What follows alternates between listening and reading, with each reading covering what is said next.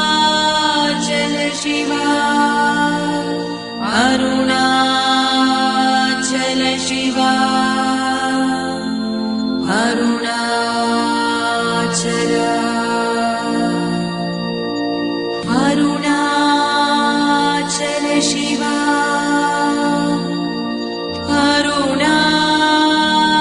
Arunachal Shiva Arunachal Shiva Arunachal Arunachal Shiva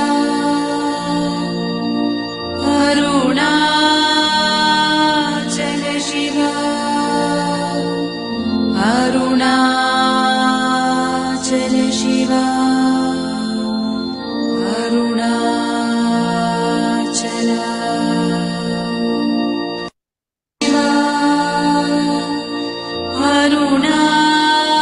Arunachal Shiva Arunachal Shiva Arunachal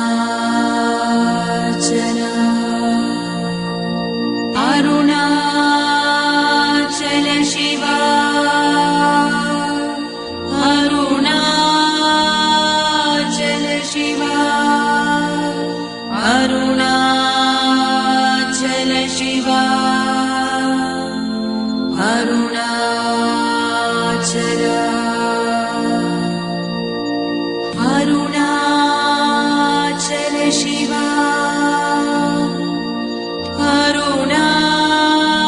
Arunachal Shiva Arunachal Shiva Arunachal Arunachal Shiva Arunachal Shiva Arunachal Shiva Arunachal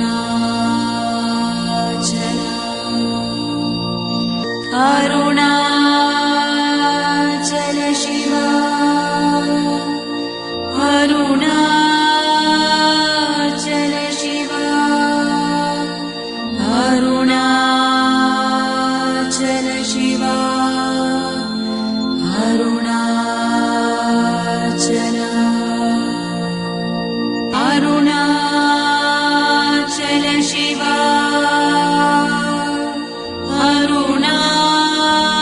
Arunachal Shiva Arunachal Shiva Arunachal Arunachal Shiva Arunachal Shiva Arunachal Shiva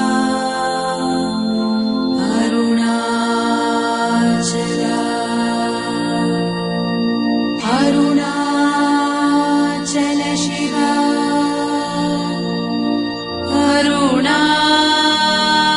Arunachal Shiva Arunachal Shiva Arunachal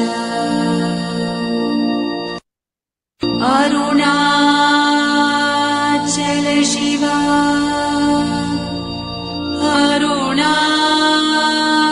Arunachal Shiva Arunachal Shiva Arunachal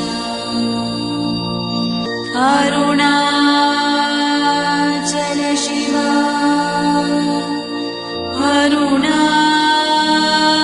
Arunachal Shiva Arunachal Shiva Arunachal Arunachal Shiva Arunachal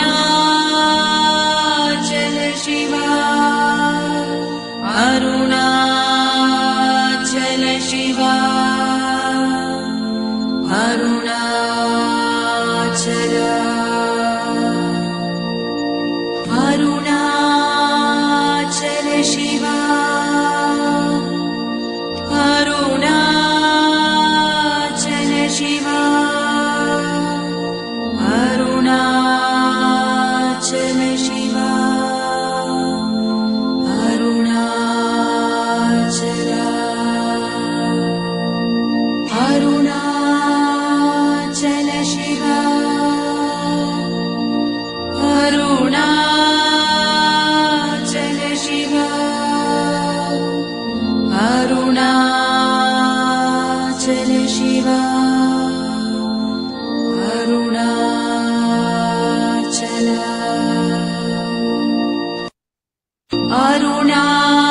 Arunachala Shiva,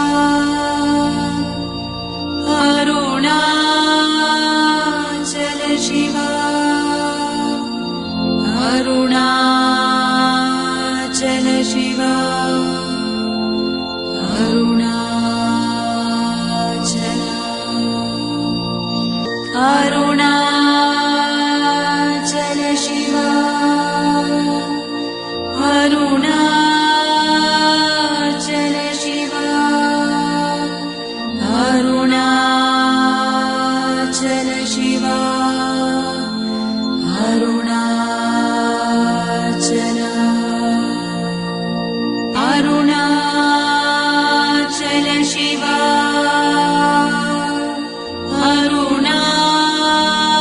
Arunachala Shiva, Arunachala Shiva, Arunachala, Arunachala Shiva, Arunachala Shiva, Arunachala Shiva, Arunachala, Arunachala Shiva, Arunachala Shiva, Arunachala Shiva, Arunachala, Arunachala Shiva,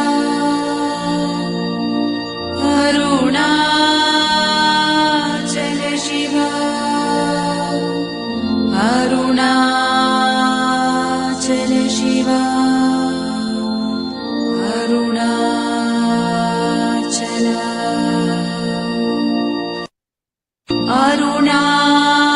Arunachala Shiva, Arunachala Shiva, Arunachala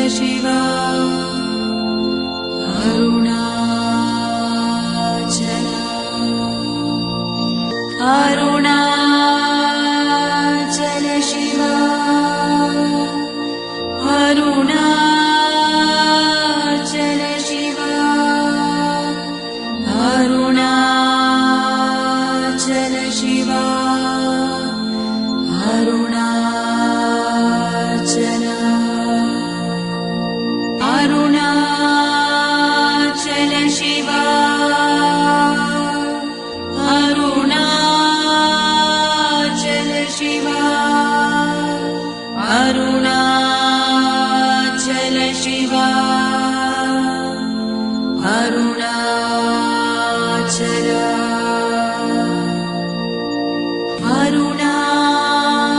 Arunachala Shiva,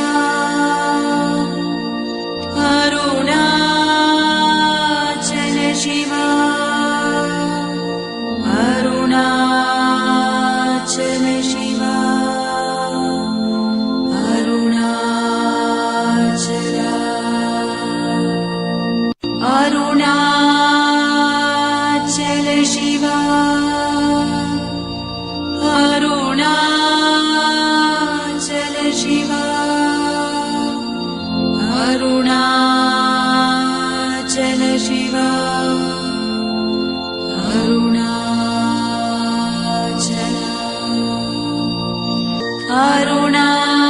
Arunachala Shiva, Arunachala Shiva, Arunachala.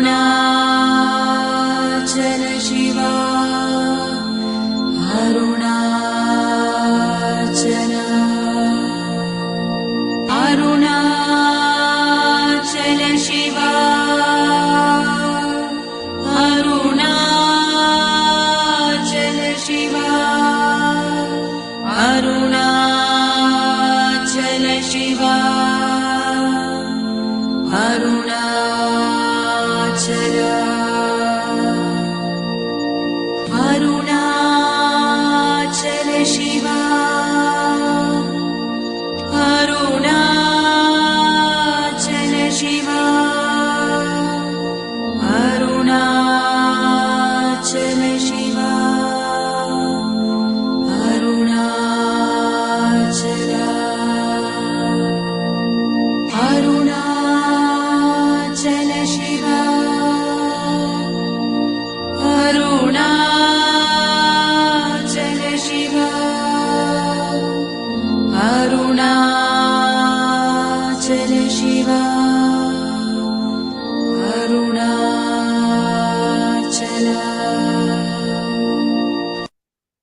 Arunachala Shiva,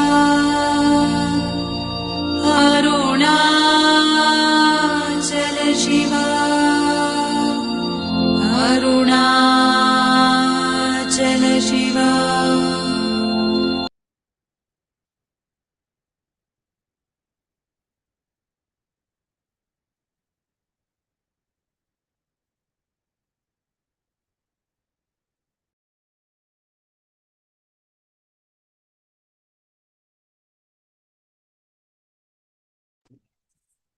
Om Namo Bhagavate Sri Ramanaya.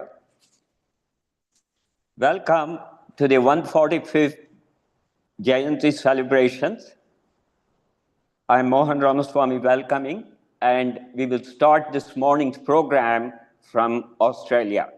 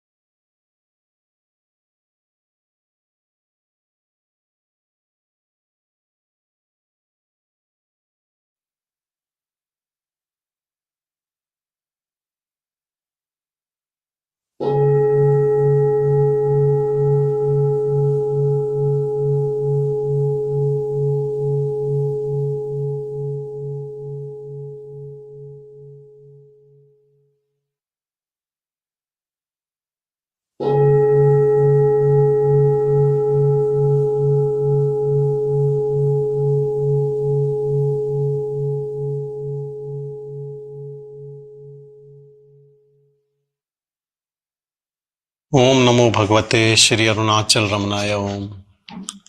Welcome everyone. We have gathered today face to face and online to celebrate Bhagavan Jayanti Day. Bhagavan was born on 30th of December 1879, and in 1896 he had self-realization when he moved to Arunachala, and till he left his body in 1950 he stayed in Arunachala. According to Bhagavan, our real birthday is when we realize self. And our self-realization depends on our interest in it. If we are interested in these teachings, we have longing for it. Certainly it will happen to us. Because if we are in dreaming mode,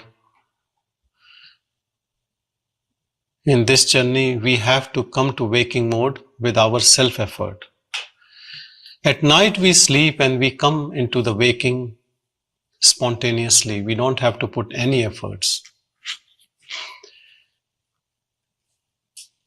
But waking from the waking dream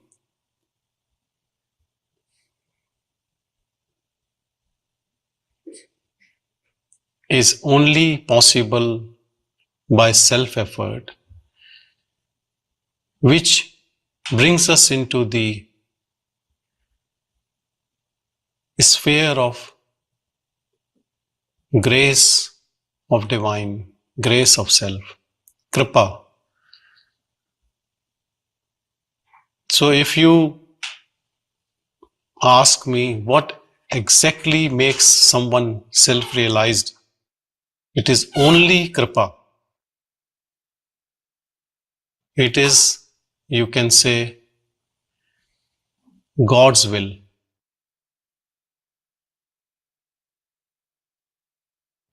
Before that, we do practice, it's all at the level of ego. And all the efforts put from the ego level makes the ego disappear. And the self, which is self-effulgent, eternal, unborn, is known. But known by whom? Who knows self? Only self knows self. So the one who was putting efforts, was trying to know self, somehow disappears in this whole process. Let's say the water wants to know air and it is put on fire, then there is no water left. It itself becomes air. So this fire of knowledge makes ego disappear. Some also say that the smaller self merges into the bigger self, or the mind merges in the self, or the individuality becomes one with the absolute. Whatever you call, it is all about knowing Brahman, pure awareness, self, as me, as you. So teachers like Bhagavan Ramana Maharshi has come on earth to teach us, to give us a path which is direct, easy, doable. Especially in this era of Kali Yuga, where there are so many disruptions. And one important thing about his teaching is you can do it without leaving your home, without leaving your job, without leaving where you are. While in so many paths you have to be with Guru, living in an ashram, or living in a life of a mendicant, here you can be doing what you're doing, but questioning that doer all the time. Best way to question that doer is to be fully aware of whatever is going on within before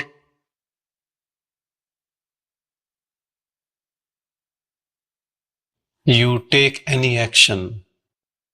So understanding from where the intention is arising,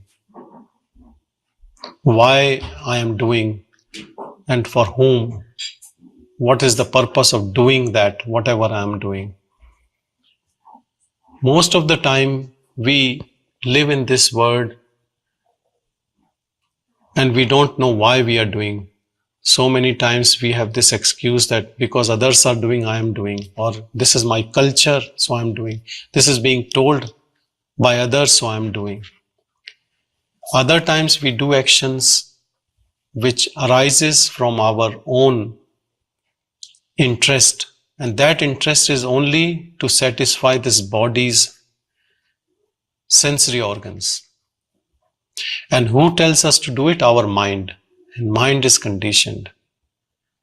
So can you believe that Brahman, that absolute, for some time becomes slave of its own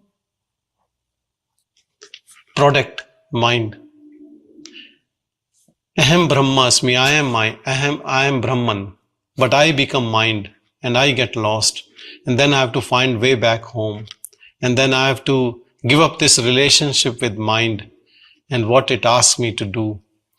And by analyzing, by contemplation, by self-inquiry, then I come to this silence within, realizing that all these noises, all the slavery, all responsibilities was because of conditioned mind. It is like with your little finger you can cover moon or sun. If you remove it, it's all over. So this obstacle to go, though it is small obstacle and it's removable, but it cannot happen unless you acknowledge that there is a problem in this living. This ego living is not actual living. It is a conditioned living. Like you're dreaming, everything projected by mind and you're dreaming in it. So all scriptures, all teachings are, first step is to understand why to do this. Once your mind is satisfied that yes, it appears there is a problem here, then you go on this journey. Now, if you are ardent devotee of Bhagavan Ramana Maharshi and you want to follow his path, his first teaching and foremost teaching is silence. And this is the teaching he taught everyone who came to him. He used to sit in the cave or in the ashram in silence, and people used to come, sit in his silence for hours and then go away. Thousands of people came to him. They didn't ask any question. He didn't say any word. And they were satisfied and they left. Because silence is the primal teaching coming from Brahman, coming from awareness. Independent of mind, speech organ. And it is eternal, flowing all the time. So he wanted to give us pure gold, not something to be read from scriptures or just talking to impress upon anyone anything. He just wanted to impress Brahman on everyone. So he was naked, and he was naked in his teaching. He was giving us raw teaching. No Sanskrit shlokas, no complexities, no rituals, nothing. He gave no importance of giving any type of diksha, making disciples, telling them to wear this mala or do this and do that. Nothing. He never said anything. He just kept quiet. And he knew the one who is really for it will know it in his silence. He knew it. People will get benefit from his teaching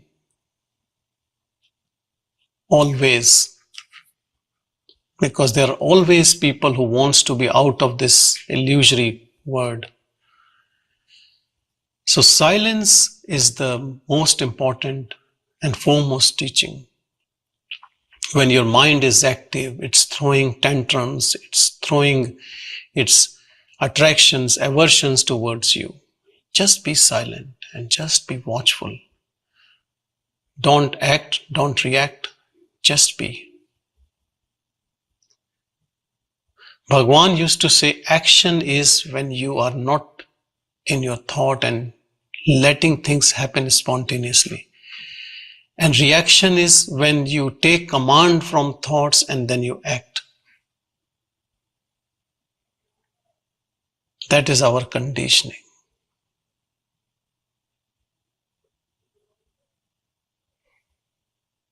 This practice of self-attention or abiding in self is a constant practice throughout the day. Scene keeps changing. You are at home, you are at work, you are with people, you are on your own. Wherever the body moves, there's always this silent awareness. Recognize with silent awareness which is everywhere and still. In your stillness, the body moves. In your stillness, people talk to you. In your stillness, you talk to people. But the stillness never moves, never goes. It is everywhere and in everything. This is not inner stillness in the body. It is the inner or outer or everywhere is the same stillness. That stillness is Brahman. Tap into it. Once you tap into it, even if you want, you can't leave it. Because there's nothing getting and leaving it. It is that everywhere.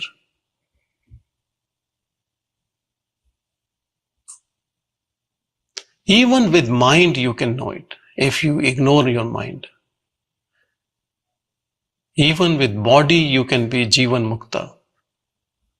With body, but without any identity with body.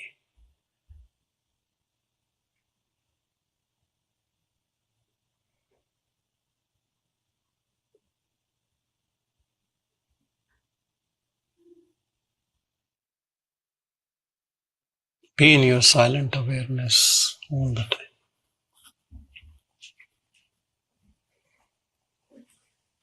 Om Namo Bhagavate Shri Arunachala Ramnaya Om. Be the blessings of Bhagavan on all of us all the time, making us one with Him, one with Arunachala, one with Brahman.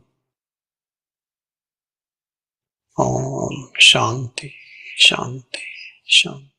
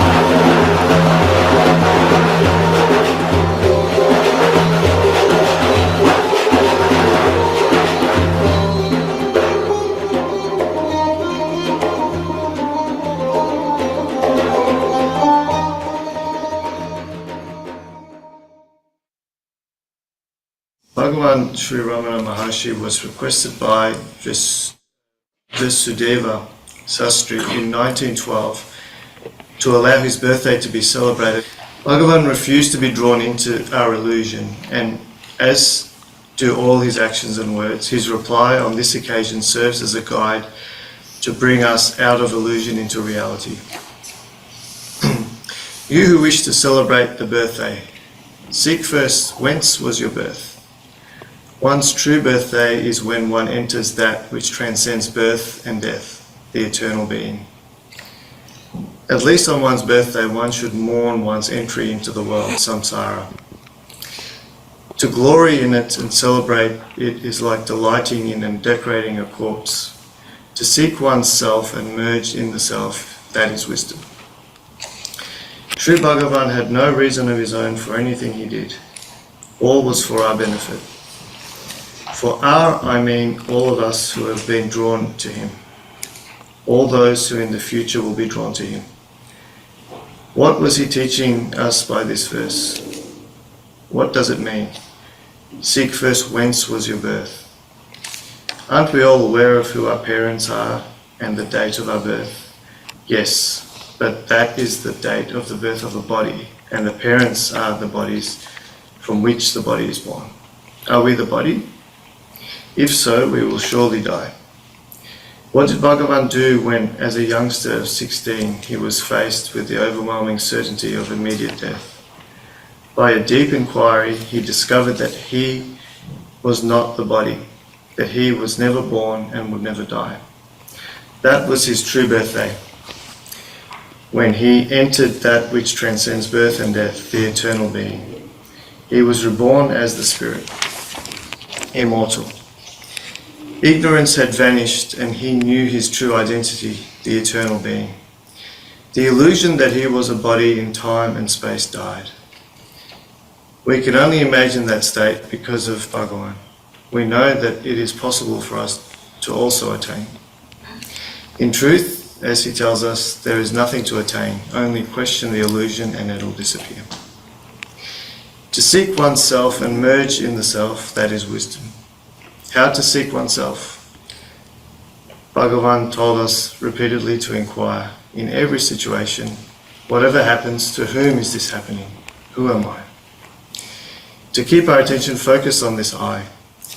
Gradually our mind will lose interest in the magic show of the world and our own self will grow stronger. We have so many concepts about everything. Ourself, the world, God, and even the Absolute. These concepts we have gathered from others and made our own, thereby imprisoning ourselves. No one else binds us, we bind ourselves with bonds of illusion. The mind tends to be satisfied with words. If you can name a thing, we think we know it. We fail to seek the meaning of words.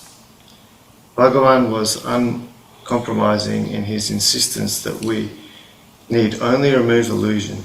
No effort is needed for realization, because it is already there. By persistent inquiry, ignorance will vanish.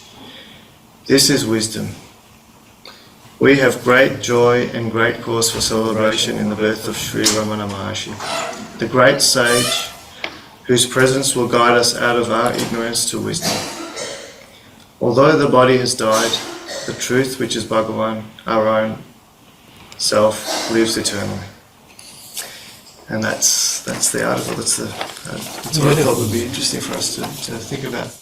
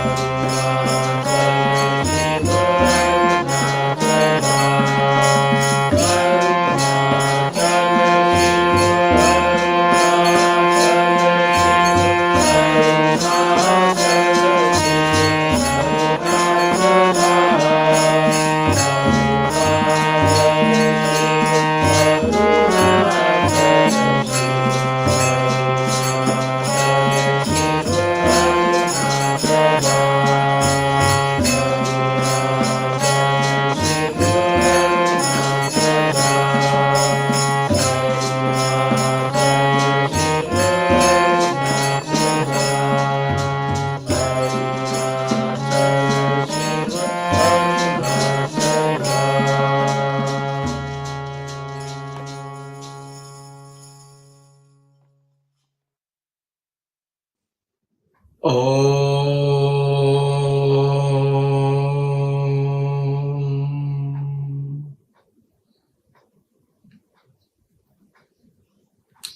Dear seekers in the divine, on this auspicious occasion of Bhagavan Ramana Maharshi's Jayanti celebrations, we are privileged, we are honored to be able to participate and share some wonderful thoughts and teachings of Bhagavan Ramana Maharshi's wonderful exploration and investigation into the self. Ramana Maharshi said that that was the only and only method, and he gave reasons for that.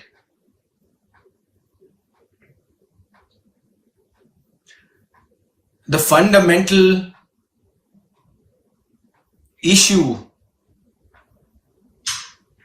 that people have in trying to attain and obtain that permanent happiness that everyone seeks.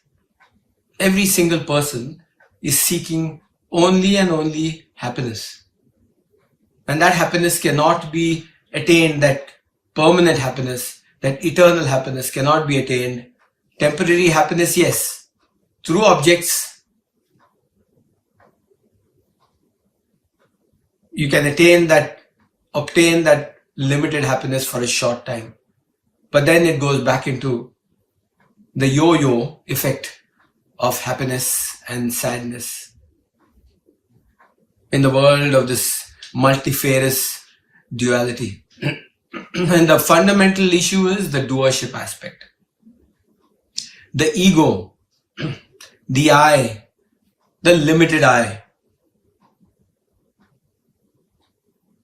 And this entire I arises because of the association, the doership, stating that I am doing this, I am so and so. When the mind is completely and totally engrossed and completely taken over by objectification and the objects of this world, in this world of duality, where there is the I and the other, and when the mind's fundamental nature is outwards, jumping from object to object, fickle, never steady, there are these various variegated yoga darshanas, yogas that are the yoga methods that are there prescribed to train the mind to be able to make it more focused and one-pointed. And these methods are required because the mind is so displaced. It has to be focused, ekagrata. It has to be brought to try and bring it to be one-pointed. And all these methods, all these yogas are very, very important and useful tools. By using that very same mind,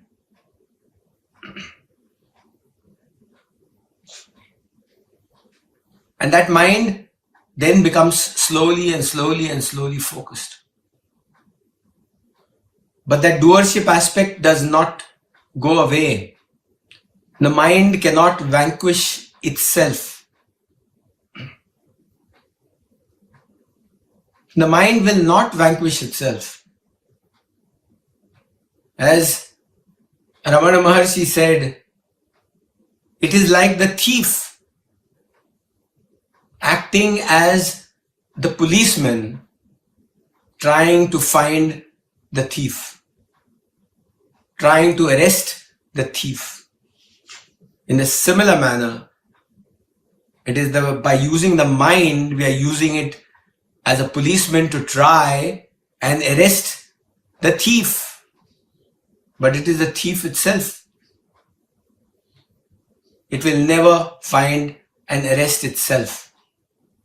It will become more one-pointed, yes. It will become more focused. There will be some sort of a ekagrata. But the vanquishing of the mind, it's called the vasanakshaya, will not happen. So then what is the method? What is the sure method? All the practices lead to the ekagrata of the mind, but the mind still remains as the doer. I am so and so. The one method that was given and offered to this world by Bhagavan Ramana Maharshi was inquiry into the self, investigation into the self, not asking, who am I? Because that ultimately will lead into some sort of a mantra. Because you'll keep asking, who am I? Who am I? Who am I? Leads nowhere because the mind is still asking itself. Nothing happens.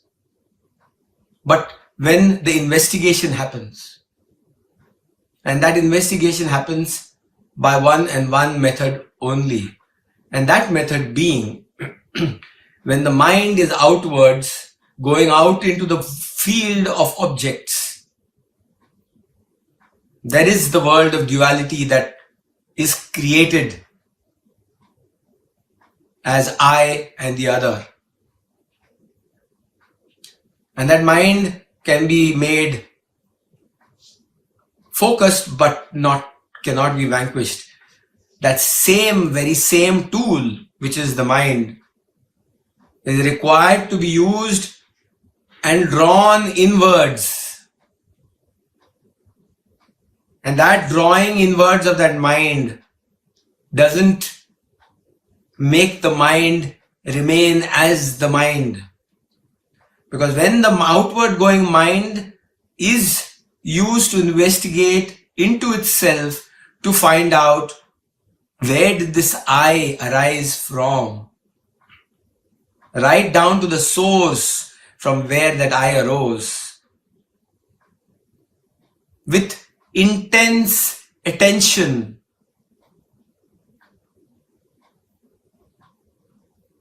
the word intense attention is critical, because that focused mind has to be drawn inwards with intense attention into the source. And that drawing inwards of that same mind, going inwards to try and find the source from where that I arose. When that is done, it doesn't remain as mind anymore. It dissolves.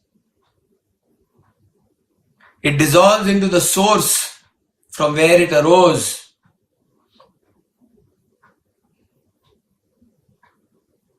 Where it arose, as in the I arose,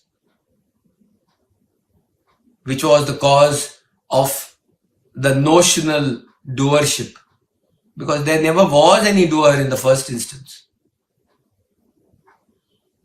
It was only a phantasmical creation of the outgoing mind, which is only a bundle of thoughts.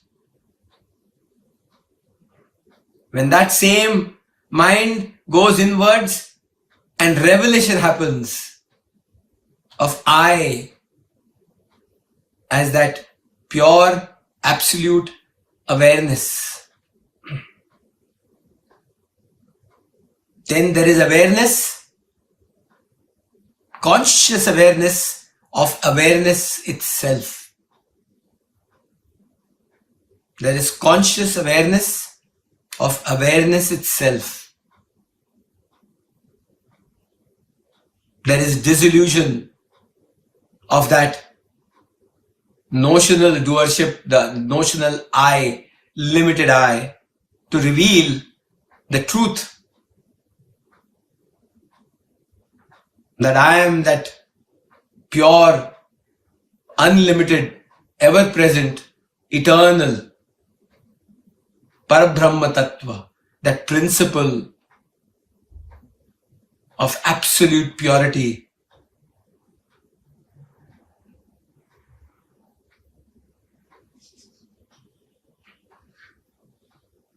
Absolute existence, absolute consciousness, and absolute bliss.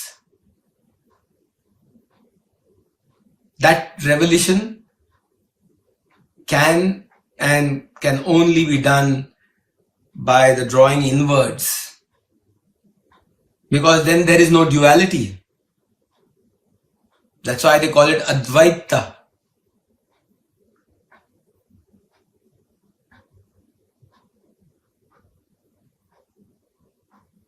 Let us all use this very occasion of the Jayanti of that great sage, Bhagavan Ramana Maharshi. Every moment has to be used with that intense attention. And every seeker should draw inwards to search and reach that goal, to vanquish this notional doership, this notional I. It is the only and only purpose of this so-called individual, limited I, to be able to remove that I, vanquish the I.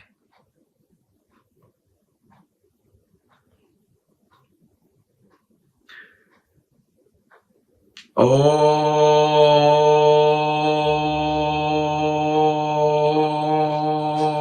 Purnamadah Purnamidam Purnaat Purnamudachyate Purnasya Purnamadaya Purnameva Vashishyate. Om Shanti Shanti Shanti. Om Namo Bhagavate Shri Arunachala Ramanaya.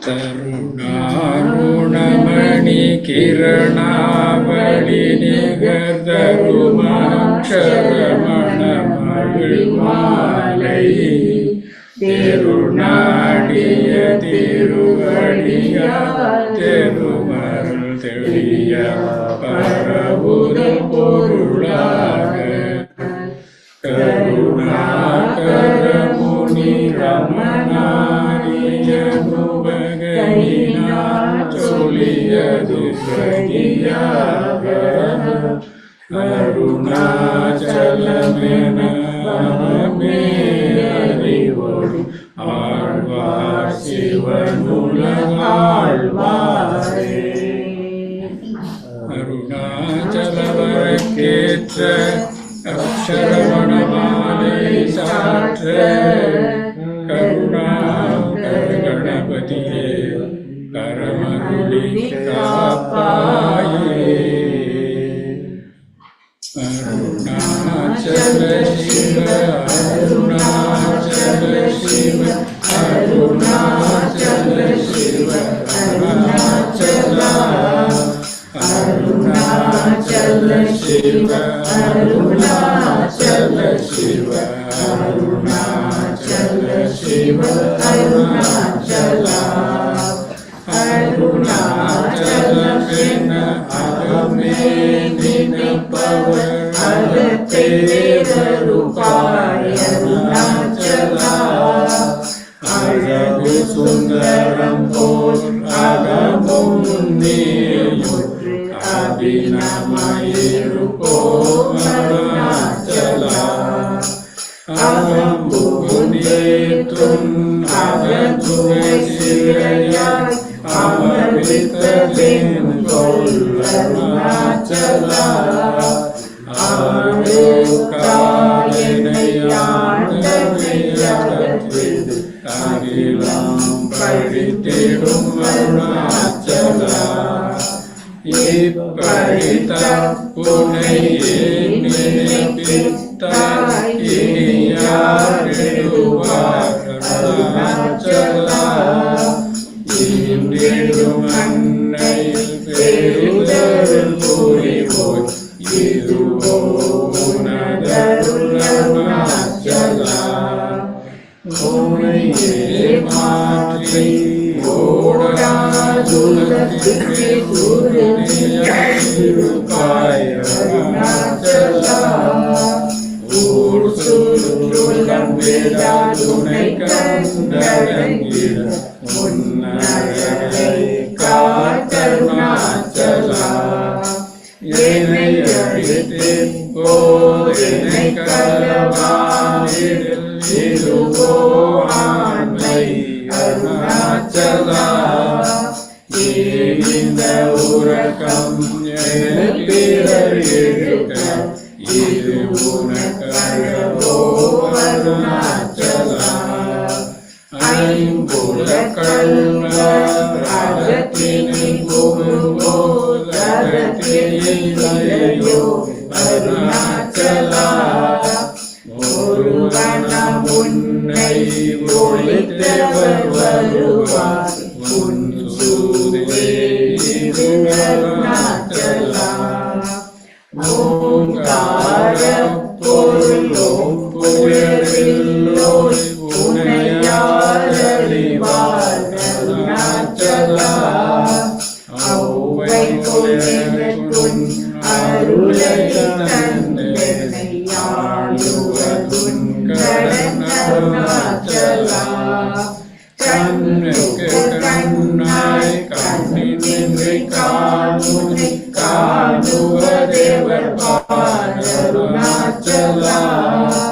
காந்தம் இரும்பு போல் கலந்தென்றாய் கலந்து நொடியிருப்பாய் அருணாச்சலா.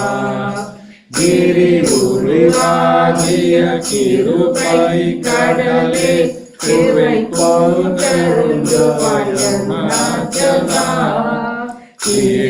கீழ்மேலெங்கும் கிளரொளி மணியின் கீழ்மயப்பால் செய் அருணாச்சலா. குற்றமுற்றனை குணமாயம் கணித்தாய் குரு உருவாய் அருணாச்சலா. கூர்வார் கண்ணீர கொடுமை பராதம் சேர்ந்தருள் அருணாச்சலா. செஞ்சியும் வஞ்சிய கொஞ்சமும் இறங்கிலை அஞ்சலென்றே அருள் அருணாச்சலா.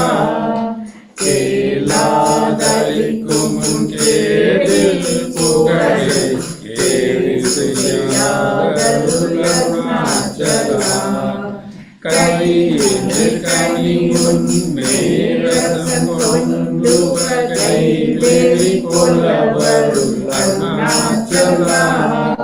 கொடியே கையவை கொள்ளுனை காட்சி பொன்னெங்கள் வாழ்வே அருணாச்சலா. கோபமே குணத்தோய் குறியாய் என்னை கொள்ள குறையேன் செய்தேன் அருணாச்சலா. கௌதமர் போற்றும் கருணை மலையே கரைகளாழ்வாய் அருணாச்சலா. சகலமும் விழுங்கும் கதிரொளியின மன ஜலஜமலத்தீர் அருணாச்சலா. சாப்பாடுன்னை சாங்குணவாயான் சாந்தமல் கோவன் அருணாச்சலா. சித்தம் உள்ளிரக்கடி ராத்தம் வைத்தமுதமயத்திர அருள்மதி அருணாச்சலா சிறையழித்து நிர்வாணமச்சேத சீரையழித்தருளருணாச்சலா சுகக்கடல் பொங்க சொல்லுணர்வடங்க சும்மா பொருந்திடங்கருணாச்சலா சூரியனை ஜோதியதிலும் ஜோதியொரு காட்டருணாச்சலா செப்படி வித்தகத்திப்படி மயக்குமி துருப்படி விதை காட்டருணாச்சலா சேராயின்மை நீராயுருகி கண்ணீராற்றே கருணாச்சலா செய்யன தல்லில் செய்வினை சுடுமல தூவதையே துறை அருணாச்சலா சொல்லாது சொல்லி நீ சொல்லறகில் என்று சும்மா இருந்தாய் அருணாச்சலா சோம்பியாய் சும்மா சுகமுண்டுறங்கி சொல்வேரெங்கடி அருணாச்சலா சௌரியங்காட்டினை தழைக்கென்றே கையாயிருந்தாய் அருணாச்சலா ஞானியில் கேடா நானின் முருதியம் நானின் முருவே அருணாச்சலா ஞானமில்லாது உன்னாசையத்தருள ஞானம் தெரிந்தருளருணாச்சலா எனில் பொனியும் மலர்நிலையின்றே நேர்நின்றனையின் அருணாச்சலா தத்துவம் தெரியா தத்தனையூற்றாய் தத்துவம் இதுவென் அருணாச்சலா தானே தானே தத்துவம் இதனை தானே காட்டுவாய் அருணாச்சலா திரும்பிய கந்தனை தினமர கண்கான் தெரியும் என்றனையின் அருணாச்சலா வீரமில்லகத்தில் தேடியுந்தனையான் திரும்பவுற்றேன் அருணாச்சலா துப்பறிவில்லாயே பிறப்பேன் பயன் ஒப்பிடவாயேன் அருணாச்சலா தூய்மை மொழியா தோயும் முன்மையா தோயவை அருளின் அருணாச்சலா தேவமென்றொருமை காரவை என்னை தேரொழித்தாய் அருணாச்சலா தேராயுற்றனல் திருவருளிதிய காந்தேர்த்தருள் அருணாச்சலா தைரியமோடு முன்னேயவனாடயம் பட்டறிந்தேன் அருள் அருணாச்சலா தொட்டருள் கைமே கடியாலெனியான் நரமாவே நருள் அருணாச்சலா தோடமில் நீயவத்தோடன்றி என்றும் தோடமொன்றிட வருள் அருணாச்சலா நாயக்கிடமில்லை நின் நாடிய இணையருள் நகையிட்டு பாடி அருணாச்சலா நாடிலை நாடிட நானாய் ஒன்றின் தானுவனின்றனை அருணாச்சலா நின்னேரிதனை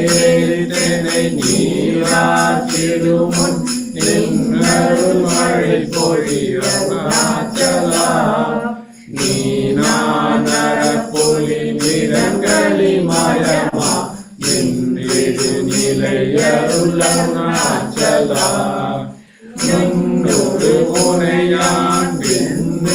நன்னிட என்னரை இருமென் அருணாச்சலா நூலறிவறியா பேரையென்றன் மாலறிவருத்தருள் அருணாச்சலா நினை குறுகியன் பொக்கிட உனை புகழ் நக்கன நின்றனை அருணாச்சலா தேசமிலனக்குன்னாதைய காட்டி நீ மோசம் செய்யாதருள் அருணாச்சலா நைந்தடி கனியால் நலனிலை பதத்தில் நாடிவு கொள் நலம் அருணாச்சலா நொந்திடா துந்தனை தந்தனை கொண்டினை அந்த கனி எனக்கு அருணாச்சலா நோக்கிய கருதிமை தாக்கிய பக்குவம் ஆக்கினி ஆண்டருள் அருணாச்சலா பற்றி மல்லிடங்களை மூற்றிருமுனமருள் பற்றிட அருள் புரிய அருணாச்சலா பார்த்தருள் மாலர் பார்த்திலையெனிலருள் பாருணக்கார் சொல்வர் அருணாச்சலா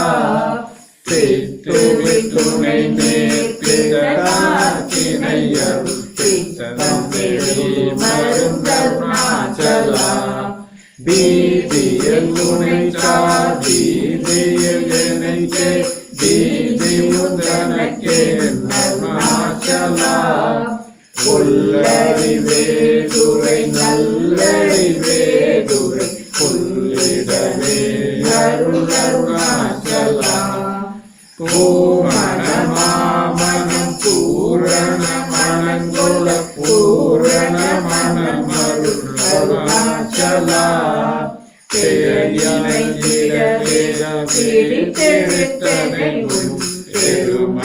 பெருமையறிவார் அருணாச்சலா பேதனம் விரவிரா பேஜனக்கினையன் அருணாச்சலா பைங்கொடியானான் பற்றின்றி வாழாமல் பற்று கொடாய்க்கா அருணாச்சலா பொடியாய் மயக்கின் போலத்தை பறித்தும் போலத்தை காட்டினை அருணாச்சலா போக்குவரவுமில் பொறிவேலியினில் போராட்டம் காட்டருணாச்சலா பௌதிகமாமுடல் பற்றத்து நாளும் பவிசுகன் குரவருள் அருணாச்சலா மலை மருந்திட நீ மலைக்கிடவோ அருள் மலை மருந்தாயொளிர் அருணாச்சலா மானம் கொண்டுருபவர் மானத்தை அழித்தடி மானமில்லாதொளிர் அருணாச்சலா நெஞ்சில் கெஞ்சிடும் கொஞ்ச வரிவனியும் கையாதருளனை அருணாச்சலா நீராமல் மாகாற்றலைகள் ஆகாமல் காத்தருள் அருணாச்சலா முடிவழி காணா முடிவிடு தனைனே முடிவிட கடனிலை அருணாச்சலா மூக்கிரன் முகாட்டும் பூரமகாரே தூக்கிய நெய்ந்தருள் அருணாச்சலா மேயத்தின் மலனின் மலரணையில் நம்பை கலந்திட அருள் அருணாச்சலா மேன்மேல் தாண்டிடு மெல்லிய தேனினி மேன்மலுத்தனையில் அருணாச்சலா மைமலனி தருமையினருணரு உண்மை வசமாக்கினை அருணாச்சலா மோட்டையடித்தனை வெட்டறியணி நடமாடினையின் அருணாச்சலா மோகம் தவிர்த்துன் மோகமழைத்துன் மோகம் மந்திராயன் அருணாச்சலா மௌனியக்கால் போல் மலராயிருந்தால் மௌனமில்லாமோ அருணாச்சலா யமனின் வாயில் மண்ணினையாட்டி என் பிழை பொறித்த அருணாச்சலா யாரும் அறியாதே மடியினை மருட்டி தேவர் கொலை கொண்ட அருணாச்சலா ராமனென்று உரைத்தேன் ரோஷமுள்ளாதேனை ராமித்திடச் செய்யவா அருணாச்சலா ராபகலில்லாதிருவெளியீட்டில் ராமித்திடுவோம் வா அருணாச்சலா லட்சியம் வைத்தருளஸ்திரம் வீட்டினை பற்றிதாய் காணனுடனாச்சலா லாபனீய பரலாபமிதனை லாபமென்றுற்றனை அருணாச்சலா வரும்படி தொழிலை வந்தென் படியளவரிடும் தலைவிதி அருணாச்சலா வாழின் ரகம்புக்குள் வாழ்வருளன்றே என் வாழ்விழந்தேன் அருள் அருணாச்சலா வீட்டில் கட்டமாம் விதிடாதுனை வித்திட அருள் புரி அருணாச்சலா வீடு வெற்றி துளவி முகு பையனும் வீடு கத்தினை அருள் அருணாச்சலா வெளிவிடெனும் செயல் விருத்திடதும் வெளிவிடெனை அருணாச்சலா வேதாந்தத்தே வேத விளங்கும் வேத பொருள் அருள் அருணாச்சலா வைதலை வாழ்த்த வைத்தரு புரியா வைத்தனை விடருள் அருணாச்சலா அம்புவிலாலி போல் அன்பொரு முனிலனை அன்பாய் கரை தருள் அருணாச்சலா அருணையான் அருள் கணிப்பதே உன் அருள்களை தப்புமோ அருணாச்சலா சிந்தித்து அருள் பர சிறங்கி போல் காட்டி சிறையில் துண்டனை அருணாச்சலா அன்போடு நாமம் அன்பதம் அன்பர் அன்பனாயிட அருள் அருணாச்சலா எங்கோடும் தீனரை இன்புற காட்டும் என்னாலும் வாழ்ந்தருள் அருணாச்சலா எந்தொரு அன்பதம் என் சொற்கொட் செவியும் பொன்மொழி கொள அருள் அருணாச்சலா பொறுமயம் பூதர பொன் சோலை நன் சோல பொறுத்தருளீட்டம் அருணாச்சலா மாலையணி தருணாச்சல ரமணன் மாலையணிந்தருள் அருணாச்சலா மாலையணி தருணாச்சல ரமணன் மாலையணிந்தருள் அருணாச்சலா அருணாச்சல சிவ அருணாச்சல சிவ அருணாச்சல சிவ அருணாச்சலா அருணாச்சல சிவ அருணாச்சல சிவ அருணாச்சல சிவ அருணாச்சலா அருணாச்சலம் வாழி அன்பர்கள் வாழி அக்ஷரமண வாழி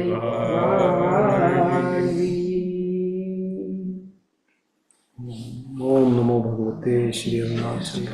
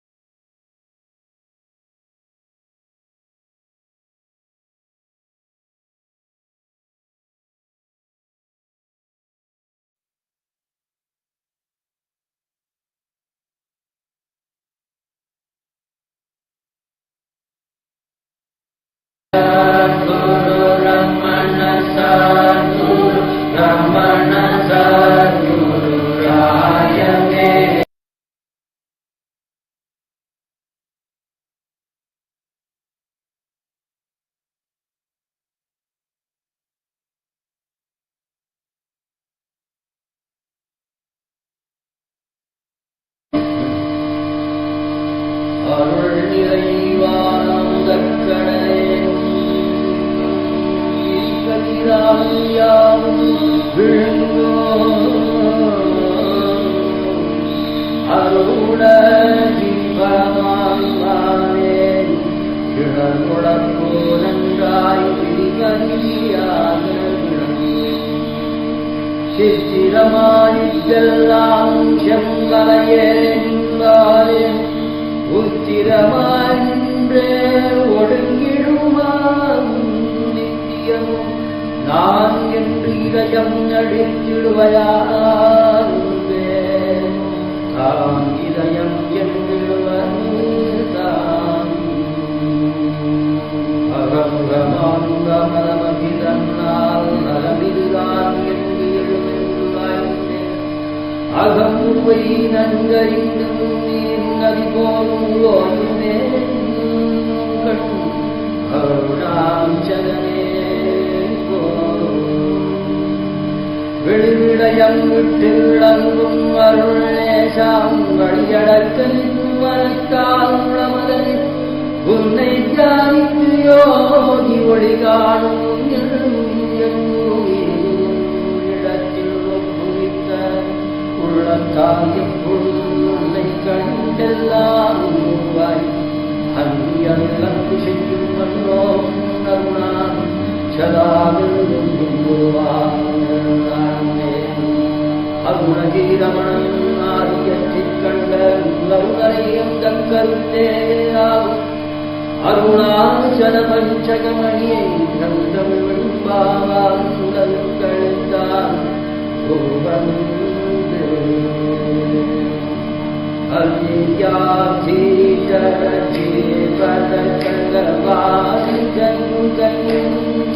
ஹரிவாயம் பரமாத்துமம் அருணாச்சலம் ஹரிவாகுளம்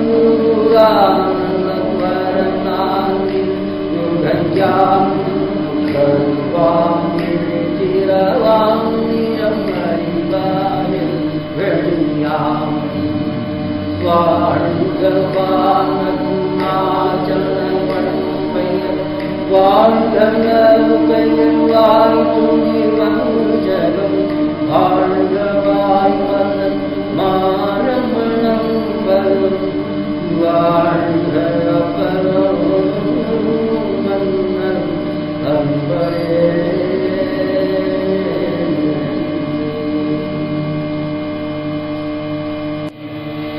ரமண சத்குரு ரமண சத்குரு ரமண சத்குரு ராயமே ரமண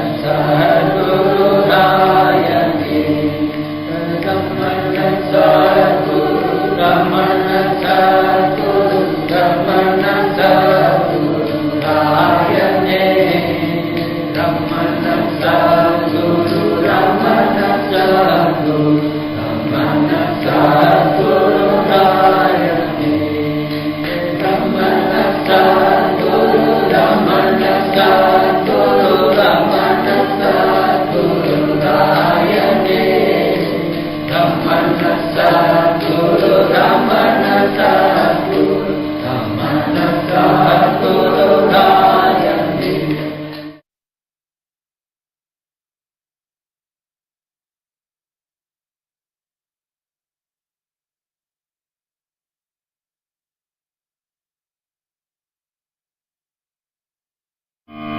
ஓம் நம சிவாய வாழ்க நாதம் தாழ்வாழ்க இவைப்பொழுதும் என் நெஞ்சில் நீங்காதான் தாழ்வாழ்க கோங்கழியாண்ட புவழிகள் தாழ்வாழ்க ஆகமாகிப்பாம் தாழ்வாழ்க ஏகரே இறைவன் நடிவாக வாழ்க மேகங்கள் தாண்ட வேந்தடிகள் பிறப்பதும் விஞ்சகந்தன்மை கடல்கள் வெல்ல புறத்தாக்கும் சேயோன்னம் உள்கடல்கள் வெல்ல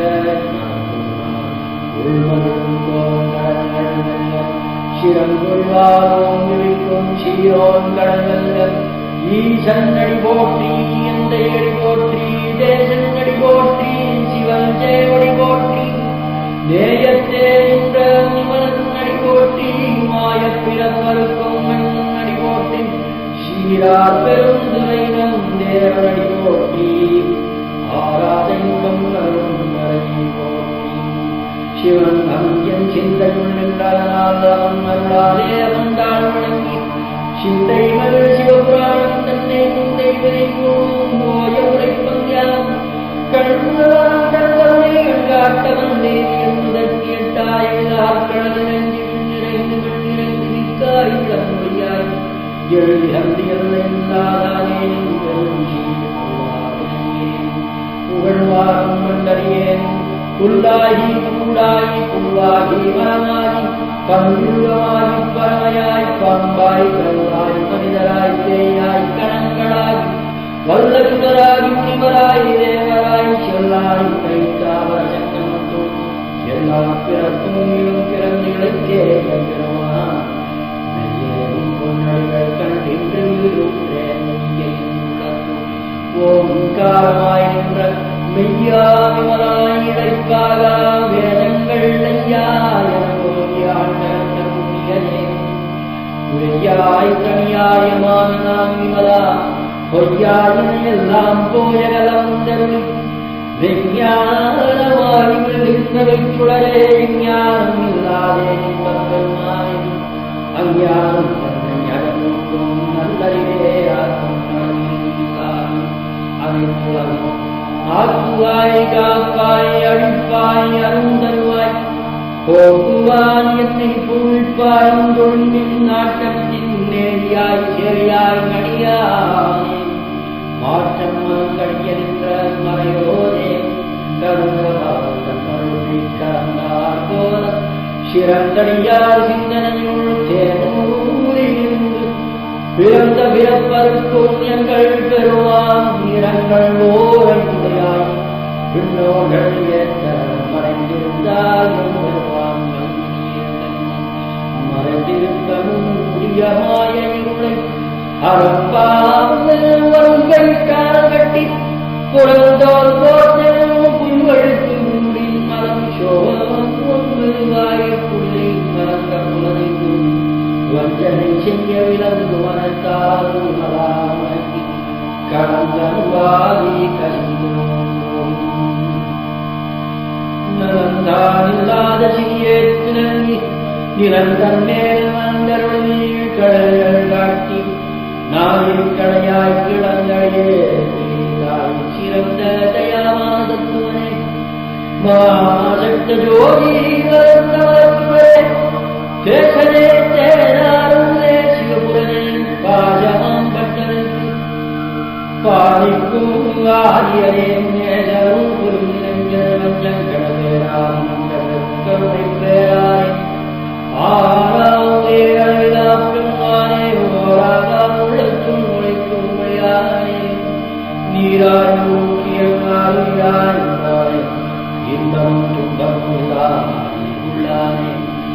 அன்பருக்கு அன்பனே யாவையுமாயிருந்தவுமாய் ஜோதியனே துணிவுடே தோன்றா பெண்ணியனே ஆதியனே அந்தம் நடுவாரே இந்தியாள் தோன்றையந்தை பெருமானே பூத்த விஞ்ஞானத்தால் பொன்னுவானங்கள் நோக்கரிய நோக்கே நோக்கரியனும் வந்தே போக்கும் வரும் உணரும் எல்லா புண்ணியனே காக்கும் என் காவலனே காண்பறிய பேருடைய ஆட்டின் கமண்டனே அத்தாவிக்காயுங்கள் தோற்றச்சுடனுடையாய் சொல்லாய் மாற்றமாம் கையகத்தின் வேறே ஒன்றறிவாம் கேட்கவே கேட்கத்தெளிவே என் சிந்தனையோ நானும் தேவையான் வேட்டுக்கார விளக்குடமின் கிடப்ப ஆட்டேனே உய்யாரனேவோ இங்கிட்டு ஓட்டி புகழ்ந்திருந்து பொய்கட்டு மையாரார் மீட்டுண்டு வந்து வினை பிரிச்சாராமே கண்ட புலக்குறும்பை கட்டழுக்க வல்லானே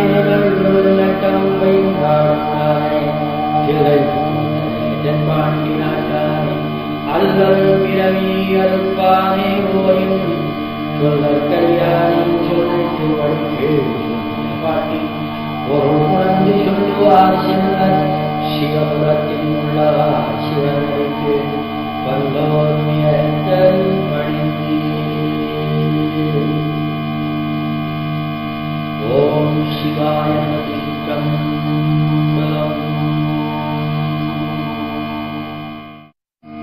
அருணாச்சல சிவ அருணாச்சல சிவ அருணாச்சல சிவ அருணாச்சல அருணாச்சல சிவ அருணாச்சல சிவ அருணாச்சல சிவ அருணாச்சல அருணாச்சல சிவ அருணாச்சல சிவ அருணாச்சல சிவ அருணாச்சல அருணாச்சல சிவ அருணாச்சல சிவ அருணாச்சல சிவ அருணாச்சல அருணாச்சல சிவ அருணாச்சல சிவ அருணாச்சல சிவ அருணாச்சல அருணாச்சல சிவ அருணாச்சல சிவ அருணாச்சல சிவ அருணாச்சல அருணாச்சல சிவ அருணாச்சல சிவ அருணாச்சல சிவ அருணாச்சல அருணாச்சல சிவ அருணாச்சல சிவ அருணாச்சல சிவ அருணாச்சல அருணாச்சல சிவ அருணாச்சல சிவ அருணாச்சல சிவ அருணாச்சல அருணாச்சல சிவ அருணாச்சல சிவ அருணாச்சல சிவ அருணாச்சல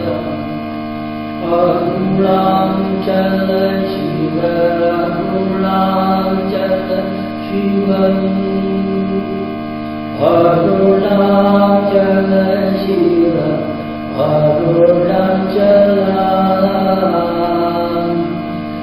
அருணாச்சல சிவ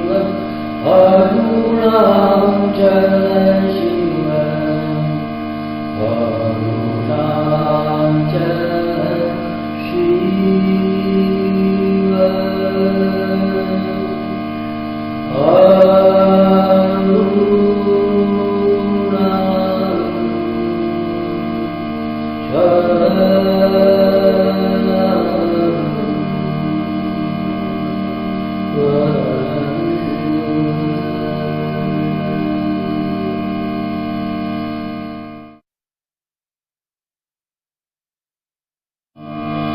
सर्वेषां मङ्गलं भवतु ॐ सर्वेषां पूर्णं भवतु ॐ सर्वेषां स्वस्तिं भवतु ॐ सर्वेषां शान्तिं भवतु ॐ पूर्णमदः पूर्णमिदं पूर्णात् पूर्णमुदच्यते पूर्णस्य पूर्णमादाय पूर्णमेवावशिष्यते ॐ असतो मां सत्त्वं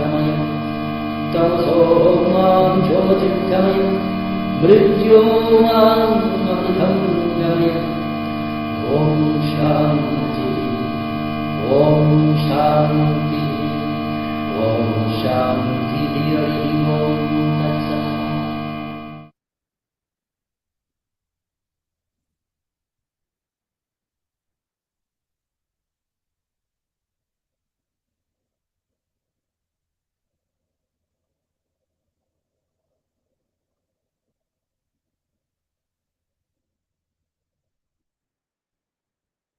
Om Namo Bhagavate Sri Arunachala Ramanaya Namaskaram.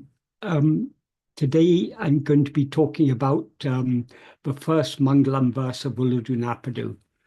Before talking about the verse itself, I'll first give a little bit of background to this verse.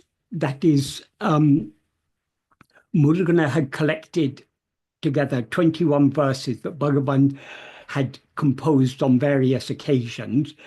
And in July 1928, he requested Bhagavan to use these 40 verses as the basis to compose a work of 40 verses on Mayinilbam, the nature of reality, and Adumavam Tiranam, means to attain it. Murugan has he's expressed this in his in the Payaram he wrote for Ulladu Narpadu. What he says in the Payaram is Mayin ilbum adumavam tiranam emiku viam padi Murugan oduha ena poi ulahin kalamaru matral Ganaramanan Katurai Tan Ulladu Narpadu Uvantu.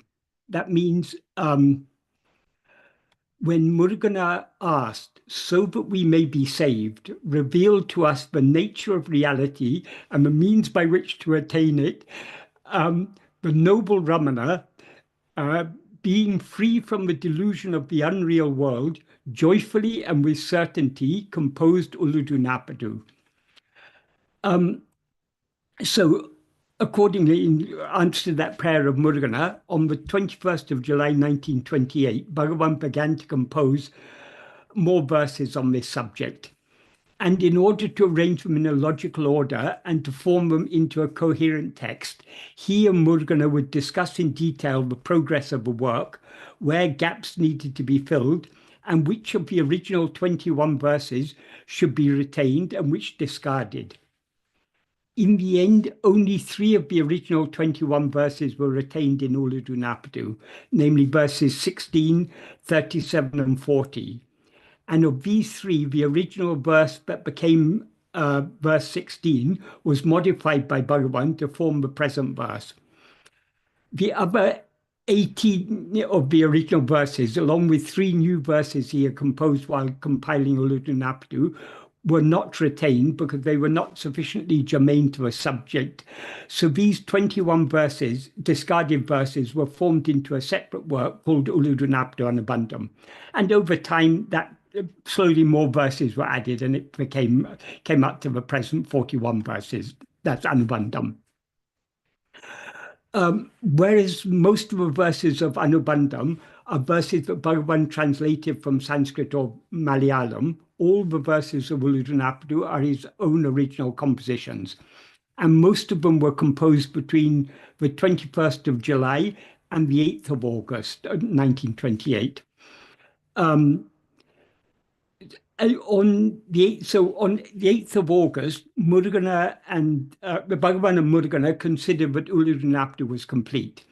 And at that time, it consisted of text or nul of 40 verses in Vemba meter, each comprised of 4 lines, with one Mangalam verse, benedictory verse, which was a Kurul Vemba, a 2-line Vemba, and which is now the last 2 lines of the first Mangalam verse. So that was on the 8th of August. However, 3 days later, on the 11th of August, Kavyaganta Ganapati Sastri was informed that Bhagavan had composed a new work, so he asked to see it. And on glancing at it, he asked why the Mangalam verse was not a 4-line one like all the others. Bhagavan then explained to him that it was actually composed in the same meter, but just a briefer version of it. And that Tirukural, which is the best known and one of the most highly revered classics of ancient Tamil literature, consists entirely of such Kural members, because it is particularly suited to expressing aphorisms. However, Kavyaganta persisted, saying that since it is the same meter, it would be better if it consisted of 4 lines like all the other verses. So Bhagavan looked at Murugana, who suggested that the meaning could be made more clear if he were to compose 2 more lines before these 2. And hence Bhagavan composed the first 2 lines of the first Mangalam verse, and therefore thereby transforming it into a 4-line Vemba. Kavyaganta then asked Bhagavan to explain the meaning of these 4 lines, and when he found that they made no direct mention of God, he remarked that a Mangalam verse should praise God or invoke his blessings, and suggested that Bhagavan should therefore compose another verse as the Mangalam instead of this one. Bhagavan replied, however, that was not necessary because this verse was appropriate to the aim and purpose of Ulladu, namely to elucidate the nature of reality and the means to attain it. Kavyaganta then read the whole work and found that only one verse mentioned the name of God, namely Mahesan, which is the name of Shiva. So he suggested that would be a more suitable verse to have as the Mangalam. Bhagavan and Murugana then discussed this suggestion and decided that since the existing Mangalam verse explained the practice of self-investigation, Atma-vichara, while the other verse described the practice of complete self-surrender, it would be appropriate to use that as a second Mangalam verse. Therefore, since that left only 39 verses in the main text, Bhagavan composed and added one more verse, namely verse 31. And thus, on the 11th of August, 1928, Ulladu Narpadu was complete in its present form. So that's the story, but I mean, the context in which Bhagavan composed this. So, as I explained, Bhagavan, when he first composed this Mangalam verse, he first composed just the last 2 lines. So, to understand this verse, it's good to actually begin with the last 2 lines to see how Bhagavan first composed it. The last 2 lines are Ulla Porul Ulla Levan, Ulla Te Ulla Padi, Ulla De Ullal Una. That's basically a Q&A, a question and answer. Bhagavan poses a question and gives an answer. The question he asks is, the question he asked was, Ulla Porul, Ulla Levan, Ullal. That means, Ulla Porul means the being substance, or being substance or existing substance. Evan means who, or it can also mean how. In this context, how is actually a better meaning. It can mean either, but how is the main meaning here, but it can also be taken as who. And Ullal means thinking. It can also mean thinking, it can also mean meditating or investigating. In this context, the main meaning is meditating. So the question is, how to meditate on the Ullaporul, the being substance, the one thing that actually exists, the underlying, the substance in the sense of the reality underlying the appearance of all other things. How to meditate on that, or how to think of that. And then the answer is Ullate, Ullapadi, Ullade, Ullal. That means Ullate means in the heart. Ullapadi means as it is. Ullade means being, or only being. That is, Ulladu means being. Ullade, the A is an intensifier that gives the sense of only or alone. So being alone in the heart as it is, Ullal, is thinking. In other words, that is meditating. So basically, this verse is about Brahma Dhyana, meditating on Brahman, how to meditate on Brahman. So Bhagavan asks the question and then gives the answer. The only way to meditate on Brahman is to be as it is in the heart. So that was the original, the verse as Bhagavan originally composed it. Then when on the, as suggested first by Kavyaganta and then backed up by Mudgala, Bhagavan then composed two more lines at the beginning. So the whole verse then reads, Ulladu, Ulladu, Ulla Unavu, Ullado, Ulla Porul, Ulla Lara, Ulla Te, Ulla Dal, Ulla Menum, Ulla Porul, Ulla Levan, Ulla Te, Ulla Padi, Ulla De, Ullal Una. It's a very, very beautiful verse and very skillfully composed, because Bhagavan is playing on the same word ulla. That is, the Tamil verb ul means to be. It's a tenseless verb.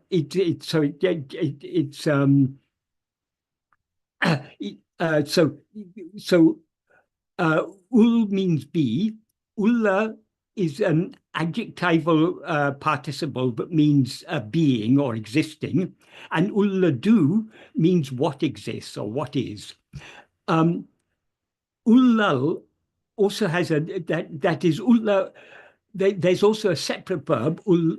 Ullu means to think or to meditate or to investigate. So that is what forms the verbal noun ullal, which means thinking or meditating or investigating.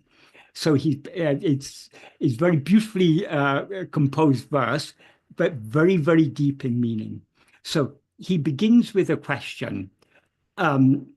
It's a rhetorical question. Ulladu, Ulladu, Ulla Unavu, Ullado. Ulladu means what is. Ulladu means if not or except. So Ulladu, Ulladu. Ulla Unavu. Ulla Unavu means awareness. Ulla Unavu means being awareness, the awareness that is, the actual awareness, the real awareness. Ullado means is it, or does it exist? So the meaning of the, well, actually there's several ways we can interpret this sentence, but the main meaning is, if what is were not, would being awareness be? In other words, would there be any real awareness if there wasn't some underlying reality? That's one meaning. Another meaning is, except as Ulladu, does Ulla Unavu exist? In other words, this is implying, can the real awareness be other than what is? This is the same meaning that Bhagavan gives in verse, same idea that Bhagavan expresses in verse 23 of Upadesha Undya. What he says in verse 23 of Upadesha Undya, he uses the same two words, Ulladu meaning what is, and Unavu meaning awareness. He says, Ulladu unara, Ullavu verin mayin, Ulladu unavahum undipara, unave namai ullum undipara. What that means is, because of the non-existence of another awareness to be aware of what is awareness. In other words, if the awareness that knows what is were other than what is, it would not be, it would be non-existent. So it cannot be, there cannot be any awareness other than what is. So what is itself is awareness. And what is that awareness? He in the final sentence, he says, Unave namai ulam, that awareness alone exists as we. In other words, that the real awareness, which is not other than the one thing that actually exists, that is we. So from this, we can understand what Bhagavan is referring to in this verse as Ulladu. He's referring to what we actually are. As he says in Nana, in the 7th paragraph of Nana, he says, Yatatamai Ulladu Atma Sarupam Andre. Yatatamai means actually. So what actually, and Ulladu is what actually is, or what actually exists, is only Atma Sarupa, the real nature of ourself. In other words, what we actually are, ourself as we actually are, that alone is what actually exists. So when Bhagavan is not talking here about any other thing, he's talking only about our own reality. So, as I say, the two meanings of the first two meanings of this sentence is that if there weren't that Ulladu, something that actually exists, would there be an existing awareness, a real awareness? So Bhagavan is here asserting that the first meaning Bhagavan is asserting the existence of one fundamental reality, one thing that actually exists, and that is not other than awareness. There's also a third meaning we can give for this, because ulla can also be the infinitive of the verb ullu, which means, as I said, to think. So this can also mean, other than ulladu, is there an awareness to think of it? This meaning is quite appropriate to the later portion of the verse. So all these three meanings are appropriate. So can there be any awareness other than Ulladu to meditate upon it? That's a very, very important meaning. But Bhagavan is also, that is, Bhagavan has embedded three different meanings in one sentence. So such is Bhagavan's skill as a well, he's a Tamil poet par excellence. And he's Bhagavan, so what more is there to say? Then he, the next sentence is an extension of the original first sentence, Ulla Porul, Ulla 11, Ulla. That is, he added more before it to expand the sentence. That is, what he says, the second sentence is Ulla Porul, as I explained earlier, Ulla Porul means the being substance, the Satvastu, we can say.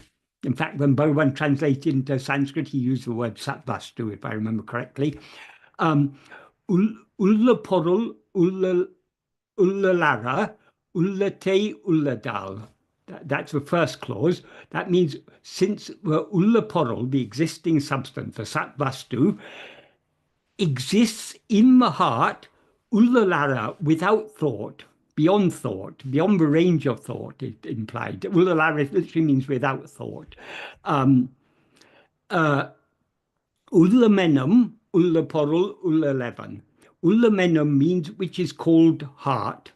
So, and then the rest of the sentence is the same, Ullaporul, Ullalevan. How to meditate on that Ullaporul, which is called the heart, since that Ullaporul exists in the heart without thought. In other words, implying it's beyond the range of thought. No thought can penetrate. Because if we sink deep into the heart is pure being. So in the pure being, there can be no rising to think of anything. And this word, this ullamenam, this also has a double meaning. That is, ullam is a Tamil word but means heart. It also has another meaning.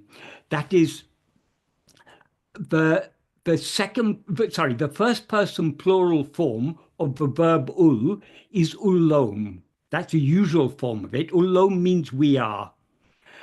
But there's a literary form of ullom, which is ullam. So ullam also, it means heart. It also means we are. Bhagavan often, in Ulladu, Narpadu and elsewhere, Bhagavan often uses the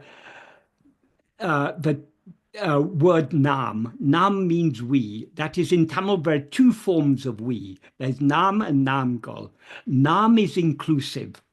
So if someone says nam, they're including the person being spoken to. If they say nangal, they're excluding the person being spoken to. So nam is the inclusive form of the first person plural pronoun. Bhagavan often used the word nam. For example, he begins the first verse of Ulladu Narpadu by saying, Nam Ullahum Kandalal, because we see the world. Why he uses the word we?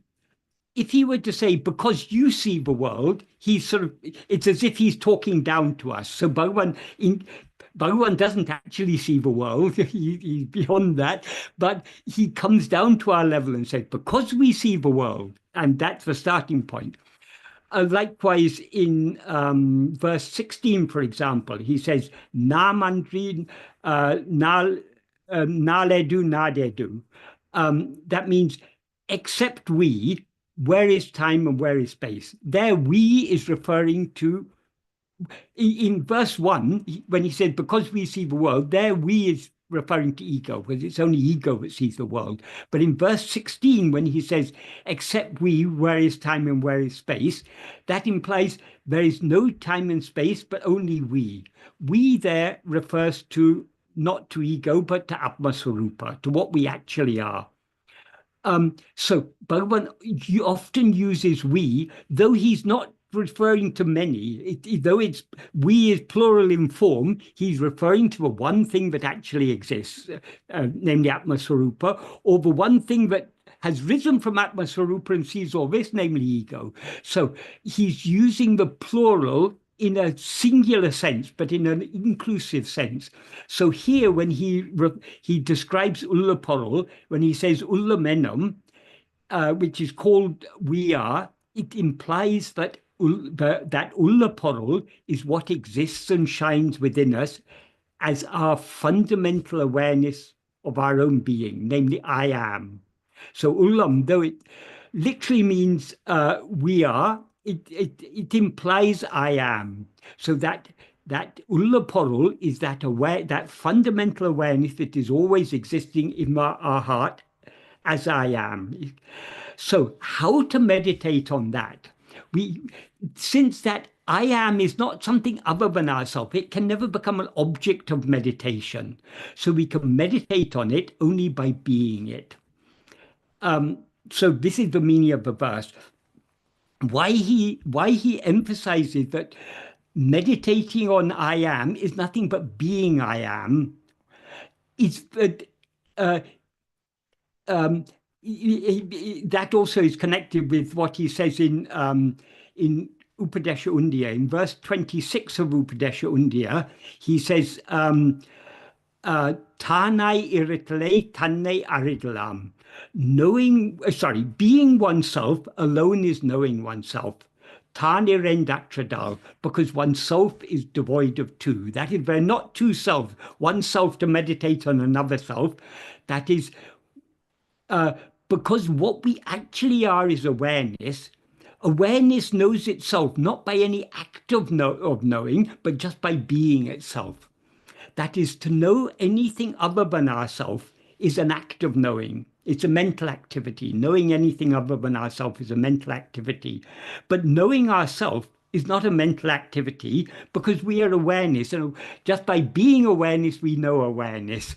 So it's the nature of self-knowledge is is quite unlike any other knowledge. Knowing anything other than ourselves is a doing, an action, whereas knowing ourselves is just a state of being. So since we can know ourselves only by being ourselves, we can investigate ourselves only by being ourselves. That's what he implies here. Before I go on to explain this in more detail, I'd just like to mention that Bhagavan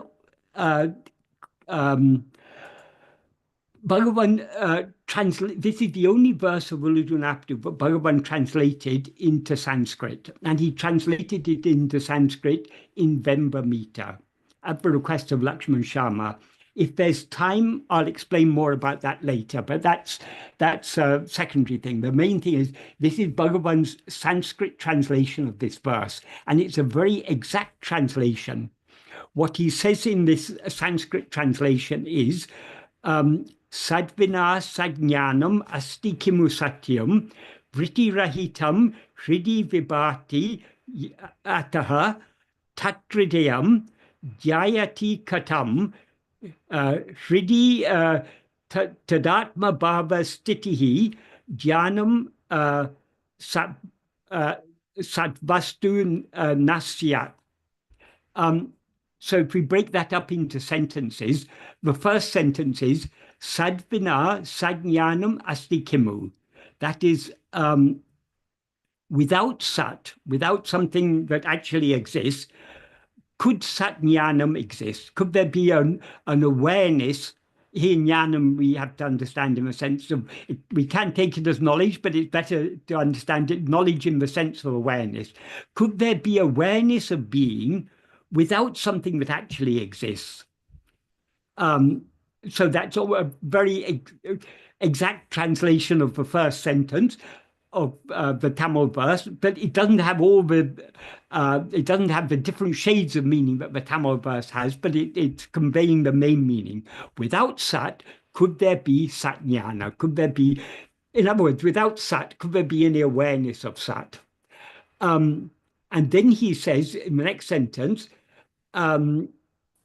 I think this is actually what is one sentence in Tamil. I think in Sanskrit it's two sentences. I'm not very, my knowledge of Sanskrit is fairly limited. So maybe ataha can be taken as a linking the two parts as one sentence. I'm not sure about that. But anyway, if we take it as two sentences, Satyam Vritti Rahitam Hridi Vibhati. That means the reality shines in the heart, free of thought. Ataha, therefore, Tatridiyam Jayati Katam. Therefore, how to meditate on it, the heart. Tat means it, that satyam, that reality. And how to meditate on it. That reality is the heart. In Tamil, Bhagavan said it's called the heart, ulamenam, but in Sanskrit he just says hridayam. So it's in apposition. So how to meditate on it, the heart. That's implying that satyam is the heart. The heart is nothing but the one fundamental reality. And then the next sentence is, Hridi tadatma bhava stitihi dhyanam satvastunaha. That means, stiti literally means standing, but it implies being or remaining or abiding. In the heart is Hridi, tadatma bhava, as it is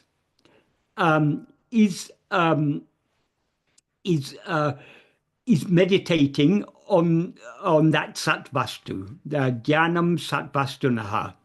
And then he ends with the word syat.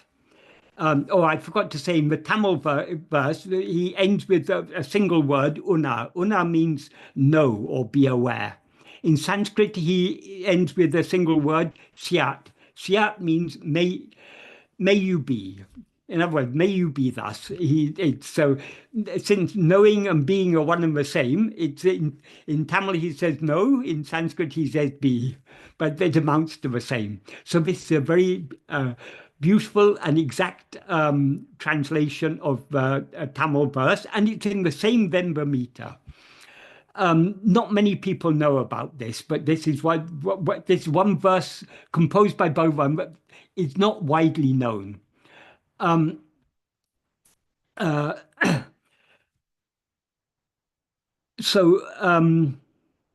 Yes. So coming back to the Tamil verse, which means the same as the Sanskrit verse, what does he mean when he says ullate ullapadi ullade ullau, being in the heart as it is? What do you mean by ullapadi, as it is? Well, being in the heart, we can be what is the heart means. The heart means the center. So what is center is a relative term. There can be a center and a center of the center and a center of the center. But what Bhagavan is talking about here is the ultimate center. For example, we can say ego is the center of all our experience, because ego is the experiencer. So it's only in the view of ourself as ego that everything else is experience. So the heart of all our experience is ego. But ego is the false awareness, I am this body. So the heart of ego is the pure awareness, I am. So this is the ultimate center. So if there's something other than the heart in the heart, then that thing is the heart of the heart. But in the ultimate heart, there's nothing in the heart but the heart itself. So being in the heart means being as the heart.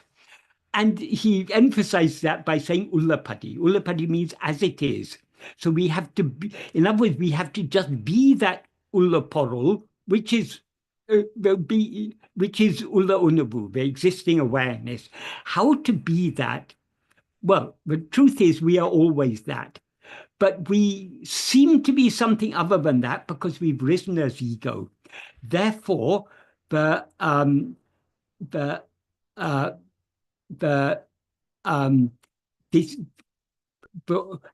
to be as it is in the heart is what is clarified by Bhagavan in verse 27 of Ulladu Narpadu.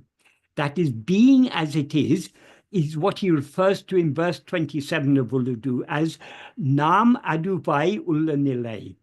Nam Aduvai Ullanilai means the state in which we are as that.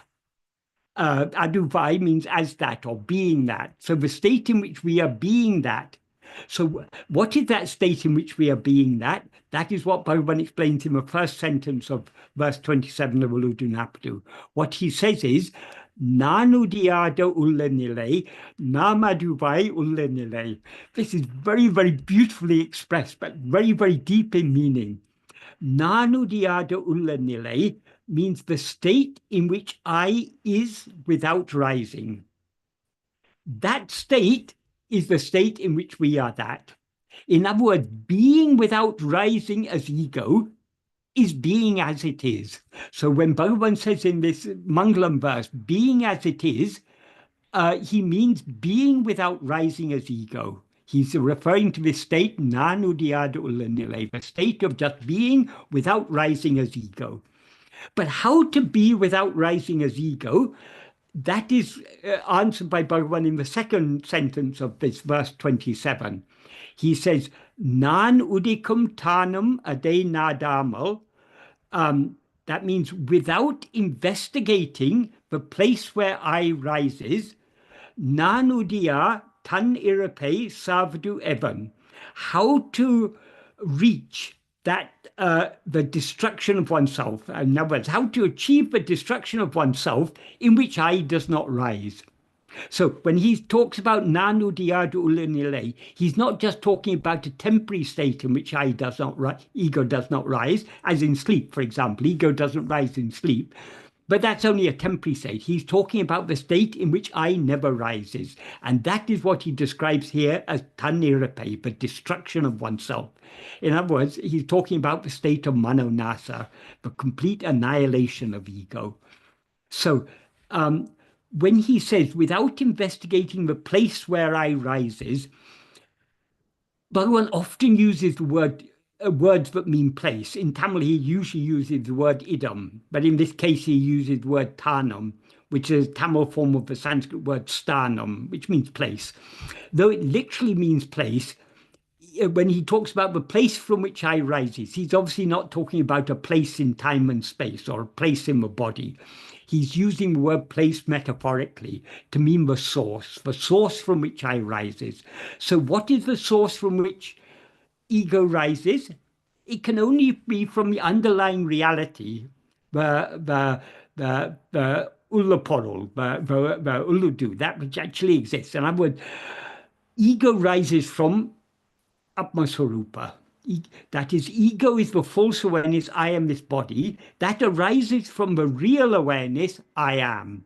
So the place where I rises is nothing but Satchit, that fundamental awareness of being, I am, or being awareness, I am. So that is what we need to investigate. And this is obviously a rhetorical question. He says, without investigating that place where I rises, how to achieve that, the destruction of oneself? The implication is that we can achieve the destruction of ourself. We can achieve manonasa only by investigating our own reality, the place from which we've risen. In other words, that pure awareness I am, that is what we need to investigate.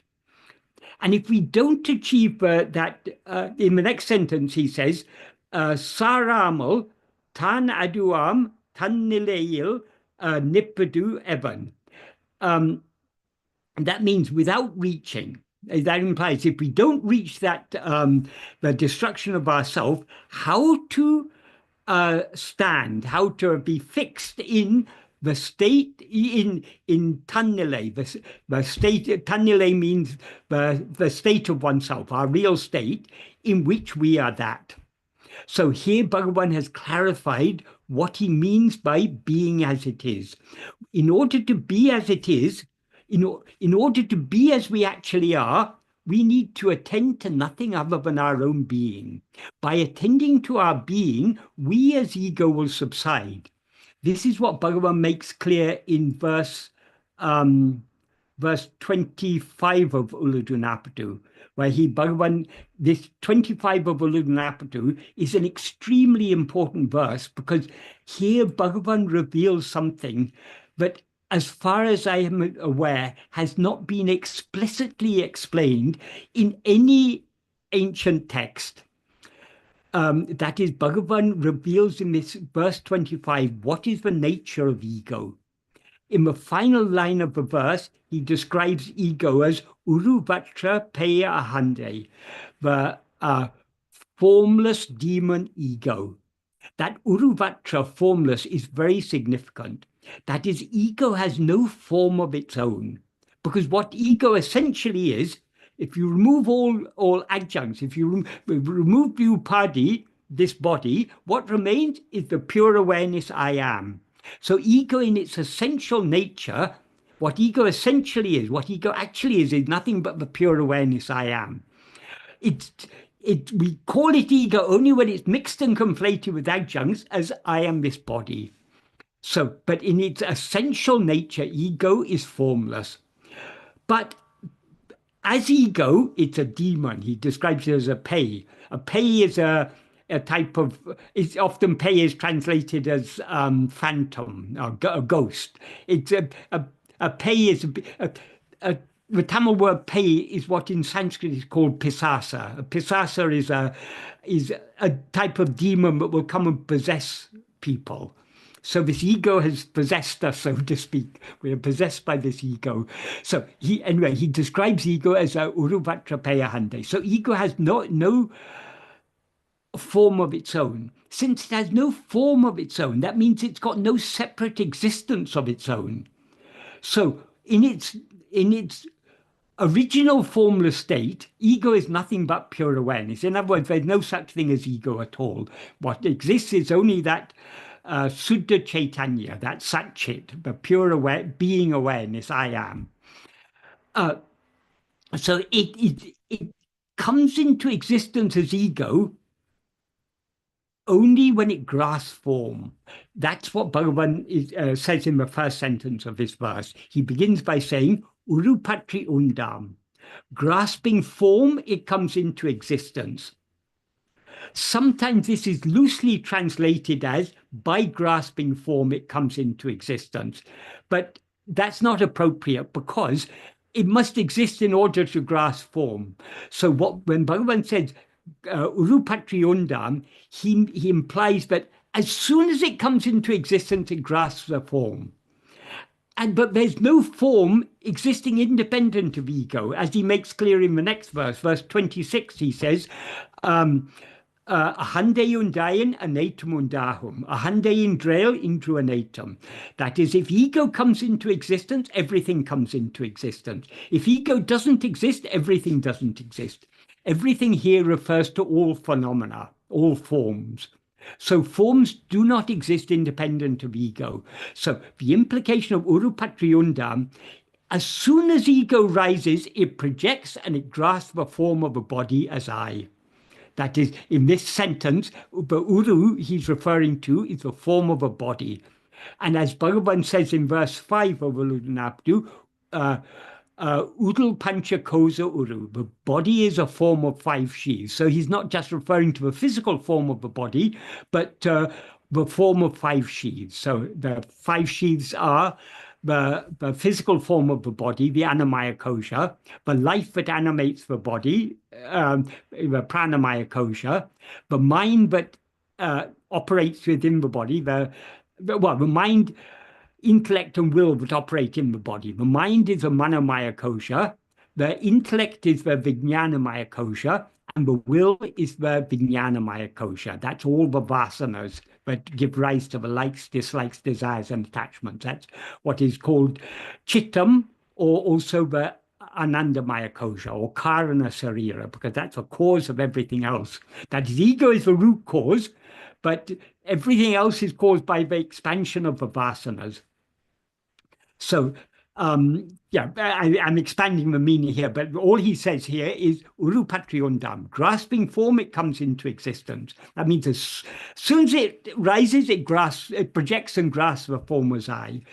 Urupatri nikam. Grasping form, it stands. That is, ego cannot stand for a moment without constantly grasping the form of a body as I. So the ego is, as Bhagavan made clear, ego is nothing but this false adjunct conflated awareness, I am this body. If you remove the adjuncts, what remains is the pure awareness, I am. That's why he says in verse 25 of Upadeshundya, knowing oneself without adjuncts is knowing God. God is God there. It implies Brahman, what the underlying reality, the Ulladu. So all we have to do is to know ourselves without adjuncts, and that is knowing ourselves as we actually are. Because, as Bhagavan said, because God shines as oneself. So God is always shining as ourself. We don't recognize God as ourself because we have identified ourselves with a set of adjuncts. So all we need to do is to see ourselves without adjuncts. So the very nature of ego, it cannot rise without grasping form, it cannot stand without grasping form. And having grasped the form of a body as I, it doesn't stop there. It then constantly is grasping other forms, as he implies in the next sentence. Urupatri undu mika ongum. Grasping and feeding on forms, it flourishes abundantly. Here, whereas the first two forms, in the first two sentences, the form he's referring to is particularly the form of the body consisting of 5 sheaths. Here, form means all phenomena. That is, throughout the waking and dream states, we are constantly attending to things other than ourselves. That is, this ego is a formless phantom. It's nothing but awareness. So how does it grasp form? It grasps in its awareness. So it grasps the form of a body by identifying it as I. And so it comes into existence and stands identifying itself as a body, and then it's constantly attending to other forms. Forms here means phenomena of any kind whatsoever. It's not just referring to physical forms, thoughts, feelings, emotions, and anything that is in any way, that has any distinguishing features. In other words, anything that is visatia in any way is a form. Grasping and feeding on forms, it flourishes abundantly. In other words, attention to things other than ourselves is the very food on which ego lives. And then he says, uruvittu urupatram, leaving form it grasps form, because it cannot stand for a moment without grasping form. If it lets go of one form, it grasps another form. That can be understood moment to moment. Our attention is flitting from one thing to another thing to another thing. That's one implication of this sentence. Another meaning is, when we leave one form, at the time of the death of this body, unless the ego dies, we'll let go of one form and we'll then grasp some other form as I. As we see in dream. Sometimes when we fall asleep, we don't actually go directly from waking to sleep. Sometimes we do, but generally, often we will slip from waking into a dreamlike state, and then later we'll fall. We go into deep sleep. So just like when we're leaving the body in the waking state, we then grasp the dream body like that. So leaving form, it grasps form. So from this we understand, from these four sentences, the very nature of ego is grasping form. That's why in the classical texts of Advaita, it's ego, the function of ego is described as abhimanam. The very nature of ego is to be constantly identifying itself, attaching itself to things other than itself. So what happens if instead of grasping form, supposing we as ego try to grasp ourselves? In other words, instead of attending to things other than ourselves, what happens if we try to attend to ourselves? That is what Bhagavan talks about in the next sentence. Tedinal otum pidicum. This is a very beautiful sentence. Tedinal literally means if seeking. If seeking, otum pidicum. Otum pidicum, otum means running. It's a noun meaning running. Pidicum means grasping, running. In other words, it runs away. Like in English, we say it takes flight. Takes flight means if you're in a battlefield and the enemy are stronger than you, finally you have to run away. That's called fleeing or taking flight. Taking flight doesn't mean, some people who aren't so familiar with English mean taking flight means flying. No, it doesn't mean flight here means fleeing. So taking flight is, just like we say taking flight, in Tamil it said otum pidicum. It grasps running. In other words, it runs away, it disappears. Bhagavan illustrated this with various analogies. Such as the best known one is the story of the bridegroom's friend, who wasn't really the bridegroom's friend at all, but who was a wayfarer who posed as the bridegroom's friend, and he had a very good time for 5 days during all the wedding celebrations until people started to inquire about who he is, and then he slipped away, he ran away. So such is the nature of this ego. Ego will be dancing around, grasping this and grasping that, until we turn back to look and see what is this ego. When we turn back to look at this ego, manamena mondrile, as he says in verse 17 of Upadeshundya.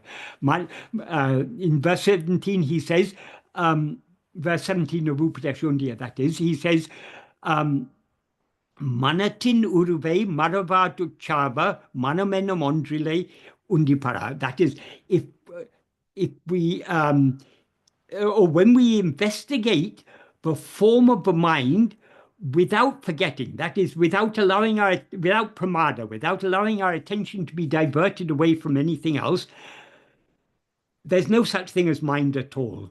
That is, we seem to be, here, their mind, it implies ego. We seem to be ego so long as we're attending to anything else. But if we try to turn our attention back and see, who am I, this ego? There's no such thing as ego to be found. So, as Bhagavan says, Tedinal otum pidicum. If sought, it takes flight.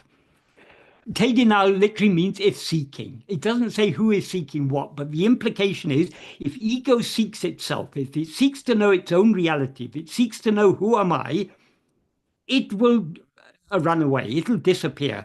In other words, what Bhagavan explains in this verse is that the nature of ego is to rise, stand, and flourish by attending to things other than itself, to forms. But if it tries, instead of attending to forms, if it tries to attend to I, who am I? To whom do all these forms of these thoughts appear? If we turn our attention back towards ourselves, this ego will subside. So this is a very, very precious truth Bhagavan has given us, because if we understand this, we will understand how that ego is the root of all problems. And in order to curb the rising of ego, all we have to do is to attend to ourselves, to turn our attention back to ourselves. To the extent to which we attend to ourselves, to that extent we as ego will subside. The more we attend to ourselves, the more we subside. And when we attend to ourselves exclusively, we dissolve forever back into our source. That's what Bhagavan implies by Tedinal otum pidicum. So since the nature of ego is such, this explains why Bhagavan says in that verse 27, 2 verses later, in the second sentence, Nanudikum tanum ade nadamal, nanudia tanirape savadu evan. How to achieve the annihilation of oneself, in which I does not rise, if we do not, without investigating the place where it rises. In other words, the only way to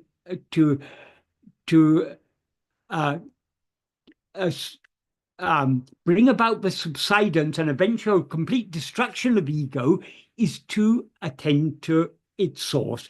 Attending to the source of ego and attending to ego are one and the same thing, because if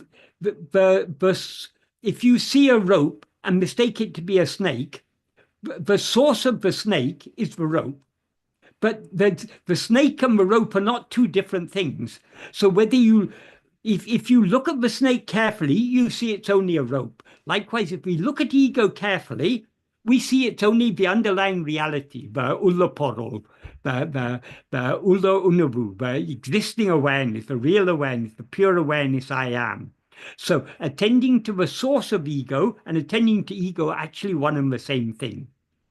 Bhagavan sometimes talked about tracing ego back to its source. He gave the analogy of a dog following its master's scent.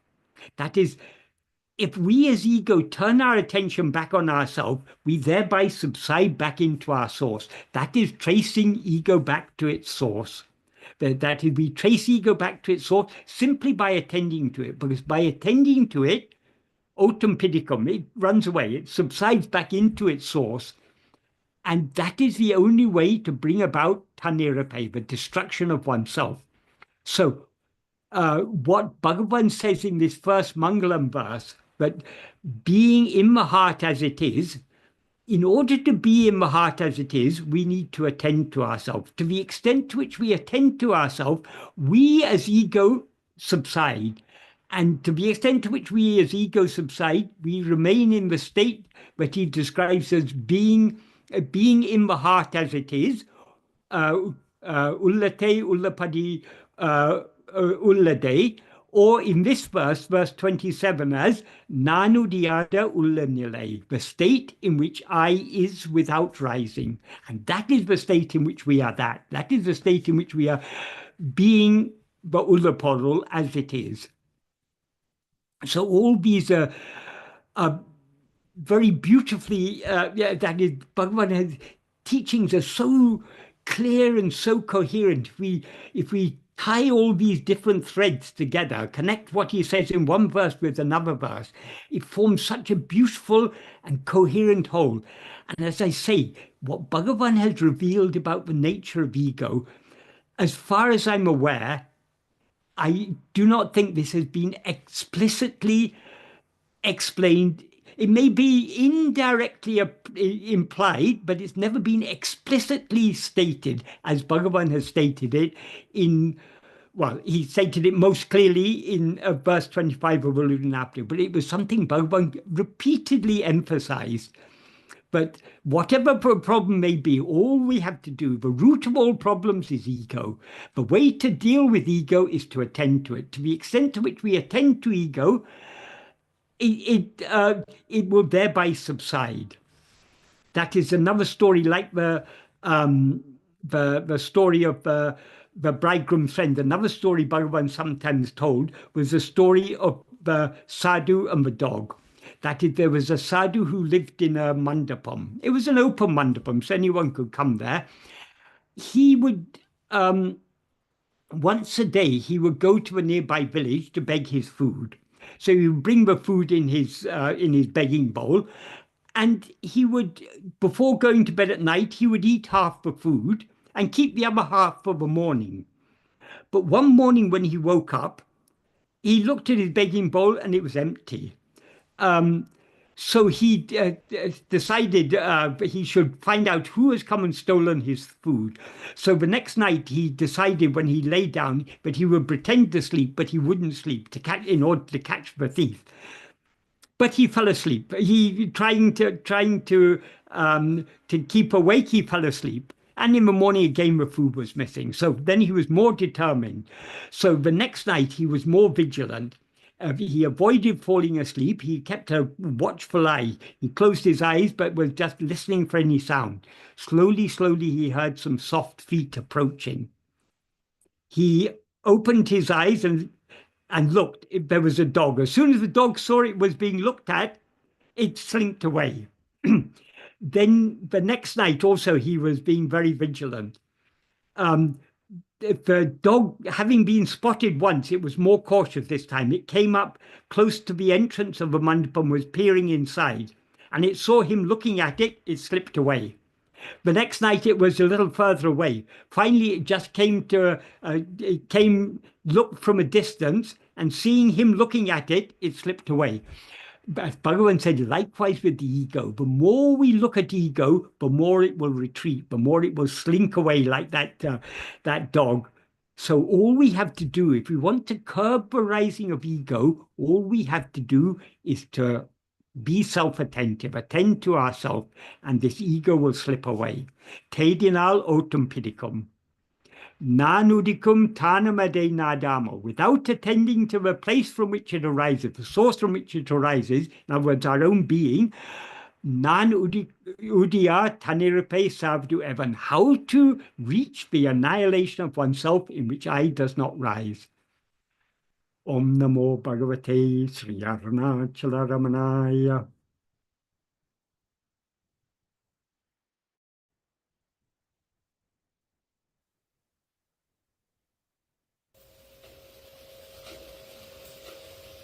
एकमक्षरं हृदि निरन्तरं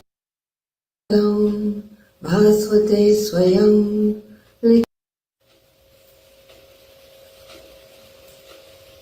एकमक्षरं हृदि निरन्तरं भास्वते स्वयं लिख्यते कथं हृदयगुहरमध्ये केवलं ब्रह्ममात्रं यामहमिति साक्षात् आत्मरूपेण भक्ति हृदि विषमनसा स्वं चिन्वतामज्जथा वा भवनचलनरोधात् आत्मनिष्ठो भवत्वम्. Arunachala and the Sage of Arunachala, from Cherished Memories by T.R. Kalakama. Bhagavan and the Arunachala hill were one and the same. Bhagavan was always in a state of oneness with the self, Sahajatmanishta.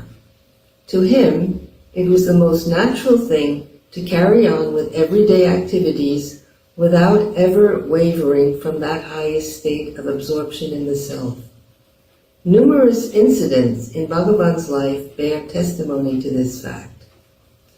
In fact, the last verse of Navamani Male, the necklace of 9 gems, Bhagavan sings, "You are my father and my mother, you who brought me into this world, O Arunachala." Sometimes Bhagavan would be gazing at something through the window in the hall. At those times, Bhagavan's gaze would be steady and unwavering. Once a devotee asked Bhagavan, "What is it that you are looking at, Bhagavan? Is it the light or is it Arunachaleshwara?" To this query, Bhagavan replied, "Is that what you want to know? I am looking at myself. There is, after all, nothing other than myself." Thus Bhagavan has stated the essence of the theory of non-duality, Abheda Bhava. After the mother's passing away, Bhagavan would come down from Skandashramam every day and spend some time near the spot where the mother's mortal remains had been enshrined. One day, Bhagavan came down as usual, but did not return to Skandashramam. The devotees came down looking for him. Upon finding him near the mother's samadhi, they requested him to return to Skandashramam. But Bhagavan said, "Some power has brought me here. It was not my decision, but the divine will." From that time onwards, Bhagavan stayed in that spot at the foot of the hill, and Ramana Ashram came up there. At times, Bhagavan's words and actions would make us wonder whether he is a bhakta, devotee, melting with love for Arunachala, rather than a dispassionate, detached jnani. Once, during the Deepam festival, the deity from the temple was being taken in a ceremonial procession around the hill. As the procession went past Ramana Ashramam, devotees of Bhagavan offered coconuts, flowers, and fruits to the Lord and performed arti. Bhagavan was on his way to the cowshed at the time. Hearing the temple drums, he came and sat on the small bridge near the water tap. One of the devotees brought the arti plate with the glowing camphor which had been offered to Arunachaleshwara. Bhagavan took the sacred ash from the plate and, applying it on his forehead, remarked softly, "The Son is beholden to the Father." As he said this, Bhagavan's voice was choked with emotion. His eyes glittered with unshed tears of ecstasy. This incident seems to illustrate the saying, absolute knowledge, jnana, is no different from absolute devotion, bhakti. Bhagavan's love for Arunachala was so deep that he never left it for even a moment. He never tired of going around the hill and visiting and revisiting his favorite spots on and around the hill. He would sit for hours, silently gazing at the peak of the hill, totally enraptured by the sight. Every year on Kartikeya Deepam Day, Bhagavan would gaze at the hill through a pair of binoculars, his attention totally focused on the spot at which the sacred Deepam would appear. The very mention of the name Arunachala would bring a special glow to Bhagavan's face. Bhagavan told us of the numerous miracles which took place on the hill.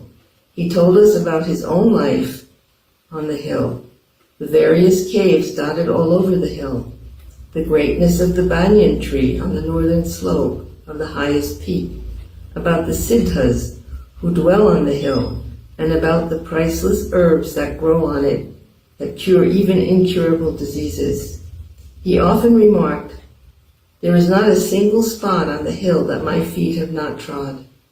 To ordinary imperfect human minds and eyes, the Arunachala hill seems to be made up of rocks and stones, But to Bhagavan, it was the manifestation of divine knowledge, the embodiment of the self. One should not forget that Bhagavan himself was the Arunachala hill. This makes it even more remarkable that he should be so fascinated by another manifestation of himself. Bhagavan's adoration of the hill is just one facet of the master-pupil relationship. Bhagavan is very eloquent in his praise of Arunachala. He often told his devotees that the hill had elevated him from the level of an ordinary human being and shown him the way to union with the self. Bhagavan's love and reverence for Arunachala are so great that his songs of praise of Arunachala have a special sweetness of their own. Bhagavan never tired of extolling the greatness of the hill. On various occasions, he has stated that Arunachala is the most potent manifestation of Shiva. On summer evenings, Bhagavan would spend long hours reclining on an easy chair on the veranda outside the hall, quietly gazing at the hill. At such times, Bhagavan's face seemed to take on a special glow, and his eyes shone even more brilliantly than usual, almost as though Bhagavan was marveling at his own unique good fortune, being in such close proximity to the Arunachala hill.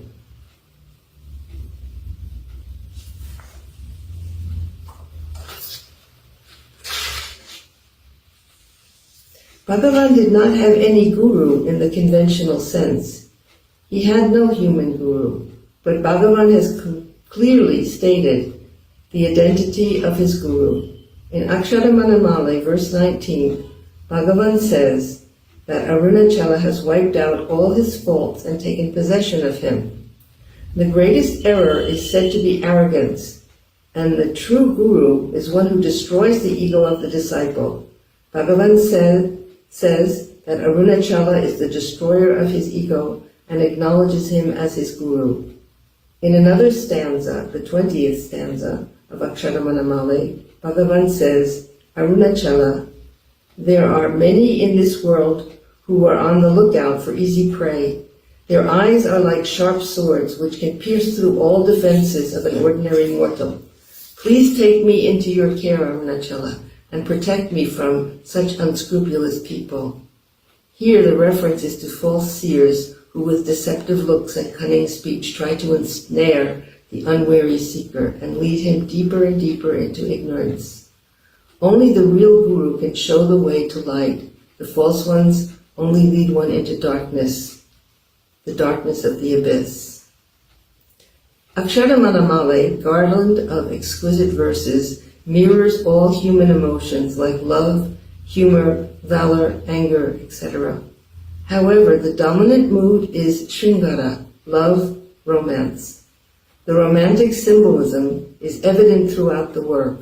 The last verse, in which Arunachala is requested to bestow his garland of divine grace on Bhagavan and accept Bhagavan's garland of verses in return, is a direct reference to the most important ritual in marriage, the exchange of garlands between the bride and the groom.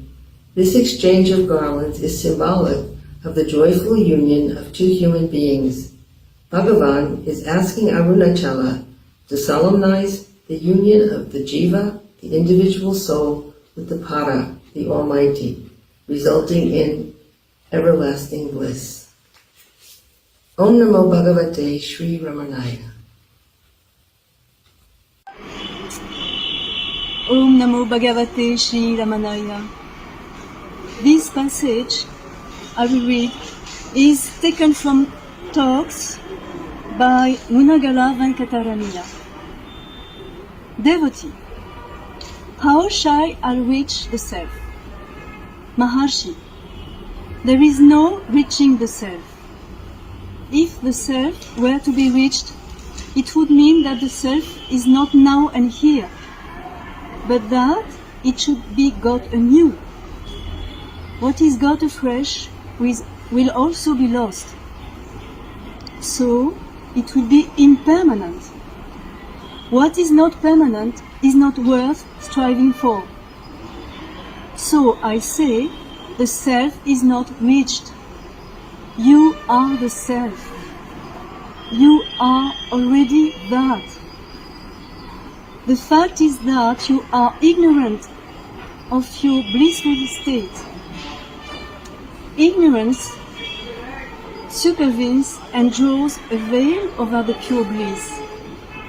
Attempts are directed only to remove this ignorance. This ignorance consists in wrong knowledge. The wrong knowledge consists in the false identification of the self with the body, the mind, etc. This false identity must go, and there remains the self. Devotee, how is that to happen? Maharshi, by inquiry into the self. Devotee, it is difficult. Can I realize the self, Maharaj? Kindly tell me, it looks so difficult. Maharshi, you are already the self. Therefore, realization is common to everyone. Realization knows no difference in the aspirants. This very doubt, can I realize, or the feeling, I have not realized, are the obstacles. Be free from this also. Devotee, but there should be the experience. Unless I have the experience, how can I be free from these afflicting doubts? Maharshi, these are also in the mind. They are there because you have identified yourself with the body. If this false identity drops away, ignorance vanishes and truth is revealed. Devotee, yes, I feel it difficult. They are disciples of Bhagavan who have had his grace and realized without any considerable difficulty. I too wish to have that grace. Being a woman and living at a long distance, I cannot avail myself of Maharshi's holy company as much as I would wish and as often as I would. Possibly I may not be able to return. I request Bhagavan's grace. When I am back in my place, I want to remember Bhagavan. May Bhagavan be pleased to grant my prayer. Maharshi, where are you going? You are not going anywhere. Even supposing you are the body, has your body come from Lucknow to Tiruvannamalai? You had simply sat in the car and one convenience or another had moved. And finally, you say that you have come here. The fact is that you are not the body. The self does not move. The world moves in it. You are only what you are. There is no change in you. So then, even after what looks like departure from here, you are here, and there, and everywhere. These scenes shift. As for grace, grace is within you. If it is external, it is useless. Grace is the self. You are never out of its operation. Grace is always there. Devotee, I mean that when I remember your form, my mind should be strengthened and that response should come from your side too. I should not be left to my individual efforts, which are after all only weak. Maharshi, grace is the self. I have already said. If you remember Bhagavan, you are prompted to do so by the self. Is not grace already there? Is grace a moment when grace is not operating in you?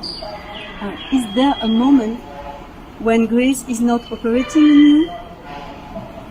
Your remembrance is the forerunner of grace. That is a response. That is a stimulus. That is a self, and that is grace. There is no cause for anxiety. Devotee. Can I engage in spiritual practice even remaining in samsara? Maharshi. Yes, certainly. One ought to do so. Devotee. Is not samsara a hindrance? Do not all the holy books advocate renunciation? Maharshi. Samsara is only in your mind. The world does not speak out, saying, I am the world. Otherwise, it must be ever there, not excluding your sleep. Since it is not in sleep, it is impermanent. Being impermanent, it has no stamina. Having no stamina, it is easily subdued by the self. The self alone is permanent. Renunciation is non-identification of the self with the non-self. On the disappearance of ignorance, the non-self ceases to exist.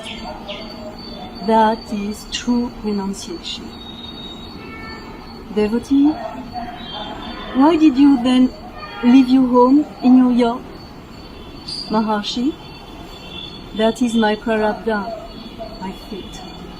One's course of conduct in this life is determined by one's prarabdha.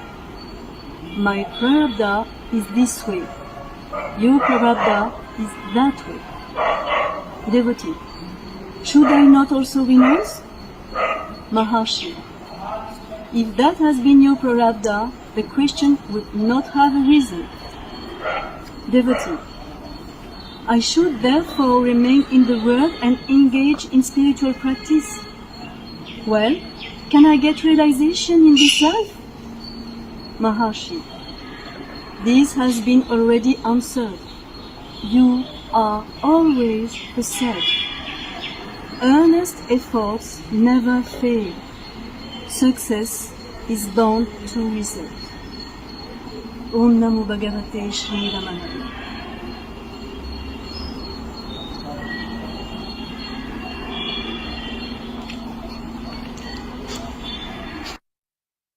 Om Namo Bhagavate Shri Ramanaya.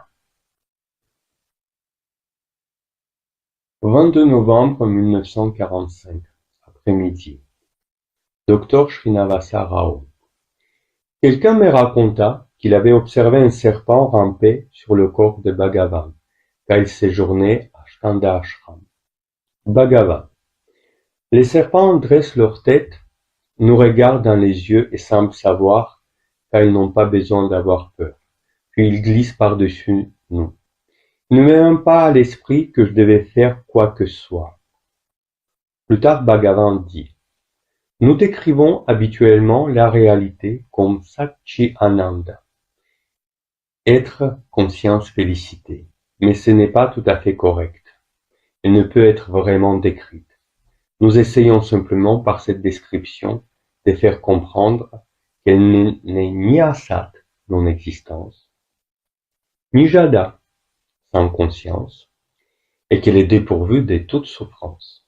En réalité, nous sommes tous Satchi Ananda, mais nous pensons être asservis et avoir à subir toutes ces souffrances. Pourquoi pensons-nous cela? Demandai-je. Pourquoi sommes-nous si ignorants? Bhagavan. Demandez-vous qui est ignorant et vous verrez que vous ne l'avez jamais été, que vous avez toujours été Satchi Ananda. On fait toutes sortes d'ascèses pour devenir ce qu'on est déjà. Tout effort a pour seul but de se défaire de cette idée erronée que l'on est limité et asservi par les malheurs des samsara. Encore plus tard, Bhagavan dit, l'étincelle du jnana consume facilement toute la création, comme si c'était une montagne de coton.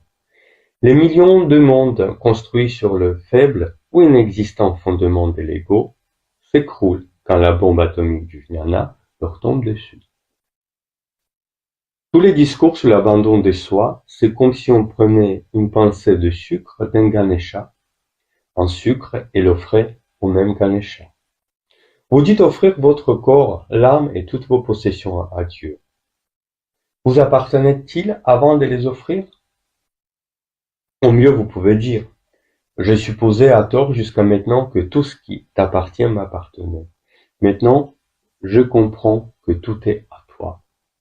Je n'agirai plus comme si c'était à moi.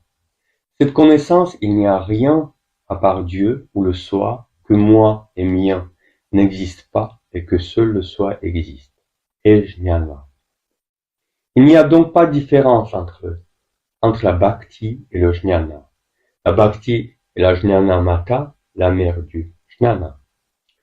Parlant des innombrables chemins des chercheurs de Dieu, Bhagavan dit, chacun devrait avoir la liberté de prendre son propre chemin. Celui seul pour lequel il est fait. Il ne sert à rien de le convertir de force à un autre chemin. Le gourou accompagne le disciple sur le chemin de celui-ci, et peu à peu, en temps voulu, il le dirigera vers le chemin suprême. Vouloir arrêter une voiture ou la faire changer de direction, car elle roule à toute vitesse, peut avoir des conséquences désastreuses.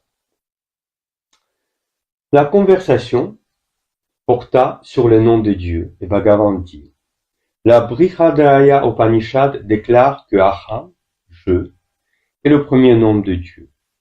La première lettre du sanskrit est A, et la dernière, c'est Ha. Ainsi, Aha comprend tout, du début à la fin. Le mot Ayam signifie ce qui existe, qui est évident, et brille de lui-même. Ayam Atman Aham, tout désigne la même chose. Dans la Bible aussi, je suis est le nom donné à Dieu. 22 November 9045 afternoon. Dr. Srinivasa Rao told the Swami, I have heard from Lord who said he saw it that when Bhagavan was in Skandasraman, a snake once crept over his body. Bhagavan said, snakes raise their hood and look into our eyes, and they seem to know when they need not be afraid, and then they pass over us. It did not strike me either that I should do anything to it. Later, Bhagavan said, even though we usually describe the reality as Shat, Chit, Ananda, even that is not quite a correct description. It can now really be described. By this description, all that we undergo to make plain is that it is not Asat, that is not Jada, and that it is free from all pain.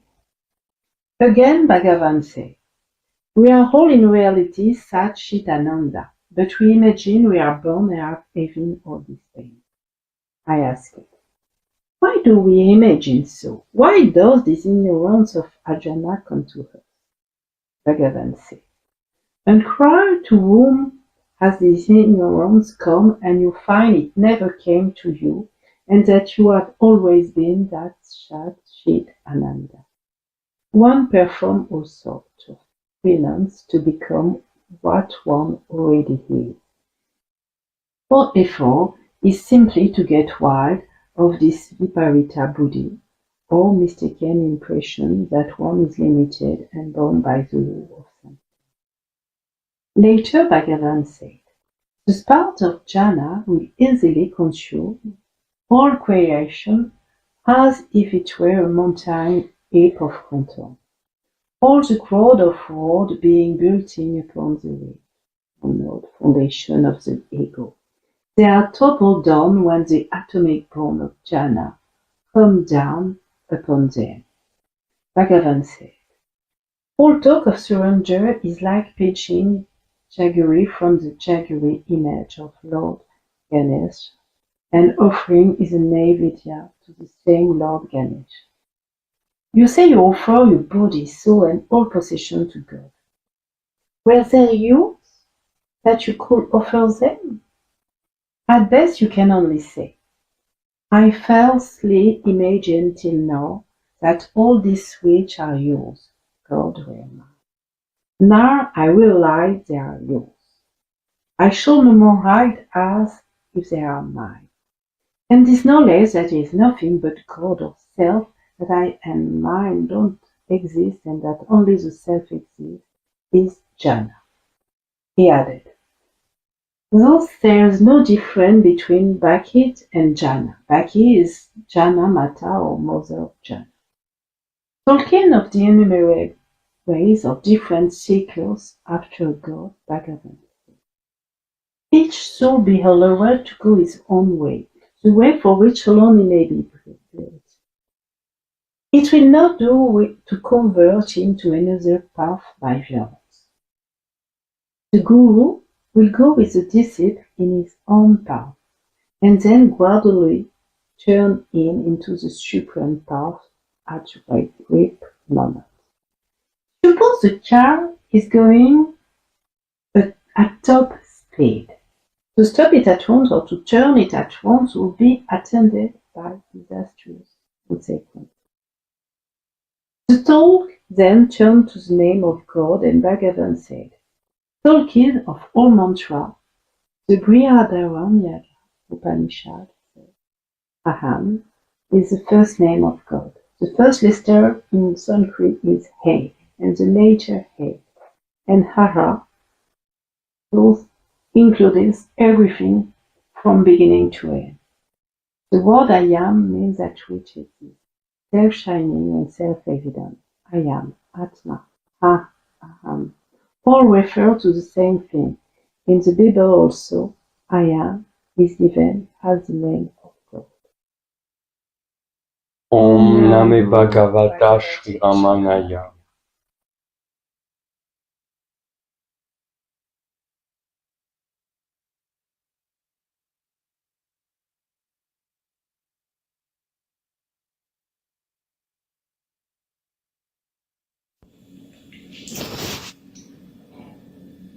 Namo Ramana. La seule lettre Om brille à l'intérieur de cœur éternel, de lui-même. Comment peut-il être écrit? Bhagavan Sri Ramana. Ramana n'a pas de Jayanti propre, car il n'est pas né. Le soi réel intemporel, en nous. Donc ce que nous appelons Son Jayanti est seulement notre Jayanti. Notre naissance en lui, notre réel soi. Cette naissance nous est garantie. Sa sincère dévot, parce qu'il a regardé sur nous avec grâce. Ramana est le sans forme, sans temps, et Arunachala, sans espace, qui danse comme le je, dans le cœur. Il a gracieusement pris une forme, afin que nous puissions être libérés de l'attachement de forme. Il n'est pas une entité géographique, mais le Brahman sans mobilité des Upanishads. Grâce est son essence, et par grâce, il a devenir notre gourou. La grâce n'est pas simplement à Tirunamala, mais réside dans le cœur. Le cœur est la vraie Arunachala. La puissance de sa grâce est infinie. Elle est invincible. Par son regard, nous avons été pris dans le filet de sa grâce, et il accomplira son travail. Il n'y a pas d'échappatoire. Sa grâce est comme la lumière infaillible de le soleil, comme il dévore les obscurités. Ainsi la grâce dévorait l'ignorance et l'irréalité. Nous avons besoin de ne rien faire du tout, sauf donner notre libre consentement, que ce travail de grâce soit accompli. Pour donner notre consentement, nous devons réaliser la vérité sur le travail de la grâce qu'elle exige, en échange du cadeau de Ramana lui-même, notre très aimable mais totalement inutile faux soi, l'ego, qui nous fait penser et dire « je suis tel et tel ». Nous devons ardemment désirer de le gagner en payant ce prix apparent et abandonner cet ego à lui. Cette affaire très profitable est à gagner par la foi et la loyauté. Nous devons avoir la foi dans les enseignements de Ramana. Nous avons la foi, puisque nous savons que Ramana est le même Bhagavad-pada, Sri Shankaracharya et Sri Dakshinamurti, et que ces paroles sont les primaires Upanishads, d'où l'ancienne Upanishad eux-mêmes tirent leur autorité. Nous ne retournons pas dans le passé pour notre autorité. Nous trouvons l'autorité nécessaire dans Ramana seul. Bien qu'il nous parle de la quête de soi par la question « Qui suis-je ?», il a aussi nous dit que même maintenant, sans notre participation, la quête, nous sommes ça, et cela, et nous. En d'autres termes, nous sommes libres par la nature et toujours, que nous sommes Nityamukta. Les obstacles ne sont pas réels. Par conséquent, notre Jayanti n'est pas dans l'avenir, mais maintenant. Toutes les différences, y compris la bondage, karma, etc., est irréelle. Il se moque de nous pour avoir demandé comment nous pouvons devenir un avec lui. Disons qu'il est comme un homme dans Tirunamala, demandant un chemin vers cet endroit. Laissons-le rire de nous, car ce rire est plein de grâce et nous fera réaliser que nous sommes lui et que nous n'avons pas besoin de devenir lui. Il n'y a pas de place pour le découragement, pour le remords pour nos péchés, ou la peur de l'échec, car la grâce seule existe, et c'est lui. Si nous faire le mal, ne pleurons pas pour cela, mais n'oublions tout de suite et prends joyeusement refuge dans sa grâce. Devons-nous faire quelque chose comme l'écureuil, le Sete Bandhan? Eh bien, pensons à quelques de ces vérités dans la grâce de Ramana et l'abandon, notre petit soi, 1 ou 2 fois jour, quand nous nous endormons et quand nous nous réveillons. D'autres fois, si le souvenir vient de notre propre gré, réjouissons-nous en cela.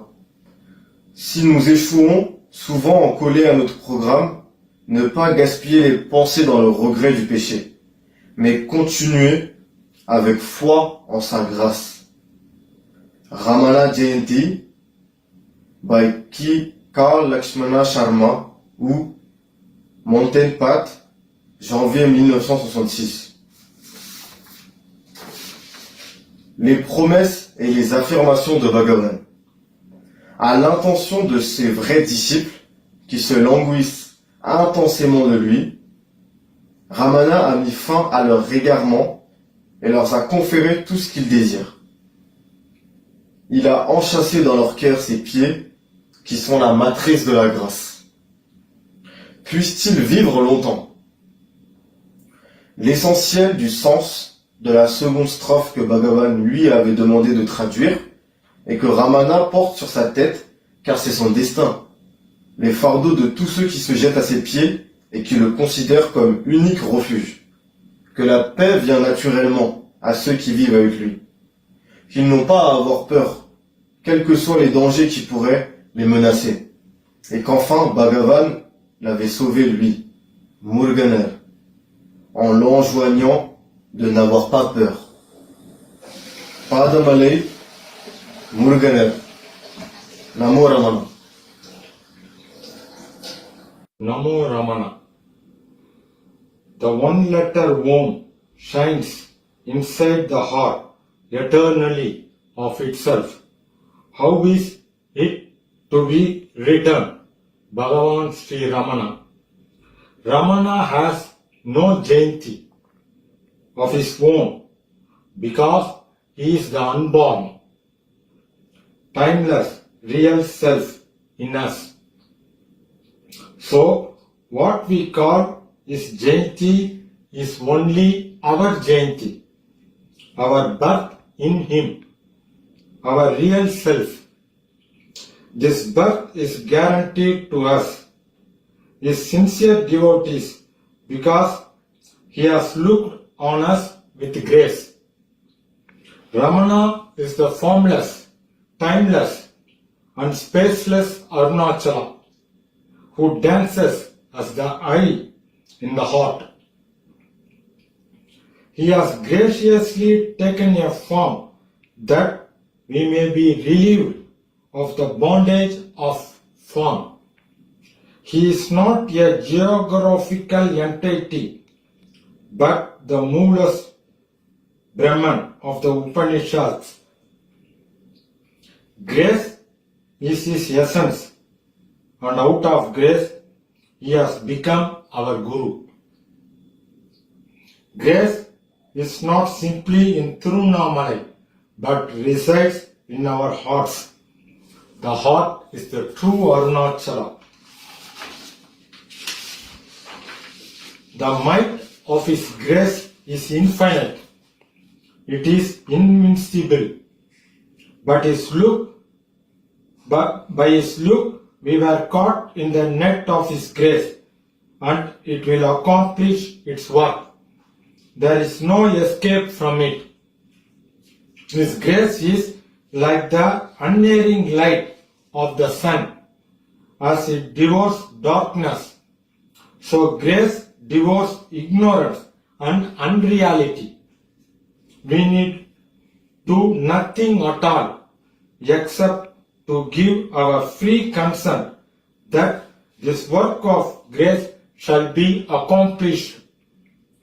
To give our consent, we must realize the truth about the work of grace that it demands, in return for the gift of Ramana himself, our own too much cherished but wholly valueless false self, the ego, which makes us think and say, I am so and so.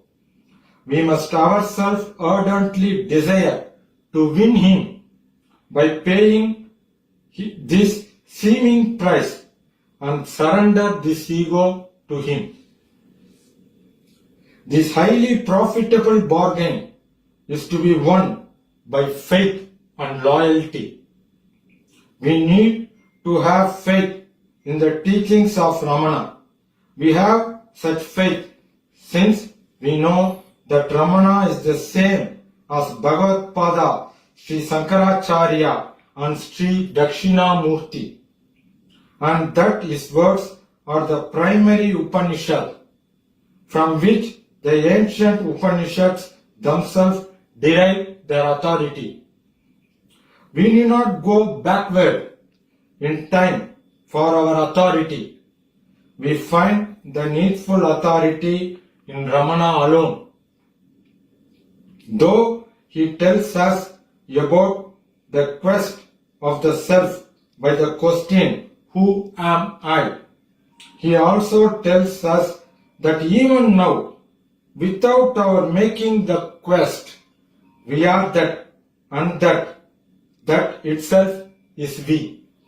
In other words, we are free by nature and always, that we are Nitya Muktas. Bondage is unreal. Hence, our Jayanti is not in the future, but now. All difference, including bondage, karma, is unreal. He laughs at us for asking how we can become one with him, saying it is like a man in Tiruvannamalai asking the way to that very place. Let him laugh at us, for that laugh is full of grace and will make us realize that we are he and do not need to become he. There is no room for discouragement, for remorse for our sins, or for fear of failure, for grace alone exists, and it is he. If we do wrong, let us not weep for it. but forget it at once and joyfully take refuge in His grace. Must we do something like the squirrel at the Sedu Bandhan?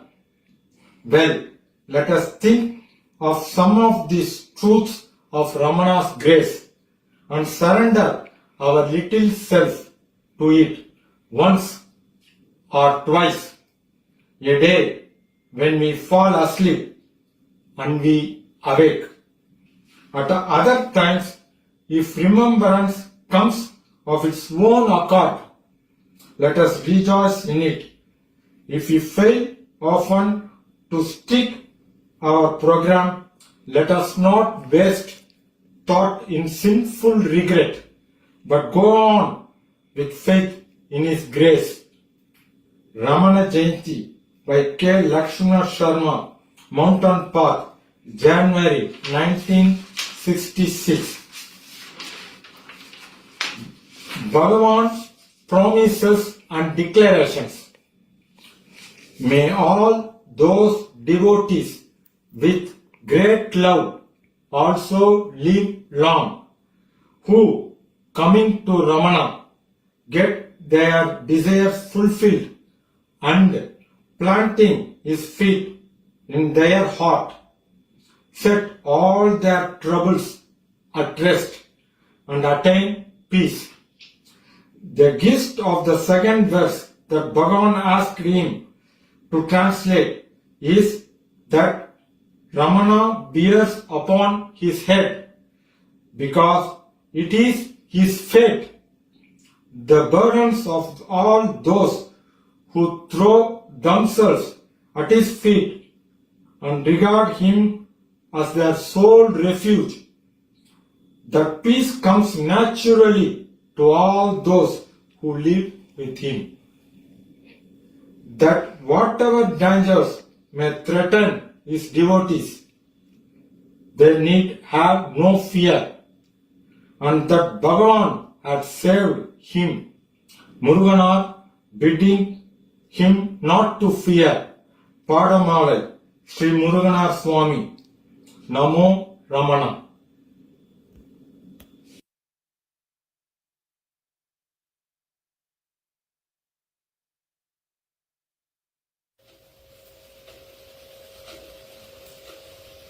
एकमक्षरं हृदि निरन्तरं भास्वते स्वयं लिख्यते कथं हृदयगुहारमध्ये केवलं ब्रह्ममात्रं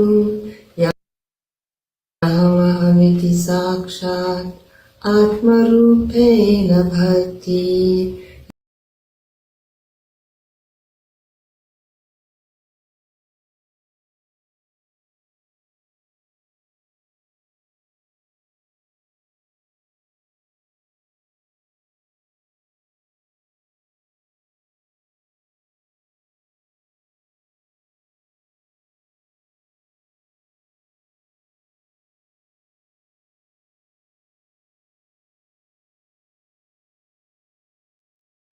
Om Namo Bhagavate Sri Ramanaya.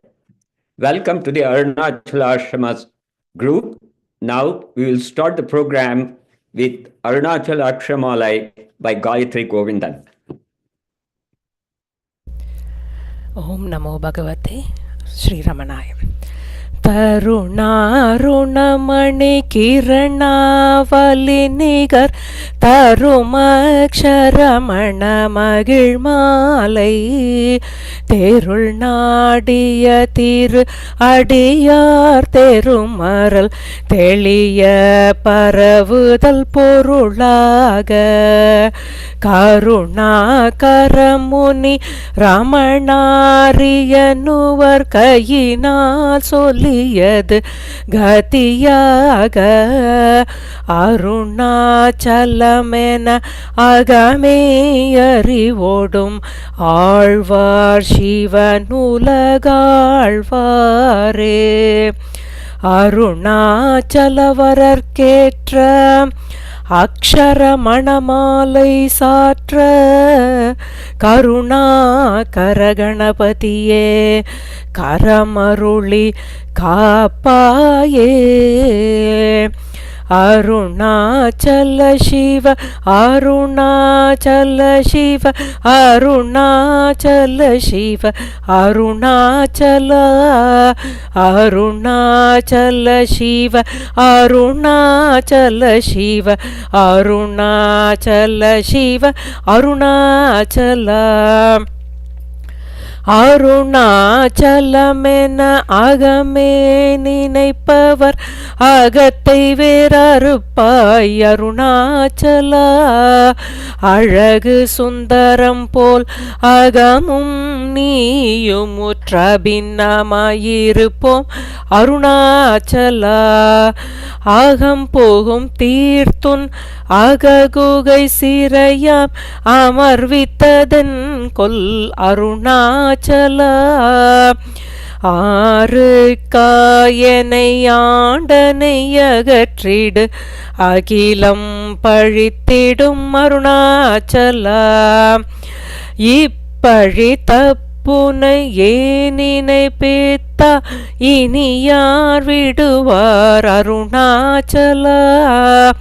ஈன்றிடும் மன்னையிற் பெரிதருள் புரிவோய் இதுவோ உனதருள் அருணாச்சல.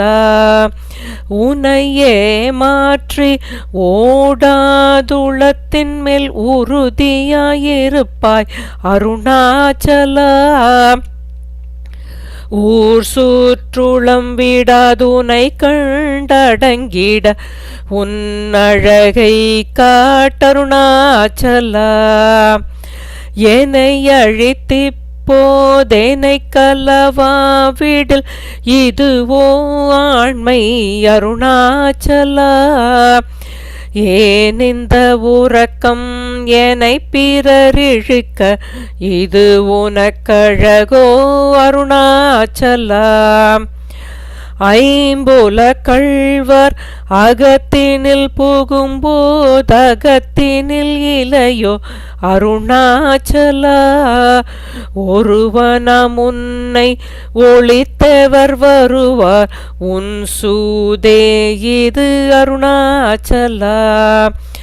அருணாச்சல சிவ அருணாச்சல சிவ அருணாச்சல சிவ அருணாச்சல. அருணாச்சல சிவ அருணாச்சல சிவ அருணாச்சல சிவ அருணாச்சல. ஓம்கார பொருள் புயர்வில்லோர் உனை யார் அறிவார் அருணாச்சல. ஔவை போல் எனக்குன் அருளை தந்தேன் ஆளுவதுன் கடன் அருணாச்சல. கண்ணுக்கு கண்ணாய் கண்ணின்றி காண்முனை காணுவதெவர் பார் அருணாச்சல. காந்தமிரும்பு போல் கவர்ந்தெனை விடாமல் கலந்தேனோடிருப்பாய் அருணாச்சல. கிரி உருவாகிய கிருபை கடலே கிருபை கூர்ந்தருளுவாய் அருணாச்சல. கீழ்மேல் எங்கும் கிளரொளி மணியன் கீழ்மையை பாஷை அருணாச்சல. குற்றமுற்றறுத்தெனை குணமாய் பணித்தாள் குரு உருவாயொளி அருணாச்சல. கூர்வாட்கண்ணியர் கொடுமயிற்படாதருள் கூர்ந்தென்னை சேர்ந்தருள் அருணாச்சல. கெஞ்சியும் வஞ்சியாய் கொஞ்சமும் இறங்கிலை அஞ்சலென்றேயருள் அருணாச்சல. கேளாதளிக்கும் முன் கேடில் புகழை கேடு செய்யாதருள் அருணாச்சல. கையேனிற் கனி உன் மெய்ரசம் கொண்டு வகை வெறி கொள்ளவர் அருணாச்சலா கொடியிட்டடியரை கொல்லுனை கட்டி கொண்டெங்கன் வாழ்வேன் அருணாச்சலா அருணாச்சல சிவ அருணாச்சல சிவ அருணாச்சல சிவ அருணாச்சல அருணாச்சல சிவ அருணாச்சல சிவ அருணாச்சல சிவ அருணாச்சல கோபமில் குணத்தோய் குறியாயனை கொள குறையன் செய்தேன் அருணாச்சலா கௌதமர் போற்றும் கருணை மாமலையே கடை கணித்தாழ்வாய் அருணாச்சலா சகலமும் விழுங்கும் கதிரொளியின மன ஜலஜமலர் தீடருணாச்சலா சாப்பாடுன்னை சார்ந்துணவாயான் சாந்தமாய் போவன் அருணாச்சலா சித்தம் குளிர கதி ரத்தம் வைத்த முதவா எய்திர அருண்மதி அருணாச்சலா சீரையழித்து நிர்வாணமாய் செய்தருள் சீரையழித்தருள் அருணாச்சலா சுகக்கடல் பொங்க சொல்லுணர்வடங்க சும்மா பொருந்திடங்கருணாச்சலா சூது செய்தென்னை ஜோதியாதி நீ உன் சோதி உருக்க அருணாச்சலா செப்படி வித்தை கற்றிப்படி மயக்கு விட்டுருப்படு வித்தை கருணாச்சலா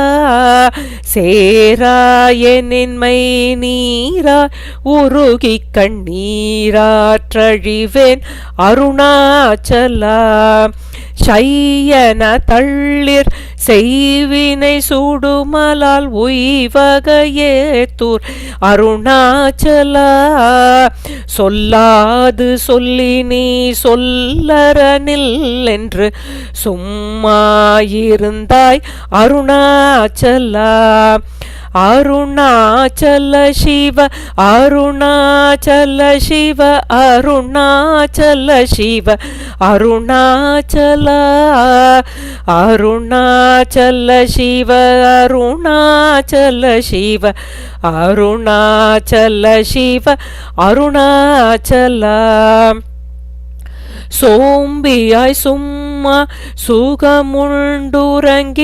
சொல்வேரென்கதி அருணாச்சலா சௌரியம் காட்டினை சழக்கற்றதென்றே சலியாதிருந்தாய் அருணாச்சலா ஞமலியர் கேடா நானென் உறுதியான் நாடினின் உருவேன் அருணாச்சலா ஞானமில்லாது உன் ஆசையற்றளர் வர ஞானம் தெரிந்தருள் அருணாச்சலா நிமிரி போல் நீயும் மலர்ந்திலையென்று நேர் நின்றனையன் அருணாச்சலா தத்துவம் தெரியாதத்தனை ஊற்றாய் தத்துவமிதுவன் அருணாச்சலா தானே தானே தத்துவம் இதனை தானே காட்டுவாய் அருணாச்சலா திரும்பிய கந்தனை தினமக கண்காண் தெரியுமென்றனையன் அருணாச்சலா தீரமில்லகத்தில் தேடி உந்தனையான் திரும்ப உற்றேனருள் அருணாச்சலா துப்பறிவில்லா இப்பிறப்பெண் பயன் ஒப்பிடவாயே அருணாச்சலா தூய்மன மொழியர் தோயும் உண்மையகம் தோயவே அருளன் அருணாச்சலா. தெய்வமென்றுன்னை சாரவே என்னை சேர ஒழித்தாய் அருணாச்சலா.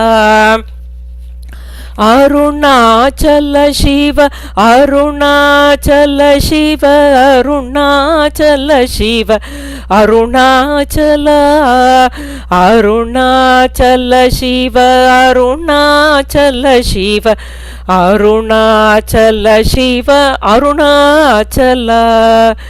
தேடாதுற்ற நற்றிருவருள் நிதியகம் தீயக்கம் தீர்த்தருள் அருணாச்சல. தைரியமோடு முன்மெய்யக நாடையான் நட்டழிந்தேனருள் அருணாச்சல. தொட்டருட்கைமை கட்டிடாயெனிலியால் நட்டமாவேனருள் அருணாச்சல. தோடோமுல் நீயக தோடொன்றி என்று சந்தோடம் ஒன்றிடவருள் அருணாச்சல. நகைக்கிடமிலை நின் நாடிய எனையருள் நகையிட்டு பார்னி அருணாச்சலா. நானிலை நாடிட நானா ஒன்றினை தாணுவாய் நின்றனை அருணாச்சலா. நின்னெறி எரித்தனை நீராக்கிடுமுன் நின்னருண்மழை பொழி அருணாச்சலா. நீ நானர புலி நிதங்களில் மயமாய் நின்றிடு நிலையருள் அருணாச்சலா. நுண்ணொரு உனையான் வெண்ணொரு நன்னிட எண்ணலையிருமென் அருணாச்சலா. நூலறிவறியா பேதையனென்றன் மாலறிவறுத்தருள் அருணாச்சலா. நெக்கு நெக்குருகியான் கிட உனை புக நக்கனா நின்றனை அருணாச்சலா. நேசமில் எனக்குன் ஆசையை காட்டி நீ மோசம் செய்யாதருள் அருணாச்சலா. அருணாச்சல சிவ அருணாச்சல சிவ அருணாச்சல சிவ அருணாச்சலா. அருணாச்சல சிவ அருணாச்சல சிவ அருணாச்சல சிவ அருணாச்சலா. நைந்தழி கனியா நலநிலை பதத்தில் நாடி உட்கொள் நலம் அருணாச்சல. நொந்திடதுன்றனை தந்தனை கொண்டிலை அந்தகனி எனக் கருணாச்சலா. நோக்கியே கருதிமை தாக்கியே பக்குவம் ஆக்கினியாண்டருள் அருணாச்சலா. பற்றிமால் விடந்தலை ஊற்றிரு முனமருள் பற்றிட அருள் புரி அருணாச்சலா. பார்த்தருண் மாலர பார்த்திலையெனின் அருள் பாருனக்கார் சொல்வர் அருணாச்சலா. பீத்து விட்டுனையர் பித்தனாக்கினை அருள் பீத்தம் தெளி மருந்தருணாச்சலா. பீதியில் உனைச்சார் பீதியில் எனைச்சேர் பீதி உந்தனக்கே அருணாச்சலா. புல்லறிவே துறை நல்லறிவே துறை புல்லிடவே அருள் அருணாச்சலா. பூமண மாமன பூரணமணம் கொள பூரணமணமர் அருணாச்சலா பெயர் நினைத்திடவே பிடித்திழுத்தனையுன் பெருமையார் அறிவார் அருணாச்சலா பேய்த்தனம் விட விட பேயாய் பிடித்தேனை பேயனாக்கினை என் அருணாச்சலா பைங்கொடியானான் பற்றின்றி வாடாமல் பற்று கொடாய்க்கா அருணாச்சலா அருணாச்சல சிவ அருணாச்சல சிவ அருணாச்சல சிவ அருணாச்சல அருணாச்சல சிவ அருணாச்சல சிவ அருணாச்சல சிவ அருணாச்சல பொடியான் மயக்கியன் போதத்தை பறித்து உன் போதத்தை காட்டேன் அருணாச்சலா போக்கும் வரவுமில் பொது வெளியினில் அருட்போராட்டம் காட்டருணாச்சலா பௌதிக மாமுடர் பற்றற்று நாளும் உன் பவிசு கண்டுரவருள் அருணாச்சலா மலை மருந்திடனே மலை திடவோ அருண் மலை மருந்தாயொளி அருணாச்சலா மானம் கொண்டுருபவர் மானத்தை அழித்தபி மானமில்லாதோள் அருணாச்சலா மிஞ்சிடிற்கெஞ்சிடும் கொஞ்ச வரிவனியால் வஞ்சியதருளனை அருணாச்சலா மீகாமன் இல்லாமன் மாகாற்றலை கலம் ஆகாமல் காத்தருள் அருணாச்சலா முடியடி காணா முடிவிடுத்தனை நேர் முடிவிட கடனிலை அருணாச்சலா மூக்கிலன் முன்காட்டு முகுரமகாதனை தூக்கியணைந்தருள் அருணாச்சலா மெய்யகத்தின் மனமென் மலரணையினா மெய் கலந்திட அருள் அருணாச்சலா மேன்மேல் தாழ்ந்திடும் மெல்லியர் சேர்ந்து நீ மேன்மையுற்றணையன் அருணாச்சலா மைமய நீ தருண்மையினால் புனது உன் மைவசமாக்கினை அருணாச்சலா அருணாச்சல சிவ அருணாச்சல சிவ அருணாச்சல சிவ அருணாச்சல அருணாச்சல சிவ அருணாச்சல சிவ அருணாச்சல சிவ அருணாச்சல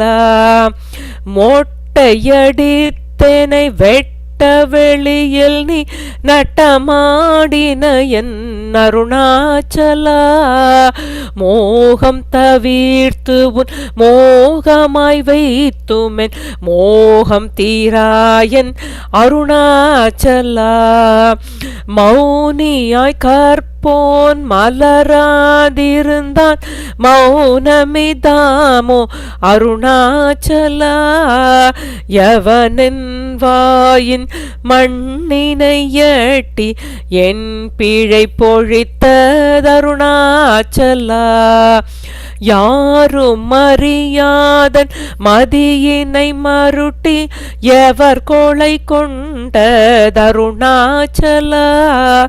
ரமணன் என்றுரைத்தேன் ரோசம் கொள்ளாதேனை ரமித்திட செய்யவா அருணாச்சலா ராப்பகலில்லா வேறு வெளி வீட்டில் ரமித்திடுவோம் வா அருணாச்சலா லட்சியம் வைத்தருளாசிரம் வீட்டனை பட்சித்தாய் பிராணனோடருணாச்சல லாபம் நீ ஈக பர லாபமில் ஏனை உற்று லாபமே நூற்றனை அருணாச்சல வரும்படி சொல்லிலை வந்தென் படியள வருந்திடும் தலை விதி அருணாச்சலா வாவென்றகம் புக்குன் வாழ்வருள் அன்றேயன் வாழ்விழந்தேனருள் அருணாச்சலா வீட்டிடிற் கட்டமம் விட்டிடாதுனை உயிர் வீட்டிட அருள் புரி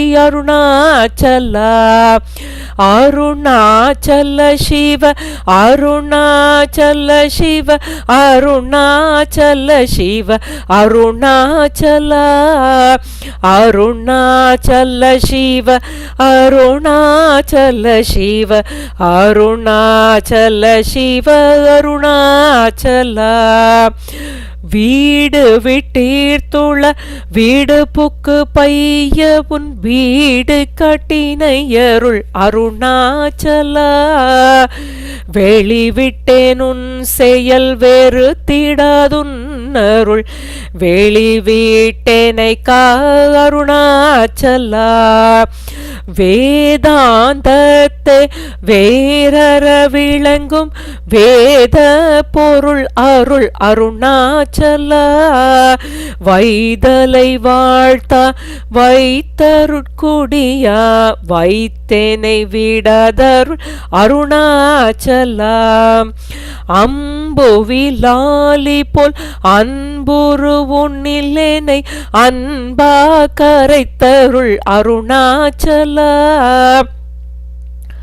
அருணை என்றெண்ணையான் அருட்கண்ணிப்பட்டேனுன் அருள் வலை தப்புமோ அருணாச்சலா சிந்தி தருட்பட சிலந்தி போர்க்கட்டி சிறையிட்டுண்டனை அருணாச்சலா அன்போடு நாமங்கே அன்பர்த்தம் அன்பரு கண்பனாயிடவருள் அருணாச்சலா என் போலும் தீனரை இன்புற காத்து நீ என்னாலும் வாழ்ந்தருள் அருணாச்சலா என் புருகன்பர்த்தம் என் சொற்கள் செவியுமென் பொன்மொழி கொளவருள் அருணாச்சலா பொறுமையாம் பூத்தர பொன் சொல்லை நன் சொல பொறுத்தருளிஷ்டம் பின் அருணாச்சலா மாலையளித்தருணாச்சல ரமணயன் மாலையணிந்தருள் அருணாச்சலா மாலையளித்தருணாச்சல ரமணயன் மாலையணிந்தருள் அருணாச்சலா அருணாச்சல சிவ அருணாச்சல சிவ அருணாச்சல சிவ அருணாச்சலா அருணாச்சல சிவ அருணாச்சல சிவ அருணாச்சல சிவ அருணாச்சலா அருணாச்சலம் வாழி அன்பர்களும் வாழி அக்ஷரமணமாலை வாழி. ஓம் நமோ பகவதே ஸ்ரீரமணாய.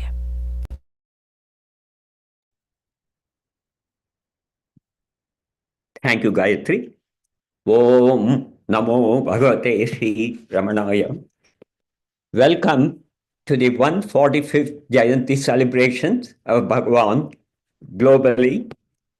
We have already heard from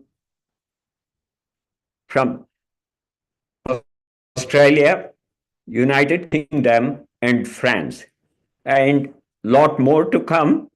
And also we'll hear from Dr. Anand Ramanan around 8:45 p.m. Eastern Standard Time. It has been a tradition from the Arunachala ashram to arrange these global celebrations 3 times a year. And it is a great treat to hear from different satsang groups and the children who participate in that fun. Hopefully, we'll have one more complete Ramana Maya for rest of these celebrations. Now, I'm going to read from Fragrant Petals, Dr. M. Hafiz Syed. Although I had been a student of Indian thought and culture for more than a generation, fear of death had not left me. Theoretically, I had learned from the sacred scriptures that man was immortal in his essential nature. Yet, my fear of disintegration at the time of death was very deep and real. The great gain that I had from my contact with Maharshi is incalculable. One thing on which he laid great stress was the discovery and search of our own real self by means of self-analysis, self-investigation, and self-introspection.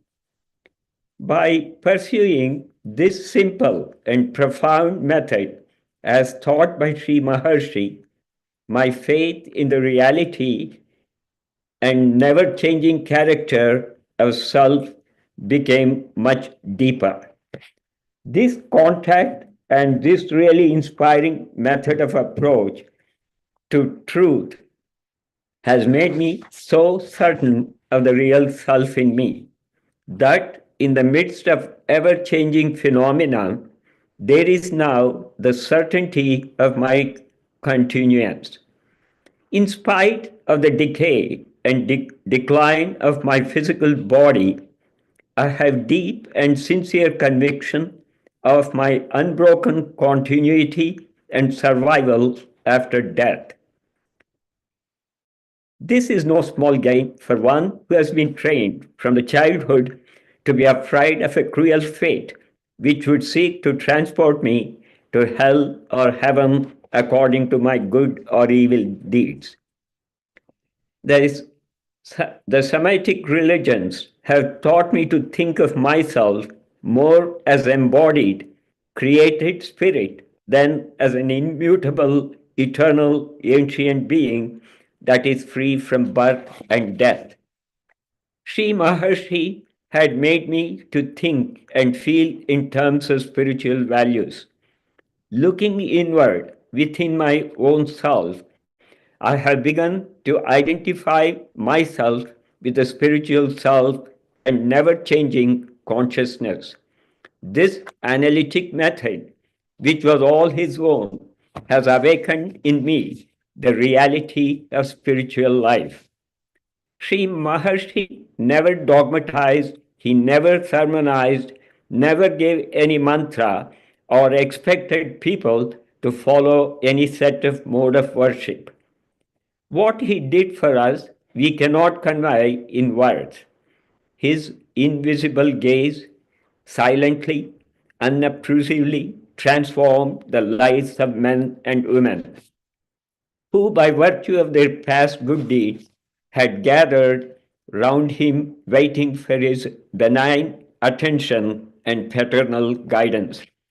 All his great work for the improvement and betterment of mankind was done invisibly and silently. His silence was more eloquent, more effective, and more far-reaching than the sermons of a number of teachers put together. There was nothing wanting in him for us. His grace was ever ready for us. All that we had to do was to qualify ourselves by our self-effort and self-purification to make ourselves worthy of his attention.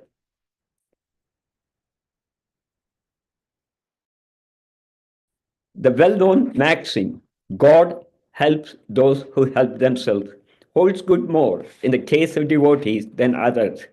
We have to raise ourselves to his level of requirements.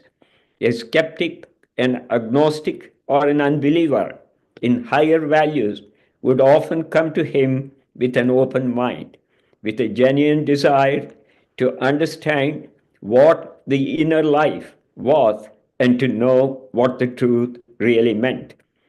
It may be said without any hesitation that his visit to Sri Maharshi never proved fruitless. What the modern world wants is proof and demonstration. That proof was present in the life of this great sage of India who was in our midst to dispel the darkness of ignorance and to restore the eternal light, which alone can grant us the peace and happiness that the world needs so badly. Om Namo Bhagavate Sri Ramanaya. Now, we will continue with the program. Aditi Iyer is going to sing.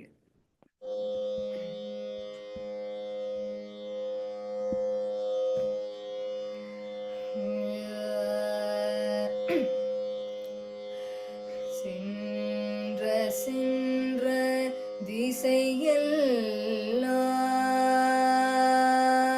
திசையெல்லாம்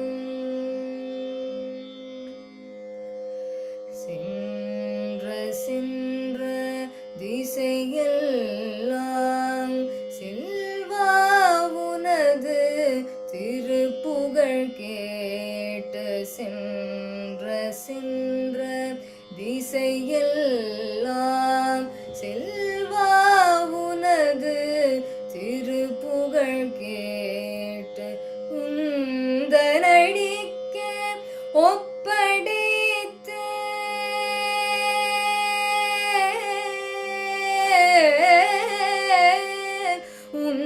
உந்தனடிக்க ஒப்படைத்தேன் உடலும் பொருளும் உயிரும் எல்லாம் உந்தனடிக்க ஒப்படைத்தேன் உடலும் பொருளும் உயிரும் எல்லாம் குன்றமனைய குணக்கடலே குலவ நிலைய கூரென்றேன் குன்றமனைய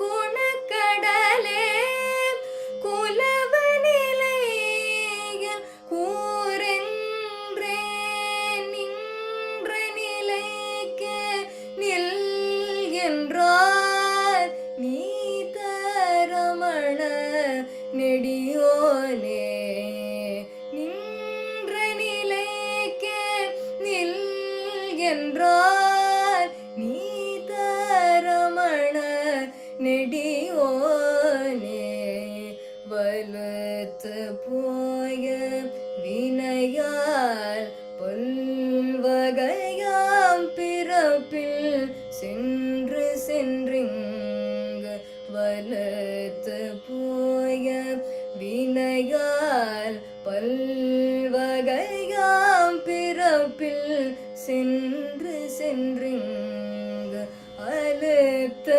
போனேன் அம்மானே அடையும் நெறியில் அரைக்கின்றேன் அழுத்து போனேன் அம்மானே அடையும் நெறியில் அரைக்கின்றேன்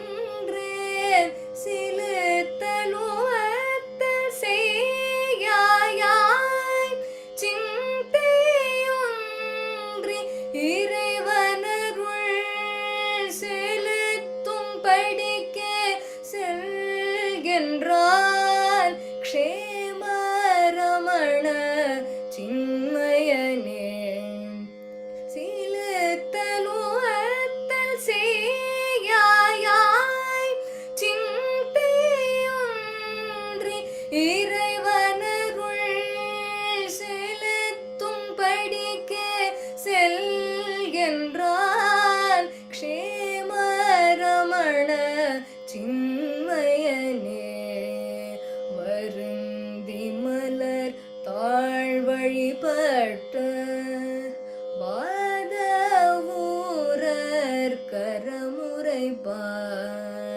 வருந்தி மலர் தாழ் வழிபட்ட வாத ஊரர் கரமுறைப்பான் குறுந்தமரத்தின் குளிர் நீழல் குலவியிருந்த குருமணியே குறுந்தமரத்தின் குளிர் நீழல் குலவியிருந்த குருமணியே பொருந்த விளங்கும் ஆன்மானுபூதி எனக்கு புகழ் என்றேன் இருந்தபடிக்கே இரு என்றான் எந்த ரமண இறையோனே பொருந்த விளங்கும் ஆன்மானுபூதி எனக்கு புகழ் என்றேன் இருந்தபடிக்கே இரு என்றான் எந்த ரமண இறையோனே இருந்தபடிக்கே இரு என்றான் எந்த ரமண இறையோனே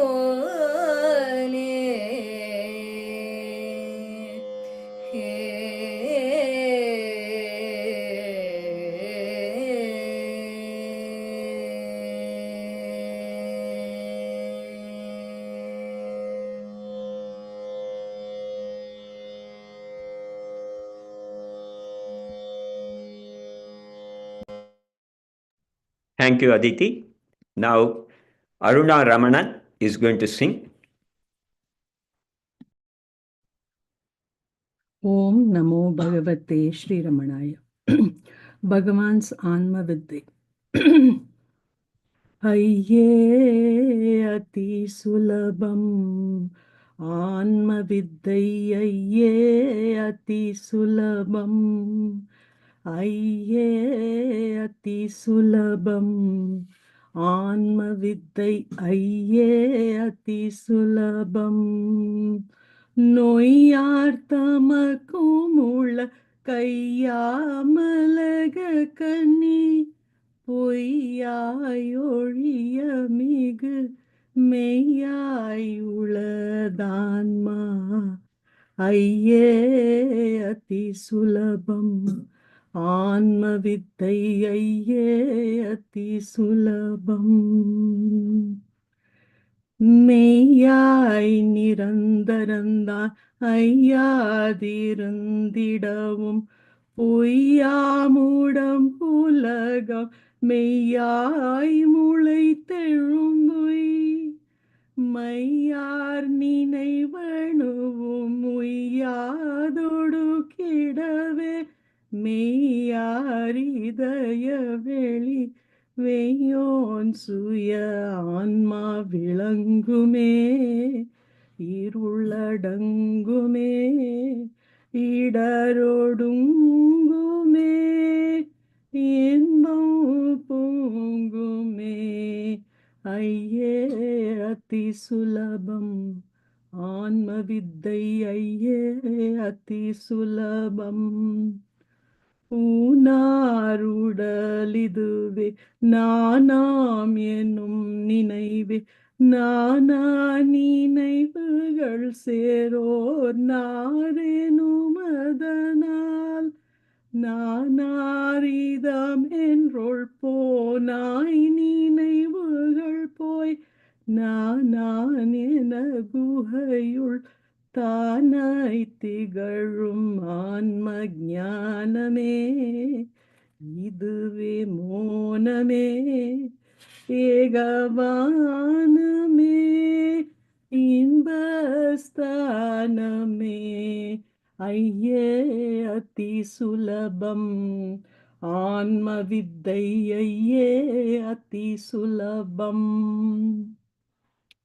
தன்னை அறிதலின்றி பின்னை எதறிகிலன் தன்னை அறிந்திடில் பின் என்னை உளதறிய பின்ன உயிர்களில் அபின்ன விளக்கெனும தன்னை தனில் உணர மின்னும் தன்னுள் ஆன்ம பிரகாசமே அருள் விலாசமே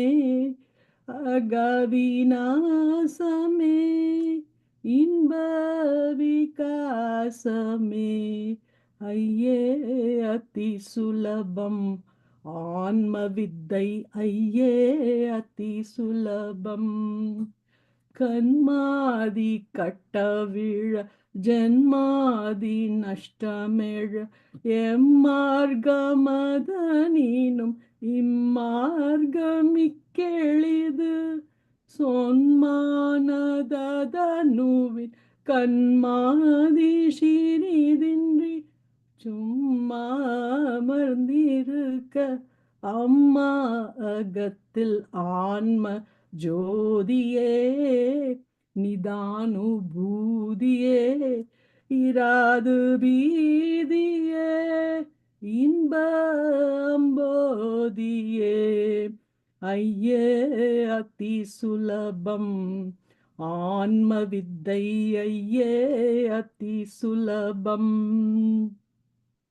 விண்ணாதிய விளக்கும் கண்ணாதிய பொறிக்கும் கண்ணாமன கணுக்கும் கண்ணாய் மனவிணுக்கும் விண்ணாய் ஒரு பொருள்வேல்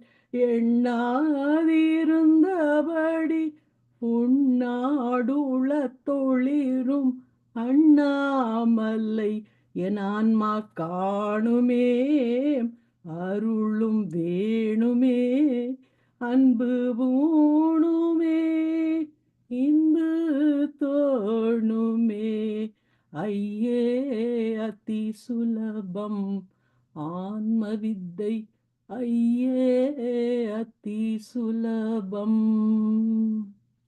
ஓம் நமோ பகவதே ஸ்ரீரமணாய.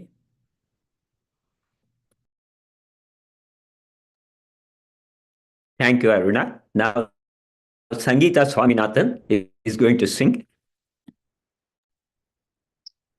Namaskar. I will be singing Prapati Ashtakam in Tamil, composed by Jagadish Shastri, translated into Tamil by T.K. Sundaresh Iyer.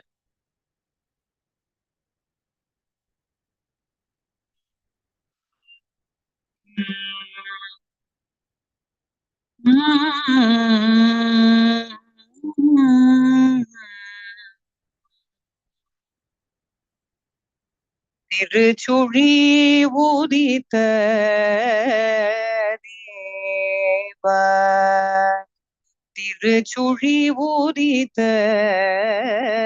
தேவா சரணம் திருச்சுழி உதித்த தேவா சரணம் ஆலவாய் விளையாடி சரணம்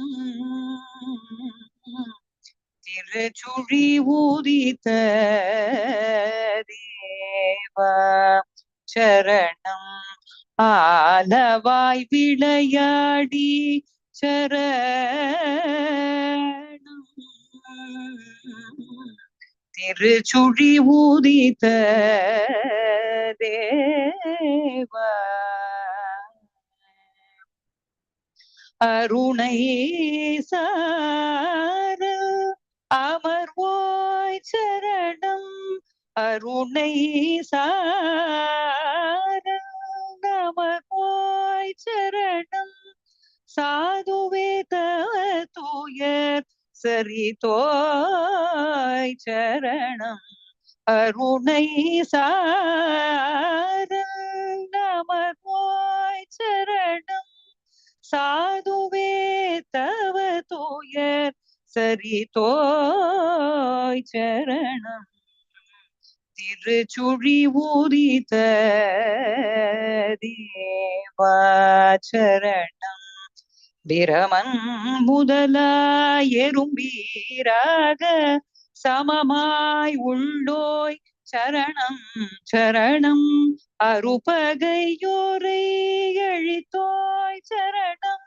சர்வ விஞ்ஞான சாரமே சரணம் எந்தையில் கருணை செல்வா சரணம் திருச்சுழி ஊதித்த தேவா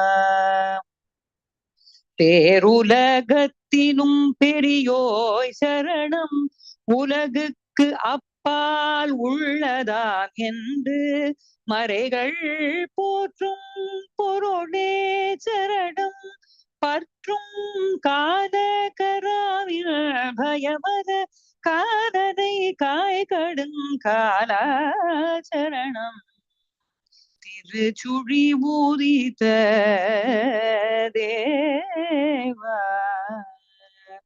புலன் வழி விளையும் துன்பம் போக்க அறிவுரு தாங்கி அணைந்தோய் சரணம் காம அகல்தை காய்ச்சதை காய காரி தீனா காயனே சரணம் திருச்சுழி ஊதித்த தேவா சரணம் பிறப்பு முதலே பிரமச்சரிய விரதம் பூண்ட வித்தகா சரணம் தண்ட கமழ்டதம் தரித்தோய் சரணம் பிரம்மாசன தியான நிரதா சரணம் பரமாய் அமரதியே சரணம் திருச்சுழி ஊதித்த தேவா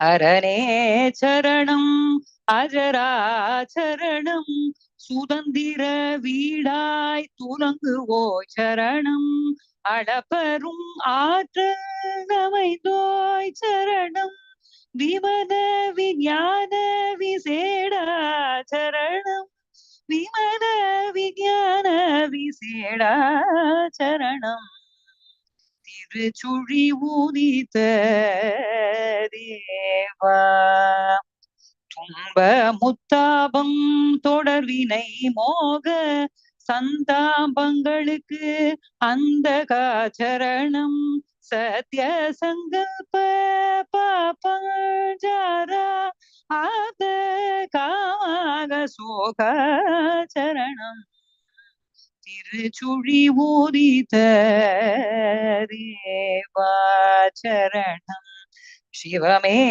சரணம் சிவங்கர சரணம் குருவே சரணம் நற்குன்றே சரணம் என் நிலையம் தேயம் இருப்பாய் சரணம் எவைக்கும் மடை கத ஈசா சரணம் எவைக்கும் மடை கத ஈசா சரணம் திருச்சுழி ஊதித்த தேவா அன்பர் மனதை தெளிவிப்போய் சரணம் புன்னகை பூத்து பொலிவாய் சரணம் துன்பம் மனைத்தும் தொலைத்தே இல்ப நல்கும் ரமண நன்னாம சரணம் இல்ப நல் ரமண நன்னாம சரணம் திருச்சுழி ஊதித்த தேவா சரணம் நலன் வேண்டுவ வேண்டுவார்க்கு எந்தை எனுமை உணர்ந்த எம்மனோடு மந்தா அத்தகை குணநலம் அடைதற் பொருட்டு புறவல் ரமணனை சரணடை வீரே குறவல் ரமணனை சரணடை வீரே திருச்சுழி ஊதித்த தேவா சரணம் ஆதவாய் விடையாடி சரணம் Tiruchuli ஊதித்த Deva Deva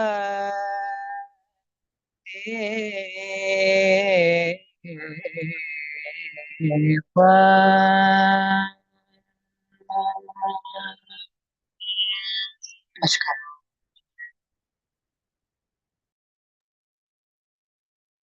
Thank you, Sangeeta. Now, Ram Kumar Sankaran is going to sing. Om Namo Bhagavate Sri Ramanaya. I'm just going to sing Ekanma Panchakam. These are the 5 verses on the self. After repeated gentle requests from Sri Suri Nagamma, Sri Bhagavan composed Ekanma Panchakam in Telugu in the year 1947. He composed it in the Tamil Venba form. He then translated the verses from Telugu to Tamil and connected them in one Kali Venba, which is called Ekanma Panchakam. This is the last work authored by Sri Bhagavan.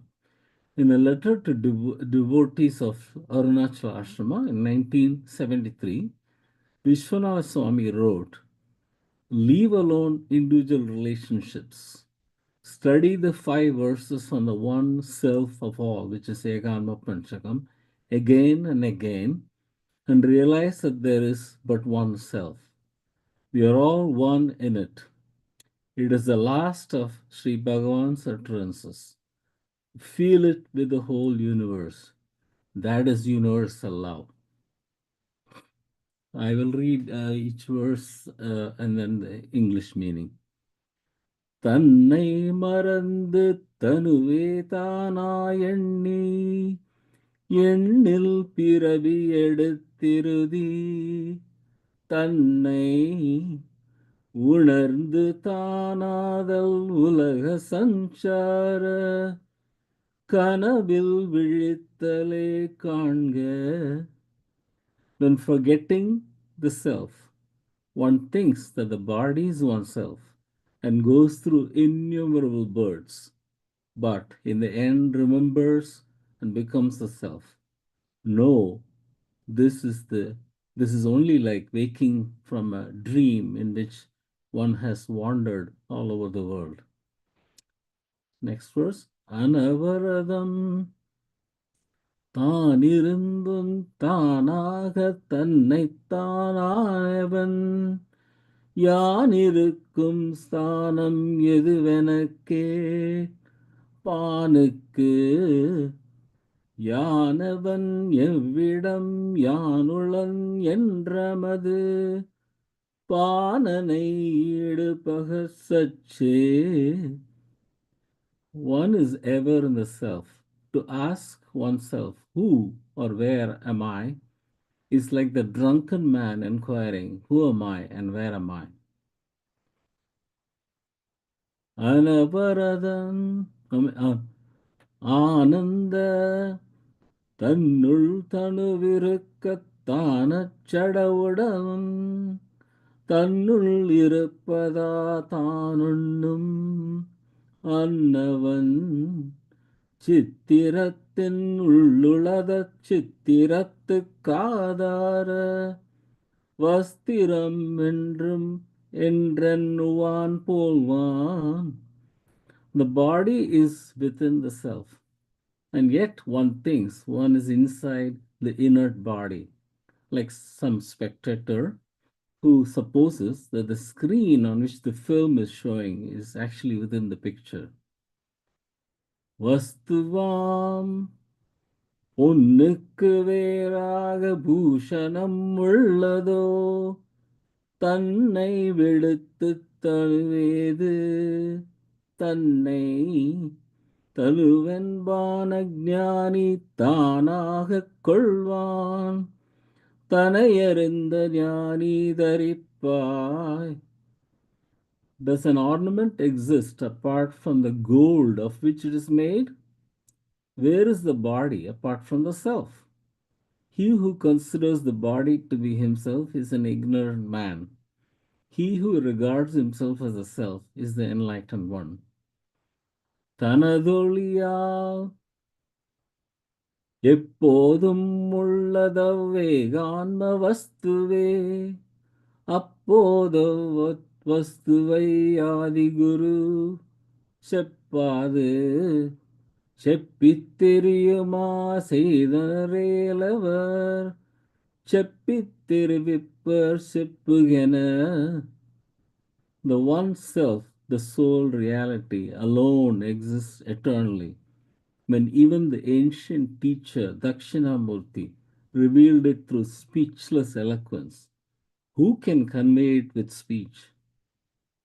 So the next, the last, these are the 5 verses. And then Muruganar composes 6 verse. இப்போதோ ஏகான்ம உண்மையினைத்தனத் தேற்றியன்பர் தேகான்ம பாவம் சிதைவித்தான் ஏகான்ம ஞான சொரூபமானண்ணும் குரு ரமணன் தானவென்ற இப்பாவில் தான். Guru Ramana, who reveals in the form of pure jnana, composed these 5 verses on the self. Declared in them is the nature of reality, which destroys the illusion that the body is the self. Om Namo Bhagavate Sri Ramanaya. Thank you, Ram Kumar. Now, Ravi Ramaswamy is going to chant Saddarshana. Om Namo Bhagavate Sri Ramanaya. Satpratyaya kim nu vihaya santam hruddesha chintarahito hrudakyaha katam smaramastamameyamekam tasya smritistatra drudaiva nishta mrutyunjayam mrutyubhiyashitanam aham matir mrutyumupaiti purvam atasvabhavat amruteshu teshu katham punar mrutyudhiyo vakashaha sarvai nidhanam jagatohamascha vacha prabhukaschidapara shaktihi chitretra lokyam cha vilokita cha pata prakashopya bhavat sayekah आरभ्यते जीव जगत् परात्मा तत्त्वाभिधानेन मतं समस्तम् इदं त्रयं यावदहं मति स्यात् सर्वोत्तमाहं मतिशून्यनिष्ठा सत्यं वृषा वा चिदिदं जडं वा दुःखं सुखं वेति मुधा विवादः अदृष्टलोकानिरहं प्रतीतिः निष्ठा विकल्पा परमाखिलेष्टा स्वरूपबुद्धिर्जगदीश्वरे च स्वरूपधीरात्मनि यावदस्ति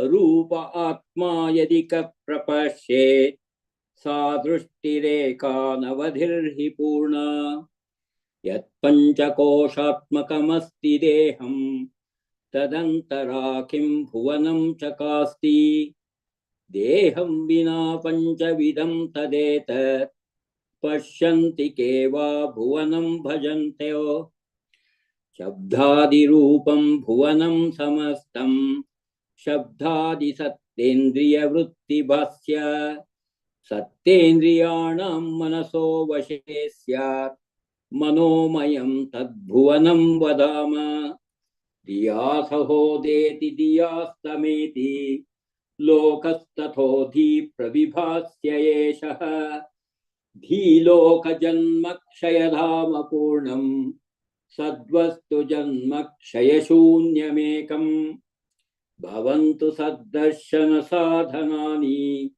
परस्य नाम कृतिभिः सपर्याः सद्वस्तु निप्राप्त तदात्मभाव निष्ठैव सद्दर्शनमित्यवेहि द्वन्द्वानि सर्वाण्यखिलास्ति पुट्यः किञ्चित् समाचित्य विभान्ति वस्तु तन्मार्गणे स्याद्गलितं समस्तं न पश्यतां सञ्चलनं कदापि विद्या कथं भाति न चेदविद्या विद्या विना किं प्रविभात्य विद्या द्वयं च कस्येति विचार्य मूला स्वरूपनिष्ठा परमार्थविद्या बोद्धारमात्मानमजानतो यो बोधस्य किं स्यात् परमार्थबोधः बोधस्य बोध्यस्य च संशयं स्वं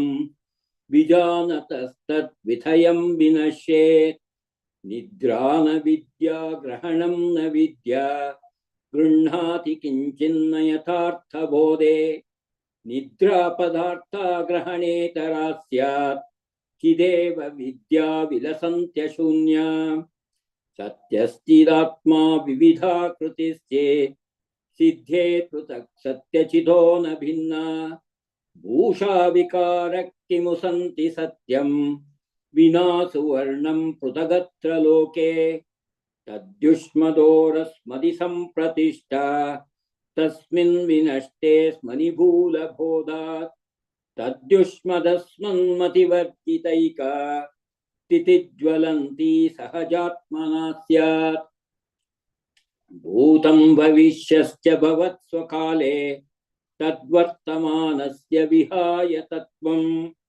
हास्यान किं स्यात् कथभावि चर्चा विनैकसंख्यां गणनेव लोके क्व भाति दिक्कालकथा विनास्मान् दिक्काललीलेह वपुर्वयं चेत् न क्वापि भामो न कदापि भामो वयं तु सर्वत्र सदा च भामः देहात्मभावे कजडौ समानौ एकस्य देहे हृदि दीप्त आत्मा आक्रम्य देहं च जगच्च पूर्णः परस्य मेयं तनुमात्रमात्मा अग्नस्य विघ्नस्य च विश्वमस्ति पूर्वस्य दृश्यं जगदेव सत्यं परस्य दृश्याश्रयभूतमेकं सत्यं प्रपूर्णं प्रविभात्य रूपं विदे प्रयत्नस्य च कोऽपि वादः तयोर्द्वयोर्मूलमजानतां स्यात् विदे प्रयत्नस्य च मूलवस्तु संजानतां नैव विधिर्न यत्नः यदीशीतुर्वीक्षणमीक्षितारम् अवीक्षतन्मानसिके क्षणं स्यात् न द्रष्टुरन्यः परमोहितस्य वीक्षा स्वमूले प्रविलीय निष्ठा आत्मानमीक्षेत परं प्रपश्येत् इत्यागमोक्ते सुलभो न भावः नात्मैव दृश्यो यदि काकतेशेत् भयं तदन्नी भवनं तदीक्ष्य धिये प्रकाशं परमो विकीर्य स्वयं धियोऽन्तः प्रविभाति गुप्तः धियं परावर्त्य धियोऽन्तरेऽत्र संयोजनानेश्वर दृष्टिरन्या न वक्ति देहोऽहमिति प्रसुप्तौ न कोऽपि न भूवमिति प्रवक्ति यत्रोदिते सर्वमुदेति तस्य धियाहमशोधय जन्मदेशम् देहो न जानाति सतो न जन्म देह प्रमाणोऽन्य उदेति मध्ये अहं कृतिग्रन्थि विबन्ध सूक्ष्म शरीर चेतो भवजीवनाम रूपोद्भवो रूपतति प्रतिष्ठो रूपाशनो धूत गृहीत रूपः स्वयं विरूपस्व विचार काले दावत्यहंकार पिशाच एषः भावेऽहमः सर्वमिदं विभाति लयेऽहमो नैव विभाति किञ्चित् तस्मादहं रूपमिदं समस्तं तन्मार्गणं सर्वजयाय मार्गः सत्यास्तितिर्नाहमुदेति यत्र तच्चोदयस्थानगवेषणेन विना न नश्येद्यदि तन्न नश्येत्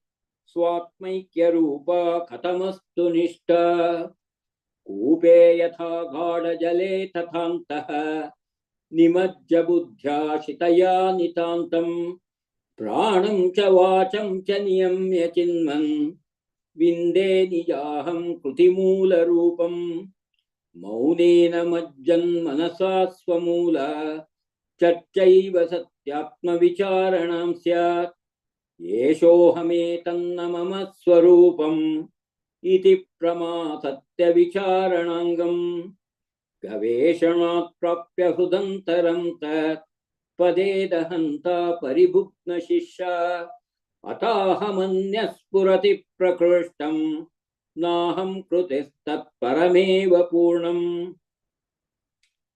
अहं कृतिम्यो लसति ग्रथित्वा किं तस्य कार्यं परिशिष्टमस्ति किञ्चित् विजानाति सनात्मनोऽन्यत् तस्य स्थितिं भावयितुं क्षमकः अहस्फुटं तत्त्वमसीति वेदः तथाप्यसम्प्राप्य परात्मनिष्ठां भूयो विचारो मतिदुर्बलत्वं तत्सर्वदा स्वात्मतया हि भाति न वेद्महं मामुत वेद्महं माम् इति प्रवादो मनुजस्य हास्यः दृग्दृश्यभेदात् किमयं द्विदात्मा स्वात्मैकतायां हि धियां न भेदाः उत्प्राप्य सद्धाम निजस्वरूपे स्वभावसिद्धेनुपलभ्य निष्ठां मायाविलासत्सदसत्स्वरूपः विरूपमानैकमुखप्रवादाः सिद्धस्य वित्तः सत एव सिद्धिः स्वप्नोपमानः खलु सिद्धयोन्याः स्वप्नप्रबुद्धस्य कथं नु सत्यः सतस्थितः किं पुनरेति मायां सोऽहं विचारेव पुरात्मभावे साहाय्यकारी परमार्गणस्य स्वात्मैक्यसिद्धौ स पुनर्निरर्थो यथा नरत्वप्रमितिर्नरस्य द्वैतं विचारे परमार्थबोधेत् अद्वैतमित्येष न साधुवादः गवेषणात् प्राग्दशमे विनष्टे पश्चाच्च लब्धे दशमत्वमेकम् करोमि कर्मेति नरो विजानन् बाध्यो भवेत् कर्मफलं च भोक्तुम् विचारधूता हृदि कर्तृता चेत् कर्मत्रयं नश्यति सैव मुक्तिः बद्धत्वभावे सति मोक्षचिन्ता बन्धस्तु कस्येति विचारणेन सिद्धे स्वयं स्वात्मनि नित्यमुक्ते क्व बन्धचिन्ता क्व च मोक्षचिन्ता रूपिण्यरूपिण्युभयात्मिका च मुक्तिस्त्रिरूपेति विधो वदन्ति इदं त्रयं या विविनक्तहन्दिः तस्या प्रणाशः परमार्थमुक्तिः सद्दर्शनं द्राविडवाङ्निबद्धं महर्षिणा श्रीरमणेन शुद्धं प्रबन्धमुत्कृष्टममर्त्यवाण्याम् अनूध्यवासिष्ठमुनिर्व्यथानि सत्तत्त्वसारं सरलं ददाना मुमुक्षुलोकाय मुदं ददाना अमानुषश्रीरमणीयवाणी मयूखभित्तिर्मुनिवाक् विभाति। ओम नमो भगवते श्रीरमणाय। Thank you, Ravi. Now, Jeff is going to sing. Namaskaram. I'm going to be chanting Guru Geetam by Sri Ganapati Muni.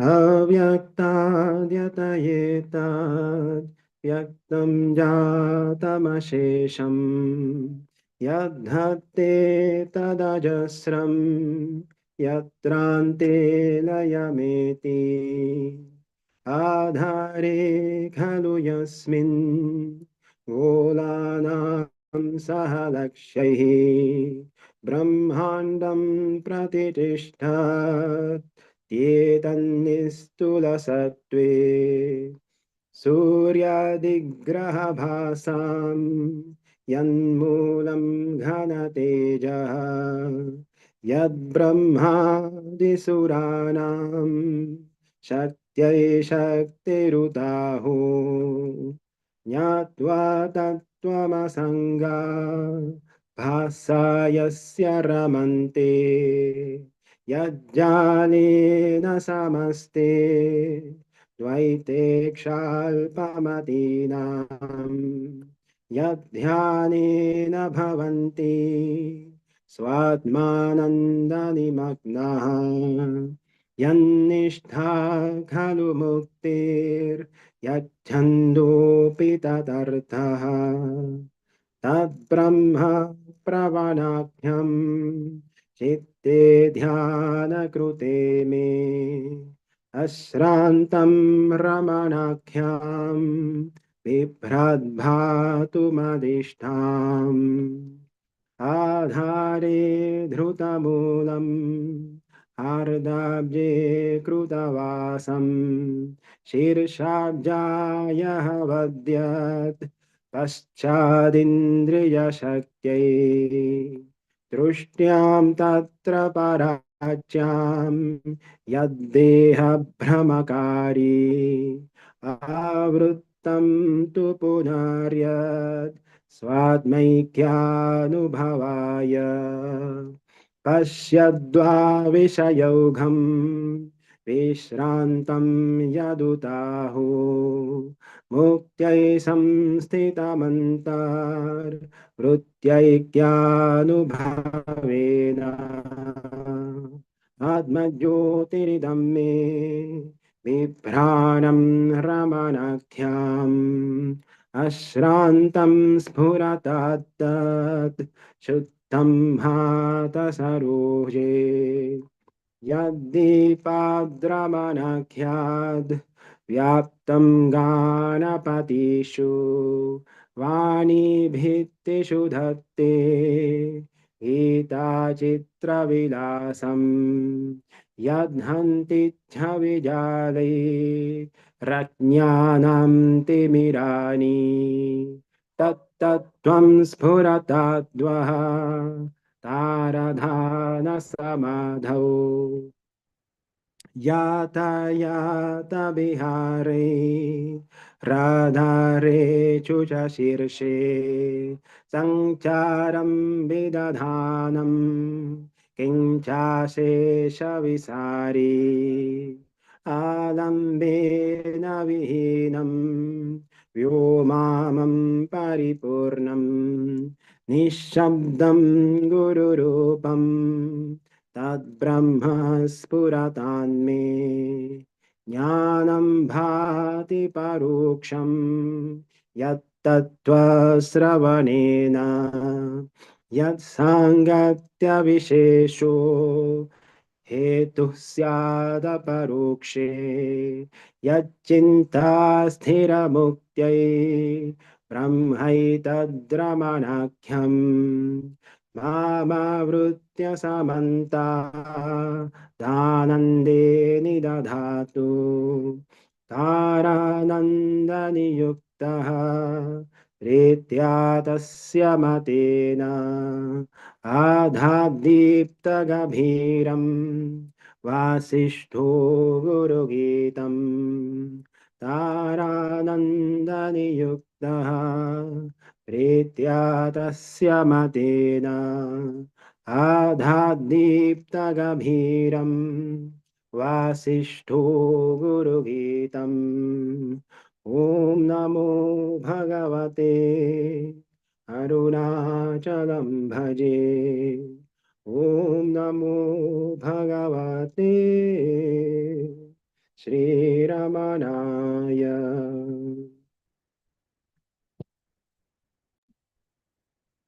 Thank you, Jeff. Now, Prem Sai Nagabhairava is going to chant sing the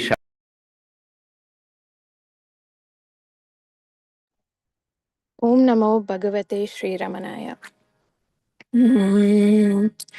Sharanagati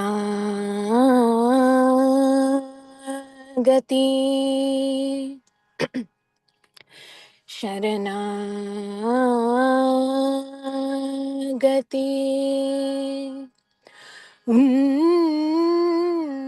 Parana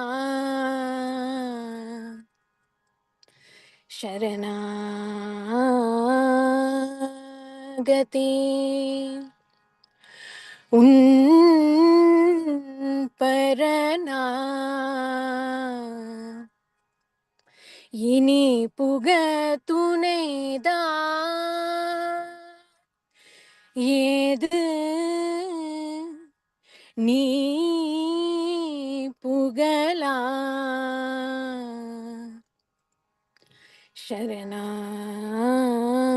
शरणागति स्मरणागति फल अरुणाचल नीरे रमना स्मरणागति फल अरुणाचल नीरे रमना करुणा वरुणा श्री रमना करुणा वरुणा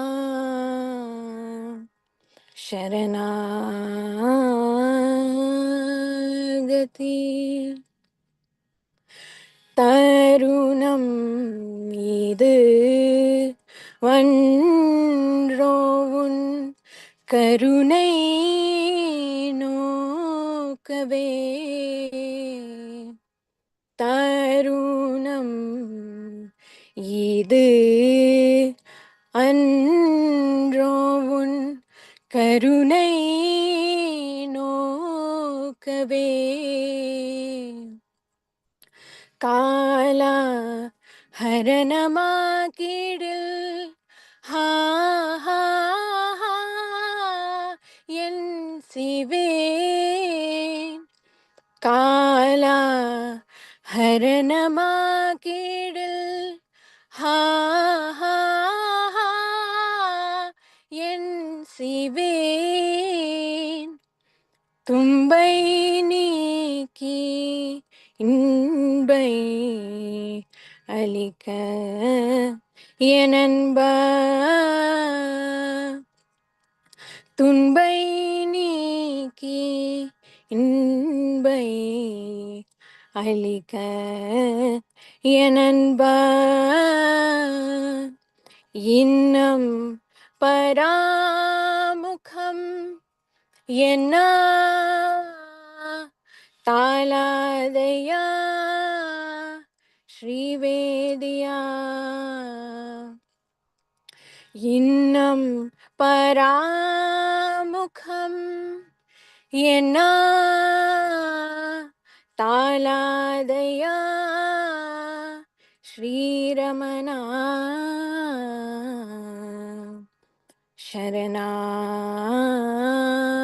शरणागति उन परना इनी पुगतुनेदा ஏது நீ புகழா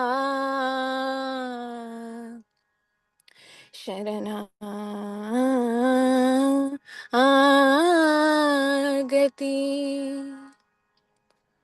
ओम नमो भगवते Shri रमणाय.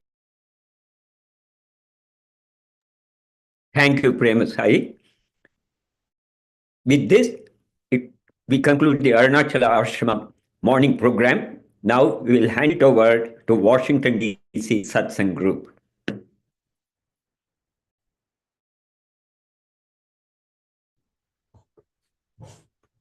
Thank you, Mohanji. Om Namo Bhagavate Shri Ramanaya. Welcome to this auspicious gathering where we come together to celebrate the teachings, songs, and experiences inspired by the divine presence of Bhagavan Shri Ramana Maharshi. I am Mayuri, and it is an honor to serve as your MC today for the Washington, D.C. program. Let's begin with the first segment of our program.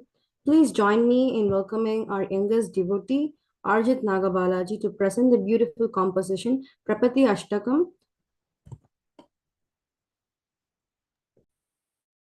Om Namo Bhagavate Sri Arunachala Ramanaya. Avartapuryam Shanitam Prapatye Pandesha Deshe Vritam Prapatye Sonachala Prashtacharam Prapatye Vikshum Tapakle Saham Prapatye Ramanam Prapatye Ramanam Prapatye Brahmakitan Samam Prapatye Chittari Sadvarjamaham Prapatye Sarvanyata Vihitam Prapatye Nisimakarunja Nidim Prapatye Ramanam Prapatye Ramanam Prapatye Asmat Prapanka Tadikam Prapatye Visvadikopter Visayam Prapatye Kalagraha Graha Baya Patune Kritanta Siksha Kritinam Prapatye Ramanam Prapatye Ramanam Prabhatye Vine Tumatim Visaya Tvachane Vijnanamutim Tatatam Prapatye Kandarpadarpa Jwaravaranya Kamari Lila Vataram Prabhatye Ramanam Prabhatye Ramanam Prabhatye Janmavarni Vatinam Prabhatye Prahatma Bhuyam Yatinam Prabhatye Brahasmanadya Ratam Prabhatye Prahatma Bhuyam Yatinam Prabhatye Ramanam Prabhatye Ramanam Prabhatye Haram Prabhatye Vicharam Prabhatye Swantartaya Sadanam Prabhatye Ammeya Samarthya Aham Prabhatye Visuddha Vijnani Varam Prabhatye Ramanam Prabhatye Ramanam Prabhatye Yatapa Rakamamoha Santapahanta Maham Prabhatye Vyatamasi Sesam Vyapanyamota Radena Radena Radena Namna Ramanam Prabhatye Ramanam Prabhatye Ramanam Prabhatye Shivam Prabhatye Shivatam Prabhatye Gurum Prabhatye Guninam Prabhatye Madhya Padma Susam Prabhatye Saranyamisam Saranam Prabhatye Ramanam Prabhatye Ramanam Prabhatye Prabhatim Ramana Sitam Tatvatam Tatvadarshinaha Tatkra Tunya Rasika Tattadasa Palapate Ramanam Prabhatye Ramanam Prabhatye Om Namo Bhagavate Sri Arunachala Ramanaya. Thank you, Arjit, for that wonderful rendition. Up next, we have Skanda Bhaskar presenting a soul-stirring composition, Ramana Desikam, by Sri Kavya Khanda Ganapati Muni. Om Namo Bhagavate Sri Ramanaya. Yekame Hrudi Santatam Sakala Nama Rupa Gunavarchitam Bhavahinamiva Adbhutam Manasi Bhavaye Ramana Deshikam Sattva Buddhi Paladayakam Sakala Chitta Moha Bhavanasakam Jnanamodakaramiswaram Manasi Bhavaye Ramana Deshikam Mohamittameh Santatam Nishita Chitta Mula Parimanikam Samvidekarana Rupinam Manasi Bhavaye Ramana Deshikam Vedasara Parimarvitam Sakala Yoga Chitta Samapujitam Tatvarupamaya Bhashade Manasi Bhavaye Ramana Deshikam चित्तशान्तिदयदायकं जदिति आत्मतत्त्वरसबोधगम् ईशरूपमयभाषते मनसि भावये रमणदेशिकम् पञ्चकोशपरिवेष्टितं विषयपञ्चसर्पविषभेषजम् पञ्चबाण्यबलनाशकं मनसि भावये रमणदेशिकम् तत्सत्येव भुवि सम्प्रतं रुचिरमत्यरूपमयधारयम् दृश्यते सकलयोगिनं मनसि भावये रमणदेशिकम् मौनतत्त्वरसबोधकं रहसि मोदमानवपुषं परम् मानरोषरिपुदाहकं मनसि भावये रमणदेशिकम् काव्यकन्तकविसूरिण स्तुतिभिरीशशून्यरिति गुस्थितम् सोनशैलतत्त्ववासिनं मनसि भावये रमणदेशिकम् भाषदे हृदयमण्डले महिति बोधभानुरिः सम्प्रतम् मोहरूपगणमाशदे मनसि भावये रमणदेशिकम् मनसि भावये रमणदेशिकम् मनसि भावये रमणदेशिकम् ॐ नमो भगवते श्रीरमणाय. Thank you, Skanda, for sharing that beautiful, peaceful song with us. We now invite Sri Hari Gopala Krishnan Ji to read from the profound conversations captured in Talks with Sri Ramana Maharishi, chapters 30 and 31. Om Namo Bhagavate Sri Ramanaya. Today I'm going to read Talks with Bhagavan Sri Ramana Maharshi, Talks 30 and 31. In this talk 30, especially, it is very unique because in this, a devotee named N. Nadesha Iyer, who is a well-learned man, who has all sort of vague ideas about spirituality, and you can see Bhagavan slowly turning his mind into a complete surrender by the end of this talk. Talk number 30. Mr. N. Nadesha Iyer, the leader of the bar in a South Indian town, an orthodox Brahmin, asked, "Are the gods Ishvara or Vishnu and their sacred regions Kailasa or Vaikuntha real?" Maharshi: "As real as you are in this body." Devotee: "Do they possess a Vyavahara Satya, like phenomenal existence, like my body, or are they fictions like the horn of the hare?" Bhagavan says they do exist. Devotee: "If so, they must be somewhere. Where are they?" Bhagavan: "Persons who have seen them say that they exist somewhere, so we must accept their statement." Devotee: "Where do they exist?" Bhagavan: "In you." Devotee: "Then it is only idea, that which I can create and control?" Bhagavan: "Everything is like that."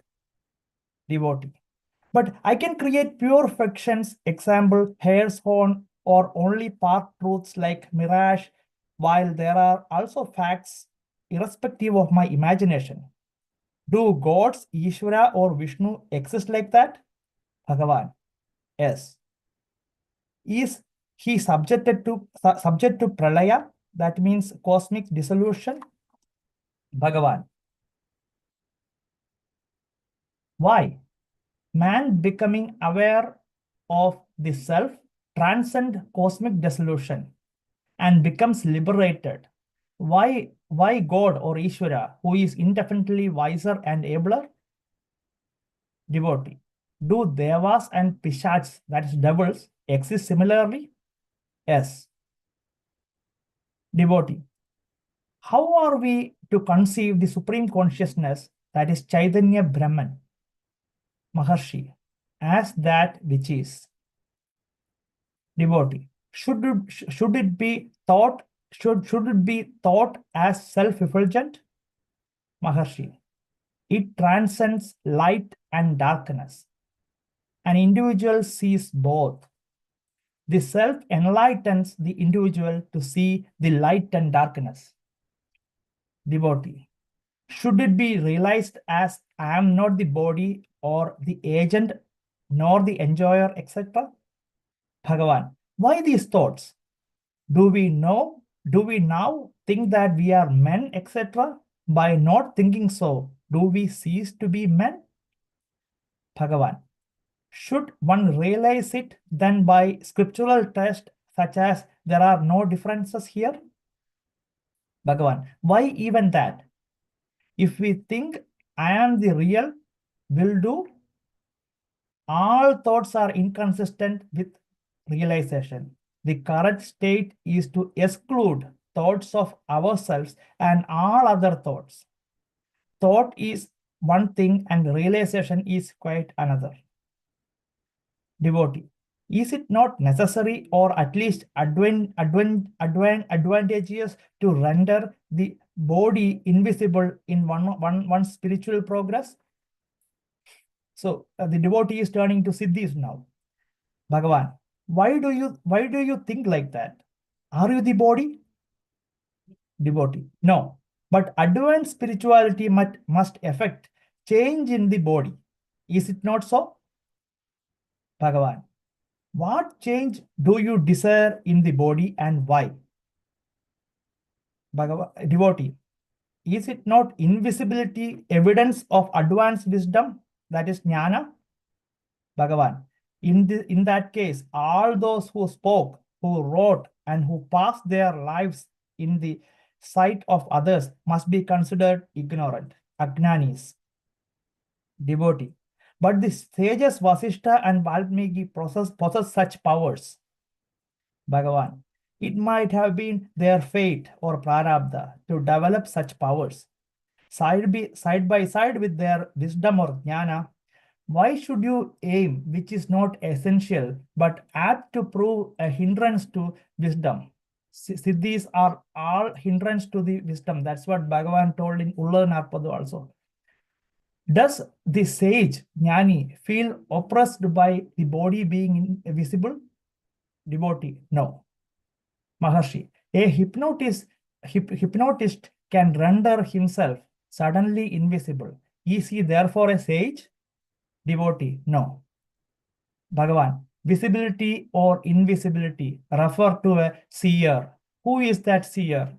Solve that first. Other matters are unimportant. Bhagavan just shoots the jnana here. Devotee. The Vedas contain conflicting accounts of cosmogony.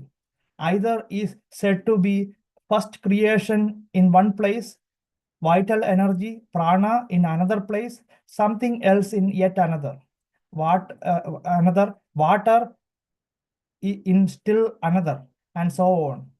How are these be reconciled?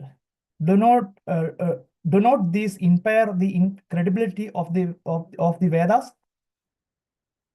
Different seers saw different aspects of truth in different times. Such emphasizing some one view, why you worry about their conflicting statements?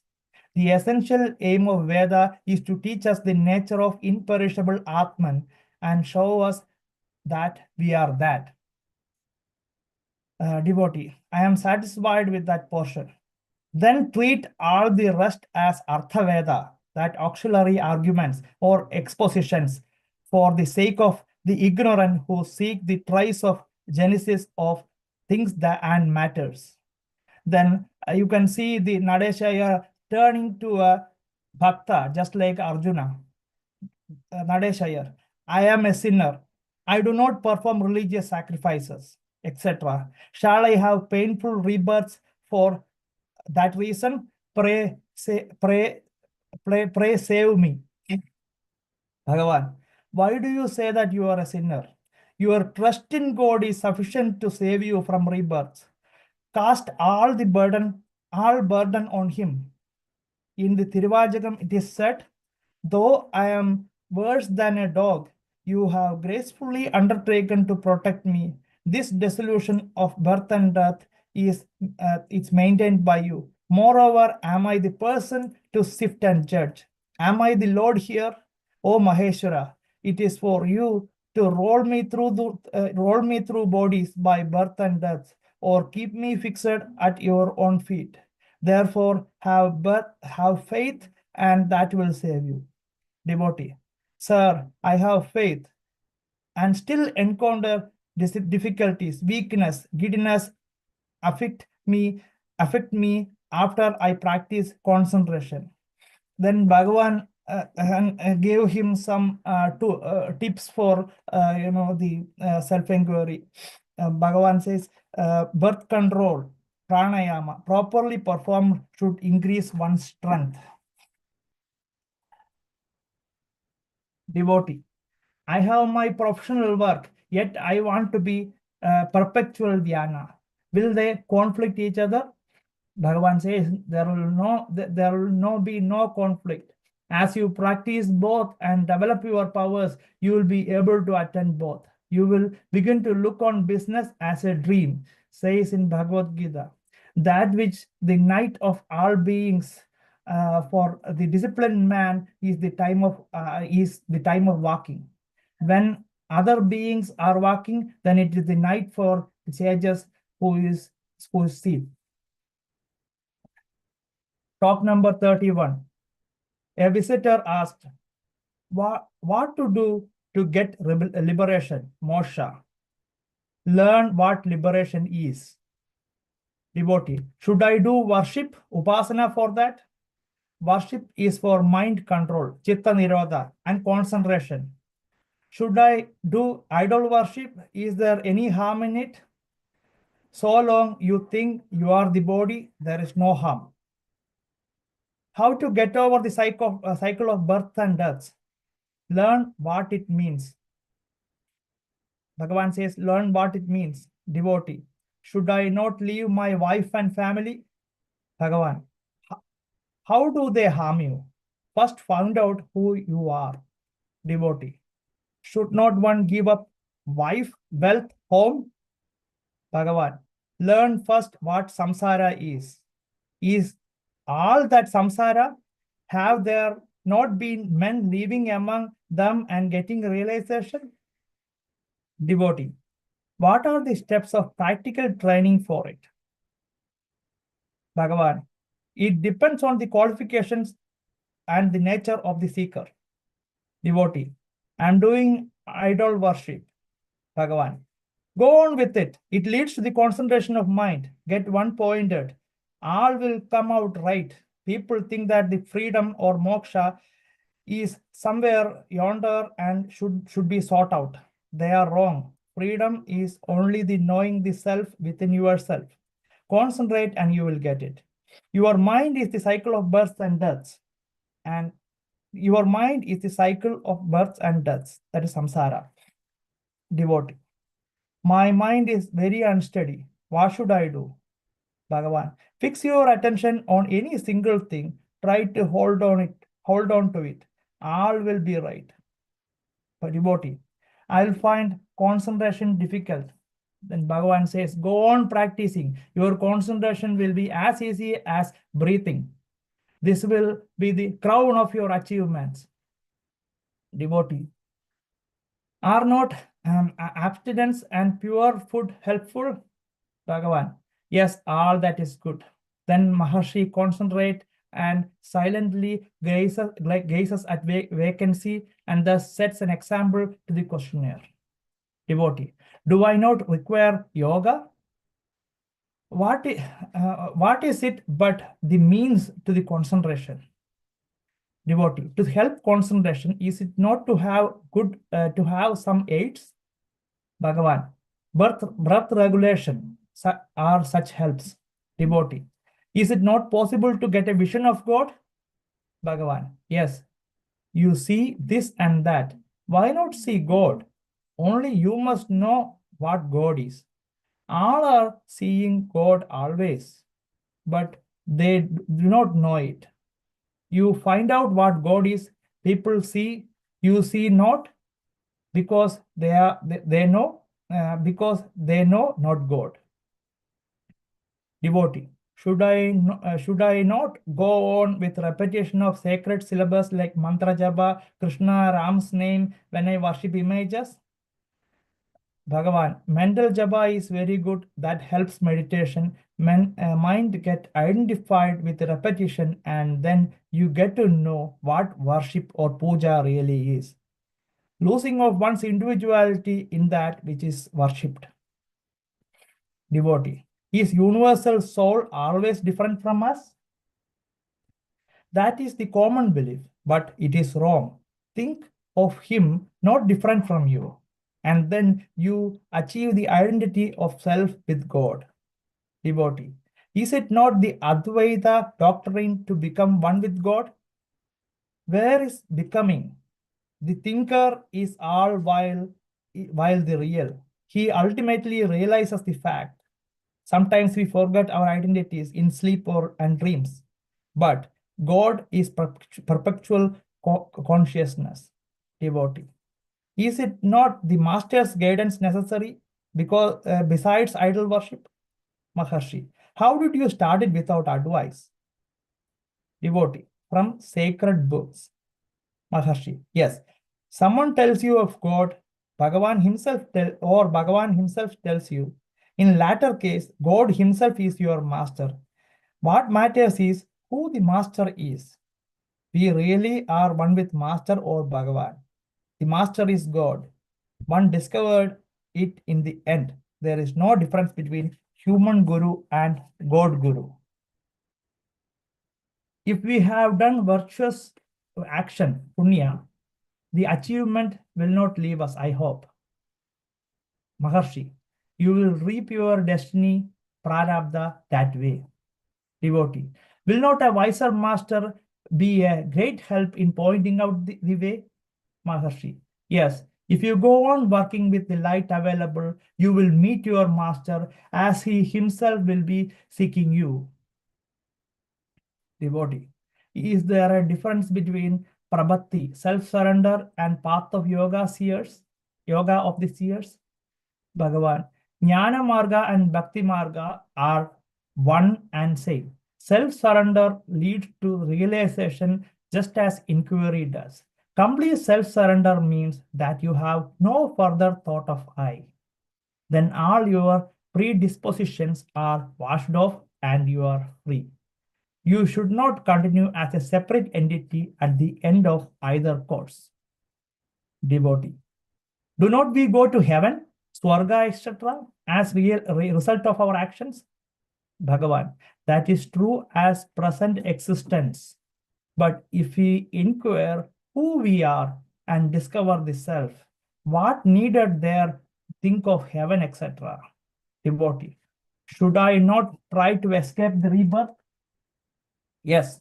Find out who is born, who has the trouble of existence now. When you are asleep, do you think of rebirths or even present existence, etc.? So find out whence the present problem arises, and there will be a solution also. You will discover that there is no birth, no present trouble or unhappiness, etc. All is that. All is bliss. We are freed from rebirth. In fact, why fret over mystery of rebirth? Om Namo Bhagavate Sri Ramanaya. Thank you, Sri Hari for that insightful reading. Following the reading, we welcome Devika Sri Hari to perform Valambara Vendum Aye, a melodious piece with lyrics by Sri Sadhu Om Swamigal.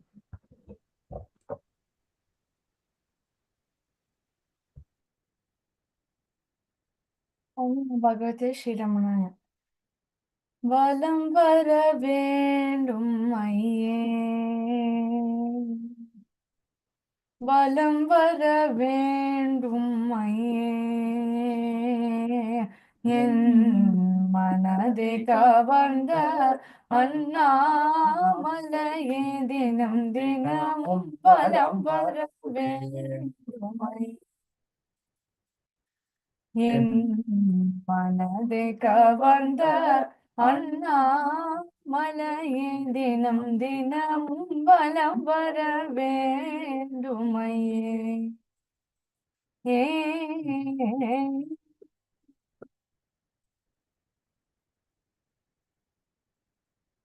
நம் நலம் திகழ் ஞான ரமண நலம் திகழ் ஞான ரமண நலம் திகழ் ஞான ரமண நலம் திகழ் ஞான ரமண ஓரினாடி விலகாத ஞானமலையே நானும் பலம் வர வேண்டுமையே என் கவர்ந்த அண்ணாமலையே தினம் தினமும் பலம் வர வேண்டுமையே ஏ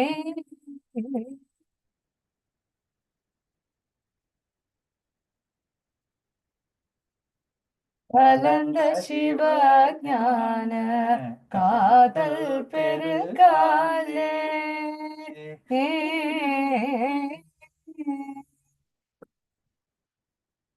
கலந்த சிவஞான காதல் பெருகாலே கடவுள் ரமண குரு கடலடி தன்னாலே மலர்ந்த விழி மலர்கள் மலை சிகரம் மேலே வைத்து வலம் வந்த காரணத்தை நினைந்ததாலே வலம் வர வேண்டுமையே என் மனதை கவர்ந்த அண்ணாமலையே தினம் தினமும் பலம் வர வேண்டுமையே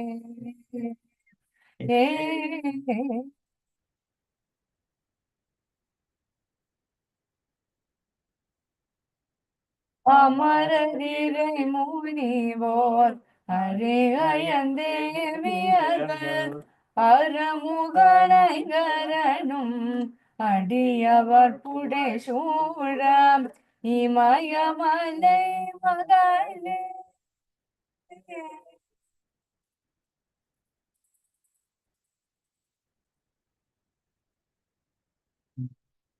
இமயமலை மகளே மலையே மலம் வந்து இடது பாகம் அடைந்தார் என் போடாடி மைகள் மலம் வர வேண்டுமையே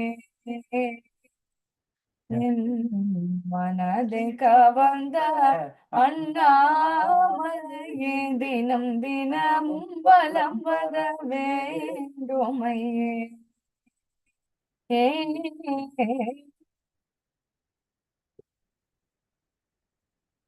Om Namo Bhagavate Shri Ramanaya. Thank you, Devika, for that moving performance. Next, Gopika Sri Hari will present the heartfelt song Sri Ramana from Bhaje Ramana Namam. Om Namo Bhagavate Shri Ramanaya. Shri Ramana, Shri Ramana, Shri Ramana, Shri Ramana, Shrita Jana Bhushana Shri Ramana, Shrita Jana Bhushana Shri Ramana, Prabhu Ramana, Prabhu Ramana, Prabhu Ramana, Prabhu Ramana, Prasita Kirte Prabhu Ramana, Prasita Kirte Prabhu Ramana, Prasanna Murte Prabhu Ramana, Prasanna Murte Prabhu Ramana, Prabodha Spurte Prabhu Ramana, Prabodha Spurte Prabhu Ramana, Shiva Gurunatha Shri Ramana, Shiva Gurunatha Shri Ramana, Guru Ramana, Guru Ramana, Guru Ramana, Guru Ramana, Guha Swarupa Guru Ramana, Guha Swarupa Guru Ramana, Namo Ramana, Namo Ramana, Namo Ramana, Namo Ramana, Nata Janagadipada Namo Ramana, Nata Janagadipada Namo Ramana, Nava Nava Yauvana Namo Ramana, Nava Nava Yauvana Namo Ramana, Nayana Vishala Namo Ramana, Nayana Vishala Namo Ramana, Shiva Guru Nada Shri Ramana, Shiva Guru Nada Shri Ramana, Shri Ramana, Shri Ramana, Shita Jana Bhushana Shri Ramana, Prabhu Ramana, Prabhu Ramana, Prasita Kirte Prabhu Ramana, Prasanna Murte Prabhu Ramana, Prabodha Spurte Prabhu Ramana, Shiva Guru Nada Shri Ramana, Guru Ramana, Guru Ramana, Guha Swarupa Guru Ramana, Namo Ramana, Namo Ramana, Nada Janagadipada Namo Ramana, Nava Nava Yauvana Namo Ramana, Nayana Vishala Namo Ramana, Shiva Guru Nada Shri Ramana, Shiva Guru Nada Shri Ramana. Om Namo Bhagavate Shri Ramaya. Thank you, Gopika, for sharing that piece with us. It's now time for Balaji Soundararajan ji to delight us with two compositions, Paramburul Dani Arunachalam and Tirunalum Perunalum Ramanan Piranda Nale, both with lyrics by Ilayaraja sir.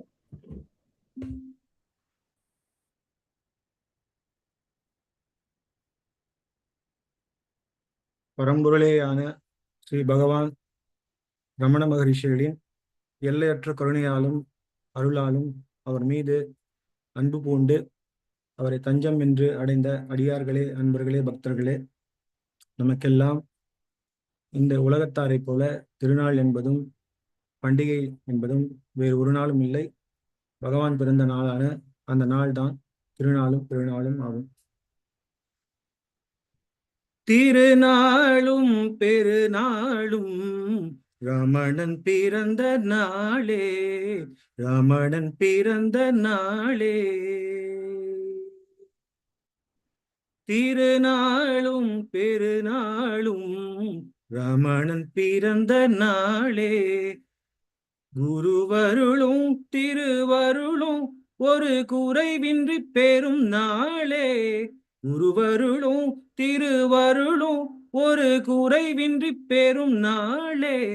திருநாளும் பெருநாளும் Ramanan பிறந்த நாளே, ரமணன் பிறந்த நாளே. அருண சத்குரு சரணம் ஸ்ரீரமண சத்குரு சரணம், அருண சத்குரு சரணம் ஸ்ரீரமண சத்குரு சரணம், நின்னருட்பத மலர் சரணம். திருநாளும் பெருநாளும் ரமணன் பிறந்த நாளே, ரமணன் பிறந்த நாளே, ரமணன் பிறந்த நாளே.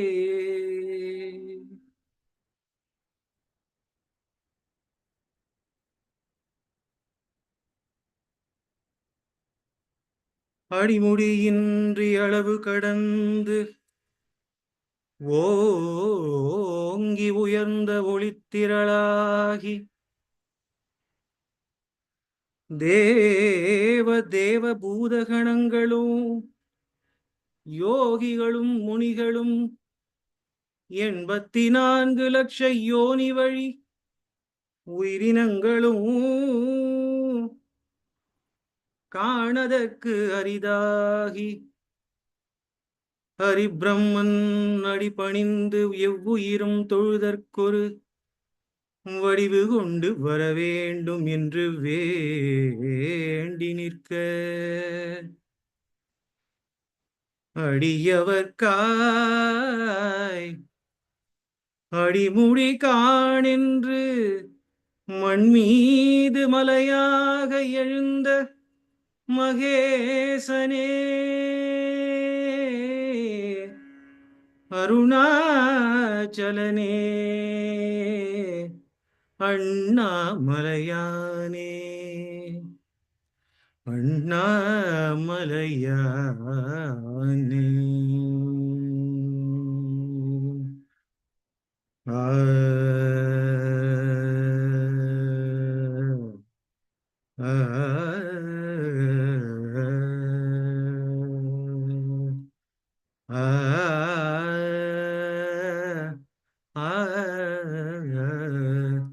பரம்பொருள்தானே அருணாச்சலம்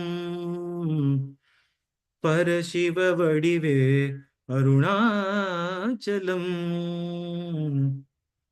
நினைத்திட முக்தி தரும் நெருங்காது இதயத்தில் நினைத்திட முக்தி தரும் நெருங்காது இதயத்தில் வாவென்று அழைத்திட வந்திட வரம் தரும் பரம்பொருள்தானே அருணாச்சலம் பரசிவ வடிவே அருணாச்சலம் நினைத்திட முக்தி தரும் நெருங்காது இதயத்தில் நினைத்திட முக்தி தரும் நெருங்காது இதயத்தில் வா என்று அழைத்திட வந்திட வரம் தரும் பரம்பொருள்தானே அருணாச்சலம் பரசிவ வடிவே அருணாச்சலம் விண்ணோர் உலகின் பெருவாசல் அண்ணாமலையின் அடிவாரம் மண்ணில் சொர்க்கத்தின் பெருவாசல் அண்ணாமலையின் அடிவாரம் விண்ணோர் உலகின் பெருவாசல் அண்ணாமலையின் அடிவாரம் மண்ணின் சொர்க்கத்தின் பெருவாசல் அண்ணாமலையின் அடிவாரம்.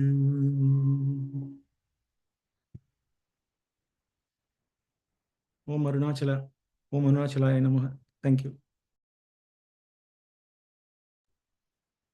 Thank you, Balaji ji, for those delightful renditions.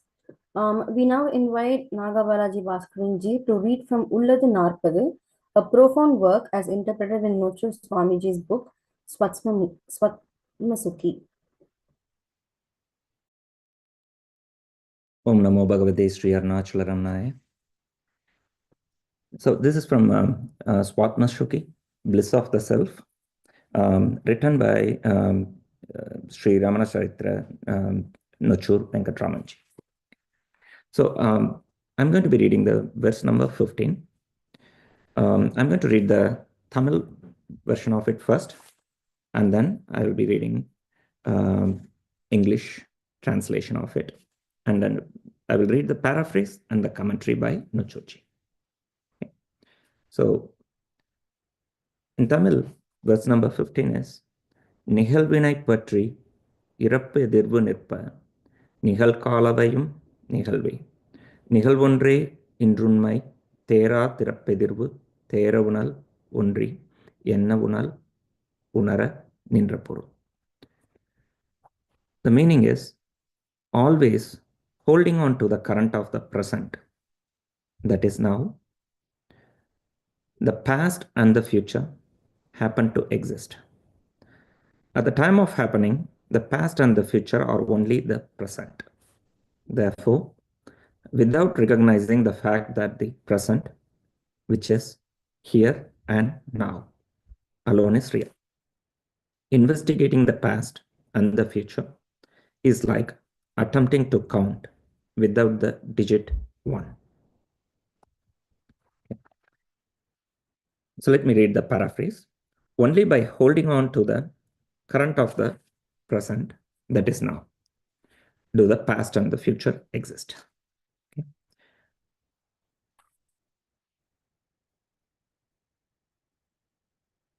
At the time of their occurrence, the past and the future are also known as present. The present alone is real. To investigate the past and the future without knowing the truth of the present, the here and now, is like attempting to count, forgetting the digit 1. Here comes the commentary. The Vedanta Vichara enters into a fascinating realm of insight in this sloka. In the previous verse, Bhagavan has revealed the importance of the first person, the I thought, in the process of self-inquiry. Though the first person also is a thought, like the second and third persons, only by probing into the I can one touch the source. That is shown with certitude by Bhagavan. In this sloka, Sri Bhagavan comes to the same truth by inquiring into the triad of time, the past, present, and future. What is time? The rishis define time as a gap in the awareness of infinity.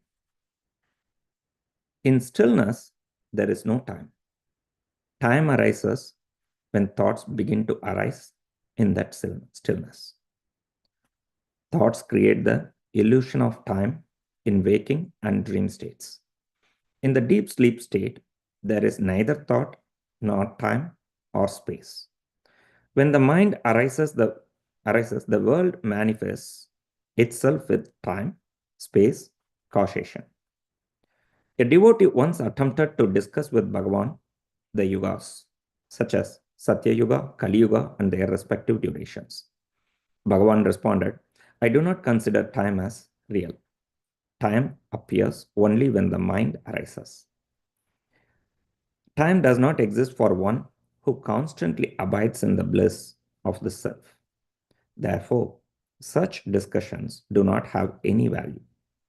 Shastras regard all these, time, space, causation, karma, mind, as synonyms for the Lord's power, which has manifested itself as the visible universe.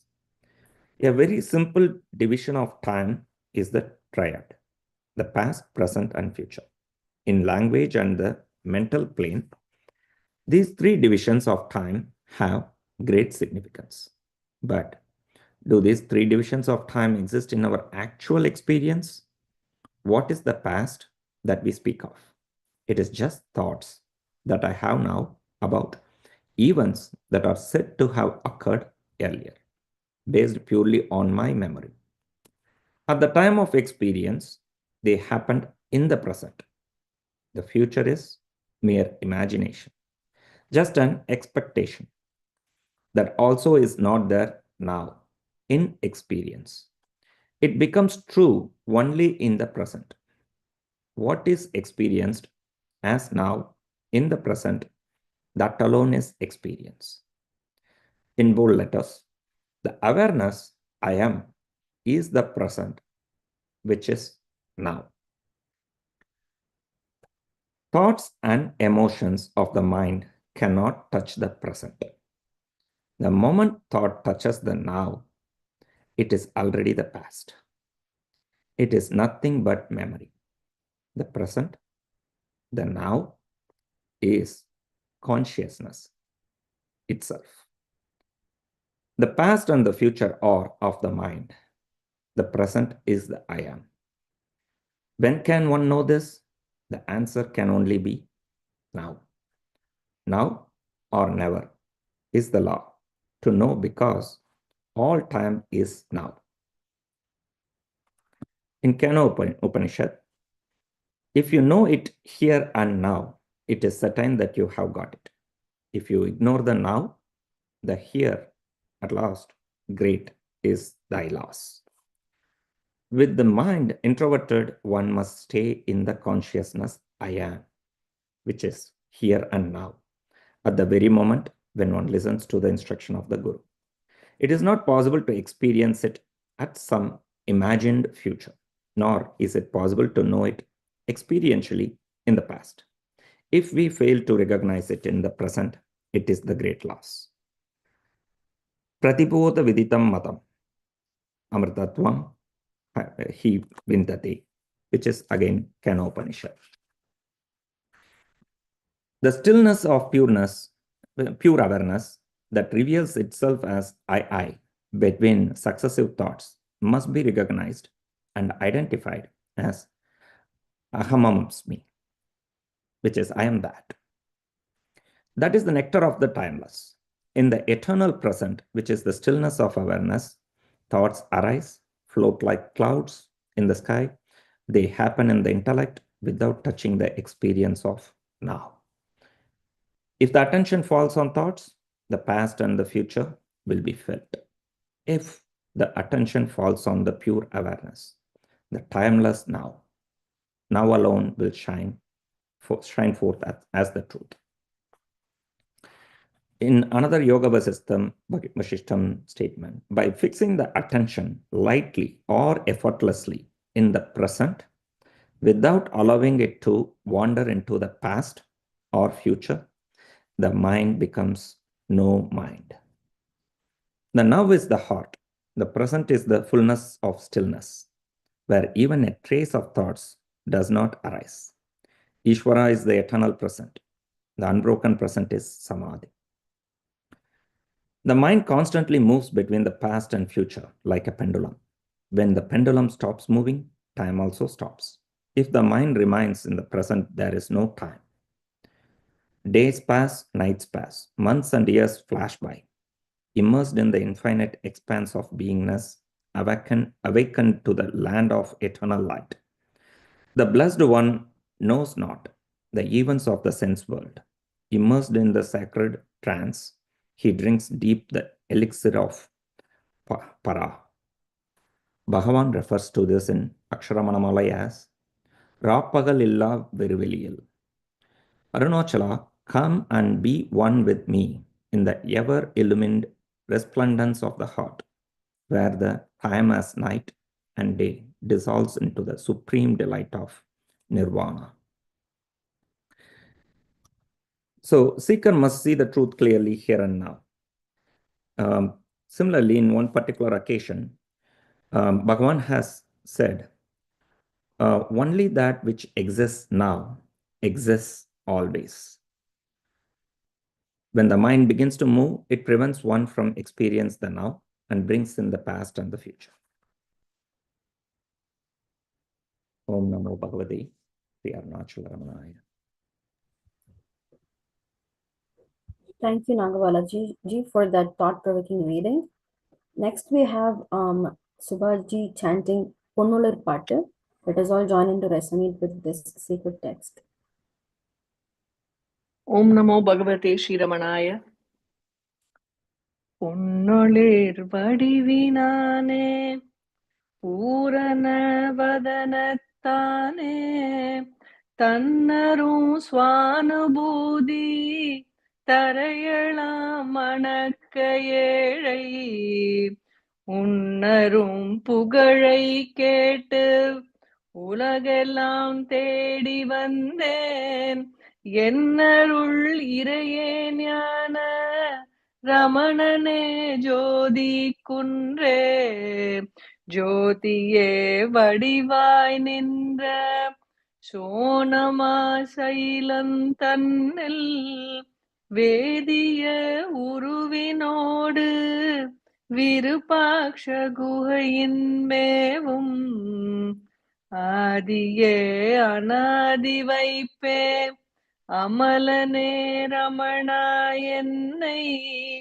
சோதியாதாண்டு கொள்வாய் சிற்பர சொரூபனியே சிற்பரானந்த வாழ்வே சிவத்தோடும் கலந்த தேனே அற்புதானந்த பாஹே அகண்டனே ரமணா உன்னை கற்பக தருவாய் நாடி கடிந்தெழுந்தோடி வந்தேன் விற்பன உருவே காவாய் விமலனே அருட்கண் தந்தே தந்திடாய் தளிர்போர் பாதம் தமியனேன் சிரத்தில் சூடி நொந்திடா வாழ்வதெய்தி நொடியதேர் பவனோய் போக்க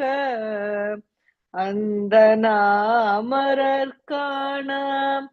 அருணை வாழ் ரமணா மோனா எந்த நாள் அடைவனுன்னை இருவிழி மணியே சொல்லாய் மணியென புகழ்வதெல்லாம் மற்றென்றும் அறியாய் ஏழை அணிமையே நின்று யானும் அலறுவதறிந்திடாயோ தனியென தகப்பே இன்று சடுக்கென என்னை விட்டோட துணியதை ஞானவாளாள் சுந்தர ரமணா போற்றி ரமணனே ஜகத்தினோடும் ரவியுடு கணங்களானோன்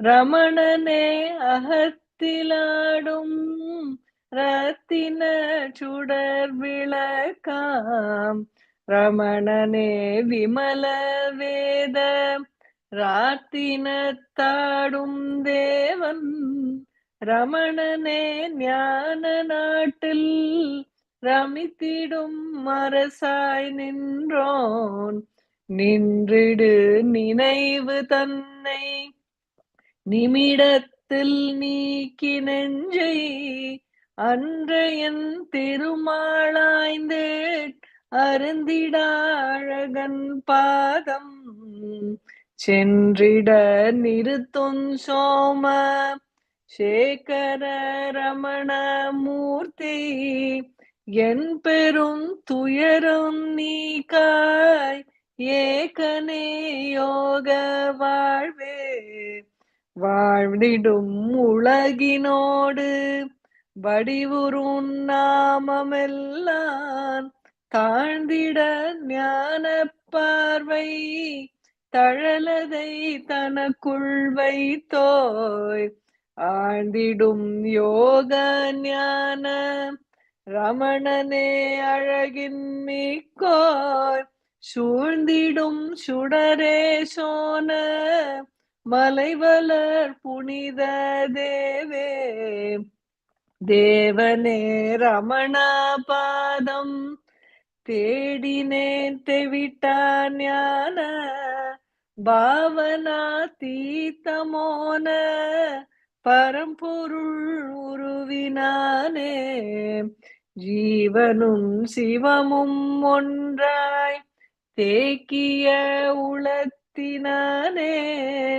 சாவதும் பிறப்பும் இல்லா தத்துவ முடிவாய் நின்றோர் நின்றிடும் சோன செய்ல நிலைத்திடும் ரமணன் வாழி மின்றிகள் சடையனோடு விருபாக்ஷ குகையும் வாழி வென்றிடும் துன்பம் போக்க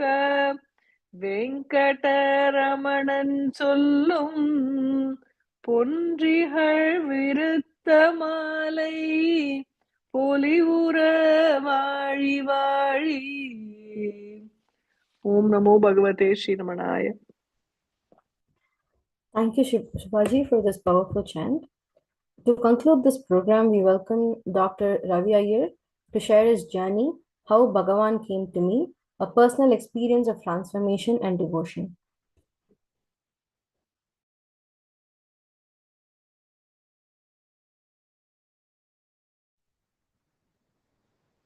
ஓம் நமோ பகவதே Sri ரமணாய.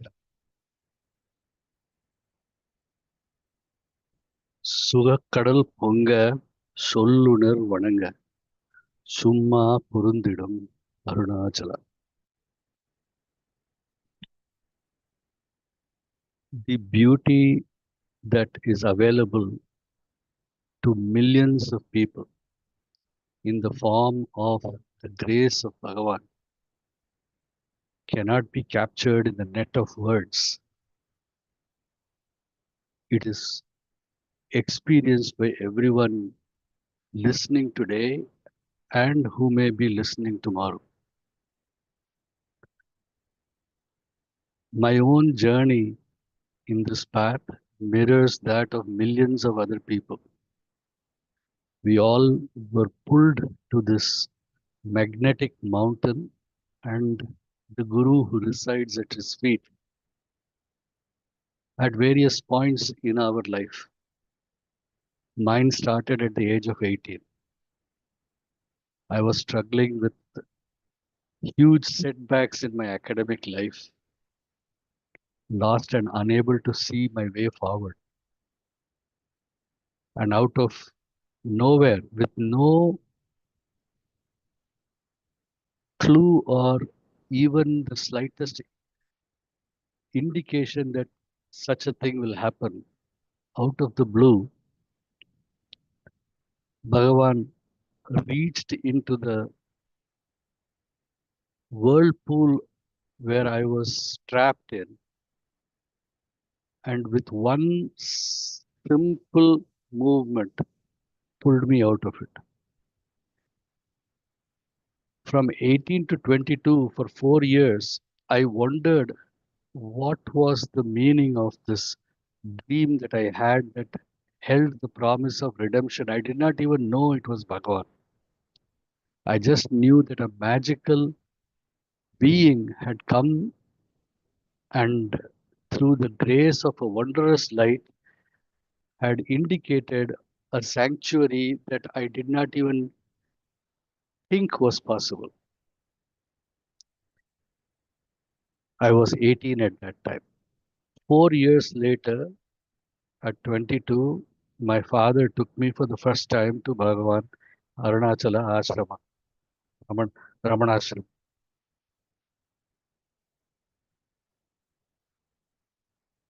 To this day, 40 years later, I can still remember the first footstep I took across the gate. It was as if you step into a different world. On one side, the whole world with all its noise and chaos exists. Then you put one foot across the threshold, and suddenly you plunge into this deep pool of silence. And the sounds of the street outside melt away into some distant echo, almost like it's a dream. This experience of transition from chaos to harmony has always been my experience every time I set my foot in Ravanashram. And it is not just mine, it is the experience of everyone. We all sit today and speak and sing various songs. But these songs are just a very, very small shadow, a weak reflection of this experience of silence that all of us experience when we put our foot across the gate of Sri Ramanashram.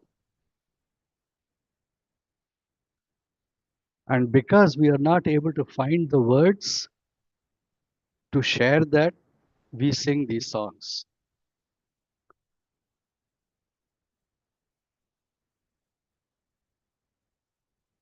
To speak of the experience of Bhagavan is like asking a bride to speak of the experience of her spouse on her wedding day. You cannot speak of it. You can only stand and look at the radiance and also the shyness that steals across the face of the young bride.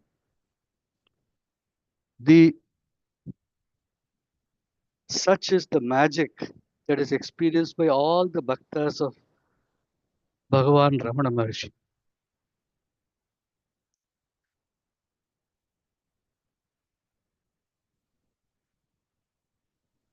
Once one of us gets this gift,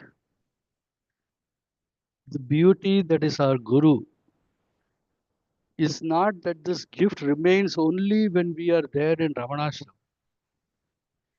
He parcels this gift into our being like a loving mother who packs travel food for their children when they go on journeys. Like that, Bhagavan parcels this grace that he packages into our being.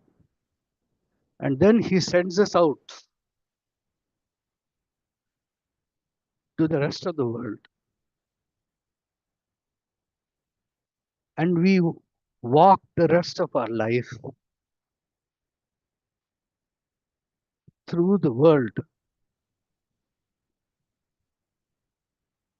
doing whatever duties are given to us. And constantly enjoying this parceled food that he has packed inside our hearts and sharing the sweetness of that through our look, speech, and touch to those around us. And they experiencing the beauty of that grace, they wonder what is this magic that this devotee has that can soothe our souls just by coming in our presence. They do not realize that the magic is Bhagavan's magic. Such has been my life. And it is just not my life, it is the life of millions of Bhagavan's devotees. I see it every day. I go to Satsang. Whenever I get time and I go to the Ramana DC group, I see it in the actions of people. I see it even in their doubts when they lose their sight of what is the sweetness of this packaged grace.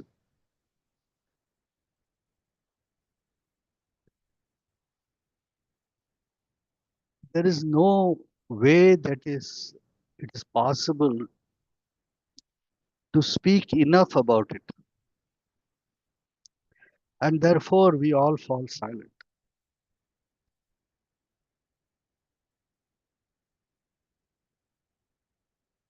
They say that if you live 1,000 lives and search through 1,000,000 universes, you may be fortunate to see one jnani. The great miracle is that if you go today to Sri Ramanashram, there are 20 jnanis sitting in the kitchen cooking your food for you. There are another 15 jnanis serving food to you. There are jnanis in Ramanashram doing abhishekam to the idols and lingam that is there. Jnanis sitting in the book depot, in the library, in the Veda Patashala. You will never see such a collection of people all immersed in Jnana Rasam, the milk of Jnana, in one place going around doing their everyday work,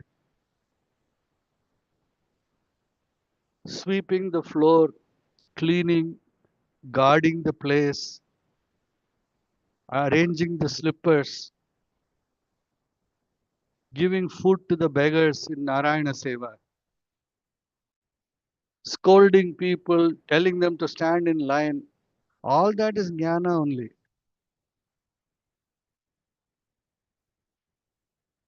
Such is the miracle of Ramanashram.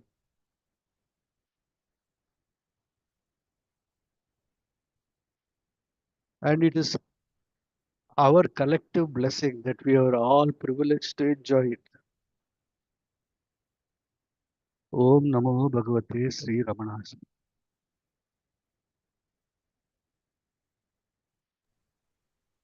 Thank you, Ji, for sharing your such a heartful and inspiring story.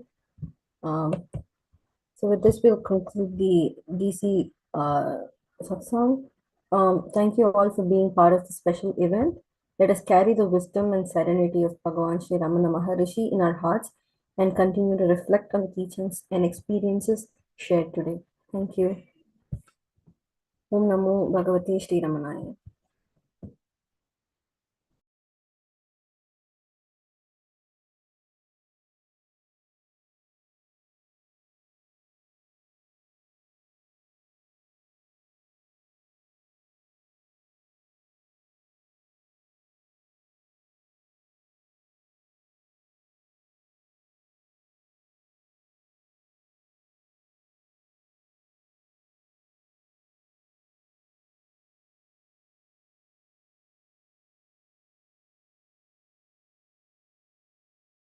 Ramanaya.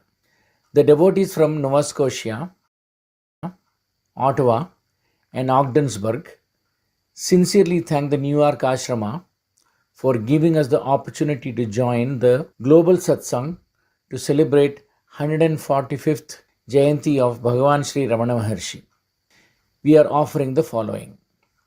Reading by Dr. Anil Sharma, the prayer manuscript written by Sri Bhakta Bhagavat. This will be followed by a recitation from Sri Muruganar's Ramana Sannidhi Murai by Ramnath Kameswaran. Thereafter, Krishnan Tirunellai will present a talk on Bhagavan Ramana's miracles. This will be followed by a few bhajans by Ramya Krishnan and Krishnan Tirunellai. Ananta Padmanabhan will conclude our offering with a Tirupugal and shlokas from Mundaga Upanishad. Om Namo Bhagavate Sri Ramanaya. Om Namo Bhagavate Sri Ramanaya. Sri Arunachala Bhakta Bhagavata, founder of Arunachala Ashram in New York and Nova Scotia, was ever absorbed in the grace of his Guru, Sri Ramana Maharshi. Words of praise and surrender poured forth in an ever-flowing, seemingly endless torrent of joy, regardless of time and space. These writings continue to inspire and guide devotees to the holy feet of Arunachala Ramana, while granting solace to those who too undergo worldly trials and tribulations while treading this sacred mountain path. The following prayer to Sri Ramana was written during one of Sri Arunachala Bhakta Bhagavat's visits to Sri Ramanashramam. O Lord Arunachala Ramana, thou art ever abiding in the cavity of the lotus of my heart, and commanding me to do nothing except remember thee unceasingly with each and every expiration and inspiration of my breath, and realize thee once and for all. Whatever there is in the universe is soaked and saturated, permeated and pervaded and filled with thee, and there is nothing else for me to do but to drink deep in the ocean of being, consciousness, and bliss that thou art for mankind. This much I do realize, that unceasing inherence in Sri Arunachala Ramana Parameshwara with devotion, dedication, submission, surrender, love and affection much remain the focal point of my earthly sojourn, and with thy infinite grace, mercy, compassion, and kindness, I must cling to the self, nothing but the self, in the innermost recesses of my heart, and rise above the din and bustle of this phenomenal existence. There is not the least shadow of doubt in my mind that thou ever holdeth me by the hand, guideth my life, lighteth my path, and carrieth me onward to the holy hill of the holy beacon light, Ramana. With eyes closed, I sit here in the Kotak house of Sri Ramanashramam and find myself absorbed in Sri Arunachala. Day and night, my heart is filled with thy glorious and gracious presence, and how I would like to do nothing but remain merged in thy lotus feet once and for all, Bhagavan. With each and every exhalation and inhalation of my breath, I find my life melted and merged in thy unique and direct path of practice of self-inquiry of who am I, whence am I, and this is the destination for which thou hast brought me into this creation of animate and inanimate beings, Arunachala. No sooner do I close my eyes, I am absorbed in the holy hill of the holy beacon light. The time has now come that thou taketh from me the work of resounding and reverberating the 10 directions of the globe with Bhagavan Sri Ramana Maharshi ki Jai, Sri Arunachaleshwara Shiva Sadguru Bhagavan Sri Ramana Maharshi ki Jai, and Satchidananda Ramana Dakshina Murti Shiva Arunagiri Parameshwara ki Jai.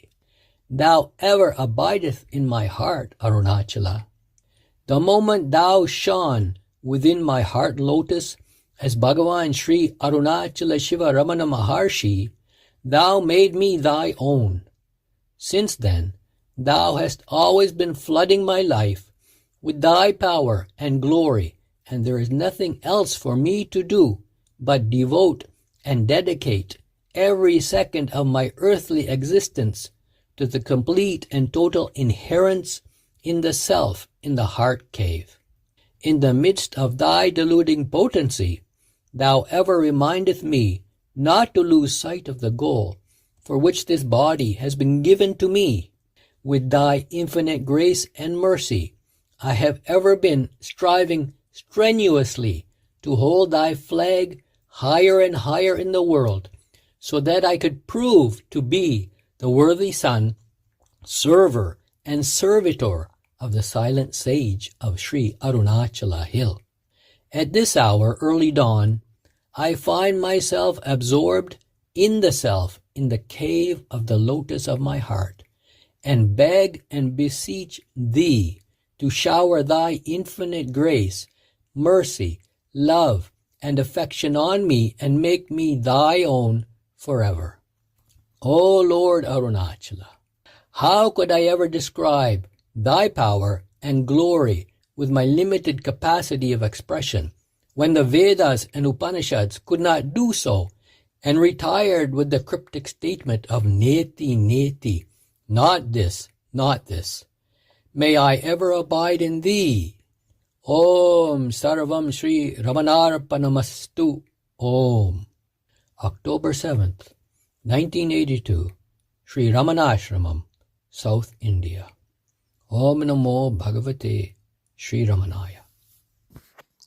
Om Namo Bhagavate Sri Ramanaya. Today, I am going to recite a few verses from Sri Muruganar's Ramana Sannidhi Murai, known as Tiruppunnusal. Sri Muruganar composed these poems inspired by Tiruvasagam, written by great Manikka Vasagar on Lord Shiva.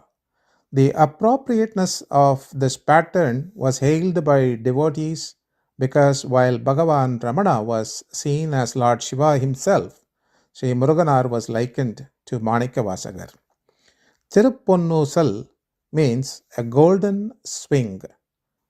In these verses, Sri Muruganar praises the greatness of Sri Bhagavan as young girls singing while playing on golden swing. Each verse ends with the words Ponnusal Adamu, which means we are playing on the golden swing.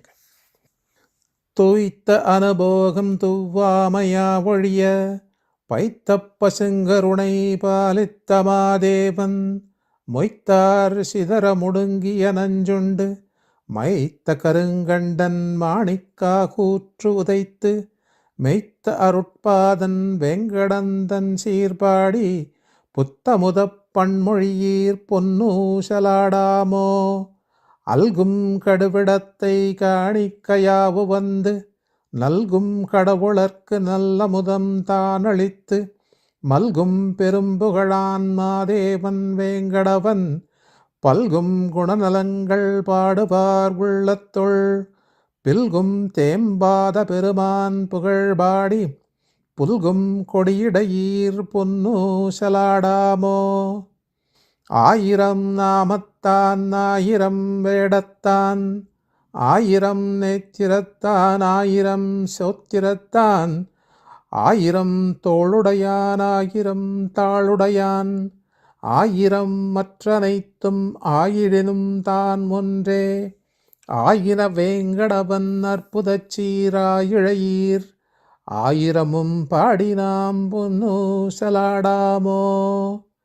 ஏனோர் விழிக்குமிடத்தே துயில்கின்றான் ஏனோர் துயிலுமிடத்தே விழிக்கின்றான் ஈனோரே அன்றி எடுநிலத்தும் உள்ள பெரு வானோரும் காணா வளமையான் வேங்கடவன் ஊனோடு உருக்கி எனை உள்ளம் கொலை கொண்டு போனோன் கடல் பாடிப் பொன்னூசலாடாமோ.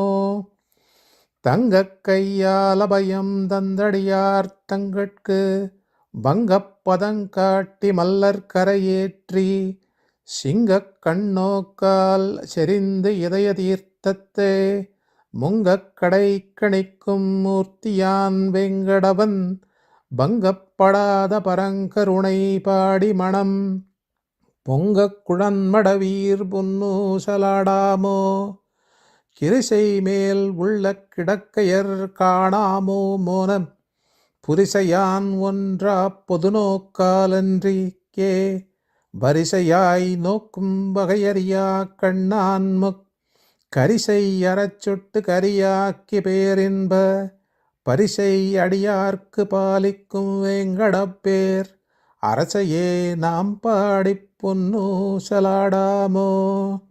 உலகை பொருளாக ஓம்பும் கடையேன் அலகையா எங்கும் அலையாமே கண்ணால் மலகு புன் மாயை மயக்கருத்து நெஞ்ச பலகை மேல் பாய்ந்தொளிரும் பாதச்சீரெங்கும் இலகுமை ஞான ரமணேசன் தாளேத்தி அலக நறுநுதலீர் பொன்னூசலாடாமோ.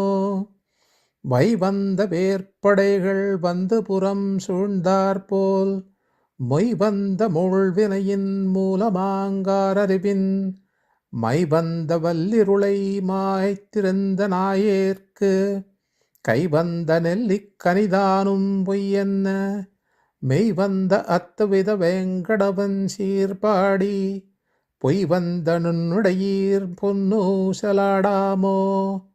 சேற்றின் முளைத்த செழுந்தாமரை போல தேற்றும் பதாம்புயமென் சிந்தை வாய்ப்போந்தருளி ஆற்றில் கரைத்த புளியாயவனை அன்பாலே ஏற்றுத் தொழும்புகந்து ஏற்றத்தான் வேங்கடன் மாட்டு ஆற்றப் பேர் ஆர்வமாய் அண்ணா நடிப்புகழை போற்றி மயில் அணையீர் பொன்னூசலாடாமோ. போரிப் பதிக்கண்ணும் பொய்யனேன் நெஞ்சத்தும் தாரித்திருக்கும் தயாளத்தான் பேரின்ப மாரிப் பெயல் பெய்யும் மாமுகிலான் மாணாத காரிக் கடுவாக கைத்தேனை இன்னமுதா வாரிப் பொசித்தவள வேங்கடன் புகழ்மை பூரித்து இசைத்து நாம் பொன்னூசலாடாமோ. திருச்சிற்றம்பலம். Om Namo Bhagavate Sri Ramanaya. Bhagavan Ramana Maharshi and miracles. With regard to miracles, Bhagavan Ramana Maharshi said, the Jnani does not care for miracles. To the Jnani, the control of the senses leading to the realization of the self is the only aim. This is really the greatest miracle, and to achieve it is the Jnani's goal. However, there are accounts of Bhagavan performing miracles as documented in devotees' recollections, although Bhagavan did not acknowledge having performed any of them. Here are some examples. During the time when Bhagavan resided in the hill, a lady was visiting Tiruvannamalai and was at the railway station at night. The horse car driver tried to steal her jewels. Suddenly, 2 police constables appeared on the scene and rescued her from the thief and then disappeared. The lady noted down the numbers of the 2 police constables and made further inquiries about them subsequently, intending to thank or reward them. But no such police constables were traced. Was this a miracle or just a coincidence? Another example is that of Rajagopala Iyer's 3-year-old son named Ramana, who used to run up to Bhagavan daily and prostrate before him. One evening, after the devotees had dispersed for the night, the child was bitten in the foot by a snake. Rajagopala Iyer picked up the child and ran to Bhagavan's hall, not stopping for any sort of treatment. By the time he applied these first aids, the child was already becoming stiff and blue. But Bhagavan passed his hands over the child and said, "You are all right, Ramana." And immediately the little child was all right. Rajagopala Iyer told this incident to few close devotees, but it was not much talked about. Another example is that of Sri K.V. Mama, who also illustrated one of the incidents that is considered as a miracle. Once, when I was a young boy, a friend and I were at Arunachala temple. As it was a very hot day, we went to the tank in the temple and began splashing and playing in the water. Inadvertently, I went into the water and began sinking. I came to the surface a few times, but was unable to stay afloat. My friend got scared at seeing me in distress and ran off. Just before I went under for the last time, I remember distinctly seeing Bhagavan's face. And then everything went blank. I became unconscious. Later, when I regained consciousness, I found that I was lying on a step just near the tank. I asked someone nearby how I got out of the water. I was told that an old man had come and pulled me out, laid me down on the footsteps, and then went away. Somehow I survived that ordeal after nearly drowning. I went to the ashram and sat in the hall without telling anyone what had just happened. Bhagavan turned in my direction and said with a gentle smile on his lips, "Did you have a nice swim?" I put my head down as I felt extremely guilty and thought that everyone was watching me. Who else was it other than Bhagavan who saved me? Other well-known examples are the healing of Sri Manavasi Ramaswamy Iyer's dyspepsia and boils that disappeared miraculously. Ramaswamy was overwhelmed by Bhagavan's grace and composed the famous Sharanagati song. Sri Jagadisha Shastri's Prapatti Ashtakam, which he composed in praise of Bhagavan. Sri Shastri was very sick, but he declared that he would not accept any plea by Bhagavan that Prarabdha must follow its course, and that if only Bhagavan willed it, his grace could cancel the Prarabdha and save him. Bhagavan took such compassion on him that he was pulled out of the jaws of death. There are many more examples. Some are profound, like the instance where young Swaminathan, Janaki Mata's son, got back his lost vision in front of Bhagavan, or simple ones where bags of produce rava for upma suddenly appeared at the ashram at a time when the store was nearly empty. There are many such examples of Bhagavan's grace or miracles, whatever you choose to call them. Over the years, I have experienced numerous incidences of divine interventions, which I attribute as Bhagavan's grace or miracles. Recently, I was caught in the Chennai cyclone Fengal. At the last minute, my flight at 8 p.m. to Kochi got cancelled. My final destination was Thrissur. I was at the Chennai airport among a large number of distraught travelers, and there was no hope of finding another flight for days ahead due to the cyclone. Suddenly, a gentleman from crowd approached me and advised me to take a night bus to Thrissur. I had no knowledge that such an alternative mode of transport existed. He found the Red Bus app on the phone and found a suitable bus leaving in an hour. and he even spoke to the bus driver to ensure that there was seats available. He then precisely instructed me to take an auto from outside the terminal and reach the bus stand within 45 minutes. This seemed really unlikely in the cyclone-ridden roads of Chennai at night. To my surprise, it all worked out like a charm, like a pre-planned tour, and I reached Thrissur early morning next day. The angel that came from nowhere to guide me has to be divine intervention, or I call Bhagavan's grace or miracle. Such coincidences, I would say grace or miracles, often happens to many of us.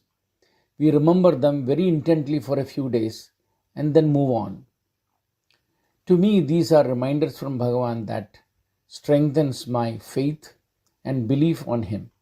It is a great source of securing abhayam, that is fearlessness and rock solid faith on Bhagavan. Bhagavan has always said, even if we forget him, he will not forget us. Om Namo Bhagavate Sri Ramanaya.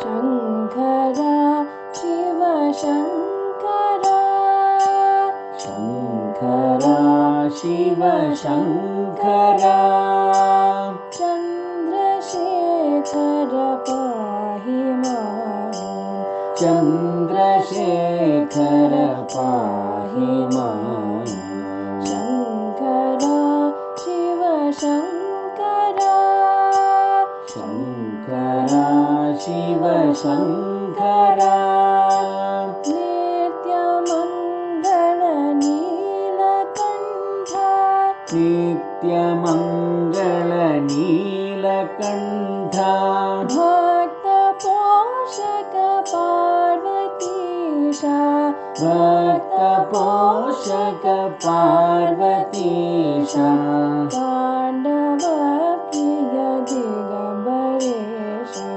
Pandava Priya Digambaresha Shankara Shiva Shankara Shankara Shiva Shankara Shankara Shiva Shankara Shankara Shiva Shankara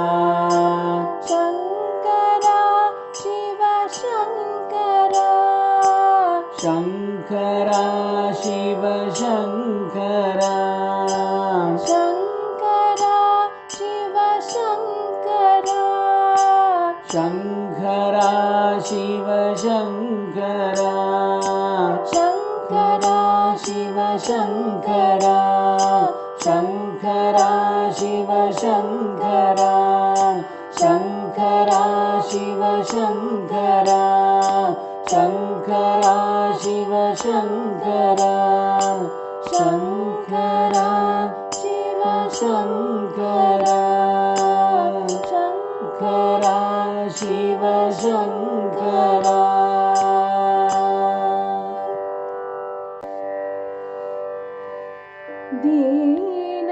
Deenadharini Duritaharini Deenadharini Duritaharini Sattvarajastamastri Gunadharini Sattvarajastamastri Gunadharini Deenadharini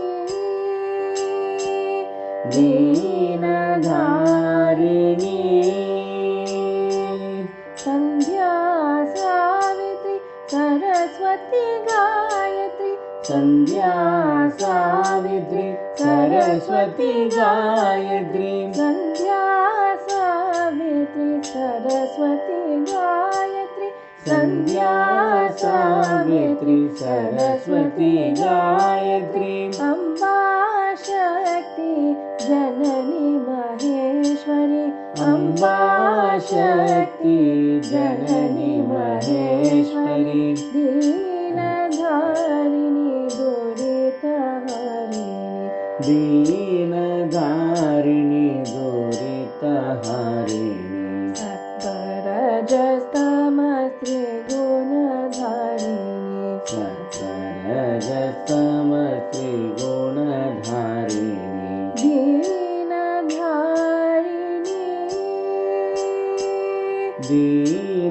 दीनधारिणी माता महेश्वरी मङ्गलदायिनी माता महेश्वरी मङ्गलदायिनी वाणी सरस्वती अम्बा वाणी सरस्वती अम्बा विद्यारूपिणी विश्वविमोहिनी विद्यारूपिणी विश्वविमोहिनी विद्यारूपिणी विश्वविमोहिनी विद्यारूपिणी विश्वविमोहिनी वरदे ह्रीङ्करि श्रीललिते वरदे ह्रीङ्करि श्रीललिते दीनधारिणि दुरितहारिणि दीनधारिणि दुरितहारिणि सत्वरजस्तमस्त्रिगुणधारिणि सत्वरजस्तमस्त्रिगुणधारिणि दीनधारिणि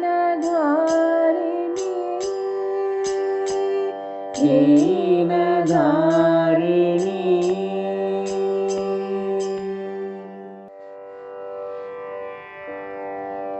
வேல் வேல் வேல் வேல் வேல் முருகா வேல் வேல் வேல் வேல் வேல் வேல் முருகா வேல் வேல் முருகா mall முருகா வேலாயுதா வேல் வேல் முருகா mall முருகா வேலாயுதா வேல் வள்ளி மணவாளனே நீ வேல் முருகா வேல் வள்ளி மணவாளனே நீ வேல் முருகா வேல் புள்ளிமயல் வாகனனே வேல் முருகா வேல் புள்ளிமயில் வாகனனே வேல் முருகா வேல் வேல் வேல் வேல் வேல் வேல் முருகா வேல் வேல் வேல் வேல் வேல் வேல் முருகா வேல் வேல் முருகா mall முருகா வேலாயுதா வேல் வேல் முருகா mall முருகா வேலாயுதா வேல் பழனிமலை பாலனே நீ வேல் முருகா வேல் பழனிமலை பாலனே நீ வேல் முருகா வேல் பாப்பங்களே போக்குகின்ற வேல் முருகா வேல் பாபங்களே போக்குகின்ற வேல் முருகா வேல் வேல் வேல் வேல் வேல் முருகா வேல் வேல் வேல் வேல் வேல் வேல் முருகா வேல் வேல் முருகா mall Muruga Velayudha Vel Vel Muruga mall Muruga Velayudha Vel Velayudha Vel Velayudha Vel Namaskar. We will conclude our Ottawa, Arunachala Ashrama, Nova Scotia and Ogdensburg, Ramanachalam Satsang with a Tirupugal in praise of the Lord Kartigeya in total surrender at his feet and the last two verses from Mundaga Upanishad. வாதினையடர்ந்த வேல்விழியர் தங்கள் மாயமதொழிந்து தெளியேனே மாமலர்கள் கொண்டு மாலைகள் புனைந்து மாபதம் அணிந்து பணியேனே ஆதியொடும் அந்தம் ஆகிய நலங்கள் ஆறுமுகம் என்று தெரியேனே ஆன தனி மந்திர ரூப நிலை கொண்ட தாடுமயில் என்பதறியேனே நாதமொடுவிந்து வான உடல் கொண்டு நானிலமலைந்து திரிவேனே நாகமணிகின்ற நாத நிலை கண்டு நாடியதில் நின்று தொழுகேனே ஜோதி உணர்கின்ற வாழ்வு சிவம் என்ற சோகம் அது தந்து எனையாழ்வாய் சூரர் குலம் வென்று வாகையொடு சென்று சோலை மலை நின்ற பெருமாளே.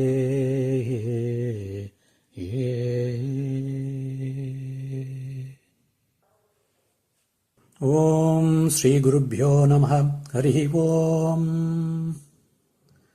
యథా నద్యస్యంధమానా సముద్రే హస్తం గచ్చంతి నామరూపే విహాయ తదా విద్వాన్ నామరూపాత్ విముక్తః పరాత్ పరం పురుషం ఉపైతి దివ్యం స యోగ వై తత్ పరమం బ్రహ్మ వేద బ్రహ్మైవ భవతి న అస్య అబ్రహ్మవిత్ కులే భవతి తరది సోగం తరది పాప్మానం గుహాగ్రంథిభ్యో విముక్తో అమృతో భవతి. ఓం శాంతి శాంతి శాంతి. హరి ఓం. శ్రీ గురుభ్యో నమః. హరి ఓం. తత్సత్.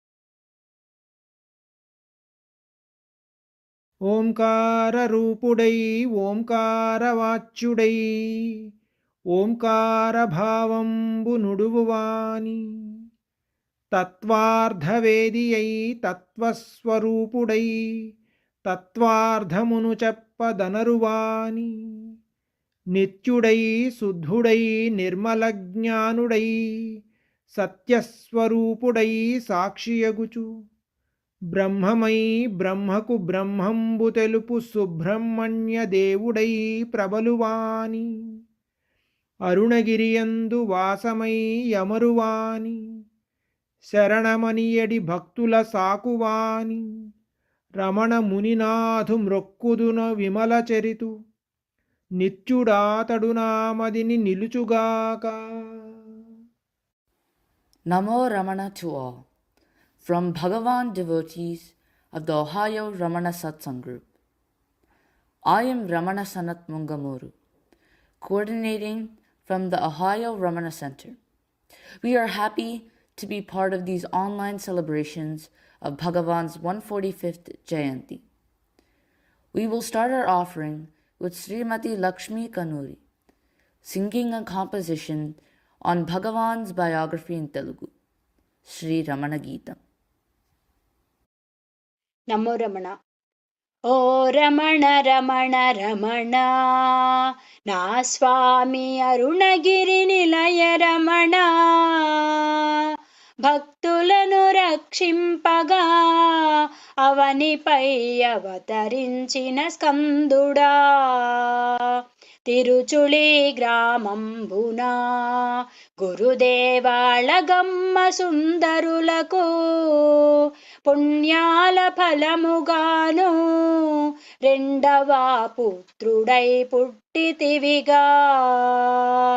షోడశాబ్దము నాటికి ఒకనాట మృత్యు భయమట కలుగగా, భావనల మరణంబును ఓ రమణ అనుభూతి పొందితివిగా. కాయంబు కాష్టంబులా గురుదేవ కాలిబూదిగా మారినా, మారని సత్యమైన నీలోని నేనుగా నిలిచితివిగా.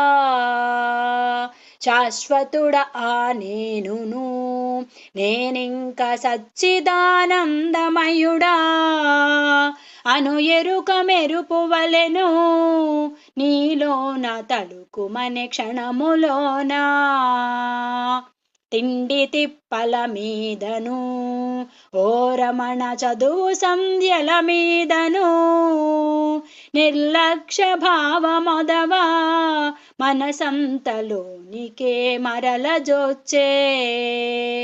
పితృ సందర్శనము నీలోన చేయు కోరిక తీవ్రమై అరుణాచలంబు చేరి నీ తండ్రి శివుని గని తనిసితివిగా. ఉపవీత వస్త్రంబులా ఓ రమణ దూరాన పారవైచి కౌపీనధారి వగుచు గుడిలోన తపమునకు పూనితివిగా.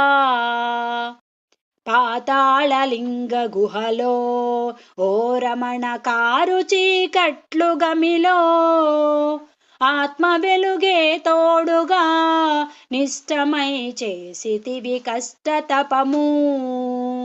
తేళ్ళు జెర్రులు ప్రాకిన కాయంబు రక్తసిక్తంబైనను బాహ్య విస్మృతి కలిగియు నీవుండ ఎన్నో మాసాలు గడిచే. నిశ్చలా ధ్యానంబునా నీవుండ తుంటరులు నిను చేరియు రాయిరప్పలు రువ్వగా శేషాద్రి స్వామి కన్గొనె అంతటా.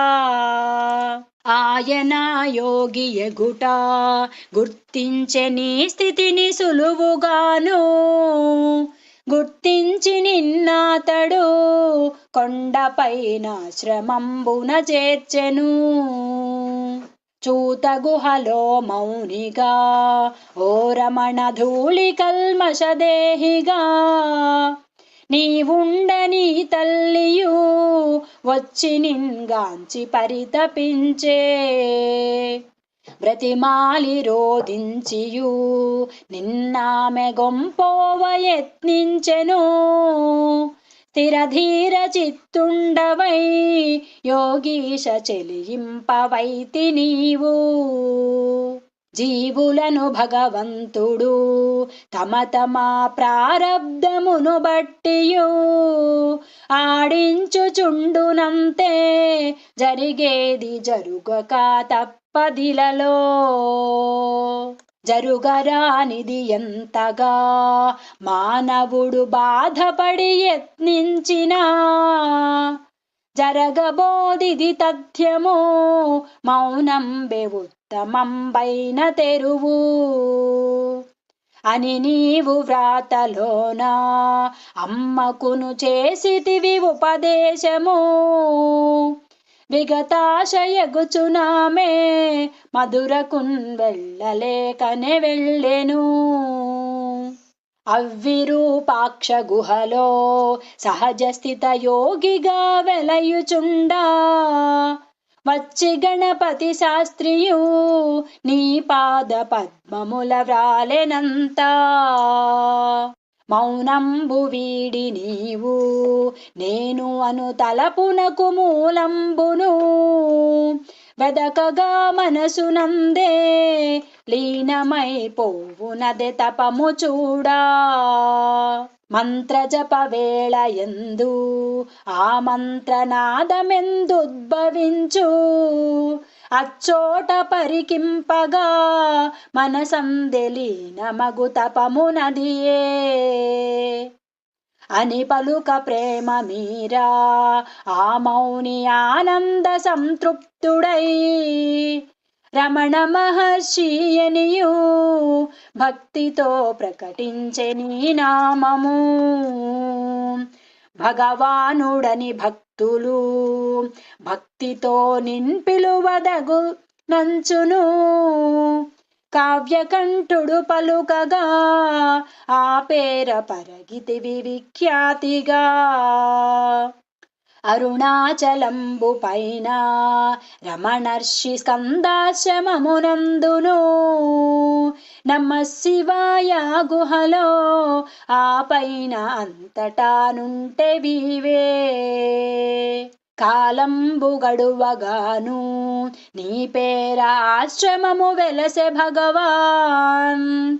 ఆర్తులు జిజ్ఞాసువుల్ వచ్చిరి నీ దర్శనము కోరియు. మితహితోక్తుల తోడను గురుదేవ దయతోడి దృష్టితోను వారల వగపు తీర్చి యోగీశ శాంతి కూర్చుచునంటివే. నీవెవరో తెలిసి కొన్నా అంతయు అవగతం బగును నీకు. నీ హృదయ కుహరంబునా అహమంచునున్నదే బ్రహ్మచూడా.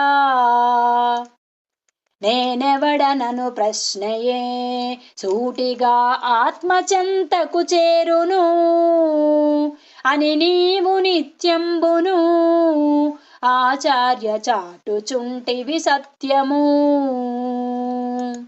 తలకెక్కు వెట్టినట్టి బాణంబు తప్పిదా తలపాగను ఛేదించి పోవునటులా గురుకృపా సవరించు కర్మ ఫలము. నేను నేనను మాటయే సృష్టిలో తొలి తలపు ఎగుట చేత దానినే మంత్రంబుగా నిరతంబు స్మరింపవచ్చుగాక. దేహాభిమానం వేగా మానవుల కష్టాల కన్నింటికి కారణము ఎంచి చూడా అద్దాని వదలుటే ముక్తి పథము. అది నేను ఇది నేనను భావన తొలగిపోయిన ఎంతటా నిక్కంపు నేను మిగులా అది ఏ ఆత్మయై వెలుగునంతే. పులినోట పడిన కండ నా దృష్టి పరిధిలో పడిన వారు తప్పుకోలేరు ఇలలో అని నీవు అభయంబునొసగితివిగా. గురువు దైవము ఆత్మయు నిక్కముగనొక్కటే పరికింపగా గ్రహణ శక్తిని బట్టియు వారి కృప లభ్యమగు సహజంబుగా. గదిలోని చెత్తనంతా బయటికి పారవేసిన ఎట్టులా తలపులానన్నింటినీ వీడుటే శాంతికి మార్గమగును. నేనెవడనను పద్ధతిన్ సాధనను చేయలేనిచో సాధకుల్ శరణమొందిన శ్రద్ధతో వారల క్షేమంబునరయువాడా అని సులభ మార్గంబును సద్గురు తెలిపితి వివరముగాను. ఆత్మ సమర్పణంబే ఏకైక సాధనము భక్తాళికిన్. నీ వద్దనున్న అమ్మా అళగమ్మ కవసాన సమయంబునా హస్తదీక్షను వసగియు ముక్తిని కూర్చితివి పుత్రుడవుగా. 70వ ఏడులోన దేవతలు స్వాగతం మొసగుచుండా నీ తనువు చాలించియు ఓ Ramana చేరితివి స్వస్థానము.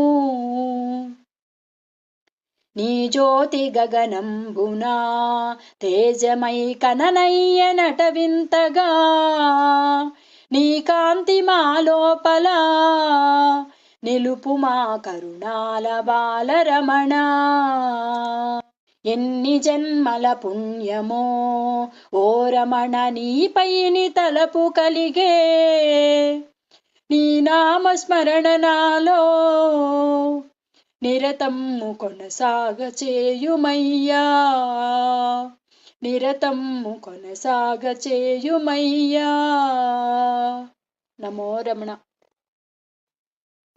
Uma Sahasram, a magnum opus composition of Kavyakantha Sri Vasishtha Ganapati Muni.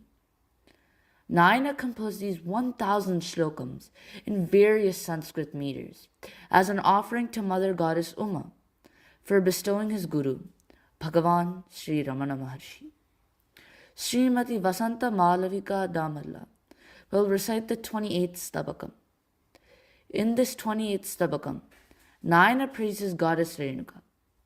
This Stabakam is composed in Vasanta Tilaka meter. Now, to take a deeper look into a couple of verses in the Stabakam.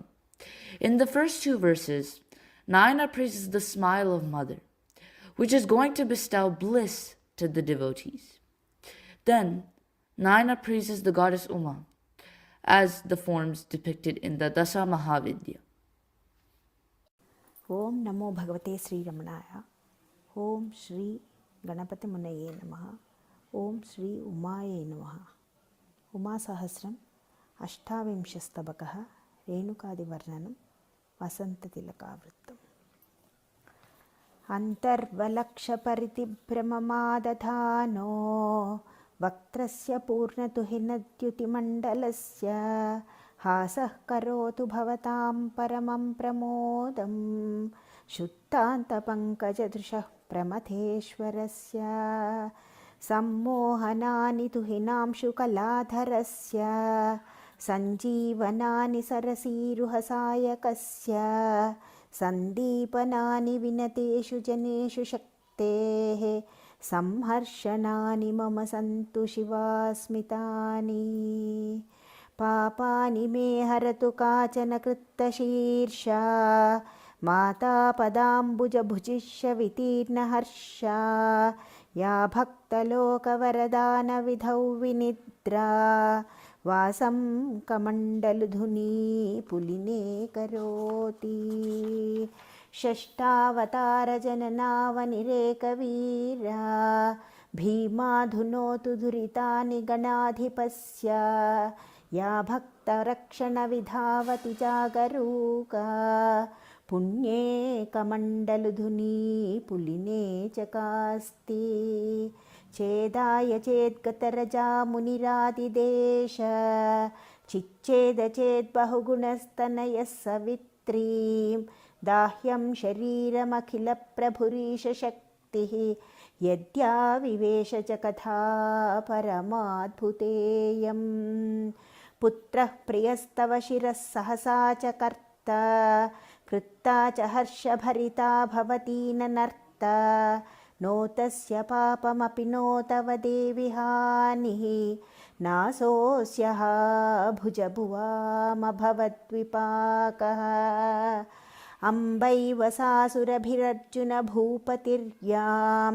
Viryajahara sacha bhargava ajahara Tasya hateh paragrihasthitireva hetu Gandharva darshana katha ripu kalpitaiva Chinnani nokati sharira bhritam shiramsi Tatpujyate jagati rainukameva shirsham Krittah kalebharavatam katina bhayona Cheto dhinoti surabher mruganabhirekaha Prana vasanti shirasarahite sharire Leela sarojati shirastu karesya krittam Tannignametakilam cha dhiyaiva dhiraha Pasyantu nandanagare tadidam vichitram Praneshwari vidhipure lasatah purare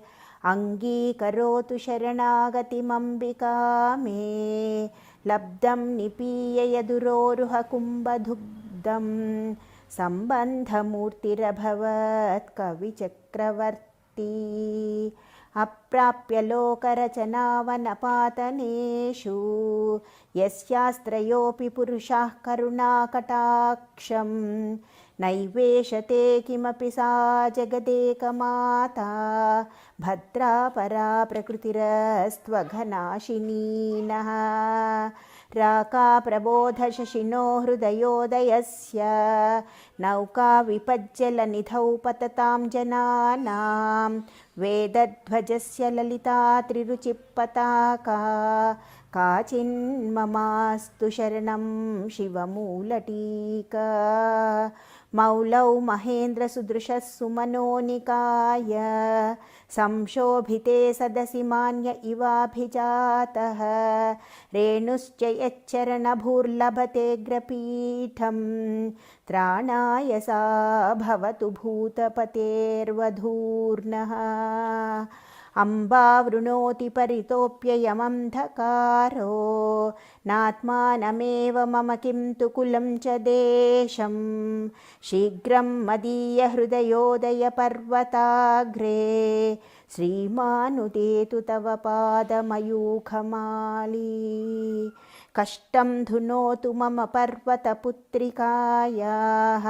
प्रत्यग्रपङ्करुहबान्धवकान्तिकान्तम् अम्भोरुहासनमुखामरमौलिरत्ना ज्योतिर्विशेषितगुणं चरणारविन्दम् जाशिं जितानि समरे गिरिशं जिगीषोः कामस्य हंसनिवहस्य निमन्त्रणानि धुन्वन्तु मे विपदमद्रिकुमारिकायाः पादारविन्दकटकक्वणितानि तानि यः सर्वलोकमथनं महिषं जिगाय यस्यैव कर्मधमनं च तदन्तकस्य नारीनराकृतिभृतो महसस्तमङ्घ्रिं मञ्जीरनादमधुरं शरणं व्रजामि आपन्महोग्रविशरासि निमग्नमेतं दीनं त्वदीयचरणं शरणं प्रपन्नम् उद्धर्तुमम्ब करुणापरिपूर्णचित्ते वित्तेशमित्रकुलनारि तवैव भारः लोकाधिराग्निपतितं विपदन्धकूपे संवृद्धदृष्टिमभितस्तिमिरच्छटाभिः मातः समुद्धरकृपाकलिते मृडानि पुत्रं करेण जगतामभयङ्करेण अस्य त्वदीयपदपङ्कजकिङ्करस्य दुर्भाग्यपाकविफलीकृतपौरुषस्य प्राणेश्वरि प्रमथलोकपतेरुपायं वीक्षस्वतारणविधौ निपुणे त्वमेव मृत्युञ्जयोरुमणिपीठतटीनिषन्ने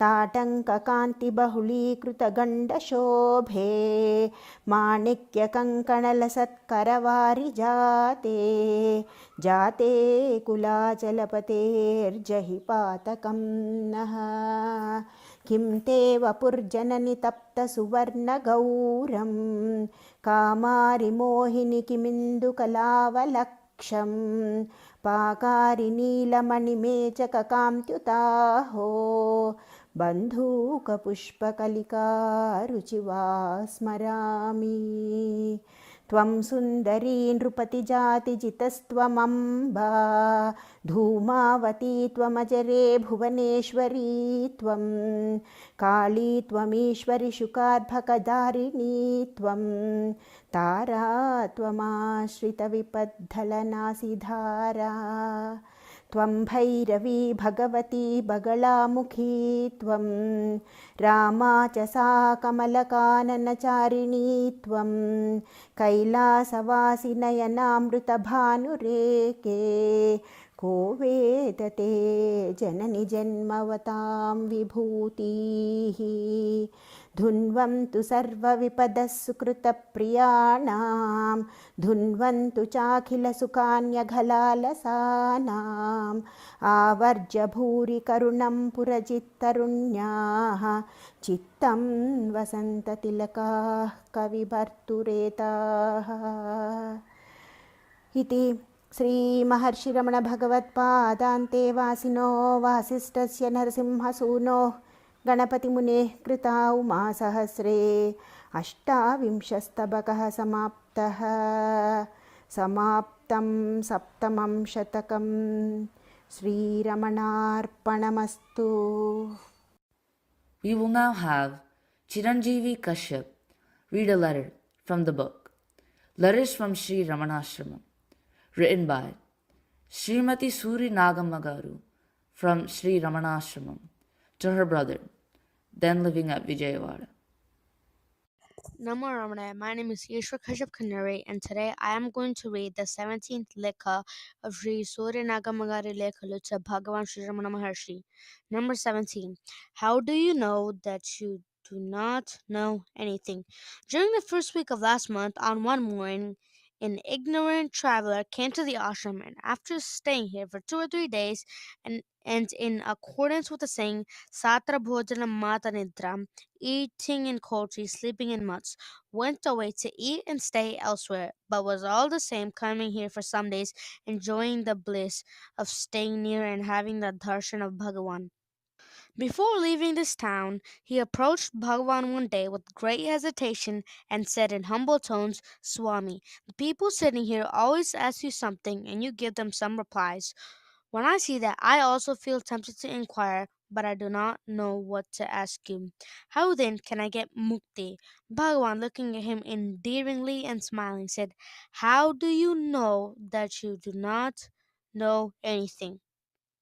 He said, After I came here and heard the questions asked by all these people and the replies Bhagavan is pleased to give them, the feeling that I do not know anything has come upon me. Then it is all right. You have found out that you do not know anything. That itself is enough. What more is required? Said Bhagavan.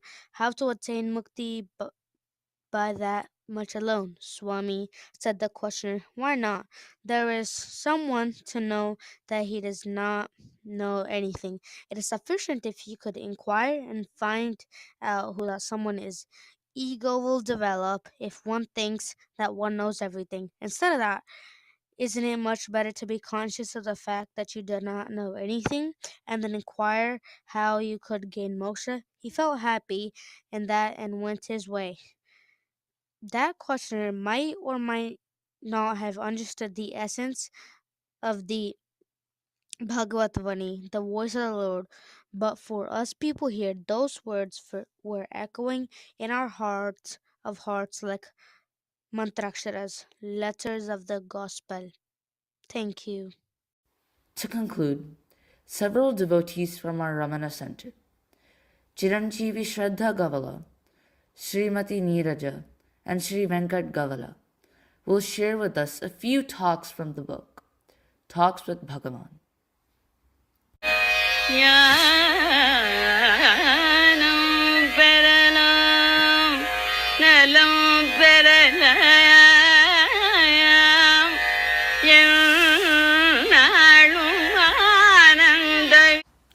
Talk number 266. There are said to be Sadeha Mukta and Videha Mukta. Sadeha Mukta liberated in body and Videha Mukta liberated without body. Maharshi, there is no liberation. And where are Muktas? Mukti is synonymous with the self. Jivan Mukti, liberation while alive, and Videha Mukti, liberation after the body falls, are all for the ignorant. The Jnani is not conscious of Mukti or Bandha, bondage. Bondage, liberation, and orders of Mukti are all said for an Ajnani in order that ignorance might be shaken off. There is only Mukti and nothing else.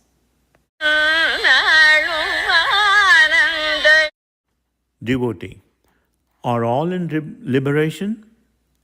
Is Abhyasa needed? Maharshi, where is all?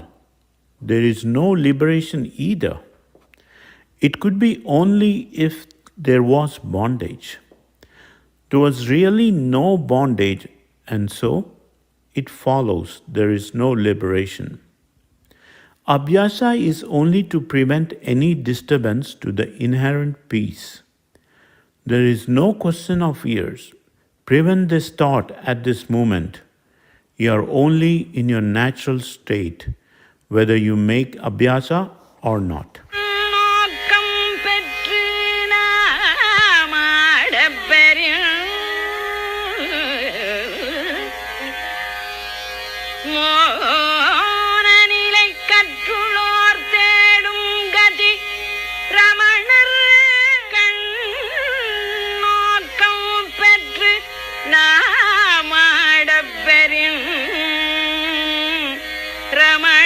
Is who am I a true path to the realization of the one self? Maharshi, yes. When you see God in all, do you think of God or do you not? You should certainly keep God in your mind for seeing God all around you. Keeping God in your mind becomes dhyana. Dhyana is the stage before realization. Realization is in the self only. Dhyana must precede it. Whether you make dhyana of God or of the self, it is immaterial. The goal is the same.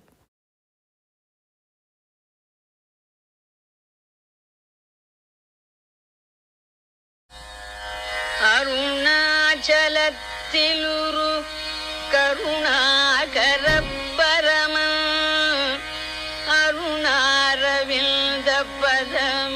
Devotee, is not samsara an hindrance? Do not all the holy books advocate renunciation? Maharshi, samsara is only in your mind. The world does not speak out, saying, I am the world. Otherwise, it must be ever there, not excluding your sleep.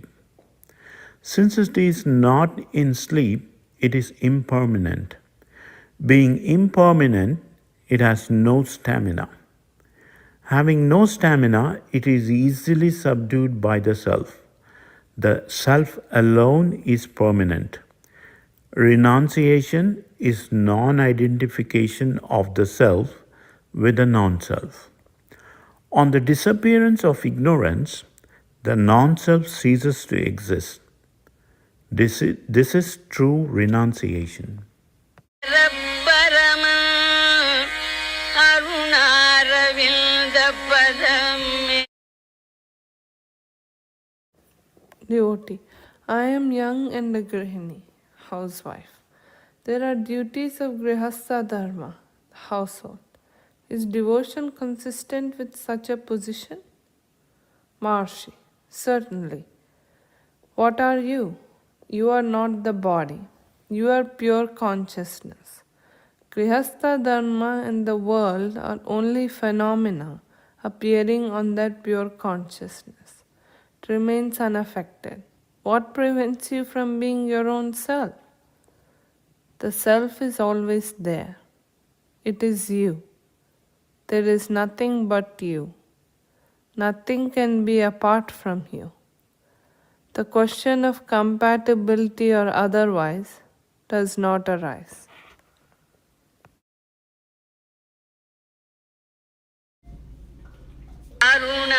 அருணாரவிந்த பதமே அருணாச்சலத்திலுரு கருணாகர பரமன் அருணாரவிந்த பதமே. Devotee, what about bringing down divine consciousness from above? Maharshi, as if the same is not already in the heart? O Arjuna, I am in the expanse of the heart, says Sri Krishna. He who is in the sun is also in this man, says a mantra in the Upanishads. The kingdom of God is within, says the Bible. All are thus agree God is within. What is to be brought down? From where? Who is to bring what and why? Realization is only the removal of obstacles to the recognition of the eternal immanent reality. Reality is. It need not be taken from place to place.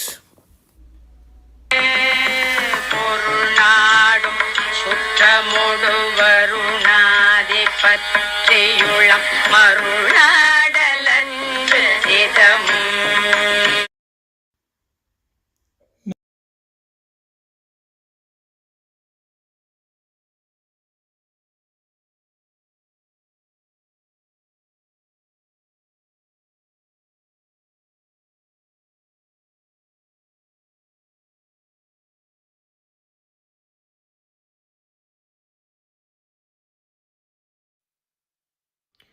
In the Kitchen with Bhagavan, the story of Sri Ramana Maharshi and the ashram dining hall.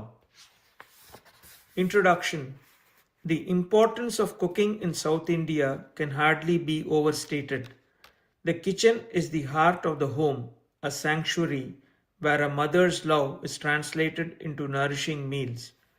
The motive of a mother feeding her children resonates as an emblem of her unconditional love, and the act of cooking transcends its mere physical aspect to become a devotional practice rooted in age old customs preserved and passed down through generations.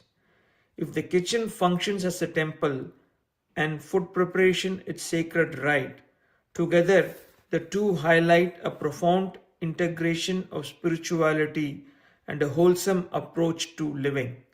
If the earth is personified as the nurturing mother, generously providing sustenance to all her creatures, the theme of nurturance through food celebrates not only biological sustenance but the emotional and spiritual nourishment that foster vitality, wholeness, and a sense of belonging. The Taittiriya Upanishad tells us, Annam Brahma, food is Brahma. It is said that from food are beings born. By food do they live. With food do they merge.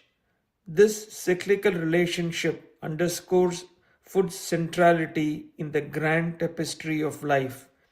The oft invoked Vedic god Agni, Lord of Yajna, is hailed as the mouth of gods and plays a pivotal role in the assimilation of food. Agni stands as the divine intermediary, uniting the mundane and celestial realms. He is the one who graciously accepts offering in Homa and transforms the raw bounty of the earth into nourishing sustenance. A deep-seated reverence for Agni, the Lord of Sacrifice, explains why homes in India traditionally place their puja room in the kitchen, recognizing it as a sacred domain of Agni. Sri Ramana has been called the perfect mother because he knew how to nourish his children. Sri Muruganar once wrote of the teacher, life he placed in the food we eat and with life awareness. In his youth, Bhagavan's family had maintained an open kitchen at Tiruchuri, and Bhagavan kept up this tradition throughout his days at Tiruvannamalai. Visitors upon arrival at Sri Ramanashramam would be urged by Bhagavan to go to the kitchen and have their food. This was something that every devotee invariably longed for anyway, not to fill their stomachs but to fill their hearts with Bhagavan's grace in the form of his prasad. And what is his prasad but the dynamic embodiment of the awakening influence emanating from the Master? Prasad is a divine gift, a tangible manifestation of divine favor and the bridge between the created and the uncreated. The following account is a life story of Sri Ramana Maharshi. In this iteration, we tell it through ordinary daily encounters with the Master, centering on scenes involving the preparation, offering, and receiving of food. In the realm of the enlightened, it has been said, everything is it. What does this mean? It means that in Bhagavan's Sannidhi, the essence of his teaching and legacy are revealed in each and every moment of daily life, not least of all in the daily life of the kitchen. In the kitchen with Bhagavan, the story of Sri Ramana Maharshi and the ashram dining hall. Chapter 3, Feeding the Brahmana Swami. In those early days at Arunachala temple, devotees did not realize that they were stoking the flames of a great fire when they put offerings into the mouth of the young meditator. Neither were they aware that the forthcoming Kartikai Deepam, commemorating that moment from the ancient past when the cosmic shell was rent in two and the pillar of fire exploded to rise upwards towards the heavens, was at that moment recurring in the spiritual heart of this nameless young Swami. Festival pilgrims sensed the vigor in the youth's God intoxicated state and saw in the stable, upright bearing of his meditation posture the embodiment of Arunachala's great legacy. But they didn't yet know what all this would come to mean. The Upanishads say that Agni, Lord of the Yajna, has his abode in the mouth.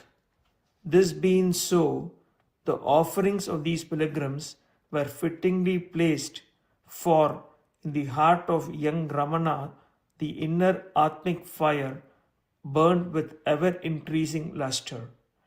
If hearth is home, as the saying goes, then the fire of the self is the center of the cosmos, and the alms these visitors give him were fuel for a growing flame that would one day help in ridding the world of the darkness of ignorance. So people came to the temple and immediately sensed that this Swami was not the common ilk, and yet it was only years later that they recognized in him Kartikeya, son of Kritika, that is Lord Subramanyam. The Kartikeya Deepam flame, about to be lit in a few days in Kritika Nakshatra on the 20th November 1896, was the same effulgence given by Lord Shiva to Agni. But what an irony that they didn't see that the boy who sat before them was Lord Subramanya's very own form. Quiet corners. And yet the boy from Tiruchoyi only longed to be in the blessed presence of Arunachala, and thus found the many onlookers and adherents, well-intended though they may have been, an interruption to the important work at hand. As Deepam Day approached, the crowds increased and the youth sought quieter, less frequented corners of the temple. He took refuge in the 1,000-pillared Mandapam, Vadai Thotam, Gopura Subramanya Shrine, and finally at the Ulupai tree adjacent to the Sivaganga tank. There he passed cool winter nights under the open sky and overcame his remaining resistances to challenging external conditions such as heat and cold, rain and shine. Ratnammal came and fed him under the tree, and though being alone with a woman was delicate, young Ramana did not refuse her innocent intentions. When she placed food offerings in his palms, he readily consumed them. Gradually, as attention to bodily needs diminished, his unwashed form with its accumulated layer of grime set him apart from polite society. He sat beneath the temple tree covered with dirt. On the cold nights of December, he would fold up his legs and place his head between them. Early in the morning, the layer of dirt on his body was soaked with dew and mist. By the end of December, when even social conventions such as clothing had been unwittingly dispensed with, and the boy was without any covering whatever, friends and devotees intervened and procured for him a new loin cloth. At Gurumurtam, in Feb 1897, just when it seemed impossible to escape the public view, a Devaram singer named Annamalai Tambiran came upon the Swami at the Ilupai tree. Impressed by his state, he soon became aware of the intrusiveness of passers-by. In charge of a shrine just east of the temple, he invited the Brahmana Swami to come and stay there to continue his sadhana in peace. When the latter agreed, the Tambiran led him there. Parani Swami. For the first couple of months at this shrine, the Tambiran gave Brahmana Swami Naivedyam from daily pujas. but soon he departed Tiruvannamalai, leaving no one to look after the young ascetic. Meanwhile, however, in Ayankulam Street, a Keralite named Parani Swami was performing daily pujas at the Vinayaka temple. A friend, noticing his dedicated devotions to Ganapati, confronted him saying, "What's the use in spending your life with this stone Swami? There is a young Swami of flesh and blood at Gurumurtam. He is steeped in austerities like the youthful Dhruva mentioned in the Puranas. If you go and serve him and adhere to him, your life will serve its purposes." Payani Swami, having already heard stories about the young sage, took these words to heart. He then learned that the young Swami had no attendant and no one to support his vulnerable states during moods of deep absorption. He went to Gurumurtam and upon first setting eyes on the Brahmana Swami, at once recognized his Guru. He immediately took up service and began to provide for the Swami's dietary needs, utilizing Naivedya of the Vinayaka temple. Soon, however, he realized that Vinayaka had granted him the fullness of grace by sending him a living Guru, and that his fate now lay with the Swami alone. So Parani Swami turned over supervision of the temple to someone else and began going on Bhiksha rounds instead. In time, however, with the increasing fame of the young Swami, Bhiksha rounds no longer needed to be carried out on a daily basis. Further challenges. By now, the Brahmana Swami's unkempt hair had become clotted and his fingernails grew so long that his hands were rendered useless. He sat for weeks on end on a floor infested with ants, and despite their persistent bites and stings, remained absolutely motionless. Though Payani Swami made efforts to solve the problem, spreading ash all around Gurumurtam, the critters continued their incursions. Finally, a wooden bench was procured and installed with legs submerged in plates of water. But whether ants or no, the daily routine of the young Tapaswin continued uninterrupted. As far the problems of crowd, this was resolved for the time being. Payani Swami constructed a bamboo barricade to keep stray visitors at a distance. As for nourishment, the Brahmana Swami had said to Payani Swami, "At 12 noon I will open my eyes and take food. At other times I do not want any food. When you are going out, lock me inside."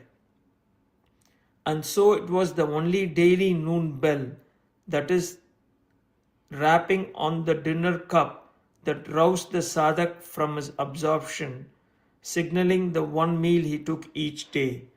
With this arrangement, his bodily frame gradually shrank and he became thin owing to limited food intake. As physical vigor diminished, he had just enough strength to maintain his sitting posture.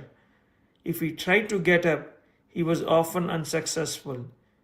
He would lift himself up a few inches, but feeling giddy, would sink back into his seat again.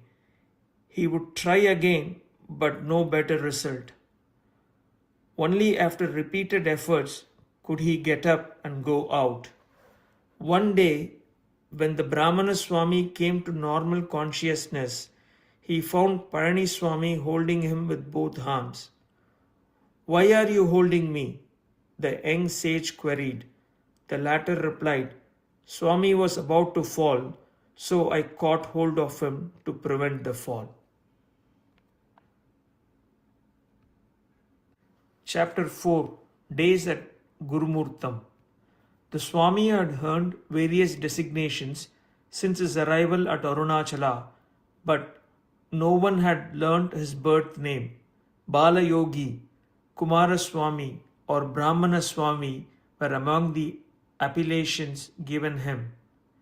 Soon he came to be known by the namesake of the shrine he now inhabited and was thus called Gurumurtam Swami. The Swami's predecessor, long serving as the burial site for a great 13th century saint, Gurumurtam has an illustrious history. A Chola king, having heard the fame of a holy man at Tiruvannamalai, Deiva Sikamani Desika Paramacharya, one day made the journey by horseback to see him. Upon arrival, however, his royal steed was bitten by a poisonous snake and died on the spot. Hearing of the king's grief, the Paramacharya appeared on the scene. Seeing the dead animal, he merely tapped the inert form with his cane, and the creature sprang back to life again. Overjoyed, the king begged a way to express his gratitude.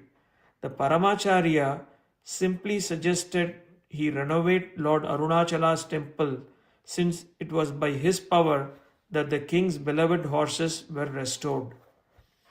As the king set about his task, he took the opportunity to inscribe the story of this saint's miracle on the temple's third prakara wall. A guardian. After his Mahanirvana, Saint Desika's remains were interred about 3 kilometers from Arunachala temple and a shrine was constructed over them. Gurumurtan, as it was called, lay some distance beyond Ayankulam tank and thus was remote enough to give sanctuary to a young Swami 700 years later who sought a quiet refuge far from the crowds in town. Since the young Swami was in a delicate state, eating very little, observing Maunam, and submerged in deep contemplative quiescence, it seemed essential that casual passers-by should not be allowed to drop in on a whim. With the arrival of Parani Swami, the Brahmana Swami now had a guardian. Together with the remoter location, the new setup promised relief from the intrusions of visitors. Fresh visitors. In spite of the distance, however, visitors continue to come, each with hopes of gaining an audience with the Swami. One day, a singer came with his disciples, sang for the silent Swami, and then, massaging the lad's feet, declared with great conviction, "One may be a great scholar, author, or composer, and everything else in the world, but it is indeed rare to come across anyone actually established in the Self-Supreme like you." When the holy man's disciple tried to touch the young Swami's feet as their master had done, the master held them back, saying, "This is a great fire. Don't touch it or even come near it." Now there is something truly rare at Tiruvannamalai. The man took leave very reluctantly, but some days later a book of his songs arrived and Brahmana Swami and Parani Swami then realized he had been the famed Vedantic singer saint Achyutadasa. Less auspicious visitors, but other visitors were not as endearing, if nevertheless respectful in their own ways. As 2 tamarind trees lay near Gurumurtam, 2 old thieves came one spring night to steal the fruit. When they discovered the young Swami sitting stone-like within the temple, one of the thieves proposed violence. Though the silent lad could easily overhear their conversation, he sat unmoved. Seeing his detachment, the second thief said, "No, brother, we shall do nothing of that sort. We need not fear him at all. He won't harm us. Let us finish our job." Interventions by visitors. When in residence at Gurumurtam, the Swami just took 1 cup of milk mixed with light food each day. This meager diet served his continuous samadhi but left his physical form depleted. Years later, Bhagavan described himself this way: I was only skin and bone at Gurumurtam, no flesh anywhere. All the bones were sticking out, and no stomach was to be seen. Days and nights would pass without me even being aware of it. I entertained no idea of bathing or brushing my teeth. The face was begrimed, the hair became one clotted mass like wax, and the nails grew long. When offered food, I simply stretched out a hand, and when something was dropped in it, I would eat it, rub my hand on my head, and return to my continuous mood. Troubled by the Swami's outward appearance, visitors often responded with gestures of assistance. One day, a lady named Meenakshi, who regularly brought food, came with a large pot and began boiling water. Thinking the lady was cooking, Gurumurtam Swami gave her no notice. But all of a sudden, she grabbed him by the arm and pulled him to the side, rubbed oil over his body, and then commenced bathing him. She worked for a long time on the tangled hair till it was clean and straight. But in the long bathless months that followed, the hair returned to its disheveled mat-like condition, woven like a basket. Bhagavan later said, small stones and dust had settled down in it, and the head used to feel heavy. I also had long nails and a frightful appearance. When visitors made continuous efforts to groom him, he ultimately relented. When my head was shaven clean, I began to wonder whether I had a head or not. It felt so light. I shook my head this way and that to assure myself that it was there. That showed the amount of burden I had been carrying on my head. Shifting to the mango orchard. By the end of April 1898, disturbances caused by visitors grew beyond all reasonable proportion.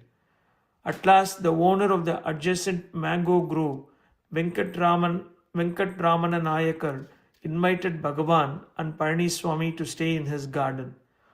2 small thatched huts beneath the mango trees were erected on platforms and given to the young tapaswin and his attendant. The grove's gardener was instructed to keep the gates of the orchard locked and not to allow anyone inside except with Parani Swami's permission. This solved the crowd problem. But since those offerings, food could no longer enter, Parani Swami was obliged to go for alms at Kilnatur. The owner offered his new occupants free access to the grove's fruit-laden trees, but the Swami, out of respect for their generous host, refused to touch the trees, taking only what fruit fell of its own. Bhagavan later described how bats came in the night, ate a bit of the ripe mangoes, and dropped them to the ground. The balance fell to our lot, he said. That meant we had prasad from the bat. These fully ripe mangoes were delicious. Was that not enough? Those thatched sheds and the beauty of the surrounding nature gave us immense joy. Further changes. The shift to the grove marked significant changes in the Brahmana Swami's life, as nearly 2 years of deep interior absorption gave way to a more routine lifestyle. Commenting on his having performed sadhana during the 2 previous years, he later said that he never felt the need. Rather, he had simply sat with closed eyes in silence, as there had been nothing prompting him to look outwards or to speak. Till I reached the mango grove, I remained indifferent to the world with my eyes shut. Afterwards, I opened my eyes and began functioning actively, but otherwise I remained the same. Study in the mango grove. Another development at the mango grove was the presence of books. Parani Swami was given access to the Tamil library of a deceased Swami, but Tamil not being his native tongue, the elder struggled with the language. While our young hero had not read anything since setting aside his school books in Madurai 2 years earlier, he felt called to assist Palaniswami. Thus, the young sage found himself reading again, encountering for the first time works of Vedanta and Hindu philosophy. He found he comprehended them with the greatest ease. Yoga Vashishtam, Kaivalya Navanitam, and especially Rubu Gita were completely familiar. Not that he had ever read them before, but that in them he discovered exact description of his own state. He knew firsthand the spiritual stages they described and thus could readily explain them to others. It was also during this period that young Bhagavan got acquainted with other Indian languages. Reviewing Palaniswami's copy of Adhyatma Ramayana helped him quickly master the Malayalam script and lexicon. He subsequently grasped Sanskrit and Telugu with similar ease. Thus he developed a language proficiency that would prove providential in guiding the hundreds who would later come to him speaking in other tongues. More importantly, he would be able to bequeath to future generations the legacy of his own poetic works in various languages composed at the behest of the likes of Kavyaganta Ganapati Muni and Sri Muruganar. Thus, the mango grove became the ideal complement to a freshly awakened heart. With his mind clear and bright like a perfect mirror in the aftermath of long months of Nirvikalpa Samadhi, it faithfully reflected all that appeared before it. Reading thus helped him recover dormant powers of speech and granted him a newfound command of the written word, by which he would give voice to the experience that had preoccupied him all this time, namely unqualified abidance in the self. Identifying the Brahmana Swami. Such were the developments brought about by the move to the mango grove. But one other occurrence demands attention as it set in motion a chain of influential events. Just prior to the shift to the mango grove, Annamalai Thambiran, the caretaker of Gurumurtam, returned after a year away and rejoiced to find the young Swami still there. Inspired to perform Abhishekam and Puja to him, the Thambiran went out to make preparations. Meanwhile, the young Swami, having perceived his intention, wrote a message on the wall with a piece of charcoal, expressing his disinclination to be an object of any worship. When the Thambiran returned, the young Swami pointed to the message, whereupon the Thambiran immediately dropped his plan. But the message had an unintended effect. Written in perfectly executed Tamil, it made evident that the unwashed, scantily clad 18-year-old Swami was highly literate and from a good family. Seeing this, people were eager to know his origins and pressed him to reveal his name and place of birth. When the Swami finally gave in, he wrote just 2 words in Roman script, Venkataraman, Tiruchuri. This was the first time anyone in Tiruvannamalai knew anything of his identity, but the revelation, doubtless born of destiny, would have far-reaching consequences, as the next chapter will show. Om Namo Bhagavate Sri Arunachala Ramanaya. Permanezcamos en silencio por unos momentos.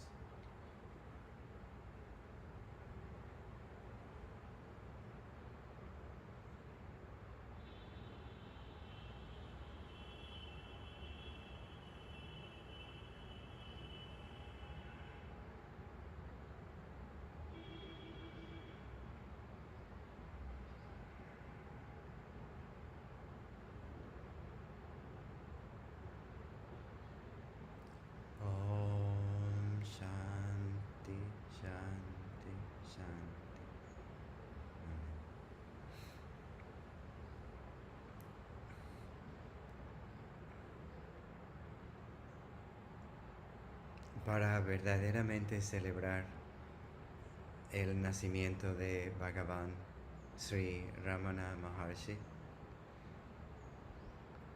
uno tiene que reconocer completamente que Bhagavan no tiene nacimiento ni tiene muerte.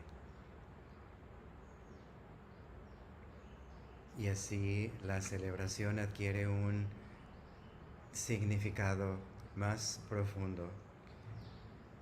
Lo que se revela es que Bhagavan es nuestra propia naturaleza. Bhagavan es aquello que no tiene forma ni nombre y es lo que informa toda la forma y nombres. O sea que Bhagavan es el ser único, eterno, indivisible, y la revelación que se hace autoevidente, transparente, cuando uno sigue las enseñanzas de Bhagavan, cuando uno permanece a sus pies, omnipresentes. Eso que se revela es que Bhagavan es nuestro propio ser, y el permanecer en esta verdad, en esta conciencia, es la manera más profunda y más íntima y más humilde de darle las gracias a Bhagavan, porque el nacimiento de Bhagavan, lo que se llama el Jayanti, que significa victoria, esto es que es la victoria de el ser que despierta al ser, que Bhagavan vino a este universo onírico, por así decirlo, a decirnos: despierta, tú tan solo has estado proyectando este sueño, despierta. Uno quizás espera una circunstancia específica o una experiencia específica de lo que se llama la realización, pero la simple convicción que nace del corazón, que lo que Bhagavan dice, que tú eres eso. Bhagavan solía decir que el misterio más profundo es que, siendo la realidad misma, tú buscas encontrarla. Porque Bhagavan obviamente nada más sabía el ser, concebía el ser, percibía el ser.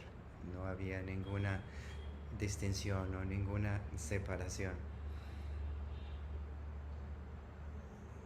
Y esa es la verdad que se revela, a la cual el corazón responde con esa convicción. Y si uno deja de esperar que en algún momento futuro esta llamada realización ocurra, entonces uno permanece contento en un presente vacío de expectaciones, de preocupaciones, de miedos, de deseos, y sabiendo que esta convicción es en verdad la gracia de Bhagavan, y que la gracia de Bhagavan florece porque florece, y florece a su propio ritmo. Lo que uno piensa que es inalcanzable, que trasciende todo, que parece ser que permanece a un futuro lejano, si nuestro sadhana espiritual es fructífero, y claro que hay que seguir las enseñanzas y hacer el practicar las enseñanzas que Bhagavan nos dice de la manera como uno sienta que es más impecable. Pero también saber que aquello que todo lo transciende es aquello que es innato, que no hace falta adquirir en verdad nada, sino que permanecer sentados al pie de nuestro Gurú, Bhagavan, y dejar que este velo de ilusión, los patrones mentales, los patrones emocionales, se van desvaneciendo por sí mismos con nuestro esfuerzo sin esfuerzo de estar en quietud, de estar tranquilos, sin expectativa, sabiendo que uno ya está en las manos de Bhagavan, en el regazo de Bhagavan, y por lo tanto uno no tiene que preocuparse por nada, sabiendo que todo de verdad está bien, así tal y como es, que lo que parecen ser problemas internos o externos son nada más sombras de la mano de la gracia de Bhagavan que está a punto de tocar el corazón. O sea que cualquier circunstancia en que uno se encuentre debe ser reverenciada como la manifestación de la gracia. Y así se abre una aceptación que es natural.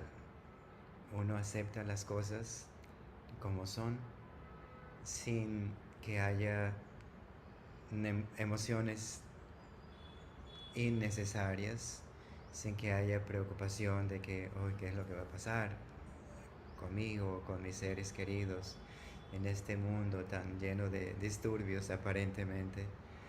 Pero si uno se aferra a los pies de Bhagavan, este es el nacimiento que Bhagavan quiere para nosotros, que nazcamos a una vida que no conozca el nacimiento ni la muerte,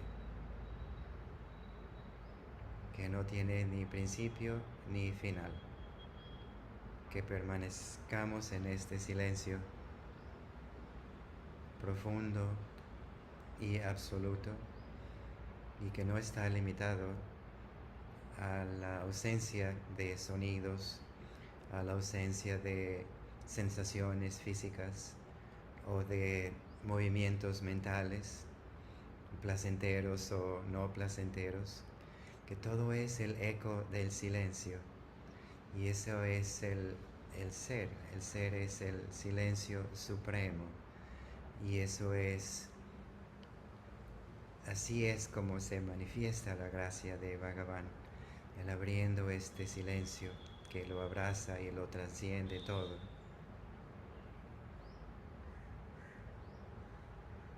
En la India hay una bella costumbre de dejar el calzado, el chappals, a la puerta cuando uno entra a un templo o cuando uno entra a visitar a algunos amigos, o en fin, es un gesto que tiene muy buena razón de ser, pero también se puede tomar como una metáfora de que cuando uno entra a escuchar las enseñanzas de Bhagavan, cuando uno entra a Ramana y se sienta ahí en el Ramana Sannidhi, uno deja no nada más el calzado en la entrada, pero también el intelecto.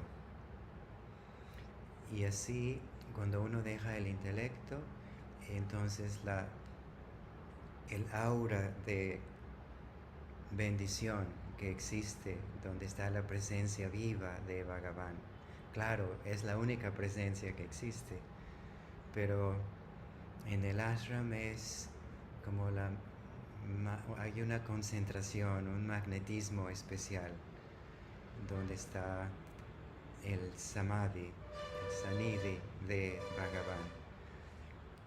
Y al entrar uno con esta actitud de silencio, de reverencia, sin estar disturbados por lo que suceda en el ashram o fuera del ashram, sino simple y sencillamente llegar con la simple devoción de un niño, con la humildad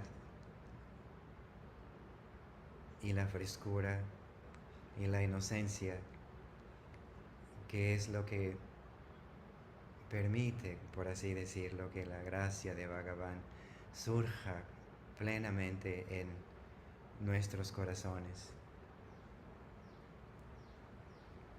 Cuando uno viene a India, es inevitable que si uno viene también con una actitud de humildad, sin tener expectativas de milagros o de las cosas en nuestra vida se vayan a arreglar o nada que tenga que ver con la fenomenalidad, sino simplemente con una actitud de gran gratitud de que el río de la vida nos ha traído a India y a Ramanashramam.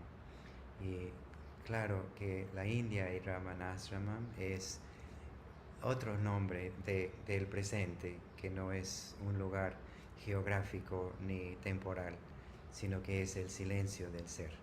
O sea que si uno no tiene la oportunidad de ir físicamente a la India, uno puede entrar a la India, que es el Bharat, la madre espiritual del corazón. Pero si uno va a la tierra bendita de la India, uno puede sintonizarse con una corriente de devoción que es muy sutil y a la vez muy palpable.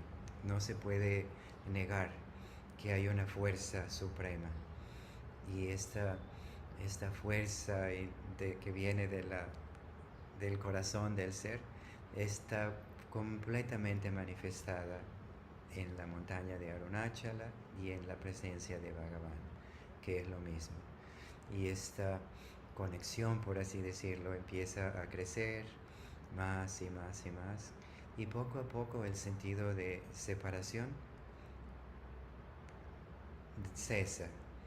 Hay un sentido de unidad,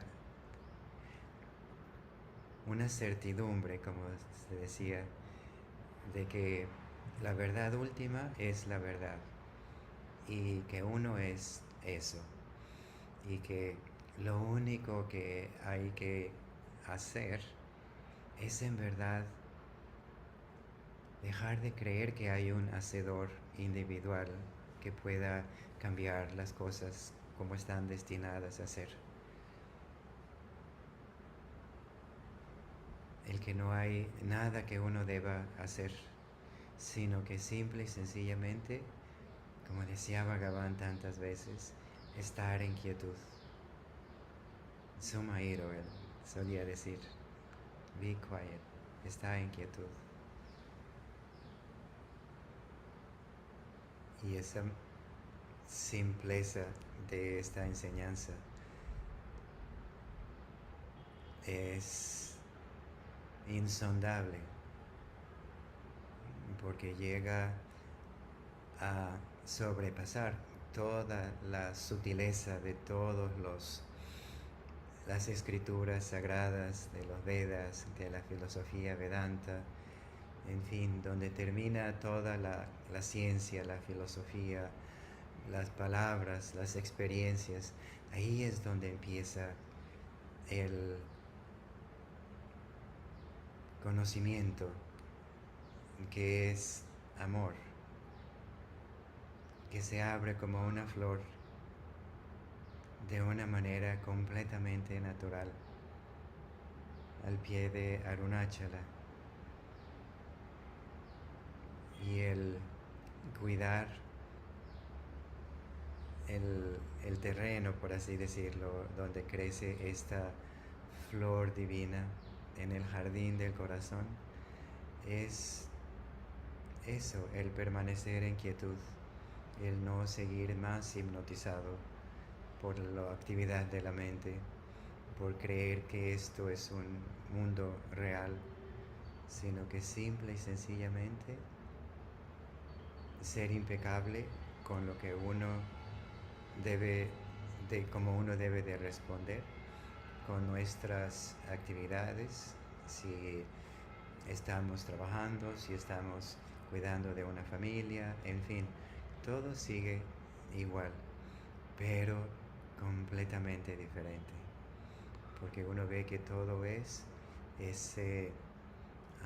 esa manifestación, como un filme, que ya uno no lo ve como los caracteres que están en el film, sino como la pantalla, que también es una metáfora que utiliza Bhagavan y que se utiliza mucho.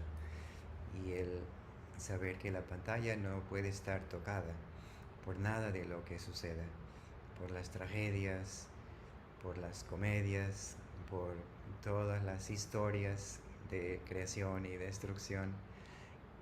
Y así el atestiguar que uno es la pantalla lleva naturalmente a la realización que lo absoluto es más allá incluso del atestiguar impersonalmente, sino que es aquello que no se puede expresar. Eso es la verdad. Y eso que es inexpresable, incomprensible, inconcebible, imperceptible, es lo único que permanece, el silencio del ser, al cual Bhagavan una vez más y una vez más y una vez más nos invita a realizarlo, a decir: no tengas apego a la forma y al nombre, tú eres eso. Y claro que uno, una vez que haya reconocido esta convicción inquebrantable que va a florecer de la manera como Bhagavan lo desee, entonces la celebración adquiere una vibración más intensa, más íntima. No es nada más una celebración externa de bailes y poesías, sino que se sabe que todo eso es la presencia misma de Bhagavan, que se postra a los pies de Bhagavan en alegría, en humildad. Y esa es la victoria que hace sonreír a Bhagavan, que hace que el corazón se abra más y más y más a que esta gracia surja y bañe este mundo, este universo, con el agua de la verdad, como una Abhishekam que Bhagavan pone en su propio ser, que despierta al ser. Om Namo Bhagavate Sri Arunachala Ramanaya.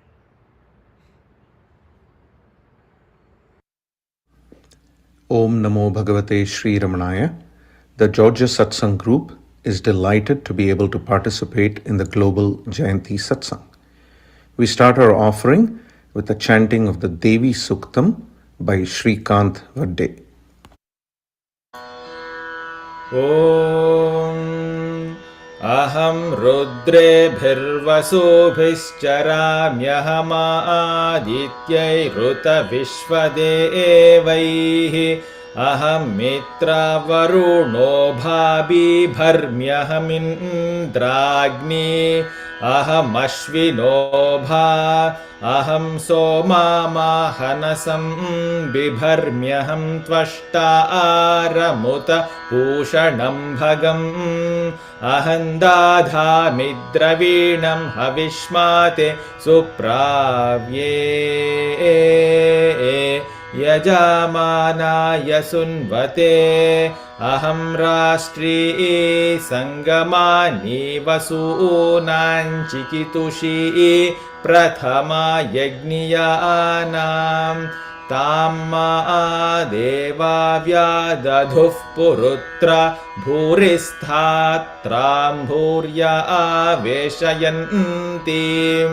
मयासो अन्नामत्तियो विपश्याति यः प्राणीति य ईं शृणोत्युक्तम् अमन्तवो मान्त उपक्षियन्ति श्रुधिश्रुतश्रद्धिवन्ते वदामि अहमेव स्वयमिदं वादामि जुष्टन् देवेभिरुतमानुषेभिः यं कामयेतन्तामुग्रं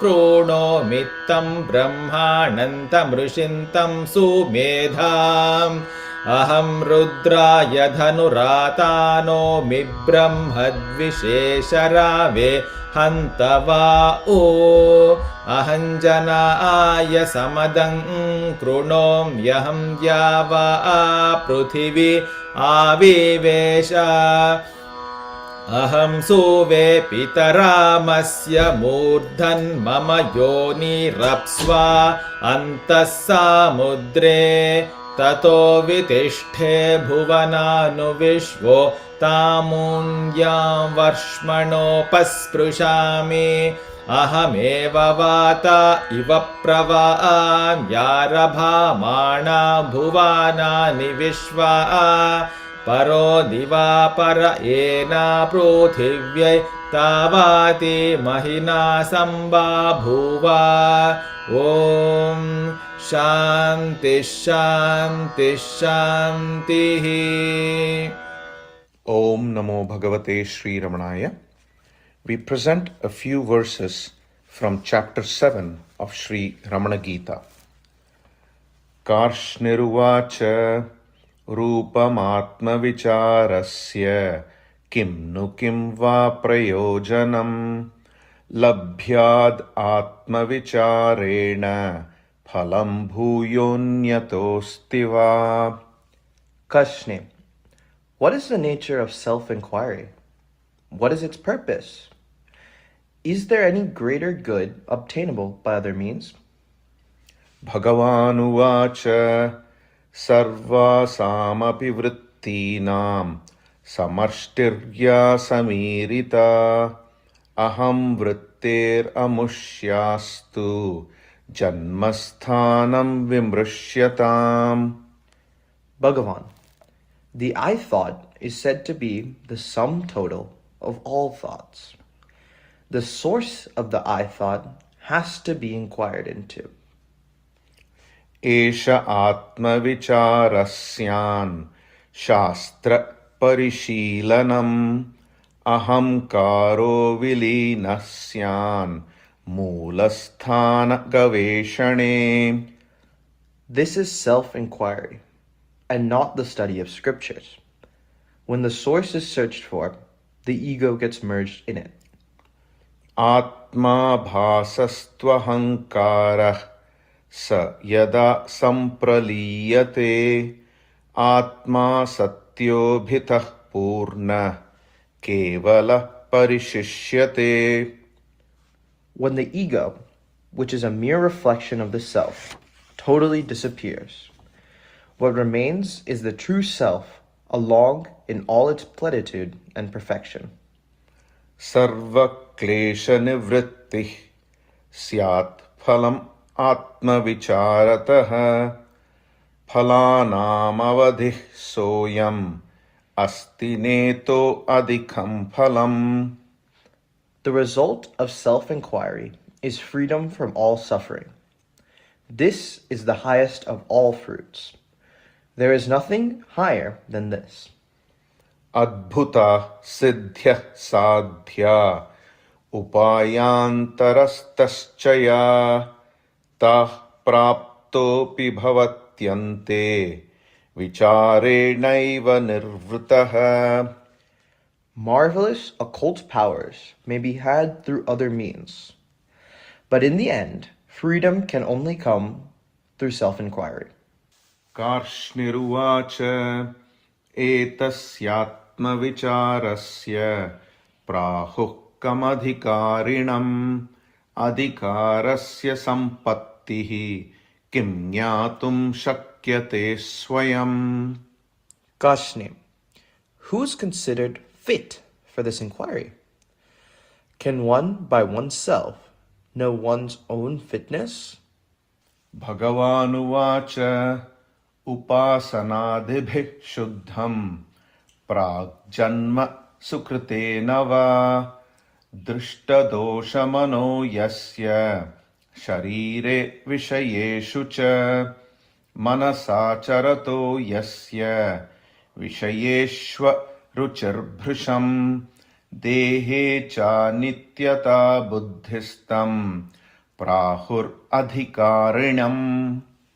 Bhagavan, he whose mind has been purified through upasana and other means, or by merit acquired in past lives, who perceives the imperfections of the body and sense objects, and feels utter distaste whenever his mind has to function among sense objects, and who realizes that the body is impermanent, he is said to be a fit person for self-inquiry. Karshniruvacha snanam sandhya japo homah swadhyayo deva pujanam sankirtanam tirthayatra yajñodanam vratani cha vichare sadhikarasya vairagya cha vivekatah kim va prayojanaya syurutakala vidhuyate. When one is fit for self-inquiry by his non-attachment for sense objects and by discrimination are ceremonial baths, sandhya, repetition of mantras, oblations poured into the fire, chanting of Vedas, worship of gods, bhajan, pilgrimage, sacrifice, giving in charity, and observance of special spiritual practices. Are these of any use, or are they a waste of time? Bhagavan arambhinam kshiyamana ragamadhikarinam karmanyetani sarvani bhuyasyai chitta shuddhaye. For competent beginners with waning attachments, all these aids will make the mind increasingly pure. Yat karma sukritam proktam manovakaya sambhavam tat karmantaram hanti manovakaya sambhavam. Virtuous activity of mind, speech and body destroys the contrary activity of mind, speech and body. Vichara pratikulani na punyani nirarshava kriyamāṇānya sangena bheda buddhyupamardhina. Virtuous actions performed without a sense of difference and without attachment do not stand, O best of men, in the way of self-inquiry. Karshniruvacha nirvāṇāyāsti chedanyo marga atma vicharatah yeko va vividhastam me Bhagavan vaktumarhati. If besides self-inquiry there be another way to nirvana, is it one or varied? May Bhagavan be pleased to tell me. Bhagavanuvacha yeka praptum prayatate parapraptaramucchati chiraya prathamo gachan prapnotyatmanamantatah. One strives to attain something, the other seeks the one who strives to attain. The former takes longer time and in the end attains the self. एकस्य ध्यानतश्चित्तम् एकाकृति भविष्यति एकाकृतित्वं चित्तस्य स्वरूपे स्थितये भवेत्. The mind of one meditating on a single object becomes one-pointed, and one-pointedness of mind leads to abidance in the self. ध्यायतो देवतां मन्त्रम् अन्यद्वा लक्ष्यमुत्तमम् ध्येयमात्ममहाज्योति क्षन्ततो लीनतां व्रजेत्. The deity, mantras, or any other excellent object on which one meditates merges in the end in the great effulgence of the self.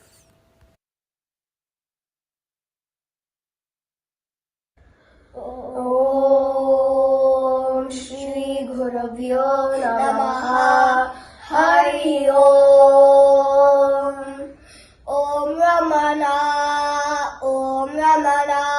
Upanishadvanya Om Ramana Udalila Om Ramana Uttama Purusha Om Ramana Shri Rama Chitta Om Ramana Shri Rama Chitta Om Ramana Vara Ramana Vara Ramana Varada Bhayakar Vara Ramana Vanchit Phalava Vara Ramana Vachama Gochara Vara Ramana Shri Rama Chita Vara Ramana Shri Rama Chita Vara Ramana Nidhi Ramana Nidhi Ramana Nishalatattva Nidhi Ramana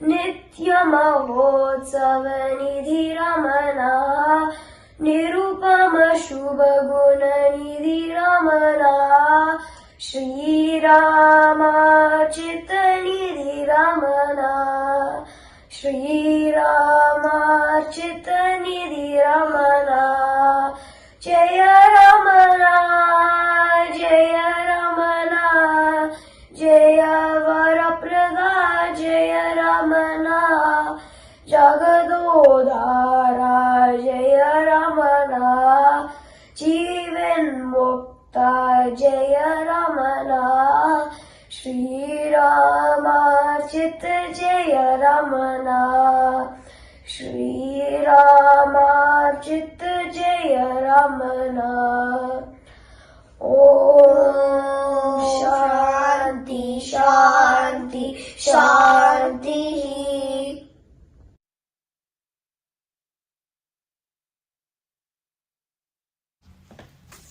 இறைவனை கண்டிட எண்ணினால் வேறெதையுமே காணாதிருந்திடு.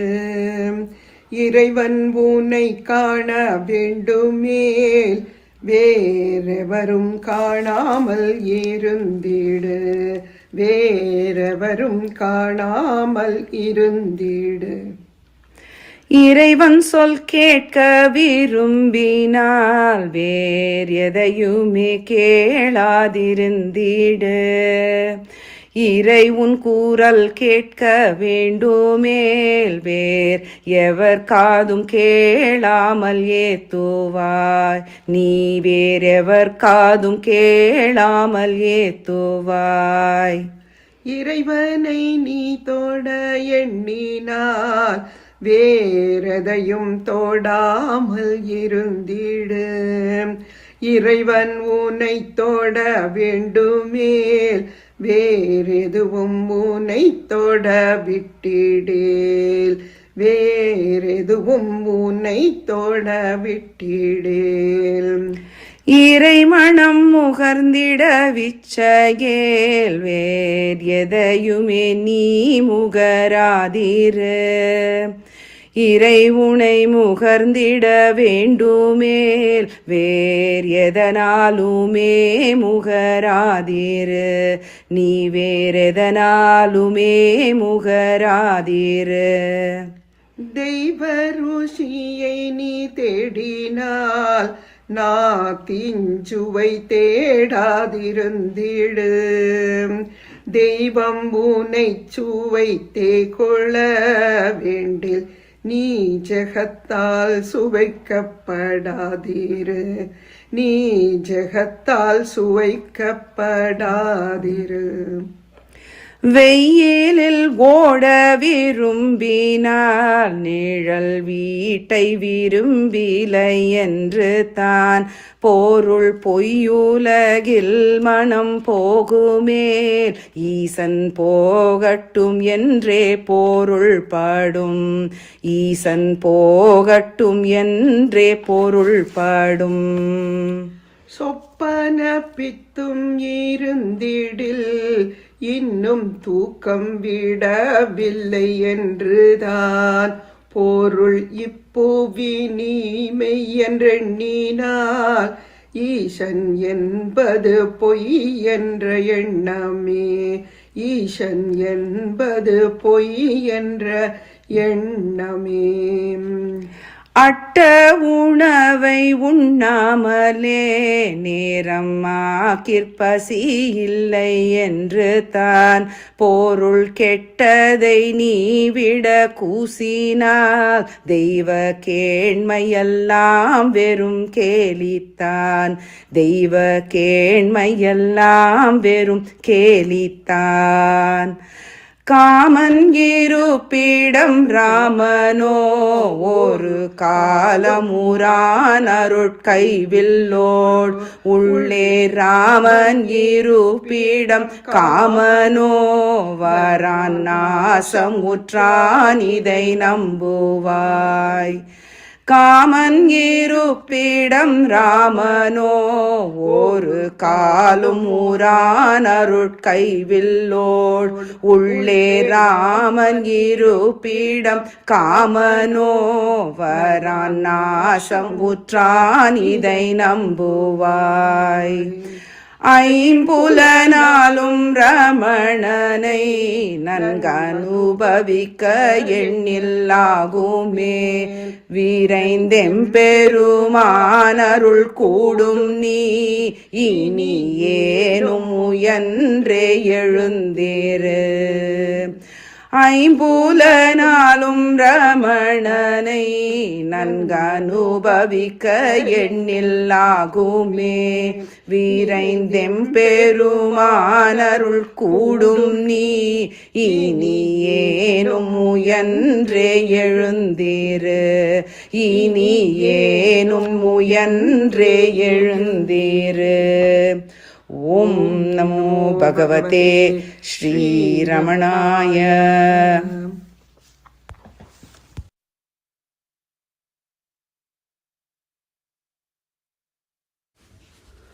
நமரமண தேவனென்று நனவு கனவே புகன்று நமனை அடியோடு வென்று நழுவாத. நமரமண தேவனென்று நனவு கனவே புகன்று நமனை அடியோடு வென்று நழுவாத. ரமண சுகமே இணைந்து ரவிசசியுளா மறந்து நவிலவியலாதுணர்ந்த நவஞானம். ரமண சுகமே இணைந்து ரவிசசியுளா மறந்து நவிலவியலாதுணர்ந்த நவஞானம். தமதியல்வதாயறிந்து சகஜ நிலையே நிறைந்து தடைய வருணி புரிந்து தரவேணும். தமதியல்வதாயறிந்து சகஜ நிலையே நிறைந்து தடைய வருணி புரிந்து தரவேணும். தகவு தகவாமை என்ற சலுகை விதியே இகந்து சகல உயிர் வாழ்கவென்ற தயையாளே. தகவு தகவாமை என்ற சலுகை விதியே இகந்து சகல உயிர் வாழ்கவென்ற தயையாளே. சமயமொடு ஜாதி என்றும் சரவசர ஜீவர் என்றும் சகலவித பேதம் கொண்டு தடுமாறும். சமயமொடு ஜாதி என்றும் சரவசர ஜீவர் என்றும் சகலவித பேதம் கொண்டு தடுமாறும். ஜகமயல நேகம் வந்த தவயகலவாசி தந்து தனிலணியராருமின்றி தவயோக ஜகமயலநேகம் வந்த தவயகலவாசி தந்து தனிலணியராருமின்றி தவயோக அமல சுகமே மலிந்தின் அருளும் அருணாசலந்தன் அருளிடமதாயெழுந்த ரமணேஷா அமல சுகமே மலிந்தின் அருளும் அருணாசலந்தன் அருளிடமதாயெழுந்த ரமணேசா அணுமலையாமலுன்றன் அடிமையெனவே பொருந்த அருளுதவீக என்றன் பகவானே அணுமலையாமலுன்றன் அடிமையெனவே பொருந்த அருளுதவீகவென்றன் பகவானே அருளுதவீக என்றன் பகவானே அருளுதவீக என்றன் பகவானே. ஓம் நமோ பகவதே ஸ்ரீ ரமணாய.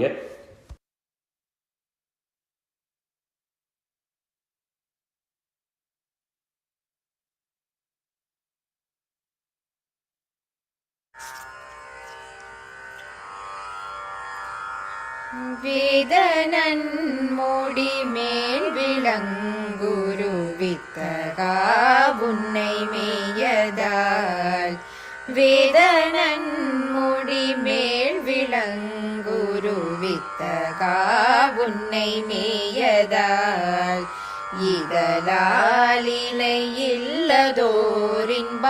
எய்தினேன் ரமணேசனே இதலாலினை இல்லதோரின்பம் எய்தினேன் ரமணேசனே பாய்தலற்ற மனத்தவர் தொழும் பாண்டிவன் சுழியற்பதி பாய்தலற்ற மனத்தவர் தொழும் பாண்டிவன் சுழியற்பதி நாதனே உன்னை நான் மறக்கினும் நான் சொல்லும் உன்றன் நாமமே நாதனே உன்னை நான் மறக்கினும் நான் சொல்லும் உன்றன் நாமமே நான் சொல்லும் உன்றன் நாமமே மோனமுற்ற முனீந்திரர் தொழும் முத்தனே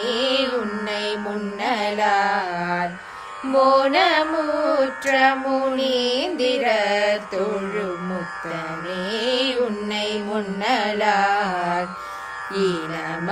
ஈனமற்றதோரின்ப நன்னிலை எய்தினேன் ரமணேசனே ஈனமற்றதோரின்ப நன்னிலை எய்தினேன் ரமணேசனே பானமாத்தகும் பைந்தமிழ் பழம் பாண்டிவன் சுழியற்பதி பானமாத்தகும் பைந்தமிழ் பழம் பாண்டிவன் சுழியற்பதி ஞானமே உன்னை நான் மறக்கினும் நான் சொல்லும் உந்தன் நாமமே ஞானமே உன்னை நான் மறக்கினும் நான் சொல்லும் உந்தன் நாமமே நான் சொல்லும் உந்தன் நாமமே தூய பூவிடை தூங்குகின்ற துரியனே உன்னை தோய்ந்ததால் தூய பூவிடை தூங்குகின்ற துரியனே உன்னை தோய்ந்ததால் ஏய சொல்லை இகந்த பேரின்பம் எய்தினேன் ரமணேசனே ஏய சொல்லை இகந்த பேரின்பம் எய்தினேன் ரமணேசனே பாயலற்ற மனத்தவர் தொழும் பாண்டிவன் சுழியற்பதி பாயலற்ற மனத்தவர் தொழும் பாண்டிவன் சுழியற்பதி நாயகா உன்னை நான் மறக்கினும் நான் சொல்லும் உன்றன் நாமமே. நாயகா உன்னை நான் மறக்கினும் நான் சொல்லும் உன்றன் நாமமே. நான் சொல்லும் உன்றன் நாமமே. நான் சொல்லும் உன்றன் நாமமே.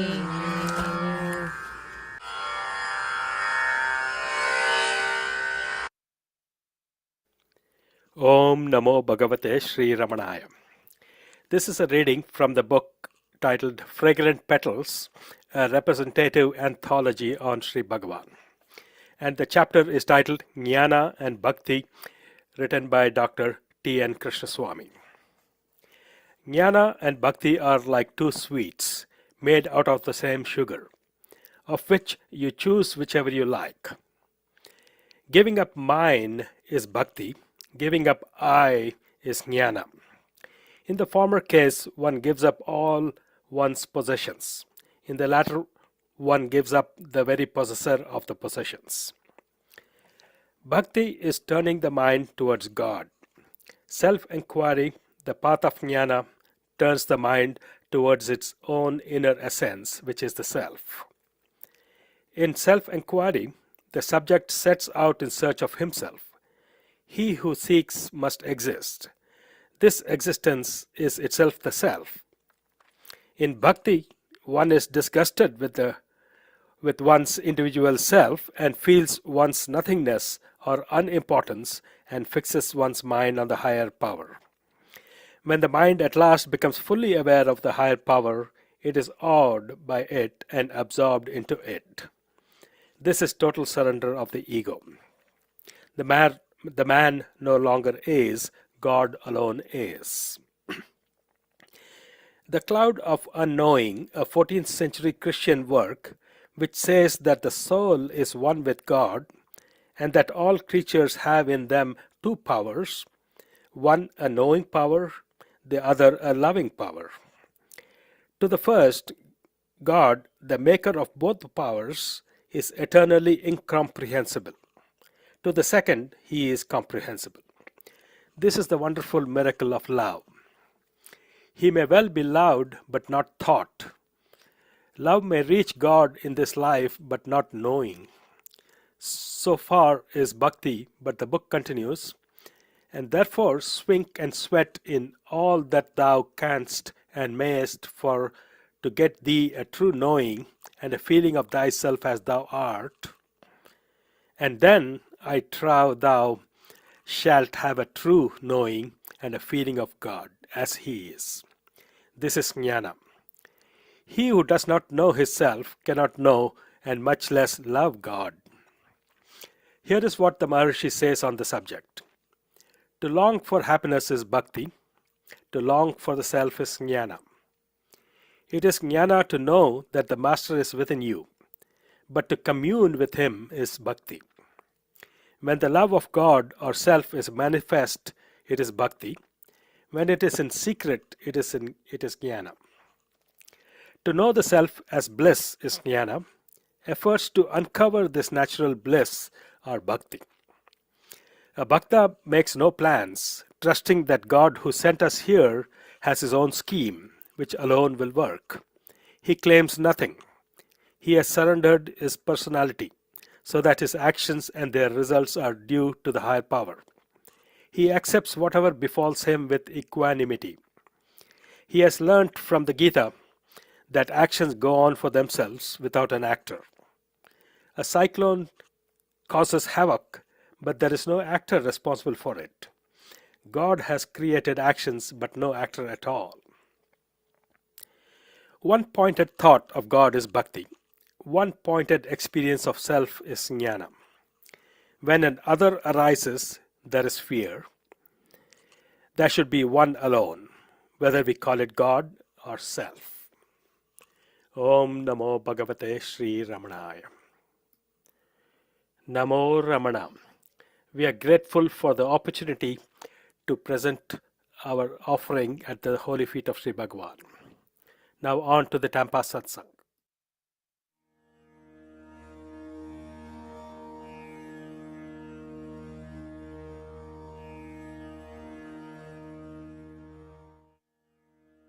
Om Namo Bhagavate Sri Ramanaya.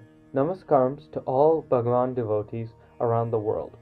We in the San Francisco Bay Area Satsang feel privileged and blessed to take part in the global 145th Bhagavan's Jayanthi celebration.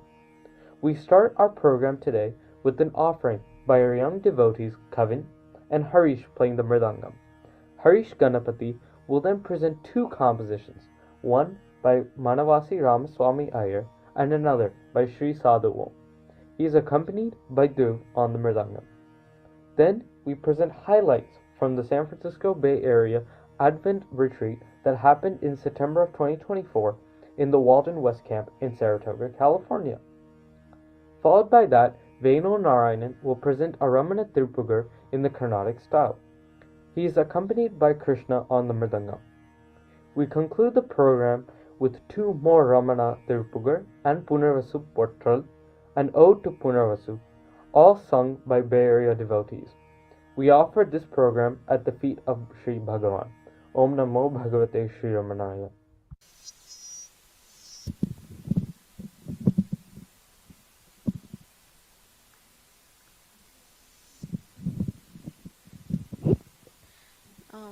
Me and Harish are gonna play Aditani.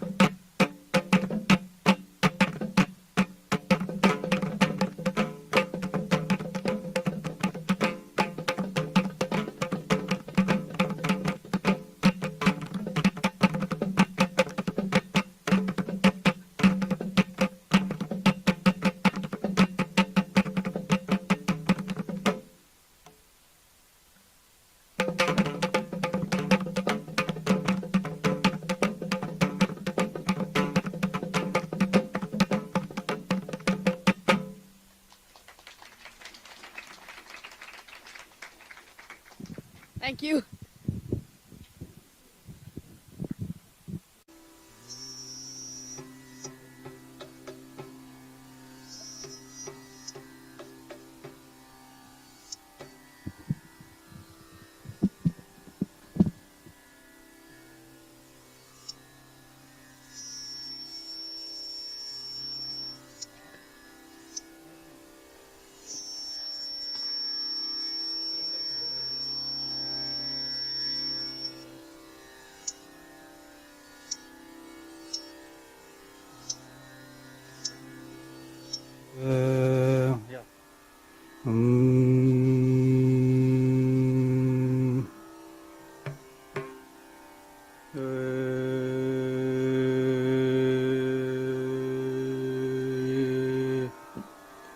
Present a composition of Sri Manavasi Ramaswamy Iyer in the Raga Kannada, set to tune by Sri Ramana Balachandran.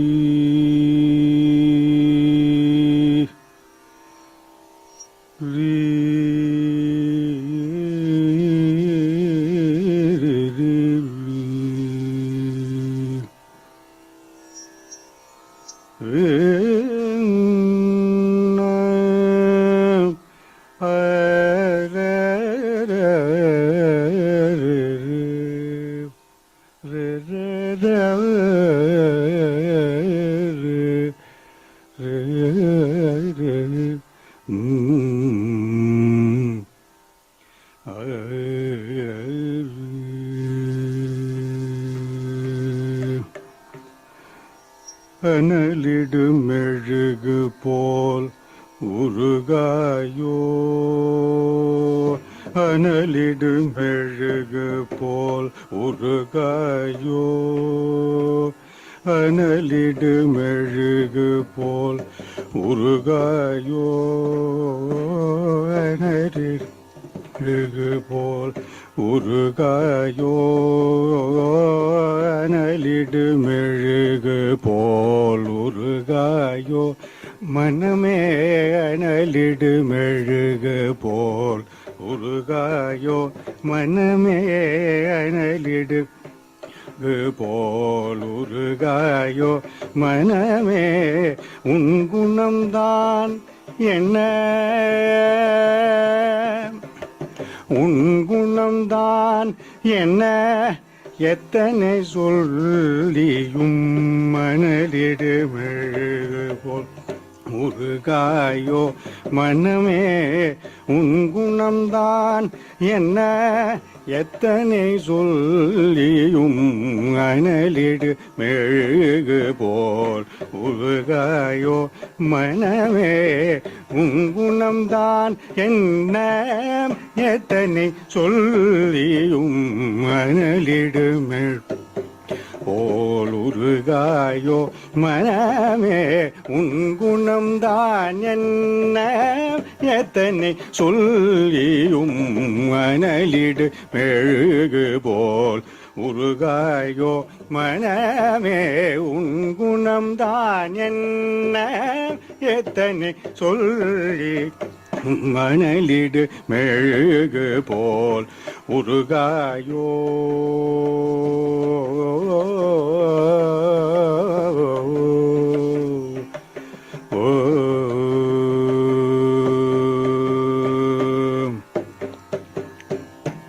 கனலிடை உதித்து புனலிடை பிறந்த, கனலிடை உதித்து புனலிடை பிறந்த, கனலிடை உதித்து புனலிடை பிறந்த, கனலிடை உதித்து புனலிடை பிறந்த, கனலிடை உதித்து புனலிடை பிறந்த, புனலுடை சடையன்மை குமரா,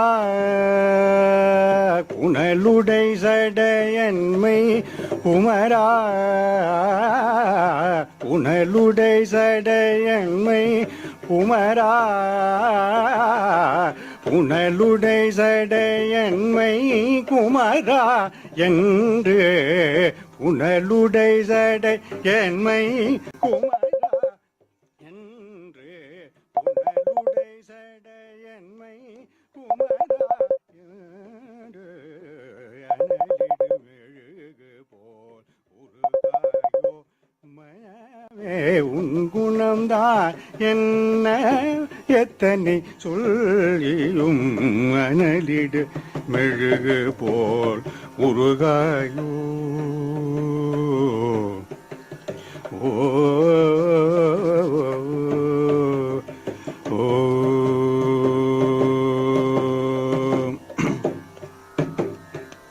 முருகாவென்னும் நாமம் உட்கொண்ட உடனே முருகாவென்னும் நாமம் உட்கொண்ட உடனே உளம் கனிந்து மெய்யன்பு மேலிட முருகாவென்னும் நாமம் உட்கொண்ட உடனே உளம் கனிந்து மெய்யன்பு மேலிட பாபம் தீர பரகதி சேர பாபம் தீர பரகதி சேர பாபம் தீர பரகதி சேர நீயும் நானும் என்றனவே வேதமர கலந்து பாபம் தீர பரகதி சேர நீயும் நானும் என்றனவே வேதமர கலந்து கலந்த இன்பம் தன்னை கனவிலும் மறவாது கலந்த இன்பம்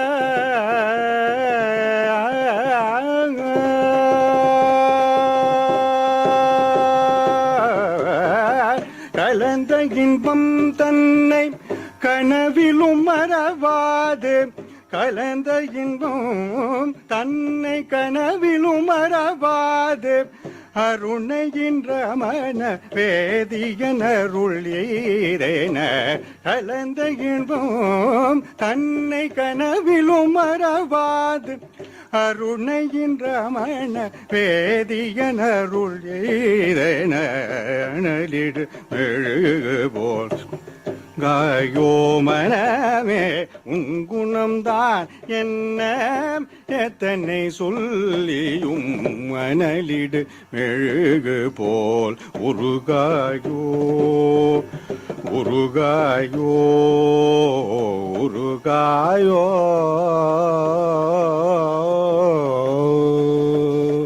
ஓ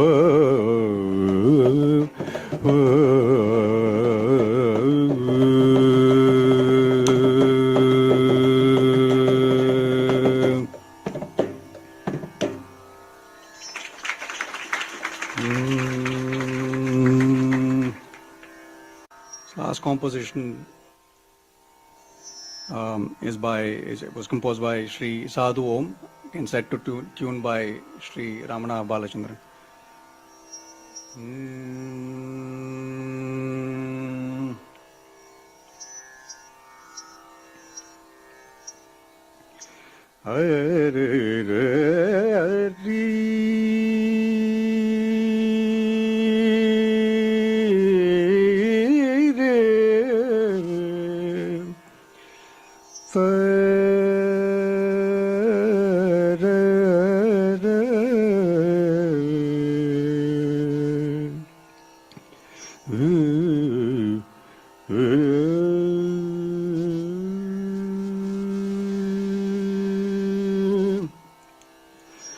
Om Namo Bhagavate Sri Arunachala Ramanaya.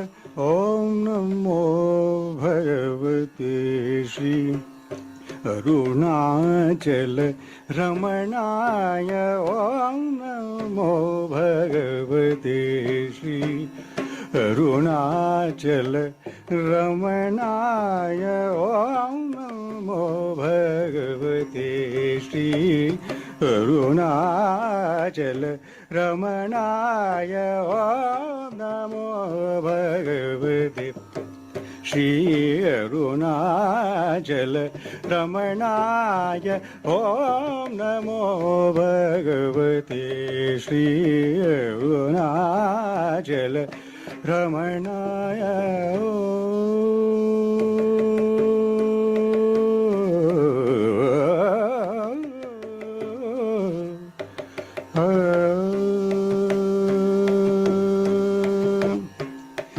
ज्ञानमखा गुरु पराय नमो नमो गिरिवराय ज्ञानमखा गुरु पराय नमो नमो गिरिवराय ज्ञानमखा गुरु पराय नमो नमो गिरिवराय ज्ञान महा गुरुपराय नमो नमो गिरिवराय ज्ञान महा गुरुपराय नमो नमो गिरिवराय दीन भक्त सुखकराय देवदेव रमणाय दीन भक्त सुखकराय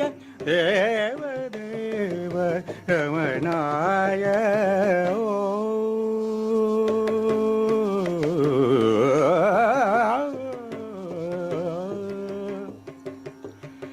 ईन देह लोक अभिमान में नान्यन तागी ईन देह लोक अभिमान में नान्यन तागी எது உண்மை அறியாதே எண்ணிலா பிறவியாகி ஈன தேகலோக அபிமானமே நான் எனதாகி எது உண்மை அறியாதே இன்னிலா பிறவிகாகி ஞானதேசிகா முடிவில் பாதமே என் கதிகாகி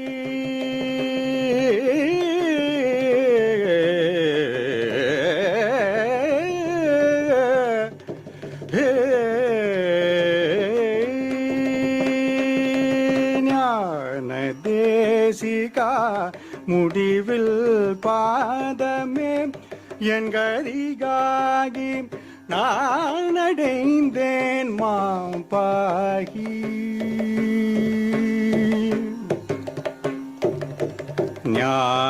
ஞானதேசிகா முடிவில் பாதமே என் கதிகாகி நான் அடைந்தேன் மாம்பாகி ரமணா ஞான சிவயோகி நான் அடைந்தேன் மாம்பாகி ரமணா ஞான சிவ யோகி ஓம் நமோ भगवते श्री अरुणाचल रमणाय ॐ नमो भगवते श्री अरुणाचल रमणाय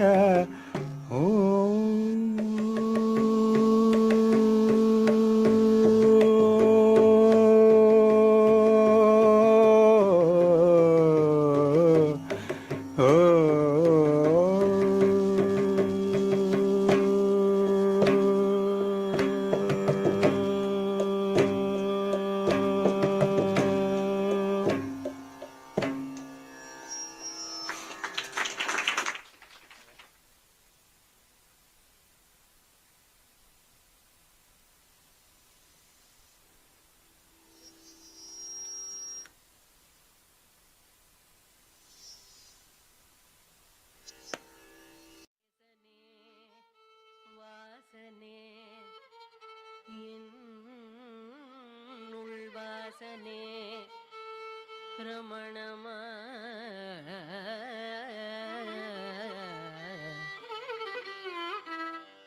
தேவே ரமணமா தேவே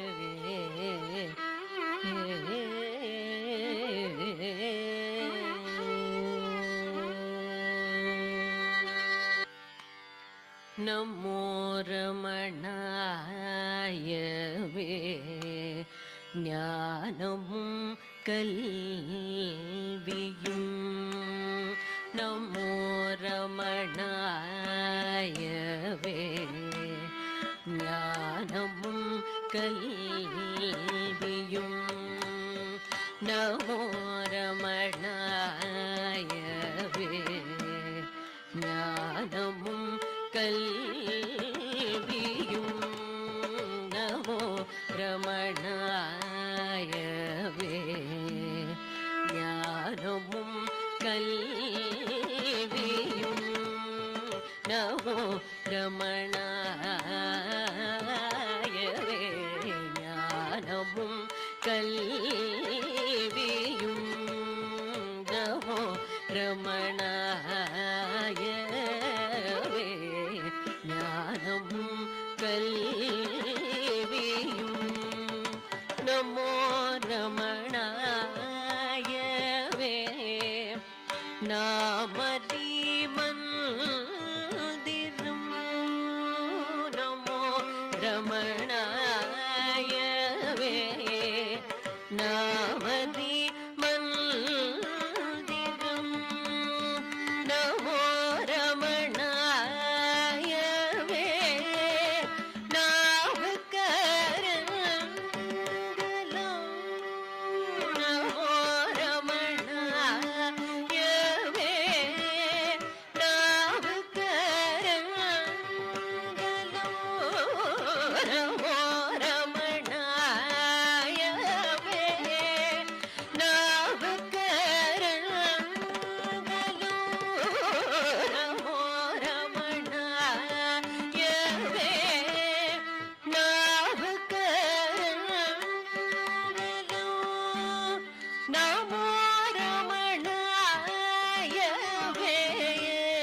நல்வழி கூடுமே நமோ ரமணாயவே நல்வழி கூடுமே நமோ ரமணாயவே நாதிகர் காட்சிக்கு நமோ ரமணாயவே நாதிகர் காட்சிக்கு நமோ ரமணாயவே நாத்தின பாதியும் நமோ ரமணாயவே நாத்தின பாதியும் நமோ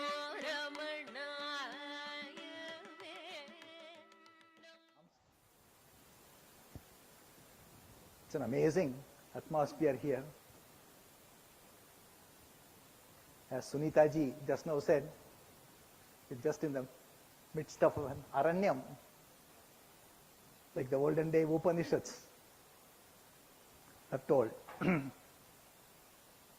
When I saw this, I thought that these people had brought the ashram here. Then I corrected myself. When I saw the Virupaksha cave and the Skandashramam, they have even brought the hill here. Such an amazing thing. I feel very privileged to take part, to participate in this event. Hello everyone, my name is Shruti and I recently graduated high school and will be attending college this fall. I wanted to carry on the tradition in our Bay Area Satsang group of sharing my experiences as a young Bhagavan devotee as I start this new chapter of my life. My family and I have been coming to Satsang since I was 2 years old in 2008. As Sunithanti mentioned, a lot of you may remember me as the little girl who would fall asleep during the prayers and wake up just in time to go play with all the other kids and eat dinner.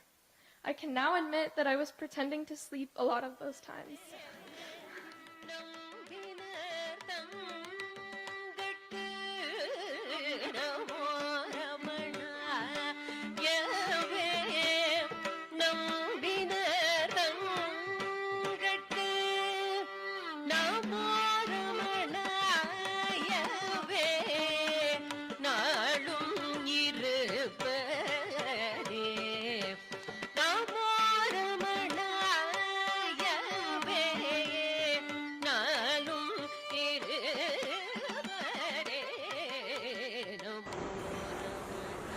This particular verse that I recited just now on Bhagavan was composed by one Srishta Subharao. Here he says, Gahana Hridaya Vidya Leelaya Bodhayantam, about Bhagavan. He says this profound philosophy, Gahana Hridaya Vidya Leelaya Bodhayantam, he taught to everybody in a playful manner. So that is the importance of this verse. It's a beautiful verse. Playful because, he would always point to everybody. What you are saying is not very important. Things that are important is just inside. Always turn the attention back to oneself.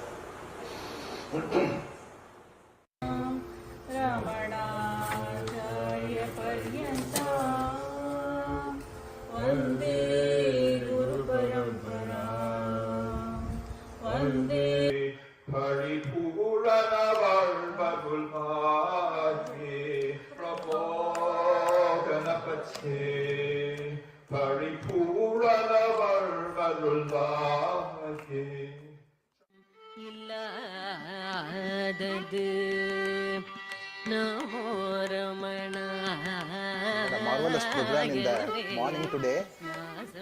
At 6 we had a recitation of the Ribhu Gita, the 26th chapter of the Tamil version, and quite an enchanting one. I just remembered a story in connection with Ribhu Gita. Either through bhakti or through jnanam, the mind should dissolve itself.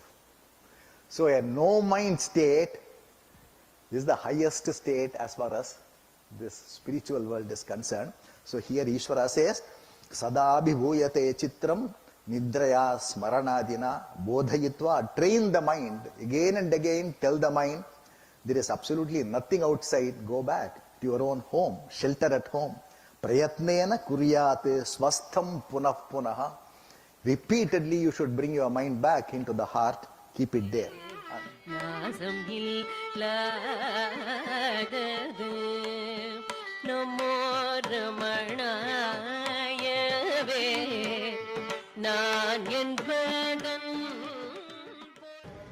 My name is Sudha Radhakrishnan and I'm from Portland, Oregon. This is my first experience in a retreat, a spiritual retreat, and it is wonderful. I enjoyed the meditation room, the replicate of the Arunachala hill and everything, and the organizers were very, very friendly and welcoming. I would recommend this retreat to many others if you have an opportunity. Thank you. Thank you so much for this opportunity. I feel like Ramana pulled me one step closer to you. Thank you. My name is Ganeshan Radhakrishnan from Portland, Oregon. This is the first time I'm attending a retreat. Thoroughly enjoyed, and the hosts are very much welcoming and very friendly. And the location is marvelous, beautiful, and really enjoyed so far. Thank you. Namaskaram. This is Sriram Seshagiri. I'm from Portland, Oregon. I'm here with a close group of friends. My wife Shanti, Ramchandran and his wife Usha, Radhakrishnan and his wife Sudha. We are so blessed, extremely happy that we could make it to this wonderfully organized retreat. We almost felt like this was an extended family. Most importantly, the chance to sit down and then listen, absorb, try to experience Bhagavan's teachings with Kritivasan Mama's wonderful lectures that we have been very, very blessed to listen to. And really, the hospitality that was extended by the organizing people here has been an extremely memorable and a very warm feeling. We go back with additional learning, more motivation, and more thought of trying to look inwards. Bhagavan's primary teaching. So, looking forward to coming back again next year. And we also want the Satsang Group from the Bay Area to come and visit us in Portland, and so that within the Northwest we continue to have a longer association on this. Thank you so much for this opportunity. Namaskaram. My name is Ramchandra. We are here at the Ramana retreat. It has been a wonderful experience. I've been to many retreats, I've organized retreats. This retreat has been so full of bhakti and divinity, unimaginable. I would encourage everyone to come and participate in the future. It's always a pleasure and a blessing to be associated with any function that is to be about the Bhagavan Ramana Maharshi. I've sort of seen him when I was 4 years old, and this particular retreat here in Saratoga, it's been very well organized, very well done, and as usual there is no disappointment, and it's a pleasure to be here. I've enjoyed it yesterday and today too. Thank you. Hey, we had a great time. It was such a nice environment where we practiced deep meditation, and we explored the spiritual retreat with peace and harmony, and it was so good. Please don't miss it next time.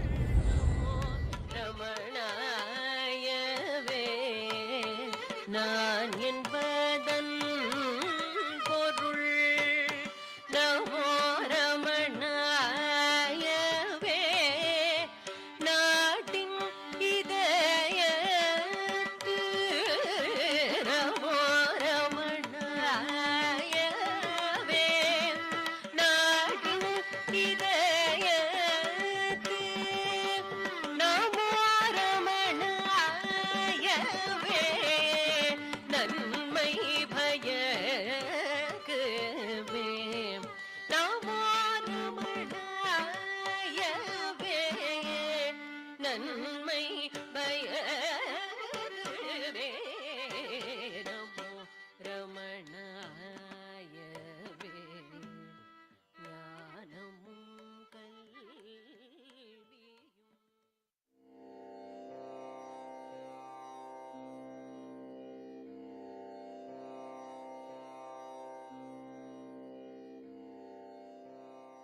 Lincoln and I are here to offer a devotional song at the feet of Bhagavan.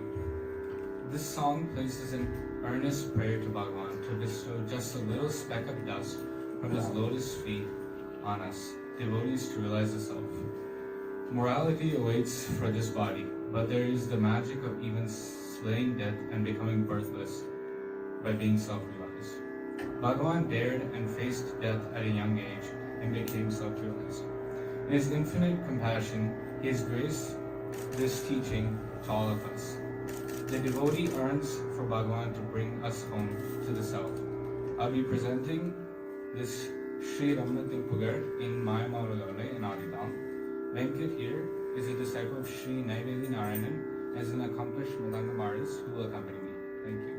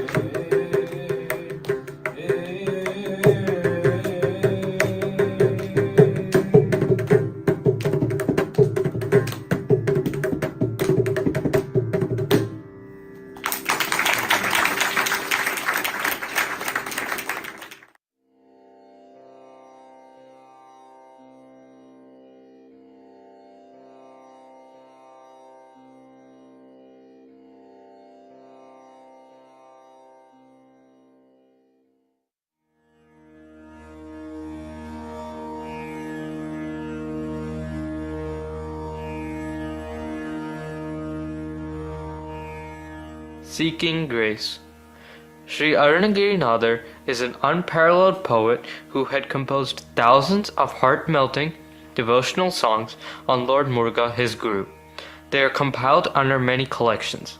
The most important collection among them is Tirupugar, which packs not only the praises of Lord Muruga, but stories from Bhagavatam, Ramayana, Mahabharatam, Shiva Puranam, and also the Upanishadic and Vedic teachings.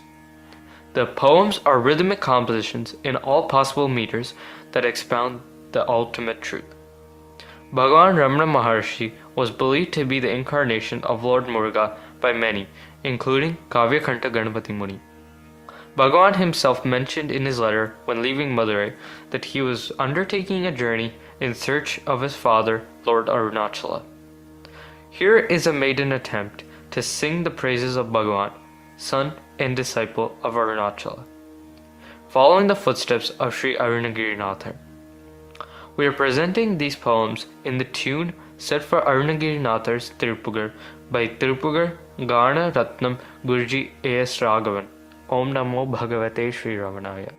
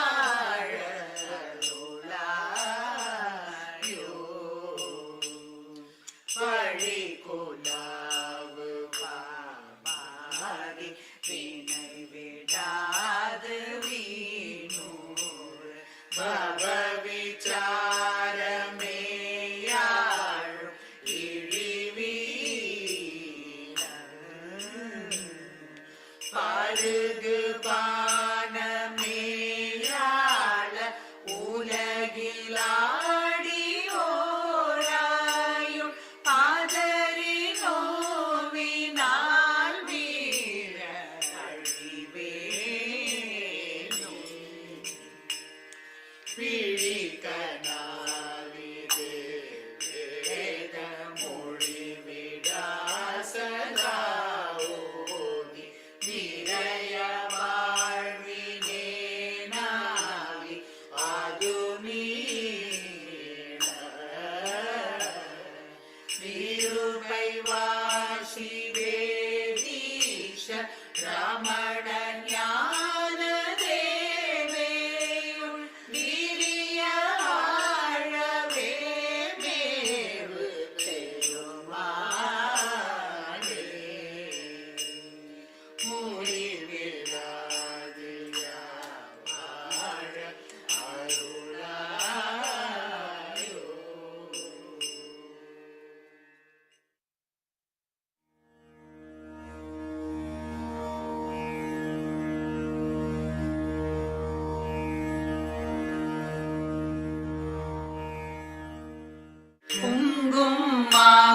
கடல் பெருவலை போன்ற பாழிதனில் முங்கும் போர் விழை உடனதில் மூழ்க ஏன் துடித்தேன். திங்கள் தோறும் புனர்வசு சேவை தேற்றிடவும் எங்கும் பாயொளி ரமணனின் நேம தாழ்படவே அஞ்சின் ஆசையை அனுதினம் மேவி ஆட்டமிட்டேன். அஞ்சும் பாழ் சிறை அதிலடைந்தாவி ஆற்றியதே. அஞ்சு கோஷமும் புனர்வசு ஏவல் ஆற்றிடவும் அஞ்சல் யாசகம் ரமணவெம் நாவும் மாத்திடவே கண்டம் தாவியும் கடல் நெடுங்காத தூரமிகுந்து உண்டி காடிலும் இடிமட ஊழில் ஏன் உழன்றேன். அண்டம் போற்றுமே புனர்வசுவாவி ஈர்த்திடவும் கொண்டல் கார்பொழி ரமணவெம் காது கூறிடவே பந்தம் பூதல புறமதன் பார்கொள் பாதகத்தை நொந்தும் நாடிய நெறி பிழர் நோக்கம் ஏன் புரிந்தேன். இந்தம் வாழ்த்திடும் புனர்வசு வேட்கை போக்கிடவும் எந்தை ஞாயிறு ரமணவெம் ஏக்கம் நீக்கிடவே அம்பு சூழுலகதிசயமாமென்றார் பறித்தே அம்பு போலிதில் விசையொடு பாய்ந்து மாய்ந்ததுமே. செம்பொந்தே சுடை புனர்வசு சேவை சேட்டிடவும் தும்பு தாழவும் ரமணனின் சூதில் தோய்ந்திடவே சென்றும் தோன்றிடும் திகழுலகீர்ப்பு சீண்டிடவே என்றும் சான்றென ஒளிரகம் நீங்கி ஏன் விழுந்தேன். இன்று தோன்றினன் புனர்வசு நாளை ஏத்திடவும் குன்றம் போன்றமர் ரமணனின் மோனம் கூப்பிடவே பாய்ந்தே பாலை தன் புனல் நிழல் காண பாழிதிலே தோய்ந்தே பாவியும் பல பிறப்பூரே தூங்கியதே. மாய்ந்திட்டேகும் உன் புனர்வசு வாழ்த்தி வாழ்ந்திடவும் ஆய்ந்துள் பாயவும் ரமணனின் மார்க்கம் ஆழ்ந்திடவே சாந்திம் மாயையின் சதிர் விளையாடல் சாய்த்திடவே சோர்ந்தென் நாள் வரும் விடியலன்றாயுள் சோம்பியதே. தேர்ந்தெம் மாதவன் புனர்வசு நாளில் சீர்படவும் கூர்ந்துள் நோக்கியும் ரமணனின் தாளுள் கோட்படவே தாழ்ந்து வாழ்வினில் தவித்தகங்கார தாண்டவத்தால் வீழ்ந்த வாரதன் வினை பயன் தீர நீண்டெழுவேன்.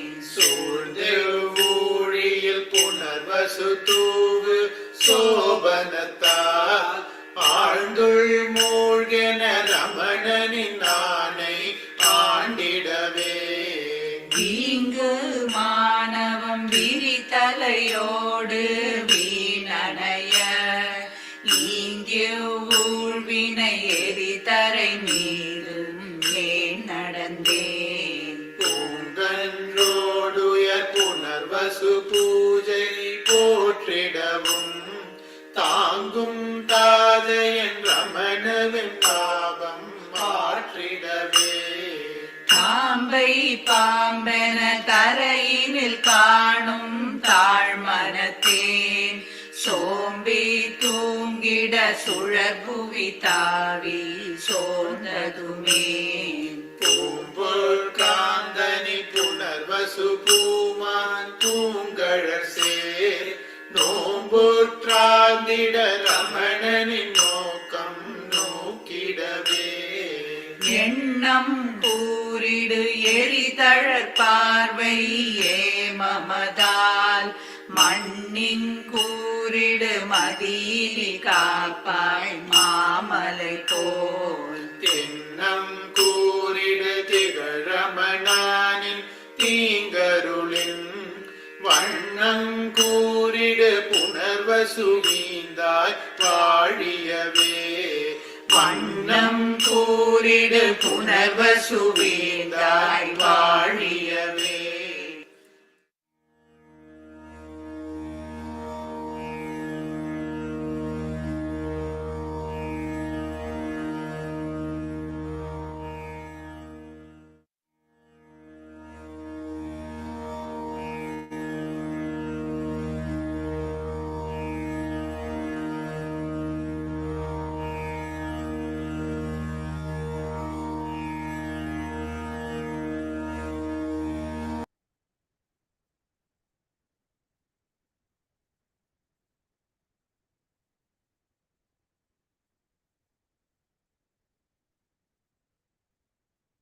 Austin, can you take over? Is this for Austin?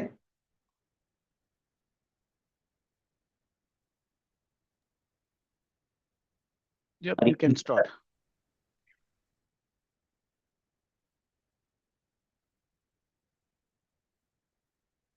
Hello? Yes, Austin, please go ahead. Okay. So you are able to hear us, correct? Yes, yes. Okay, thank you.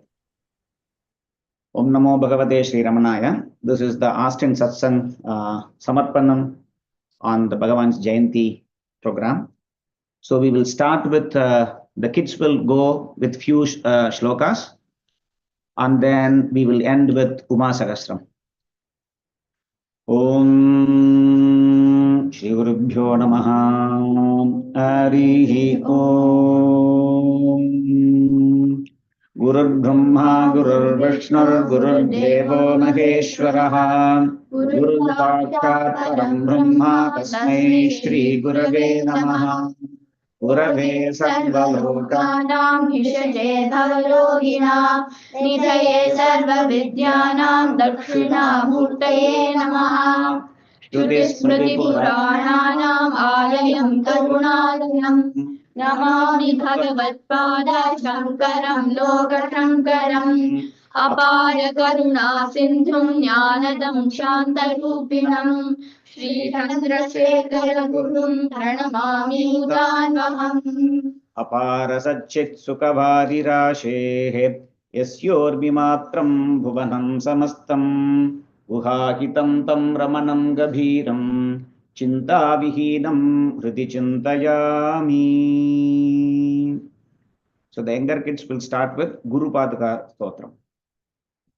Ananta samsara samudyadala Naugarhitabhyam Guru Bhaktitabhyam Vairagya Samrajayata Pujanabhyam Namo Namah Shri Guru Padukabhyam Kavitva Varashi Nishakarabhyam Daurvagyadabhyam Buddhamadikabhyam Duri Kritanam Vipattadebhyam Namo Namah Shri Guru Padukabhyam Natayayo Shri Patitam Samiyuhu Kadachidapya Shuddhajantavaryaha Mukasya Patitam Hitabhyam Namo Namah Shri Guru Padukabhyam Dharikanika Padhitabhyam Vimohari Nivanikabhyam Namajjanabhishtatriptadabhyam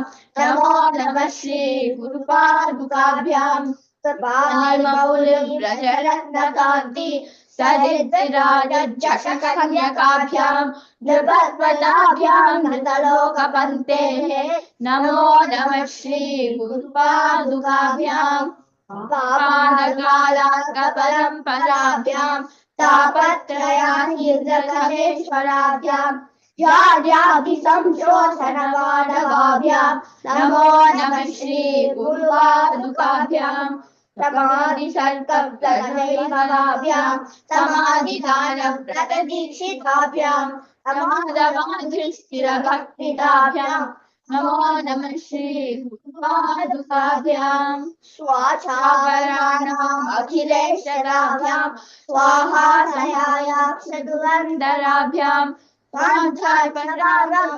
पूजनाभ्याम् नमो नमः श्री गुरुपादुकाभ्याम् कामादि सर्वव्रजलारूढाभ्याम् विवेकवैराग्यनिर्प्रदाभ्याम् बोधप्रदाभ्याम् निर्मोक्षदाभ्याम् नमो नमः श्री गुरुपादुकाभ्याम् नमः Shri गुरुपादुकाभ्याम् Sadgurunath Maharaj ki jai. So we will continue with Aditya Hridayam being the beginning of Uttarayana. Start. ततो युद्धः परिश्रान्तम् समरे चिन्तयार्पितम् रावणम् चाग्रतो दृष्ट्वा युद्धाय समुपस्थितम् दैवदैश्य समागम्य द्रष्टुमभ्यागतोरणम् उपागम्याब्रवीद्रामम् अगस्त्यो भगवान् ऋषिः राम राम महाबाहो शृणु गुह्यम् सनातनम् येन सर्वान् नरीन् वत्स समरे विजयिष्यसि आदित्य हृदयम् पुण्यम् सर्वशत्रुविनाशनम् जयावहम् जपे नित्यम् अक्षय्यम् परमम् शिवम् सर्वमङ्गलमाङ्गल्यम् सर्वपापप्रणाशनम् चिन्ताशोकप्रशमनम् आयुर्वर्धनमुत्तमम् रश्मिमन्तम् समुद्यन्तम् देवासुरनमस्कृतम् पूजयस्व विवस्वन्तम् भास्करम् भुवनेश्वरम् सर्वदेवात्मको ह्येष तेजस्वी रश्मिभावनः एष देवः सुरगणान् लोकान् पाति गभस्तिभिः एष ब्रह्मा च विष्णुश्च शिवस्कन्दः प्रजापतिः महेन्द्रो धनदः कालो यमः सोमो ह्यपाम्पतिः पितरो वसवत्साध्या ह्यश्विनो मरुतो मनुः वायुर्वह्निः प्रजा प्राण ऋतुकर्ता प्रभाकरः आदित्यः सविता सूर्या खगः पूषा गभस्तिमान् सुवर्णसदृशो भानुर्हिरण्यरेता दिवाकरः हरिरश्वसहस्राक्षिस्तप्तसप्तिर्मरीचिमान् तिमिरोन्मथनः शम्भुस्त्वष्टा मार्ताण्ड अंशुमान् हिरण्यगर्भः शिशिरः तपनो मास्करो रविः अग्निगर्भोऽतितेः पुत्रः शङ्कः शिशिरनाशनः व्योमनाथस्तमो वेदी ऋग्यजुस्सामपार्गः घनवृष्टिरपां मित्रो विन्ध्यवीथिप्लवङ्गमः आतपी मण्डली मृत्युः पिङ्गलः सर्वतापनः कविर्विश्वो महातेजा रक्तः सर्वभवोद्भवः नक्षत्रग्रहताराणाम् अधिपो विश्वभावनः तेजसाम् अपि तेजस्वी द्वादशात्मन्नमोऽस्तु ते पूर्वाय गिरये पश्चिमायाद्रये नमः ज्योतिर्गणानां पतये दिनाधिपतये नमः जयाय जय भद्राय हर्यश्वाय नमो नमः नमो नमः सहस्रांशो आदित्याय नमो नमः नम उग्राय वीराय सारंगाय नमो नमः नमः पद्मप्रबोधाय मार्ताण्डाय नमो नमः ब्रह्मेशानच्युतेशाय सूर्यायादित्यवक्षसे भास्वते सर्वभक्षाय रौद्राय वपुषे नमः तमोघ्नाय हिमघ्नाय शत्रुघ्नायामितात्मने कृतघ्नघ्नाय देवाय ज्योतिषां पतये नमः सप्रचामीगराभाय वह्नये विश्वकर्मणे नमस्तमोभिनिघ्नाय रुचये लोकसाक्षिणे नाशयत्येष वैभूतं तदेव सृजति प्रभुः पायत्येष तपत्येष वर्षत्येष गभस्तिभिः येष सुप्तेषु जागर्ति भूतेषु परिनिष्ठितः एष एवाग्निहोत्रं च फलं चैवाग्निहोत्रिणां वेदाश्च क्रतवश्चैव क्रतूनां फलमेव च यानि कृत्यानि लोकेषु सर्व एष रविः प्रभुः येन मापत्सु कृच्छ्रेषु कान्तारेषु भयेषु च कीर्तयन् पुरुषः कश्चिन्नावसीदति राघव पूजस्वेन मेकाग्रो देवदेवं जगत्पतिम् एतत् त्रिगुणितं जप्त्वा युद्धेषु विजयिष्यसि अस्मिन् क्षणे महाबाहो रावणं त्वं वधिष्यसि एवमुक्त्वा तदागत्यो जगाम च यथागतम् एतत् श्रुत्वा महातेजा नष्टशोकोऽभवद्ददा धारयामास सुप्रीतो राघवः प्रयतात्मवान् आदित्यं प्रेक्ष्य जप्त्वा तु परं हर्षमवाप्तवान् त्रिराचं यशुचिर्भूत्वा धनुरादाय वीर्यवान् रावणं प्रेक्ष्य हृष्टात्मा युद्धाय समुपागमत् सर्वयत्नेन महता वधे तस्य धृतोऽभवत् अतरविरवदन्निरीक्ष्य रामं मुदितमनाः प्रहृष्यमानः दिशिचरपति संशयं विदित्वा सुरगणमध्ये गतो वचस्वरेति. So we will continue with Meenakshi Panchara. Start. उद्यद्भानुसहस्रकोटिसदृशां केयूरहारोज्ज्वलां बिम्बोष्ठीं स्फुटदन्तपङ्क्तिरुचिरां पीताम्बरालङ्कृतां विष्णुब्रह्मसुरेन्द्रसेवितपदां तत्त्वस्वरूपां शिवां मीनाक्षीं प्रणतोऽस्मि सन्ततमहं कारुण्यवानानिधिम् मुक्ताहारलसत्किरीटं शिरां पूर्णेन्दुवक्रप्रभां श्रीचन्दूपुरकिङ्किणीमणिधरां पद्मप्रभाभासुरां सर्वाभीष्टफलप्रदां गिरिसुतां वाणीरमासेवितां मीनाक्षीं प्रणतोऽस्मि सन्ततमहं कारुण्यवारानिधिम् श्रीविद्यां शिववामभागनिलयां पीतारमन्त्रोज्ज्वलां श्रीचक्राङ्कितबिन्दुमध्यवसतिं श्रीमत्सभानायकीं श्रीमत्षण्मुखविघ्नराजजननीं श्रीमज्जगन्मोहिनीं मीनाक्षीं प्रणतोऽस्मि सन्ततमहं कारुण्यवारान्निधिम्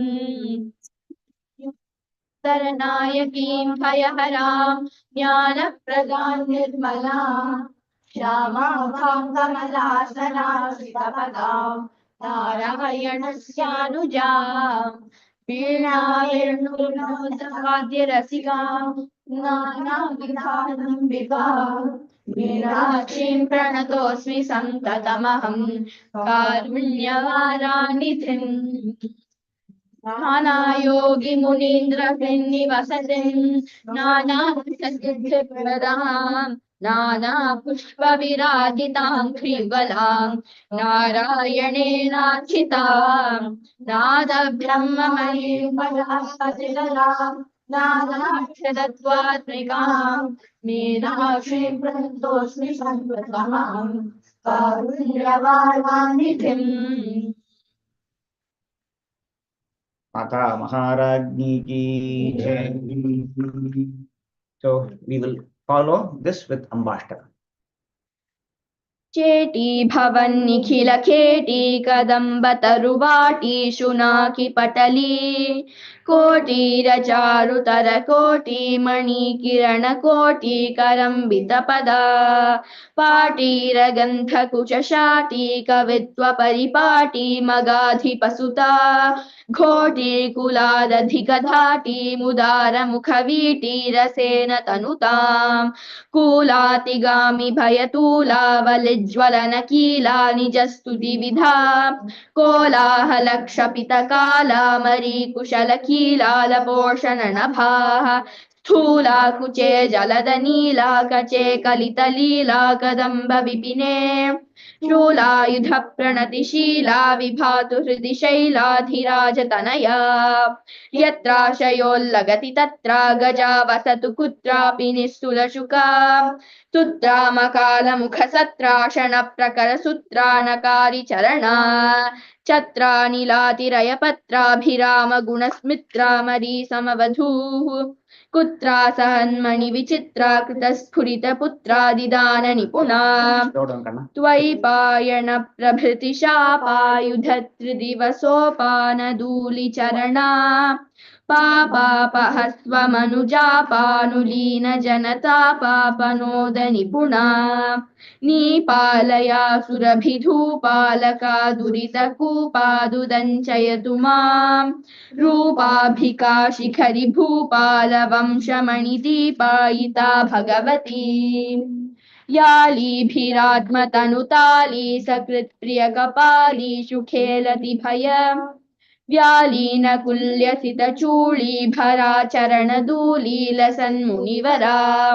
बालीभृतिश्रवसिताली दलं वहति यालीकशोभितिलका ताली करोतु मम काली मनस्वपदनालीकसेवनविधौ न्यङ्काकरे वपुषि कङ्कादिरक्तपुषि पक्षिविषये त्वं कामनामयसि किं कारणं हृदयपङ्कारि मे हि गिरिजाम् शङ्काशिलानिशितटङ्कानमानपदशङ्कानमानसुमनो झङ्कारिमानततिमङ्कानुपेत शशिशङ्काशिवक्त्रकमलाम् कुम्भावती समविडम्बा गणेन नवतुम्बावि सविधा शम्बाहुलेय शशिबिम्बाधिराममुखसम्बाधितस्तनभरा अम्बाकुरङ्गमदजम्बालरोचिरिहलम्बालका दिशतु मे बिम्बाधरा विनतशम्बायुधादिनकुरम्बा कदम्ब विपिने इन्धानकीरमणिबन्धा भवे हृदयबन्धावतीव रसिका सन्धावती भुवनसन्धारणेऽप्यमृतसिन्धावुदारनिलया गन्धानुभानुमुहुरन्दालवीतकशबन्धा समर्पयतु मे शम्धामभानमुकुरन्धानमाशुपदसन्धानमप्यगसुता माता महाराज्ञी की जय. We will do Shambhudanam, okay, in a slow pace.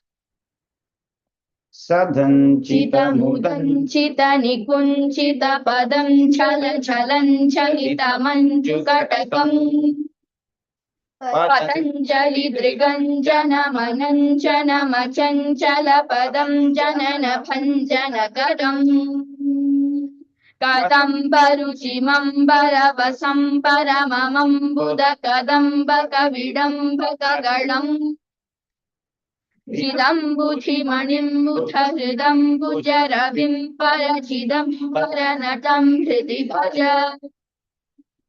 परं त्रिपुरभञ्जनमनन्तकृतकङ्कणमखण्डरयमन्तरहितम् विरिञ्चिसुरसंहति पुरन्दर विचिन्तितपदं तरुणचन्द्रमुकुटम् परं पदविखण्डितयमं भसितमण्डिततनुं मदनवञ्चनपरम् चिरन्तनममुं प्रणवसञ्चितनिधिं परचिदम्बरनटं हृदि भज अवन्तमखिलं जगदभङ्गगुणतुङ्गममतं धृतविदुं सुरसरिते रङ्गनिकुरुम्बधृतिलं पटजटं शमनटं वरहृदं भवहरम् शिवं दशदिगन्तरविचुम्बितकरं कररसं मृगशिशुं पशुपतिम् हरं शशिधनञ्जय पतङ्गनयनं परचिदम्बरनटं हृदि भज अनन्तनवरत्नविलसत्कटक किङ्किणिशलं छलछलं छलरवम् मुकुन्दविधिहस्तगतमत्तडलयध्वनिधिमितनर्तनपदम् शकुन्तलधवल्लिरधनं द्विमुखशृङ्गिरिटिपिङ्गिगणसङ्गनिकटम् तनङ्गतनकप्रमुखवन्दितपदं परचिदं परनटं हृदि भज अनन्तमहसं सृजशवन्द्यचरणं मुनिहृदं तव सन्तममलम् कबन्धवियदिन्ववनिगन्धवहवह्निमखबन्धुरविमञ्जुवपुषम् अनन्तविभवं त्रिजगदन्तरमणिं त्रिनयनं त्रिपुरखण्डनपरम् सानन्दमुनिवन्दितपदं सकरुणं परचिदम्बरनटं हृदि भज अचिन्त्यमलिवृन्दरुचिबन्धुरगलं पुरितकुन्दनिकुटुम्बधवळम् मुकुन्दसुरवृन्दबलहं त्रिकृतवन्दनलसन्तमहिकुण्डलधरम् अकम्पमनुकम्पितरतिं सुजनमङ्गलनिधिं गजहरं पशुपतिम् धनञ्जयनुतं प्रणतरञ्जनपरं परचिदम्बरनटं हृदि भज परं सुरवरं पुरहरं पशुपतिं जनितदन्तिमुखषण्मुखममुम् दृढं कणकपिङ्गलजटं सनकपङ्कजरविं सुमनसं हिमरुचिम्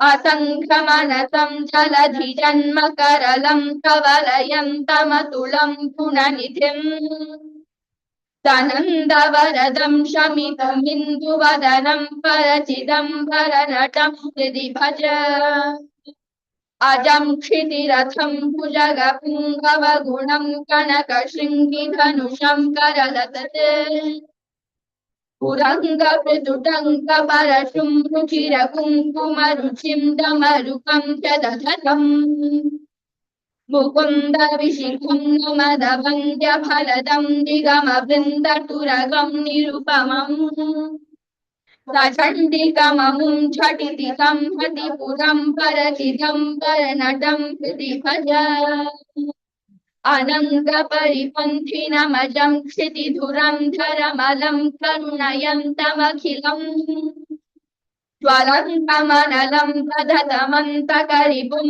सततमिन्द्रमुखवन्दितपदम् उदञ्चदरविन्द्रकुलबन्धुशतबिम्बरुचिसंहति सुगन्धिवपुषम् पतञ्जलिनुतं प्रणवपञ्जरशुकं परचिदम्बरनटं हृदि भज इति स्तवममुं भुजगपुङ्गवकृतं प्रतिदिनं पठति यः कृतमुखः तथा प्रभुपदप्रियदर्शनपदं सुललितं चरणशृङ्गिरहितम् दरप्रभवतं भवहरित्पतिहरिप्रमुखदिव्यनुत शङ्करपदम् स गच्छति परं न तु जलुर्जलनिधिं परमदुःखजनकं दुरितदम् नमः पार्वतीपतये.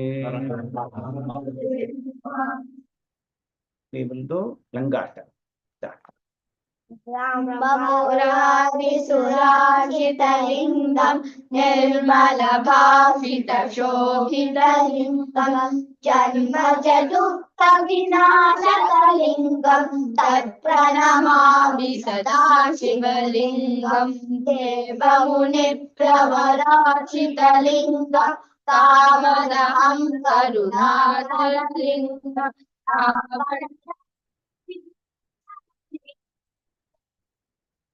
सदा शिवलिङ्गं सर्वसुगन्धसुलेपितलिङ्गं बुद्धिविवर्धनकारणलिङ्गं सिद्धसुरलिङ्गं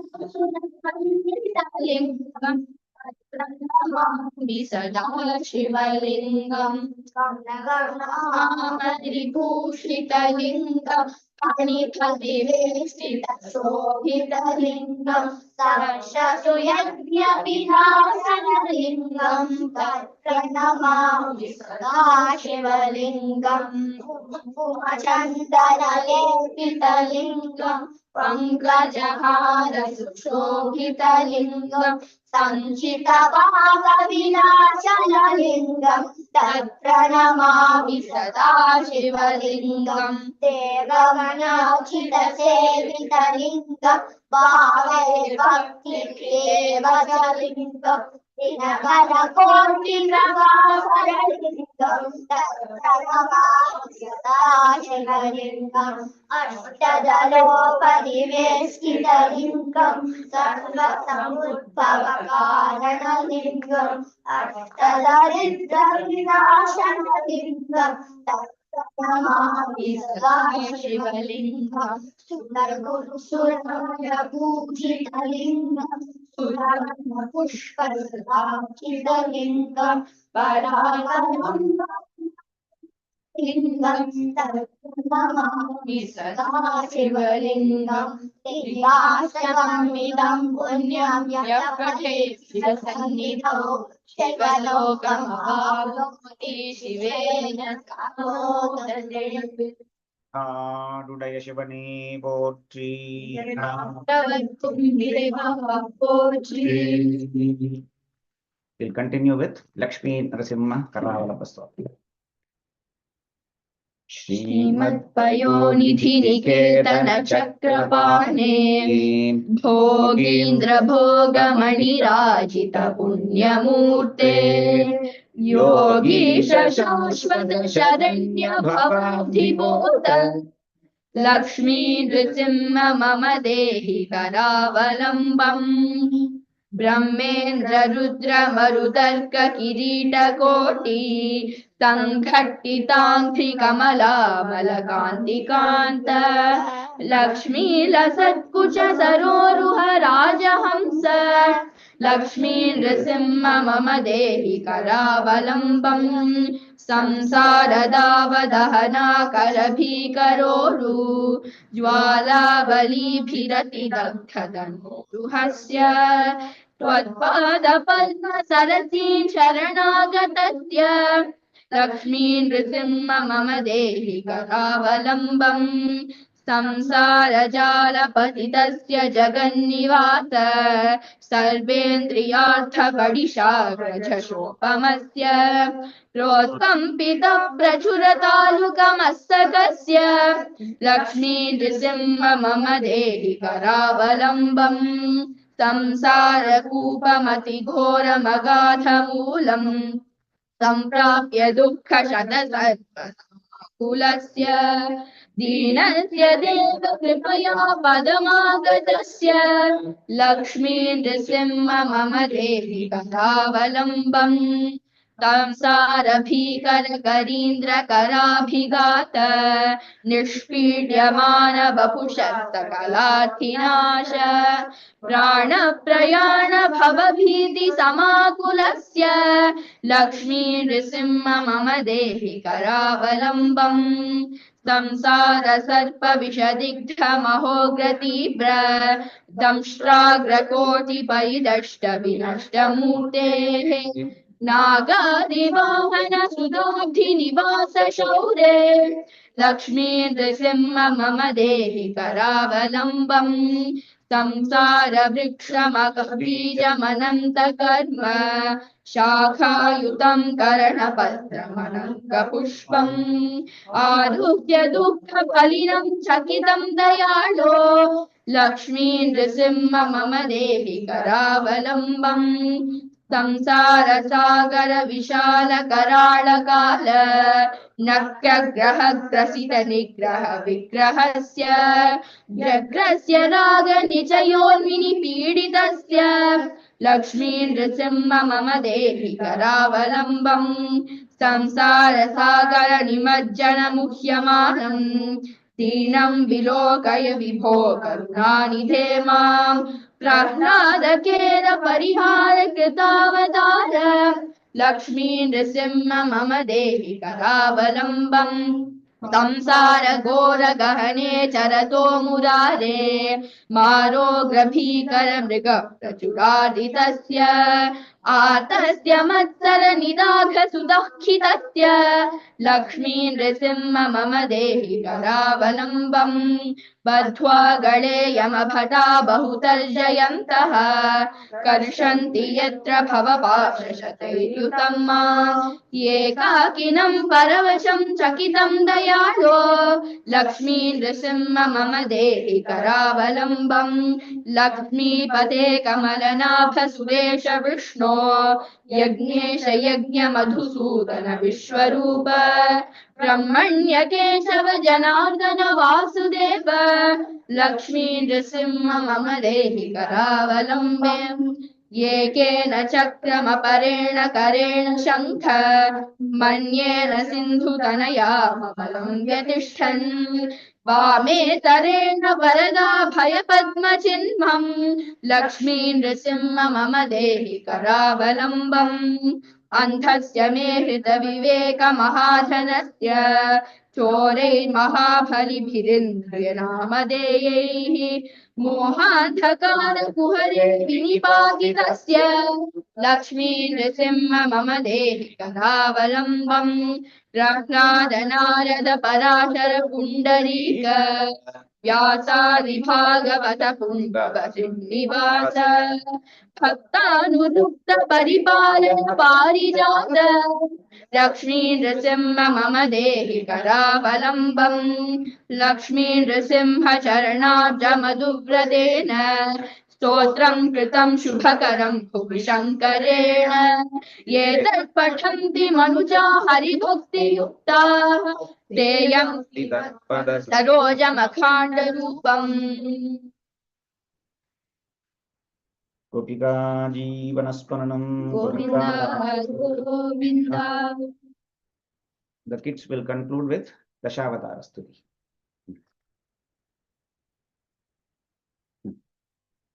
नामस्मरणादन्योपायं न हि पश्यामो भवतरणे राम हरे कृष्ण हरे तव नाम वदामि सदा नृहरे वेदोद्धार विचारमते सोमकदानव संहरणे मीनाकार शरीर नमो भक्तं ते परिपालय मां हरिभक्तं ते परिपालय मां मन्थानाचलधारण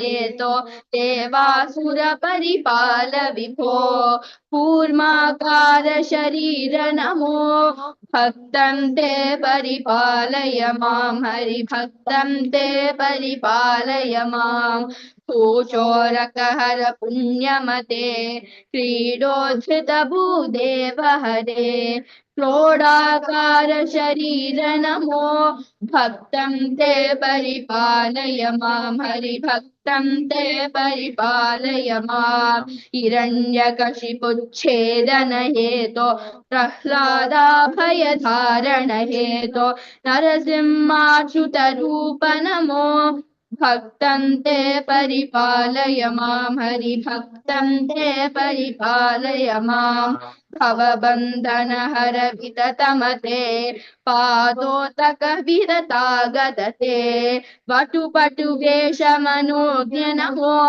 भक्तं ते परिपालय मां हरिभक्तं ते परिपालय मां क्षितिपति वंश क्षयकर मूर्ते क्षितिपति कर्ता हर मूर्ते भृगुकुल राम परेश नमो भक्तं ते परिपालय मां हरिभक्तं ते परिपालय मां सीतावल्लभ दाशरथे दशरथ नन्दन लोकगुरो रावणमर्दन राम नमो भक्तं ते परिपालय मां हरिभक्तं ते परिपालय मां कृष्णानन्द कृपा जलधे कंसारे कमलेश हरे कालियमर्दन लोकगुरो भक्तं ते परिपालय मां हरिभक्तं भक्तन्ते परिपालय माम्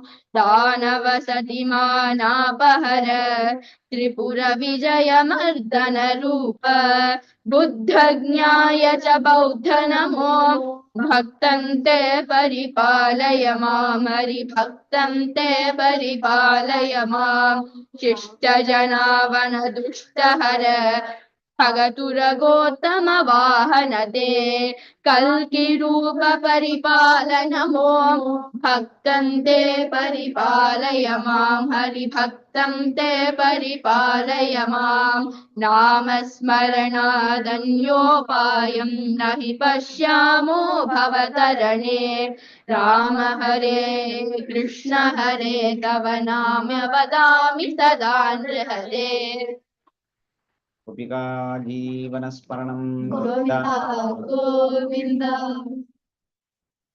Go back, the adults can come. So we will continue for the rest of 20 minutes with Uma Sahasram. So last online satsang, we finished at the 25th Stabakam. So we will start with the 26th one, which is Apita Pujamba Stabakam. Come in, Brett.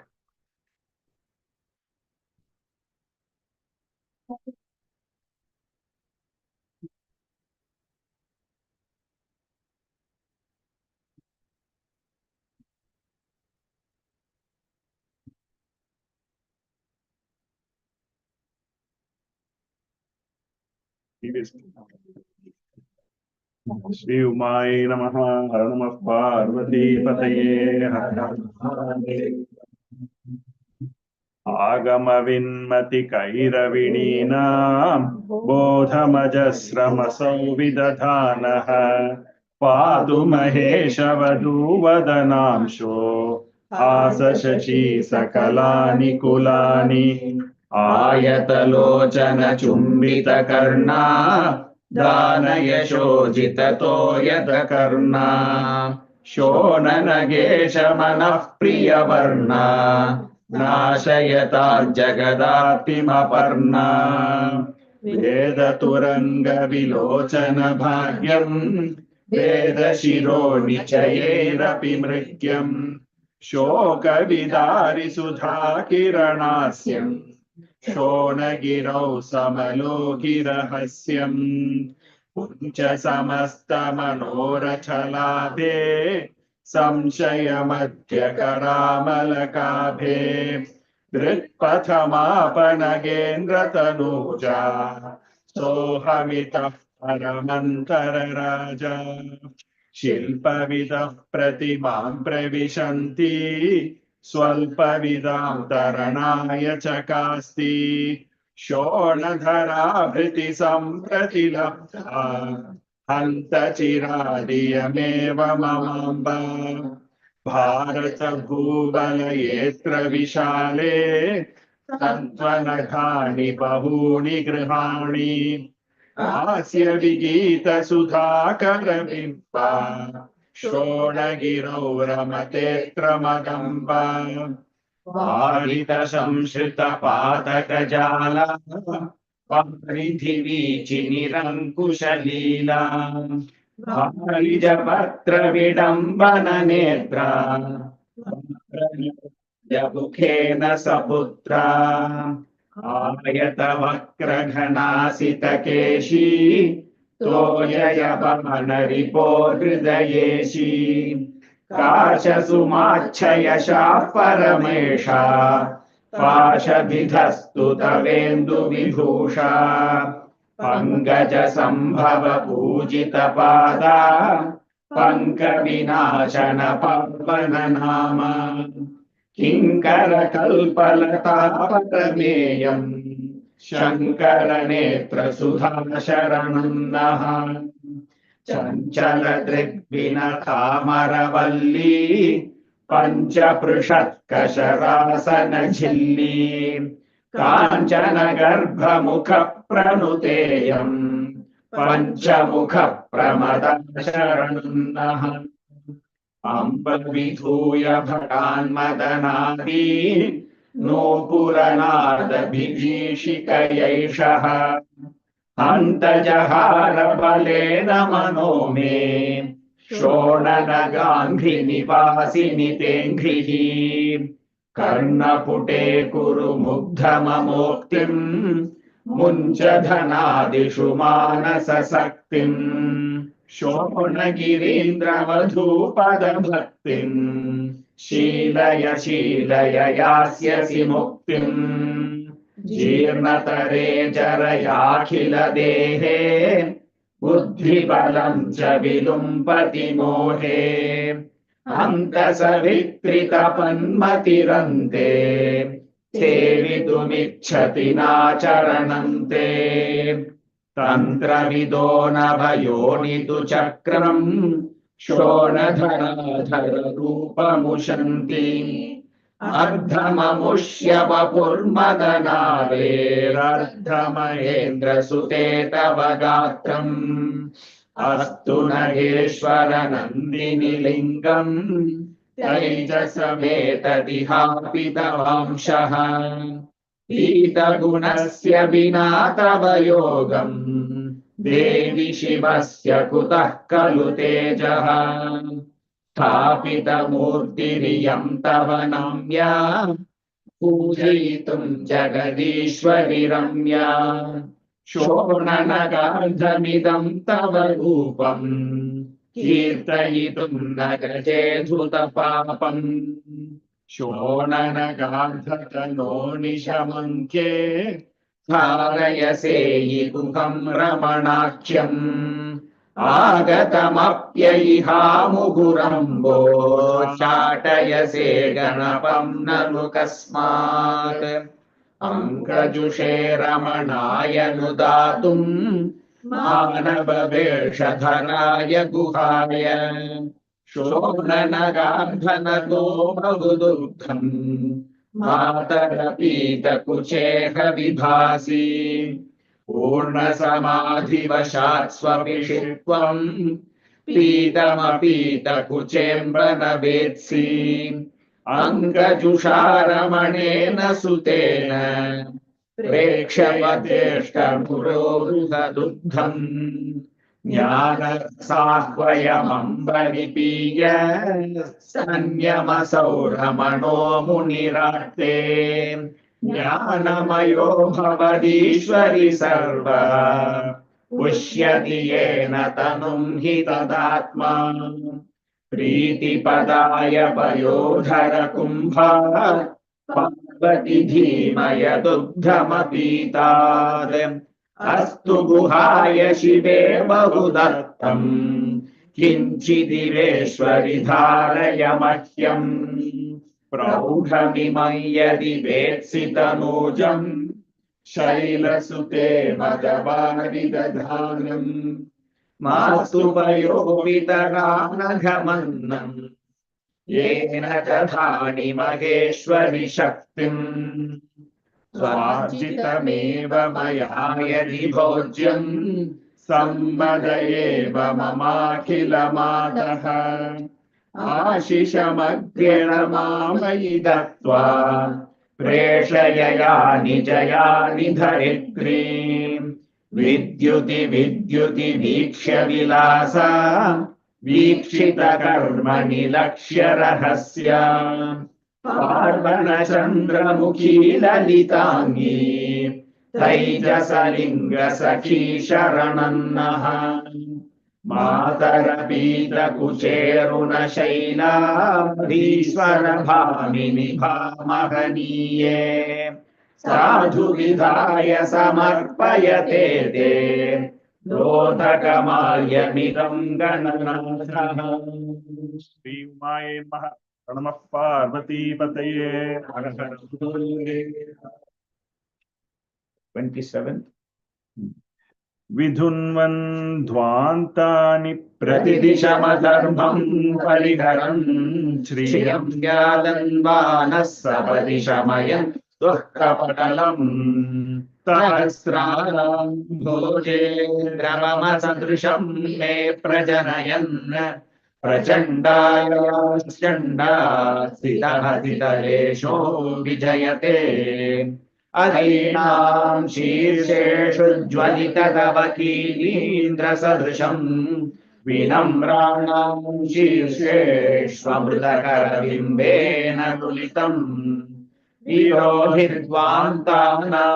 तरुणतरणिप्राभवकरम् प्रचण्डायाश्चण्ड्याश्चरणमसतां हन्तु विभवम् भजे भासां शालां निखिलधिषणानां जनिभुवम् बलानां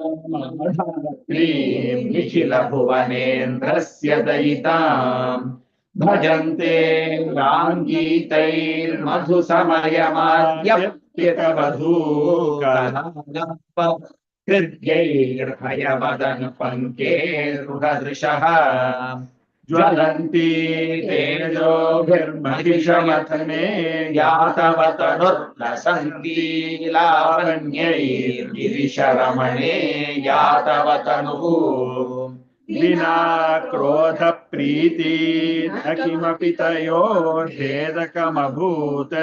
तयोराज्ञा दुर्गा भवति ललितान्या विनुते सहस्रं भानूनां भवति दिवसानामधिपतेः सहस्रं शीर्षाणां भवति भुजगानामधिपतेः सहस्रं नेत्राणां भवति विबुधानामधिपतेः सहस्रं बाहूनां भवति समये हैमवतिते प्रसन्नो वक्त्रेन्दुर्न च नयनयोः कोऽप्यरुणिमा न कम्पो बिम्बोष्ठे स्मितमपि लसत्काशविशदम् सरोजाधः पाणिः किरविरजितः कोमलतमोज्ज्वलच्छूलम् द्वासी जननि तव शुम्भाय भयतम् वधे शुम्भस्यासीतव जननिया काचन तनुर्शती शशिकिरणसारोपमरुचिः इमां ध्यायं स्मरहरसखिव्याकुलमिदम् मनो मे विश्रान्तिं भजति भजतां कल्पलतिके यदि त्वं संहारे पटुरसि सवित्रिजगतस्तदेतत्त्वां याचे स्तरसि गृहगर्भादिविनुते इमे मे पाप्मानो भगवति नदन्तो बहुविधास्तदेषु प्रख्यातं प्रतिभयतमं दर्शय बलम् विभेदो क्रोधा कनककशिपोरब्धितनया कुचग्रावोन्विधैरतिशितशिखै यः किल नखैः त्वया दत्तां श्लक्त्यर्धरहरिशरीराय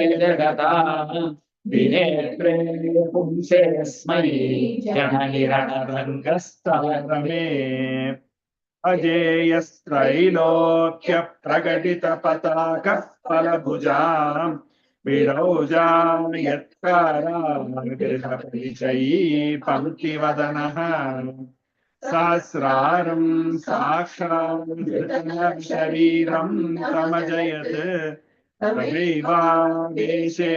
प्रियपरशुरं द्विजशिशुः त्वदीया आसक्तिः सकलजगदेऽप्यनलसा पुराकलयस्यान्ते तनयमयि हित्वा नृपरिपुम् अभिक्षत्काकुत्स्थं दशमुखकुलोन्माथविधये सहस्रांशुं हित्वा शशिनमिव घस्रे गलति भाम् कृते लोकव्राते भगवति भवत्यैव स पुरा हरिः कीर्तिं लब्धुं चतुरमतिरायाति समये त्वया लोकत्राणे जननि रचिते राक्षसवधात् यशो वाप्तुं विष्णुर्मिलति च कुतो एष निपुणः स्वरूपं ते वज्रं वियतिरजसां सूक्ष्ममहसा उपाधिस्ते स्तोमो भवति चललाकापितमुखा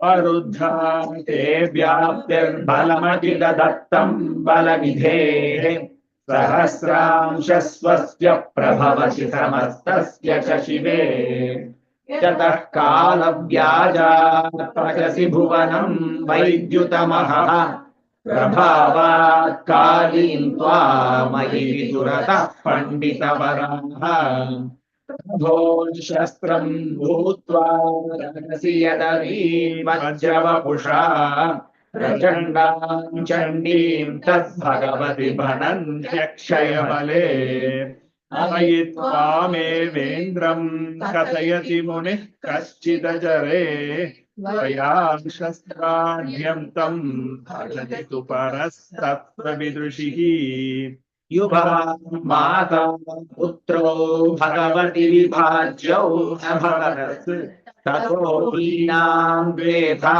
विबुधजनगोष्ठीषु गतयः विदुर्वाणा विश्वं विविधगुणभेदैः परिणमत् विधुन्वाना भावान् भुवनगतिरोधाय भवतः वितन्वाना सर्वं चलवदचलं काचिदवितुं विचिन्वाना जन्तो कृतलवमपीशा विजयते प्रभाभानोऽन्यद्भवसि सकलस्याखिलपणि प्रचण्डा शक्तिः सत्यखिलभुवनेशस्य तपतः सुधांशोद्योत्नेव प्रमदयसि चेतः प्रविशतो भवन्ति भूतादेर्दहरकुहरं मोदलहरी प्रचण्डा गौरी वा त्वमसि वसुरुद्रार्कविकुले भीमः शम्भुर्वा विभुरभयतः पादसुहृदाम् तयोरेकं रूपं तव सह विभोः केलति महत्यमुष्मिन्नाकाशे धवलमहसि क्रीडति परम् विभक्ता याद्वेधा त्वमसि गगने शीतमहसस्तथा रम्ये बिम्बे ज्वलितललितस्त्रीतनुविधा तयोर्ब्रूहि शाने जननि कतमा मे जनमभूः पुरा जन्मन्यासीद्विकटमथ वै उग्रैव सुषुवे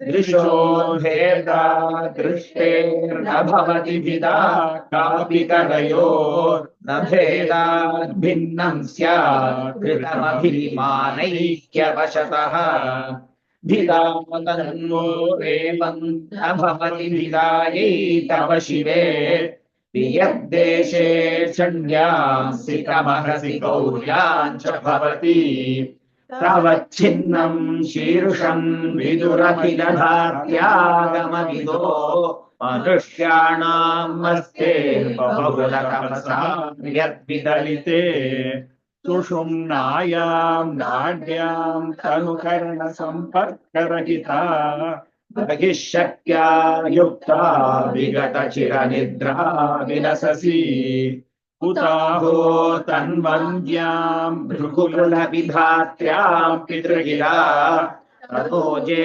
दक्षिन्ने शिरसि भयलोलाक्षि नलिने यथास्तेजो भीमं निजमयि यथक्षुद्रमनघम् तदाहुस्त्वामम्ब प्रथितचरिते कृत्तशिरसम् हुतं धारा ज्वाला जटिलकरुले शस्त्रदहने तपस्विन्याः कायं भगवति यदाम्ब त्वमविषया तदा तस्याः कण्ठप्रगलदसृजः कृतशिरसः प्रबन्धेन प्राप्तो भुवन विनुतः कोऽपि महिमा निधे स्वत्तो हृत्वा भगवति न लज्जे भुवि सृजन् रसक्षोणीर्वाणी स्वरमलयशस्तौरभर्षः नृपोद्यानात् सूनोत्करमपहरन् भक्तिनटनम् वितन्वानस्तस्मै मुहुरपहरन् सेवक इव दधाना सन्तोषम् मनसि सुकवीनामतितरा प्रत्यग्रम् विभुतसदसे भावमलघुम् कुलानामुत्साहम् सपदि विदधानाश्रवधूपराणाम् शोभन्ता जगति शिखरिण्यो गणपतेः। श्री उमाये नमः। हर नमः पार्वतीपतये।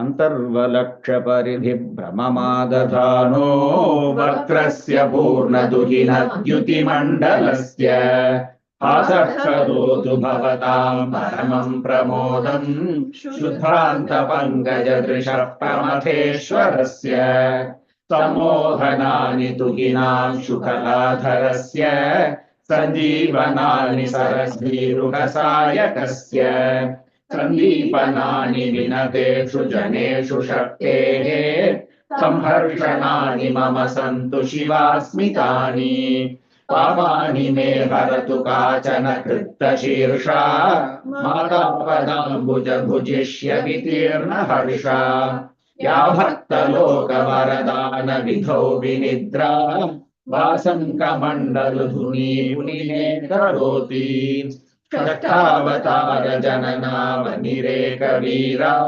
धीमाधुनोतु दुरितानि गणाधिपस्य या भक्तरक्षण विधावति जातरूका पुण्येकमण्डलुधनी पुलिने च कास्ति क्षेनाय चेद्गतरजाम् निरातिदेश शिक्षेद चेद्बहुगुणस्तनयः सवित्रीम् दाह्यम् शरीरमखिल प्रभुरीश शक्तिः यद्याविदेश च कथा परमाद्भुतेयम् पुत्रः प्रियस्तव शिरः सहसा च कर्त कृत्रा च हर्षभरिता भवति नर्त नोतस्य पापमपि नो तव कापि हानिः नाशोऽस्य हा भुजभुपामहभक्तिपाकः अम्बैव सासुरभिरर्जुन भूपगिर्याम् वीर्याञ्जहार स च भार्गव आजहार तस्याह ते परगृहस्थितिरेव हेतुः गन्धर्वदर्शनकथा रिपुकल्पितैव छिन्नानि नो कति शरीरभृतां शिरांसि तत्पूज्यते जगदिरेन्दुकमेव शीर्षम् कृताः कलेबरवतां कठिनाभयो न चेतोऽधिनोति सुरभिर्मृगनाभिरेकः प्राणा शिरसा रहिते शरीरे लीला सरोजति शिरस्तु करेस्य कृत्तम् तन्निघ्नमेतदखिलम् च धियैव धीराः पश्यन्तु नन्दनगरे तदिदम् विचित्रम् प्राणेश्वरी विधिपुरे लसतः पुरारे अङ्गीकरोतु शरणागतिमम्बिका मे लब्धम् निपीय यदुरोरुहकुण्ठलदुधरम्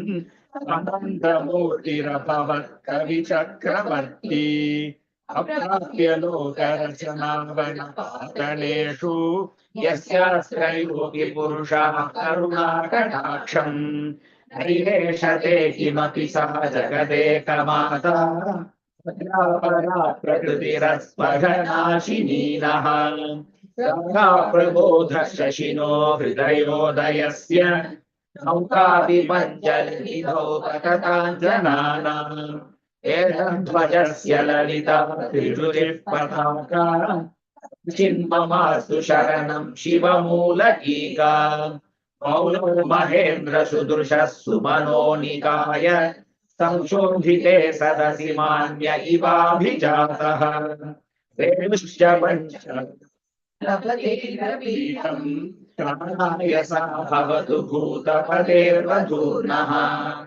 अम्बावृणोति परितोऽप्यमन्त्रकारो नाथमेव मम किन्तु कुलम् च देशम् शीघ्रं मदीय हृदयोदय पर्वताग्रे श्रीमारुदेतु तव पादमयूखमाली कष्टं दुनोतु मम पर्वतपुत्रिकाया प्रत्यग्रपङ्करुह बान्धवकान्तिकान्तम् अमोरुहासनमौलिरत्न ज्योतिर्विशेषितगुणं चरणार्विन्दम् याचिञ्चैतानि समरे गिरिशं जिगीषोः कामस्य हंस निवहस्य निमन्त्रणानि शृण्वन्तु मे विपदमद्रिकुमारिकायाः पदमृदिन्द्रकटकत्वनितानि तानि यः सर्वलोकमथनं महिषं जिगाय यस्यैव कर्मदमनं च तदन्तकस्य आवीनराकृतिभूतो नभसस्तमङ्घ्रिम् मञ्जीरनादमधुरं शरणं व्रजामि आपन्महोग्रविषराशिनिमग्नमेतम् दीनं त्वदीयचरणं शरणं प्रपन्नम् उद्धर्तुमन्तकरुणा परिपूर्णचित्ते वित्तेशमित्रकुलनारितवैव भारः लोकाधिराज्ञिपतितं विपदन्धकूपे समृद्धदृष्टिमभितस्ति निरक्षराभिः मातः समुद्धर कृपा कलिते मृडानि पुत्रं करेण जगतामभयङ्करेण अस्य त्वदीयपदपङ्कज किङ्करस्य दुर्भाग्यपाकविफलीकृतपौरुषस्य Kameshwari प्रमथलोकपतेरुपायम्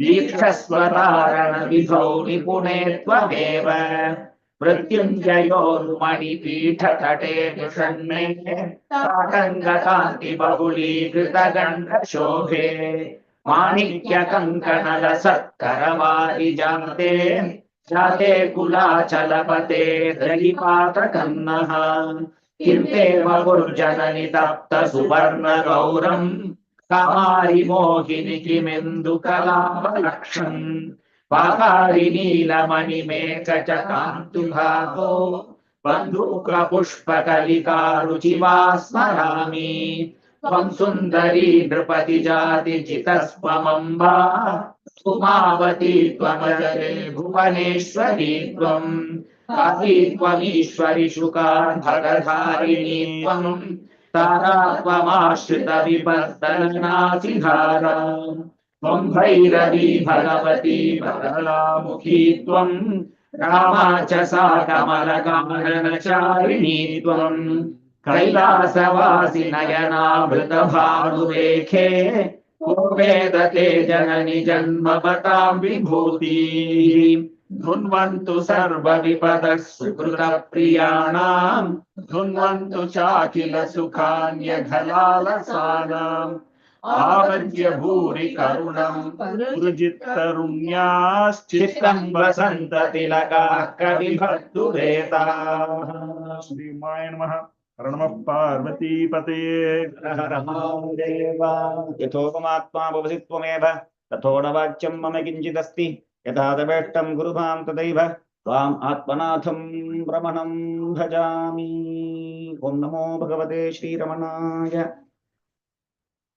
Thank you for the opportunity. We are handing it over back to you.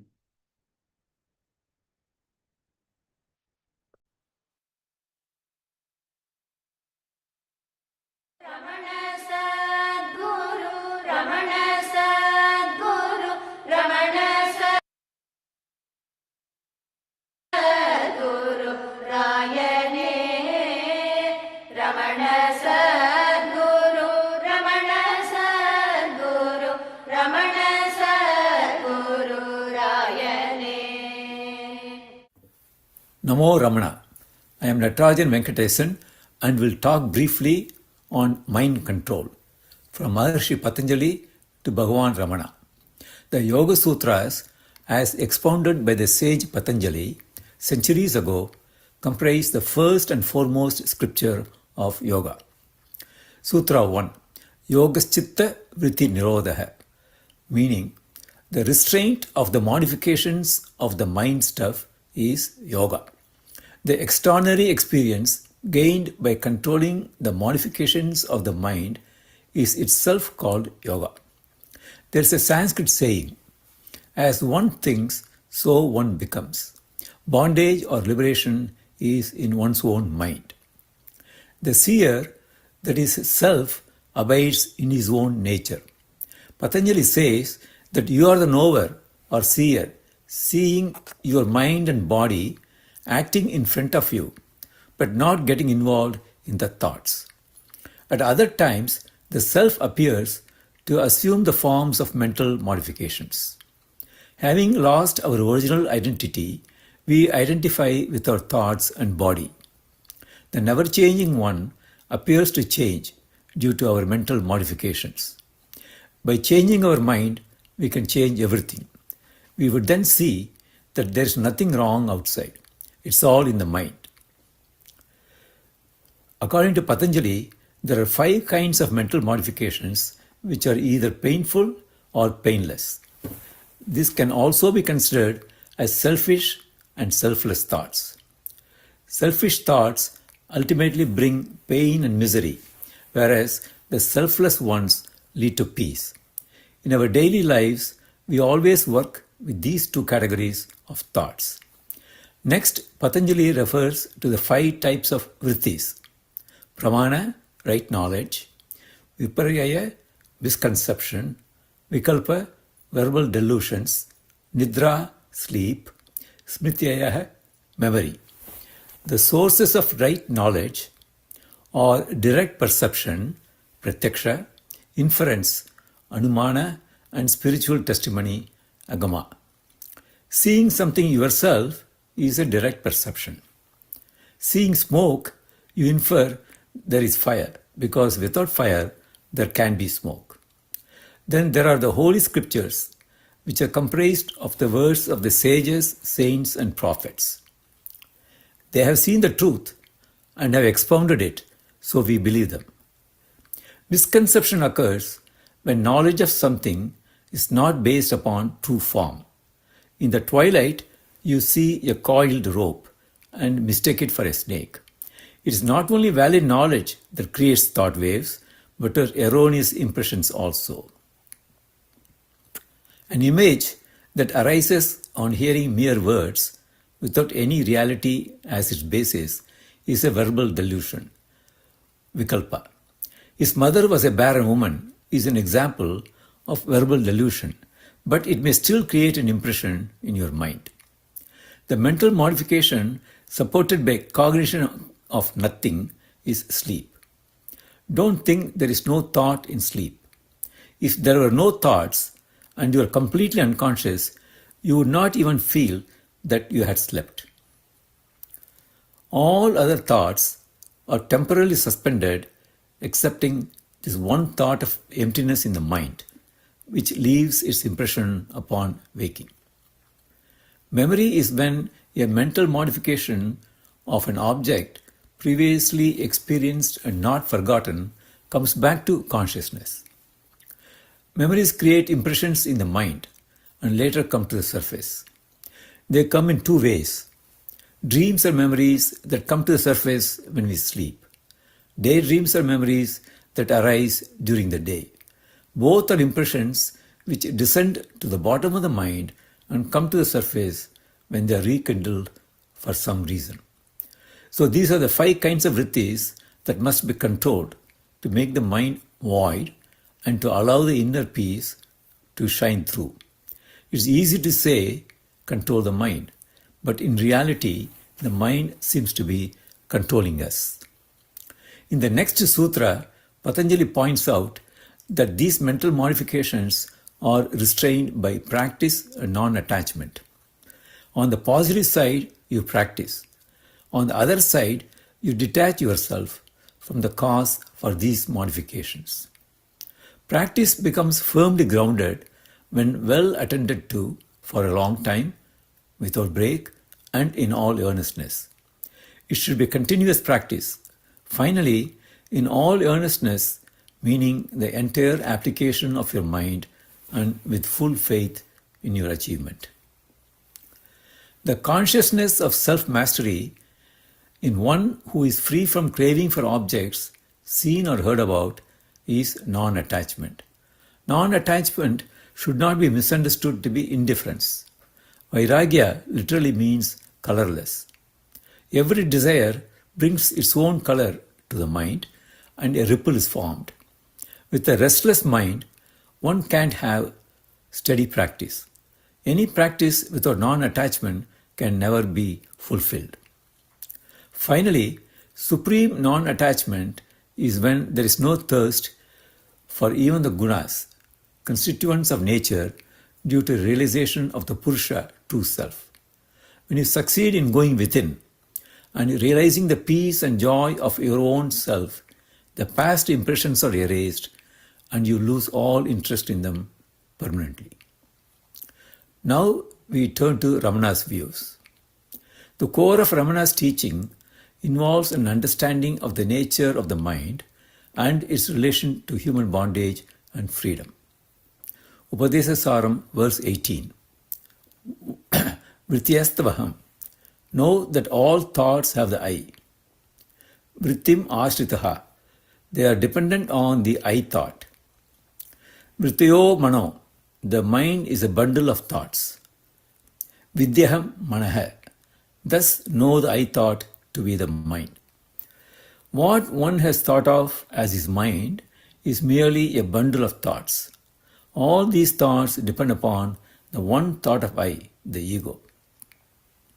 Therefore, the so-called mind is the I thought, and enquiry into the mind is the same as enquiry into the I thought. The power of I thought is limitless. In Yoga Vasishta, Shiva informs Vasishta that this idea of I brings in its train the ideas of time, space, and other potencies. The mind is the I am the body illusion. Arranging thoughts in the order of value, the I thought is the all-important thought. Of all the thoughts, the first to arise is I, holding on to the body as I. The I thought is a root thought. If the root is pulled out, all others are at the same time uprooted. There is only one I all along, but what arises is a mistaken I thought, whereas the intuitive I always remains self-shining. Ego is I thought.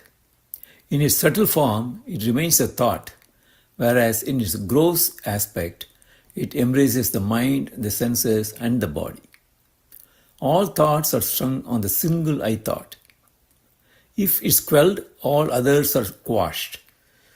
If the source of the I thought is sought, it does not arise and is quelled. When the source of the root I is sought, all thoughts and ego will vanish, and the pure self will remain forever. Enquiry of the ephemeral nature of external phenomena results in a contempt for wealth, fame, pleasure, etc. Then the I thought becomes clearer for inspection. The source of I is the heart, the final goal. The following words occur in Arunachala Pancharatnam, verse 4. Dhyayan pasyati yogi dididam arunachalatvayi mahiyante.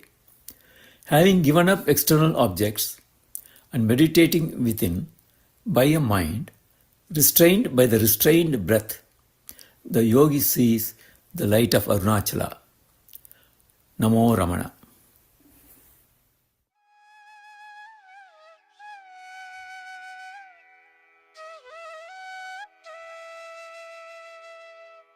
Namo Ramana. This is Indira Venkatesan from Los Angeles Satsang. I will offer a song on Lord Shiva, and this song is based on a recording by Swami Shantanand Saraswati. Ajara Amara Amala Vimala Adinath Amaranath. Ajara Amara Amala Vimala Adinath Amaranath. Rupa Rupa Swara स्वप्रकाश रूप रूप स्वस्वरूप ज्योति रूप स्वप्रकाश देव देव परम देव परम व्योम अमरनाथ देव देव परम देव परम व्योम अमरनाथ अजर अमर अमल विमल आदिनाथ अमरनाथ शोभचन्द्र शेखरेन्द्र सोम सूर्यवल्लिनयन शोभचन्द्र शेखरेन्द्र सोम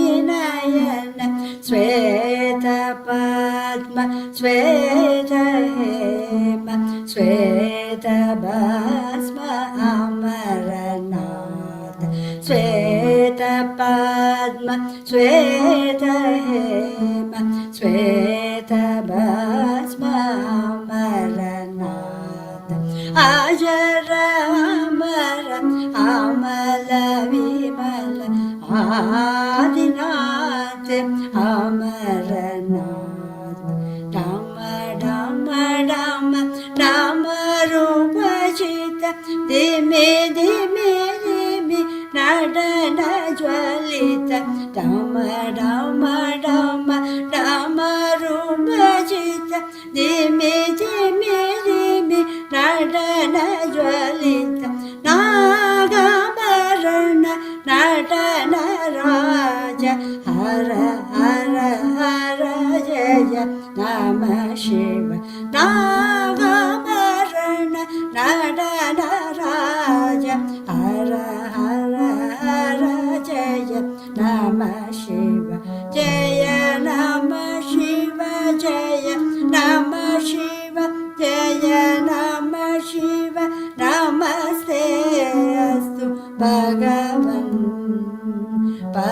परिपालित त्रिभुवन नमस्ते अस्तु भगवन् परिपालित त्रिभुवन जय रुद्र महारौद्र परमङ्गल मृत्युञ्जय जय रुद्र महारौद्र परमङ्गल मृत्युञ्जय जय शम्भो शरणं तव हर हर हर जय नमः शिव जय शम्भो शरणं तव हर हर हर जय नमः शिव नमस्ते अस्तु भगवन्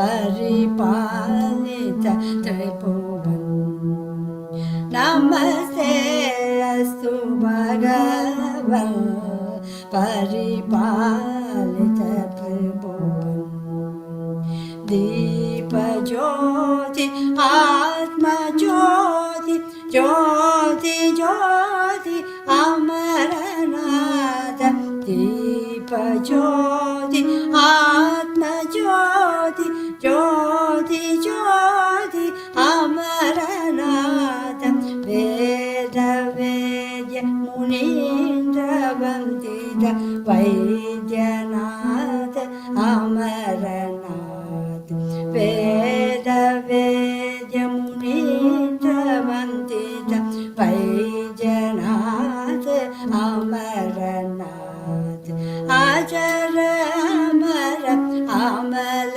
विमल आदिनाथ अमरनाथ अजर अमर अमल विमल आदिनाथ अमरनाथ नमस्ते अस्तु भगवन् परिपालित त्रिभुवन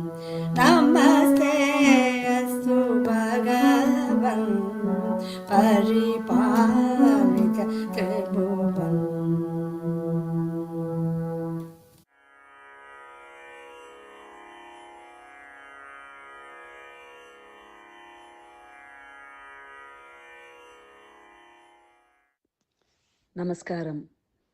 I am going to be reading a passage from Day by Day with Bhagavan, dated March 22nd, 1946 afternoon. This passage was read in our LA Satsang for a couple of sessions because all the devotees felt there were many points to ponder about and reflect upon.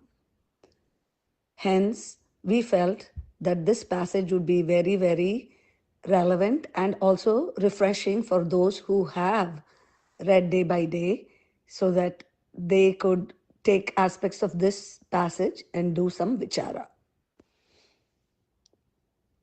Day by Day with Bhagavan, written by Sri Devaraja Mudaliyar, March 22nd, 1946, afternoon. Page number 180 in the book. Last night, Mr. Bose, his mother, Lady C.V. Raman, and Swami Sambudhananda of the Ramakrishna Mission, Bombay, arrived here. The Swami quoted a verse from Bhagavad Gita which says that 1 in 1,000 succeeds and knows really the tattva or entity. For some time, Bhagavan kept quiet. When the Swami wanted an answer, some of us could not help remarking, "What is your question? What answer do you expect?"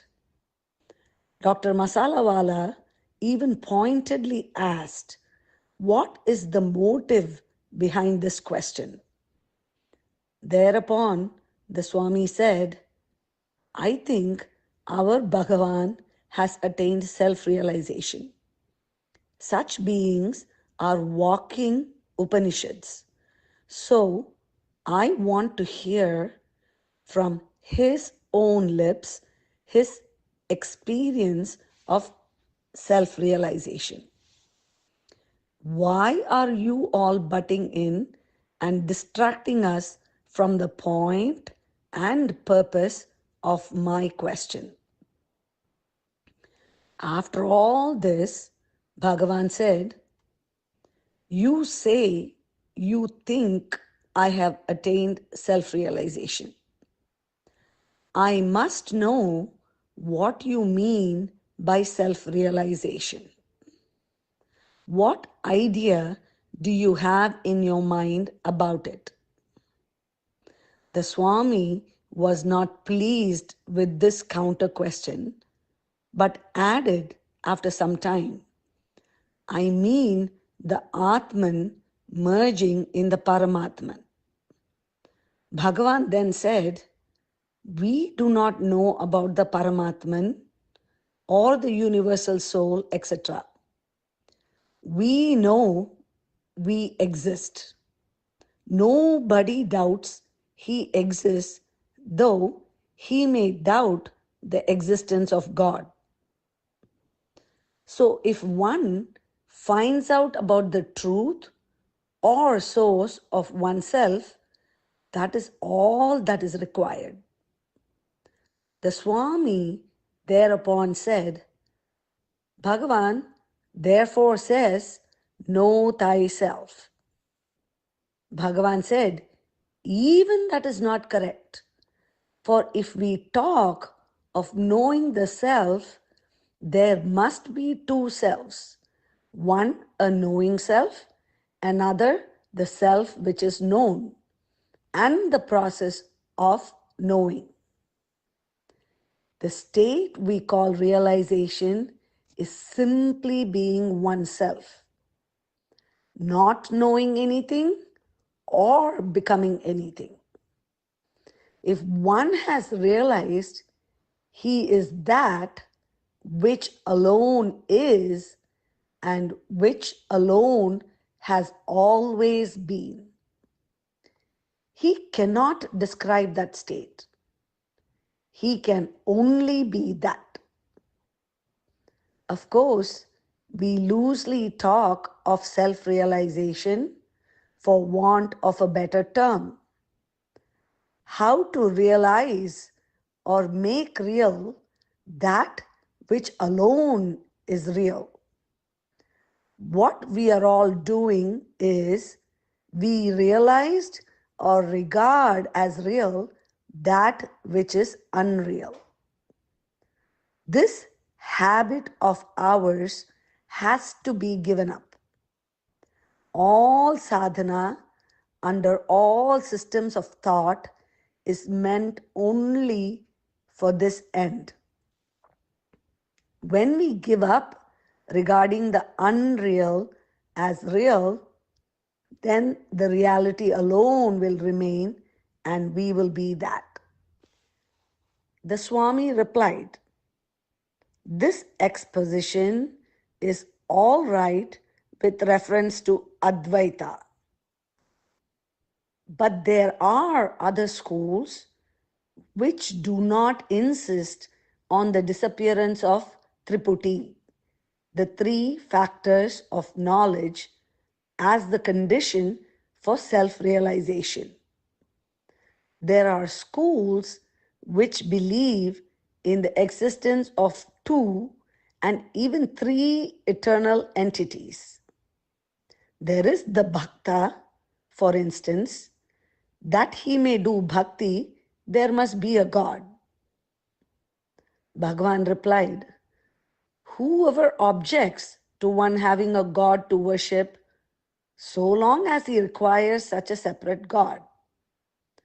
Through bhakti, he develops himself and comes to feel that God alone exists and that he, the bhakta, does not count. He comes to a stage when he says, 'Not I, but thou.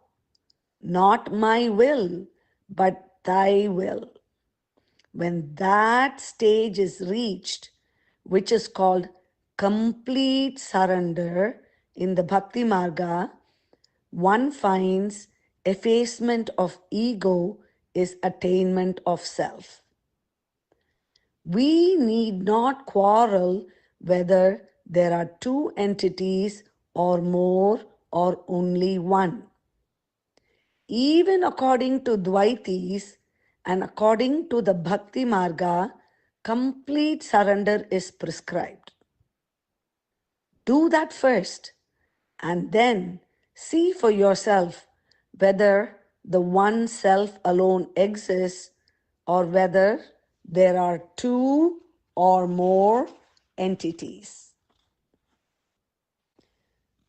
Bhagavan further added, "Whatever may be said to suit the different capacities of different men, the truth is the state of self-realization must be beyond triputis. The self is not something of which jnana or ajnana can be predicated.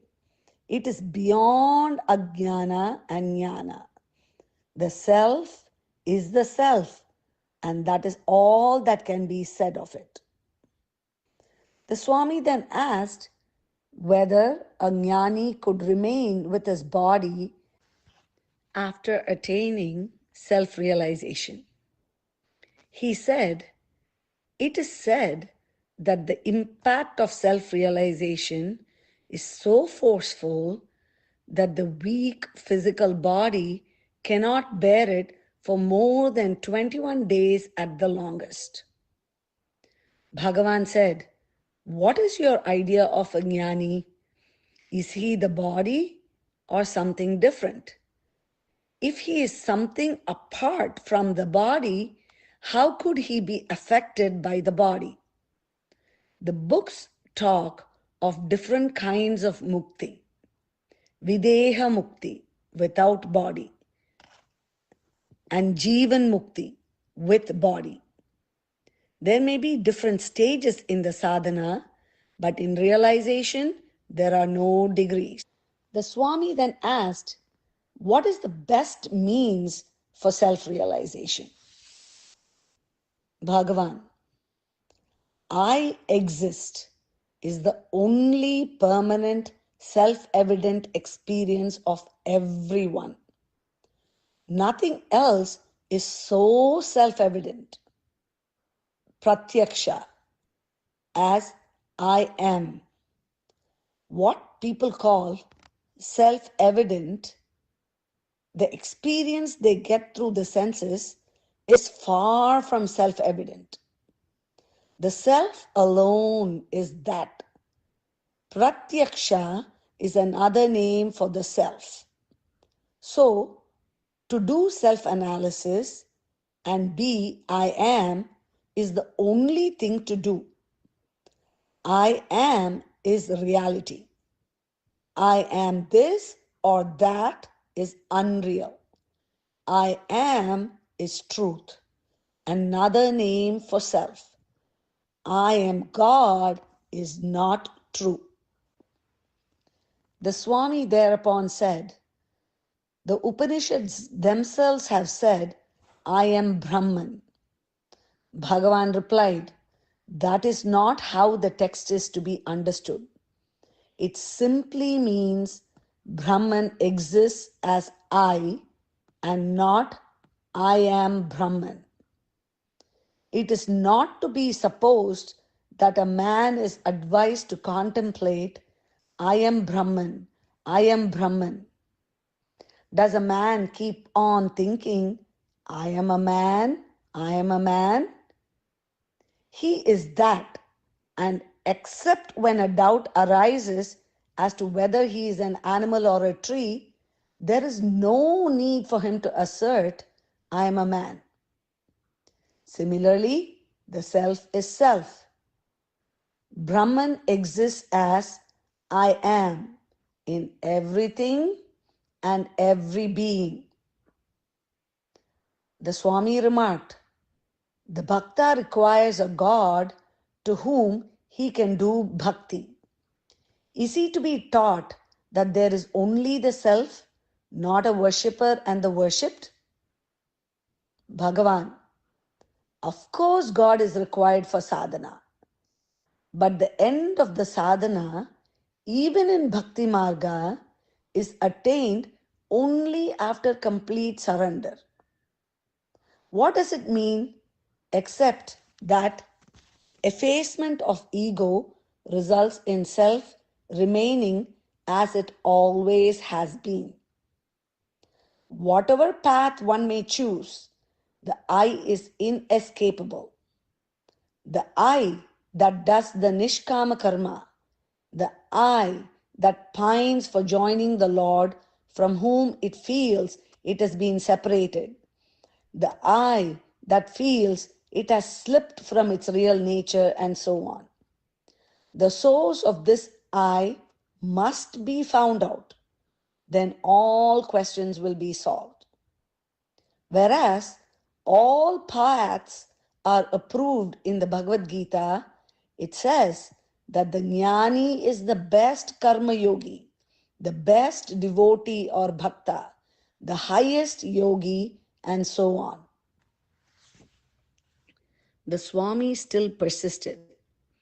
It is all right to say self-analysis is the best thing to do, but in practice, we find a God is necessary for most people. Bhagavan, God is of course necessary for most people. They can go on with one till they find out that they and God are not different. The Swami continued, in actual practice, sadhakas, even the sincere ones, sometimes become dejected and lose faith in God. How to restore their faith? What should we do for them? Bhagavan, if one cannot believe in God, it does not matter. I suppose he believes in himself, in his own existence. Let him find out the source from which he came. Swami, such a man will only say the source from which he comes are his parents. Bhagavan, he cannot be such an ignoramus as you started by saying he was a sadhaka in this line already. The end.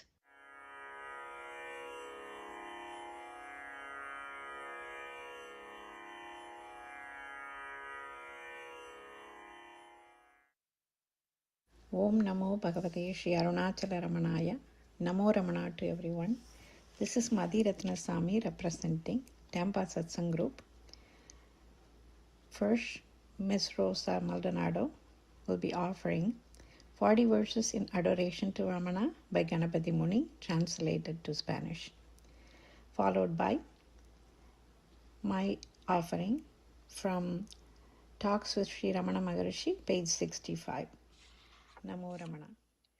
Namaskar to all in this Jayanti celebration.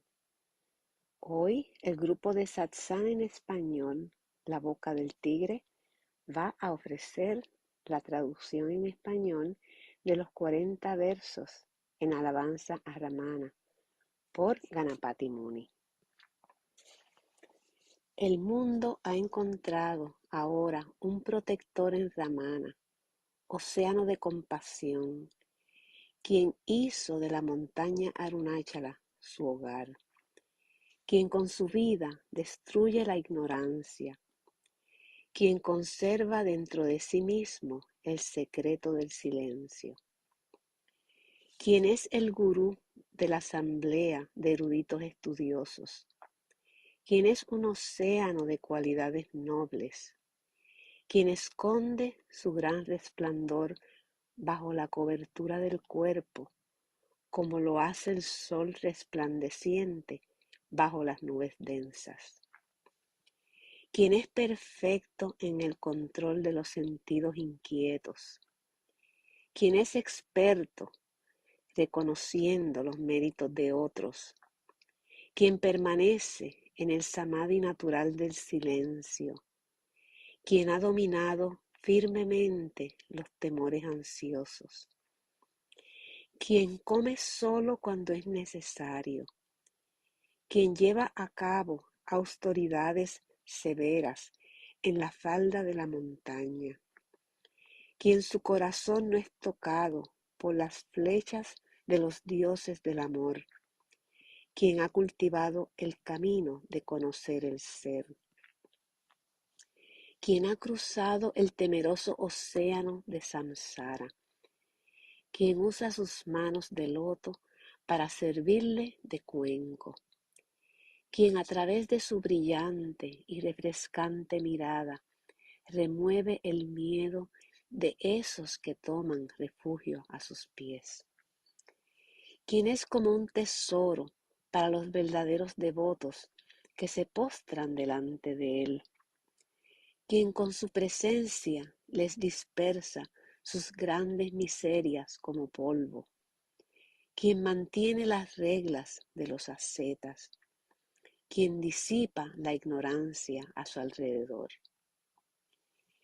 quien posee suficientes virtudes para ser descrito por el rey de las serpientes, quien habla palabras dulces, verdaderas y beneficiosas, a quien no le complacen los honores ni le afligen los insultos, quien es el rey de los ascetas, quien ha destruido el ego con su intelecto firme, brillante y agudo, quien está inmerso en la corriente de felicidad eterna, quien ha exterminado la multitud de enemigos internos como la avaricia, la furia, etc., quien ha logrado a través de sus propias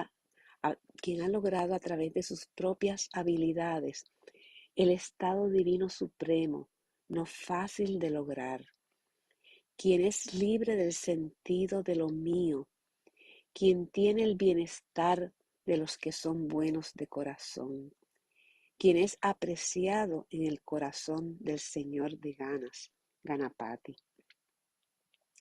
quien abandonó la falda de la montaña, Parvati, para poder remover la ignorancia que envuelve a la humanidad, y quien penetró la montaña en forma humana. Que el Gurú Supremo, el asceta que usa un taparrabo, el Dios que pasea en pavo real, venga a la tierra como hombre y que solo Él gobierne el mundo. Honor a ti, oh Gurú, que has trascendido todos los elementos, célibe de por vida, que has asumido a través de la ilusión la forma de hombre, exterminador de Taraka. Aquí no hay pavo real que te lleve, ni río celestial Ganges para bañarte, ni el néctar de la leche materna de Parvati, ni señores de pramatas, seres celestiales con instrumentos de cuerdas para cantarte. ¿Por qué entonces has hecho tu hogar en la montaña roja, Arunagiri? Oh enemigo de Taraka, tú solo tienes un rostro, tú no tienes un lugar en la falda de Uma, Parvati. Tú no llevas un arma conocida como Shakti en tus manos. Tú estás en forma humana. No hay ejércitos celestiales con banderas a tus costados. Este disfraz es suficiente para nublar la vista de los simples. Pero, ¿cómo puedes escapar de la vigilancia de tu propio hermano Ganapati? Algunos adoran tus pies de loto, considerándote el primero entre los yogis. Algunos como un gran sabio, otros como un asceta y otros como su gurú. Solo 2 o 3 los reconocen como Ramana, nacido en la tierra para el bienestar de la humanidad. Tú explicaste el significado de Om al Señor de Saraswati. Tu boca se abrió un poco para instruir aún a tu padre, Shiva. Ahora tú te has vuelto, por virtud de tu sabiduría, el gurú de tu hermano mayor, Ganapati. Aunque joven, oh Subramania, te has convertido por tus méritos en el más grande de todos. El trono reservado para el primero entre los acharyas, quien fue primero ascendido por Veda Vyasa, quien había visto el otro extremo de los Vedas, y más tarde para Shankara de gran sabiduría, quien disipó la oscuridad de la ignorancia y la duda, ahora te espera encarnado como hombre, oh comandante de las huestes celestiales. Ahora, cuando el Dharma llega a su fin, cuando los 3 mundos están angustiados por sus malas acciones, cuando los estudiosos, habiendo perdido de vista la verdad, discuten sin fin sus polémicas, y cuando la verdadera existencia de Dios, el Padre, está en duda, ¿quién sino tú, disfrazado de hombre, eres el refugio del bien, oh Señor, jinete del pavo real? El desapego puede ser muy valioso para ti, pero ¿cómo puedes rehusarte a mostrar misericordia? La actividad puede ser un defecto para ti, pero ¿es la meditación a los pies del Padre un defecto? Los deseos pueden ser insignificantes para ti, pero ¿es la protección de esos que se entregan insignificante? Oh Skanda, con el disfraz de un mortal, ¿estás esperando por alguna ocasión especial? Oh buey del Dharma, ya no necesitas cojear más. Deja el desconcierto, que el bien florezca en todas partes. Nuestro Señor, el Hijo de Parvati, el destructor del engaño del ojo interno de Sora, ha aparecido ahora en la tierra con su hermano Ganapati. Oh hombre, reverencia a tu hermano en la forma de gurú, quien por su poder impregna este cuerpo y el mundo entero, y quien, aunque uno, se manifiesta como el ser en los diversos seres en movimiento, habiendo llegado primero a su fuente secreta y habiendo destruido la separación del ego. Honores a Sri Ramana, el gurú universal, el que destruye la miseria, quien ha llegado al estado eterno lleno de luz y libre de oscuridad, tanto fuera como dentro, quien remueve la ignorancia de esos que se entregan a Él y quien, aunque conociendo el mundo, existe más allá del mundo. Oh Ramana, que tu bondadosa mirada se dirija solo una vez hacia mí, para que yo sea bendecido. Oh Ramana, tú eres el gurú de los hombres. Grande es tu corazón y no reconoces la diversidad. A través de tu enseñanza, el mundo, el ego y Dios, todos me parecen, más allá de toda duda, como un solo ser. A través de tu enseñanza de la existencia, la cual es diferente al ego, fluye una forma de conciencia que no está separada de mí. Si tenemos tu gracia, podremos realizar en nuestro corazón el puro ser, el cual es más sutil que el ego. Oh Rey de sabios, la compasión no es solamente una cualidad tuya, pero es natural al corazón resplandeciente que tú eres. Oh sin pecado, tu forma irradia pura luz, infinito es tu resplandor. Oh Señor, tu mente ha sido tragada por tu corazón y tú brillas como dicha eterna. Oh jefe de esos que son autocontrolados, a ti te han hecho el cocinero del Señor del universo, porque tú matas los egos de este ganado humano y lo cocinas como alimento para el Shiva Supremo. Yo me postro delante de Bhagavan Ramana, quien destruye la ignorancia en los corazones de los seres humanos, no solo por sus palabras, sino también por su mirada compasiva, hundiéndonos una y otra vez en el océano de samsara. Ahora nos agarramos a la isla de tus pies, oh Bhagavan Ramana, en ti reside todo lo auspicioso. Oh compasivo, lanza tu bondadosa mirada sobre nosotros, te suplicamos. ¿Cuál sería el destino del bebé si la madre no lo amamantara? Si el pastor se enfada, ¿cómo las vacas serán protegidas?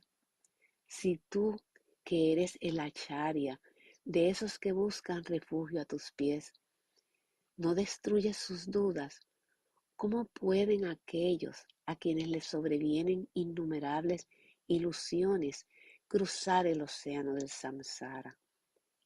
Hay perfecta paz en tu sonrisa bondadosa y compasiva, gran poder en tu mirada, radiante y sin igual de tus ojos transparentes y fijos.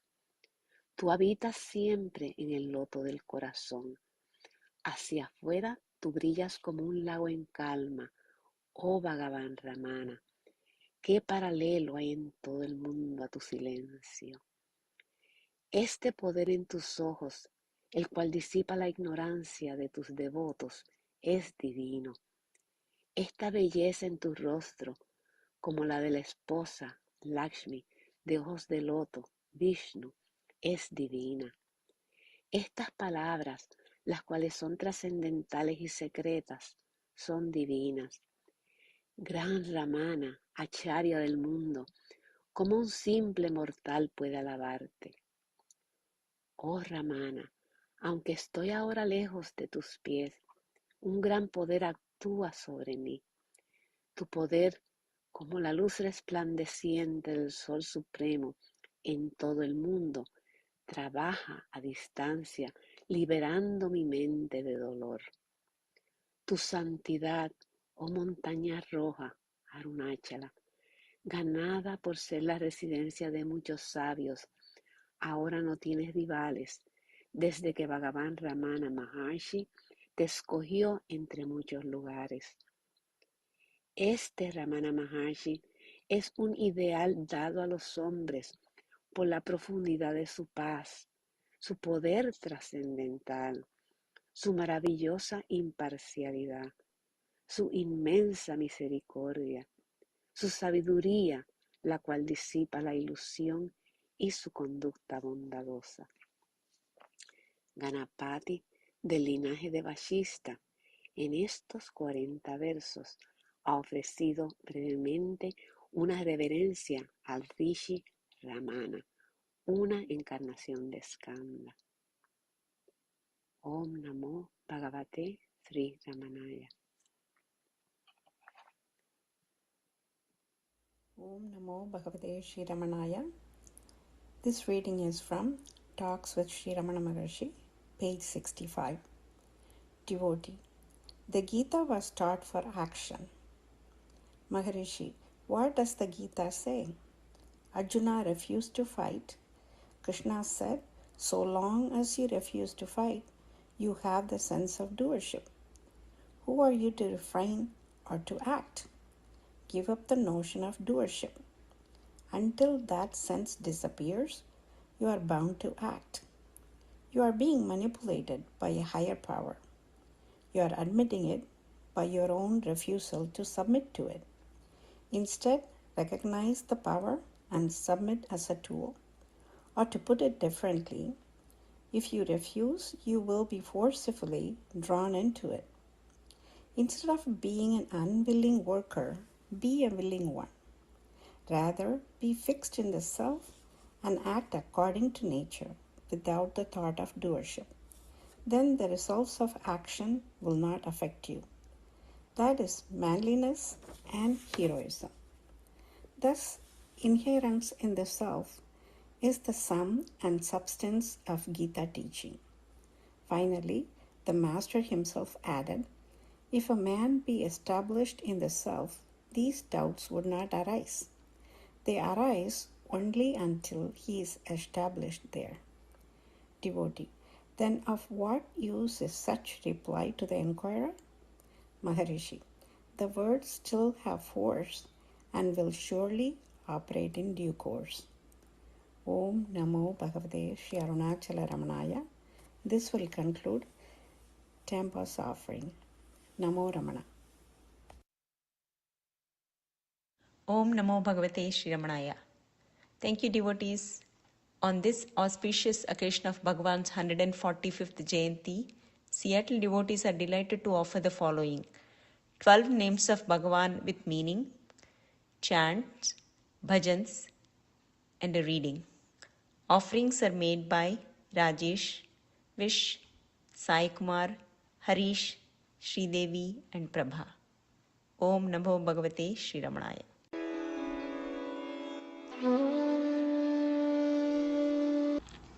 Tiraha, courageous. Facing all events with equipoise is courage in the true sense. Individuals are never free from perseverance. The pure seer Ramana is the embodiment of clarity and steadfastness. In his Jiva Muktananda Lahari, Adi Shankara praises the state of one who is calm in all situations due to the grace of the Guru. Om Dhiraya Namaha.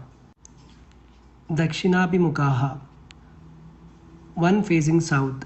Even though it was not by design, Ramana usually used to sit facing the south. The sadhaka sits facing the north. The Guru's grace flows from his Satan seat. South means the right side. This indicates the spiritual heart which is located on the right side of the chest. Ramana envelops the entire universe rooted as he is in the spiritual heart. Dakshina also means intelligence. Hence, it might be said that those who turn their mind inwards through intelligent self-enquiry are receiving the help of Ramana for discovering the truth. Om Dakshinabhimukaya Namaha. Swarat, self-luminous. Abiding in the self, he shines as the fullness of it. In his Arunachala Ashtakam, in the verse, Inraham enum ninnaivu, Ramana says that he who is seated in the heart, which is the ground, conquers everything. Om Swaraje Namaha. Maharshi, self-aware seer who proclaims the truth. Ganpata Muni, who has dedicated his life to tapas, surrendered to Ramana and accepted him as his guru. In view of his exalted yogic stature, the Muni called this young ascetic, who till then was known as Brahmana Swami, a Maharshi. Since then, Ramana became widely known in the world by this name. Om Maharshe Namaha. Bhagavan, God.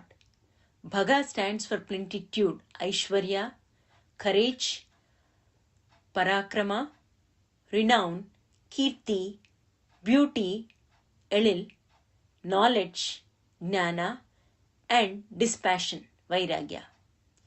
Those who are incarnations of God are called Bhagavan.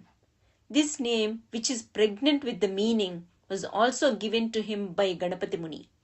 The inner circle of devotees always used to address Ramana as Bhagavan. He who is witness of the creation, sustenance, and dissolution of the world is termed Bhagavan. Om Bhagavate Namaha. Idyaha, worthy of praise. Those who bestow self-knowledge on those who have surrendered to them are really worthy of praise. Manikyavachakar, while singing about the glory of the Lord Shiva at Parinturai, has said that it is only his devotees who have found the meaning of life who can set at naught the wheel of fate. Parinturai can also mean the vastness of consciousness. The Vedas too proclaim his glory through the chants meaning the golden-handed one, the Lord of 8 directions. Om Idyaya Namaha. Bhuma Vidya Visharadaha, knower of Brahman. Bhuma is consciousness in which there is the fullness of perception. That alone is bliss. The rest is mere chaff.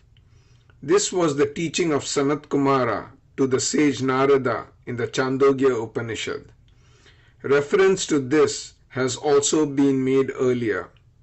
This Bhuma Vidya is the same as the knowledge of Brahman. The embodiments of such knowledge is Lord Subramanya. He not only abides in the auspicious Brahman, but also communicates this knowledge to seekers.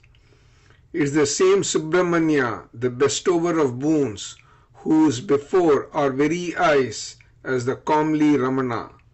Om Bhuma Vidya Visharadaya Namaha. Vimalaha, flawless. One steeped in ignorance of one's true nature is bound by the impurities of the mind. Those who have uprooted this ignorance alone can be pure and free from blemish. Ramana's translation of the verse from Devika Lotaram, which says, "The abidance in the heart is pure silence." Know that the merging of the I in its source as it rises gives liberation. Om Vimalaya Namaha.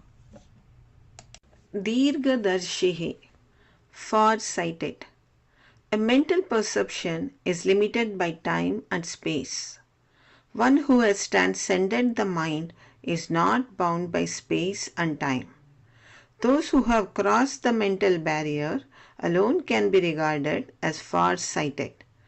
Om Dirghadarshine Namaha. Aptaha, near and dear. One who can befriend us in a situation where no one else can help is indeed a dear one. Can there be anyone closer than the Satguru, the indweller of the hearts of all? He is present within, pouring his grace. In dire need, he comes to the rescue, whether sought or unsought. He is the most intimate being, our very self. Om आप्ताय नमः। Rujumarga Pradarshakaha, revealer of the direct path. Only an Apta, the dear one referred to in the preceding name, can be our guide for the straight path of self-knowledge. For he has traversed the path and can therefore lead us directly to the self. It is God as a Sadguru who draws one from within and guides the person to liberation. Om Rujumarga Pradarshakaya Namaha. Samadruk, impartial, constant abidance in the self without attractions or aversions in the world of the infinite variety is to be equi-minded. The true seer's vision is all-pervasive as he is aware of the essential unity in the multiplicity. The Bhagavad Gita extols such persons for their freedom from any difference. Those whose minds are externalized develop attachments due to contact with the objective world. In contrast, persons with in-tuned minds experience the truth that the seer, the seen, and the act of seeing are essentially one. Om Samadrushe Namaha.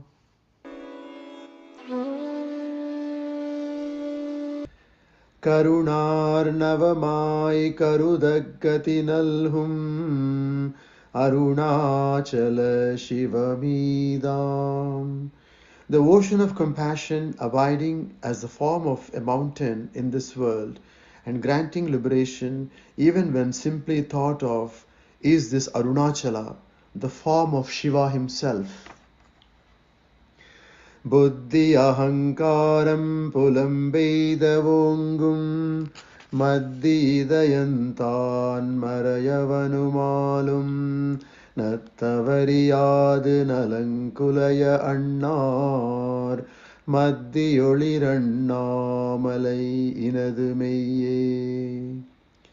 What rose high and wide as an effulgent column of fire between Brahma, the Lord of creation, and Vishnu, the Lord of sustenance, when they, unable to reach it as they had wanted, stood with their glory and fame challenged, is the Atman, the heart center, the intellect and the arrogant ego, unable to grasp it, come to grief.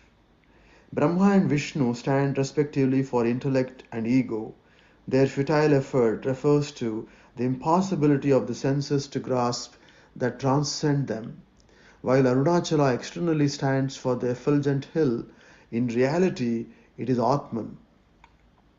Ittanuve nanam yenumadiyai nita buddhi idayattai purundiyahanokkal adduvidamame ahachudar kankai bhu maddiyenumannamalai chudar kanmeye. Getting rid of the mind that mistakes this perishable, insentient body as I, and turning it inwards to merge firmly in the heart, realize the effulgence within as the truth of non-dual, pure awareness. This is the truth of the beacon of light on the crown of Arunachala, the heart center of the universe. Adaram maduram vadanam maduram nayanam maduram hasitam maduram hridayam maduram gamanam maduram madhuradipate akilam maduram vachanam maduram charitam maduram vasanam maduram valitam maduram chalitam maduram brahmitam maduram madhuradipate akilam maduram. Venur maduro renur madurah panir madurah pado maduram sakyam maduram madhuradipate akhilam maduram Geetam maduram Pitam maduram Bhuktam maduram Suktam maduram Rupam maduram Tilakam maduram Madhuradipatirakilam maduram Karanam maduram Taranam maduram Haranam maduram Smaranam maduram Vamitam maduram Shamitam maduram Madhuradipate akhilam maduram Gunja madura Mala madura Yamuna madura Vichi madura Salilam maduram Kamalam maduram Madhuradipatirakilam maduram Gopi madura Leela madura Yuktam maduram Muktam maduram Drishtam maduram Sheshtam maduram Madhuradipate akhilam maduram Gopa madura Gavo madura Yashtir madura Srishtir madura Dalitam maduram Palitam maduram Madhuradipatirakilam maduram Maduram maduram Akhilam maduram Madhuradipate akhilam maduram Maduram maduram Akhilam maduram Madhuradipate akhilam maduram Oh Krishna, your lips are sweet and charming, your face is sweet and charming, your eyes are sweet and charming, your laughter is sweet and charming, your heart is sweet and charming, your walking is sweet and charming, everything about you is sweet and charming. Oh Lord of sweetness, everything about you is sweet and charming. Your speech is sweet and charming, your nature is sweet and charming, your garments are sweet and charming, your tribe and form is sweet and charming, your walking is sweet and charming, your mystic is sweet and charming, everything about you is sweet and charming. O Lord of sweetness, everything about you is sweet and charming. Your flute is sweet and charming, your dust is sweet and charming, your hands are sweet and charming, your feet are sweet and charming, your dance is sweet and charming, your friendship is sweet and charming, everything about you is sweet and charming. O Lord of sweetness, everything about you is sweet and charming. Your singing is sweet and charming, your drinking is sweet and charming, your eating is sweet and charming, your sleeping is sweet and charming, your form is sweet and charming, your tilak is sweet and charming, everything about you is sweet and charming. O Lord of sweetness, everything about you is sweet and charming. Your bags are sweet and charming. Your carrying is sweet and charming. Your stealing is sweet and charming. Your remembrance is sweet and charming. Your exuberance is sweet and charming. Your calmness is sweet and charming. Everything about you is sweet and charming. O Lord of sweetness, everything about you is sweet and charming. Your humming is sweet and charming. Your garland is sweet and charming. Your Yamuna is sweet and charming. Its waves are sweet and charming. Its waters are sweet and charming. Your lotus is sweet and charming. Everything about you is sweet and charming. O Lord of sweetness, everything about you is sweet and charming. Your gopis are sweet and charming. Your play is sweet and charming. Your union is sweet and charming. Your liberation is sweet and charming. Your glance is sweet and charming. Your courtesy is sweet and charming. Everything about you is sweet and charming. O Lord of sweetness, everything about you is sweet and charming. Your gopas are sweet and charming. Your cows are sweet and charming. Your staff is sweet and charming. Your creativity is sweet and charming. Your breaking is sweet and charming. Your making is sweet and charming. Everything about you is sweet and charming. O Lord of sweetness, everything about you is sweet and charming. Om Namo Bhagavate Sri Ramanaya. The technique of vichara. The simplest things are sometimes the most difficult to achieve.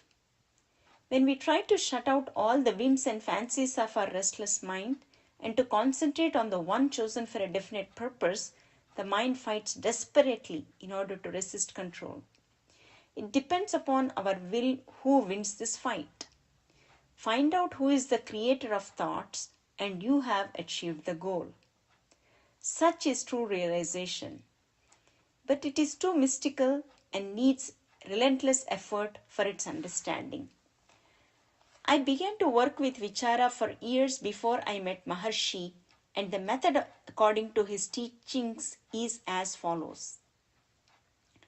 To immerse oneself in meditation, make a clear impression on the outer mind that the real self cannot be any transient thing such as the body, emotions, or mind. When this fact is strongly established without any doubt in consciousness, then I try to fill every possible moment with the inquiry, who am I? When any other thought enters the mind, one crushes it with the vichara. The more determined the perseverance, the better the result. The restless mind begins to give up the struggle. As I substitute every approaching thought with the magic vichara, the periods of absolute quietness become longer. At first, it is only for a few seconds, but with constant practice, there come minutes of unruffled peace. The most important thing is to catch and remember what was most helpful in reaching that peace of mind. I cannot describe that process in my consciousness because it is above and beyond the activity of the mind and therefore cannot be expressed in words, which belong to the mental realm. But each earnest student will have the same experience. Wherever I was, vichara was with me, walking in the street, sitting in trams and trains, in fact, all day long, when my mind was not immediately engaged in some necessary activity. During the first months, I counted the inquiries, putting a number after each one.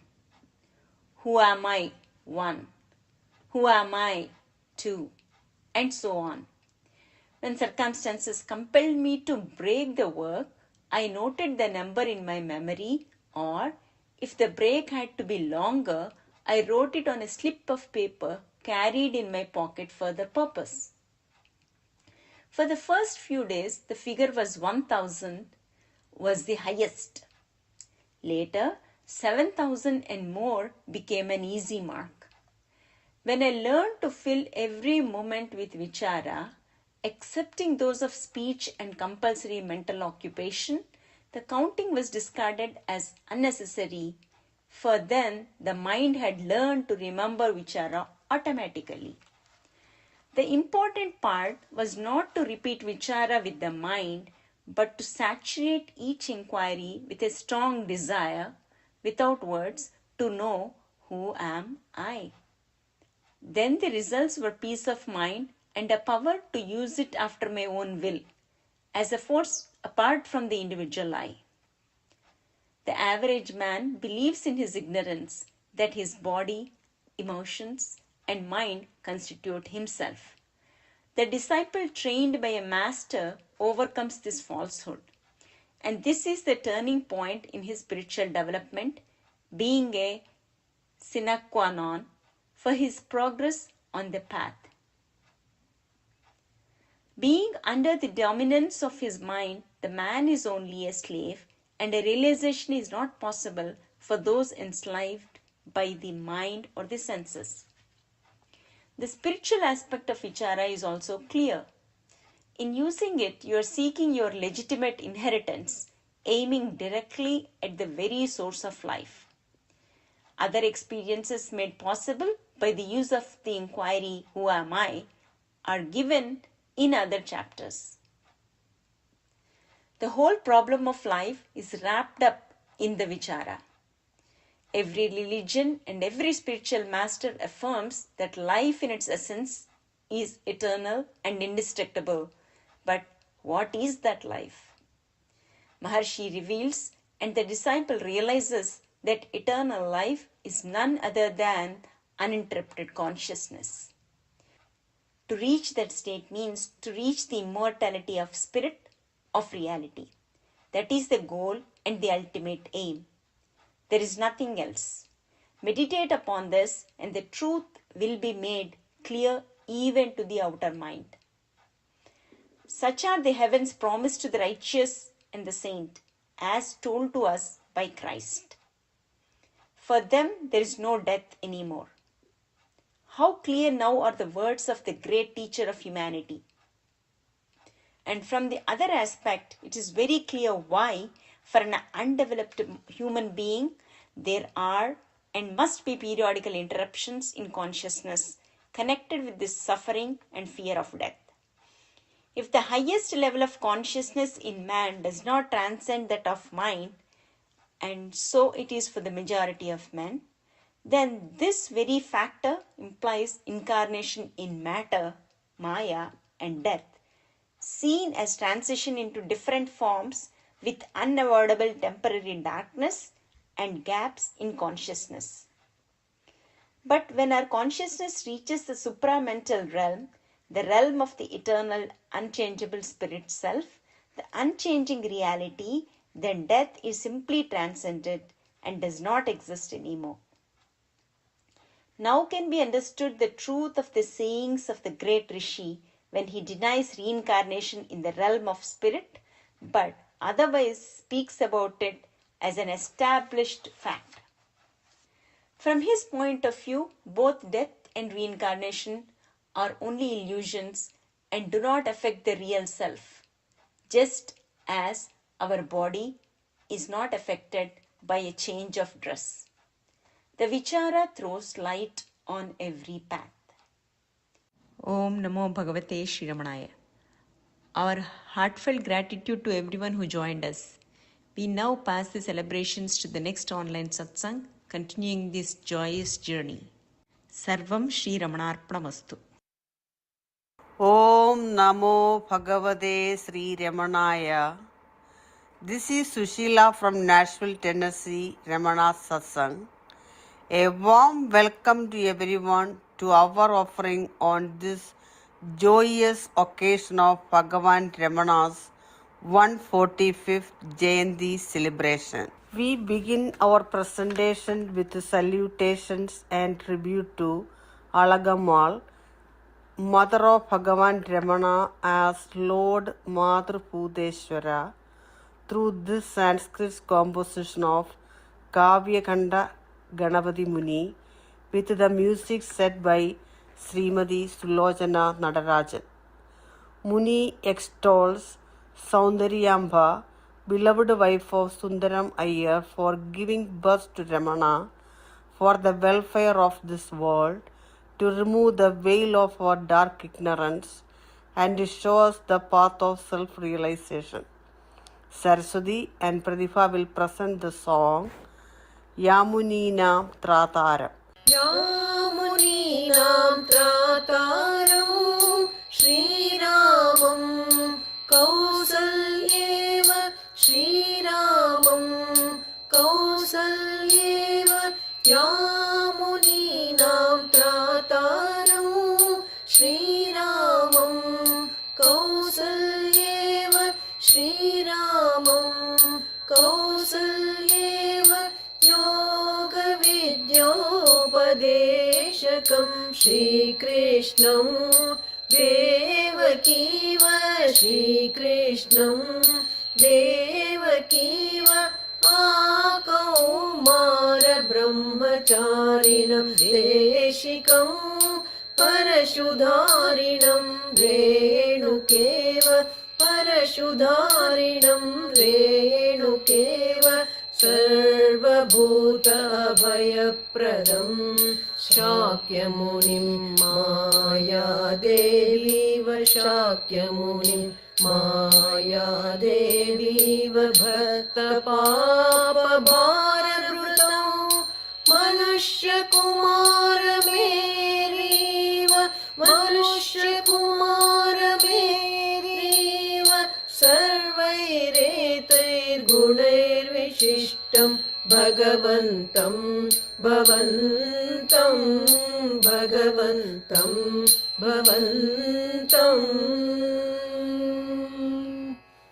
Lokasya hitaya avidyandhakarapanodhanaya kuvadanam durikaranaya satyasya vedanaya cha sushuve tasyai sundarapriyayai saundaryambayai namaha saundaryambayai namaha saundaryambayai namaha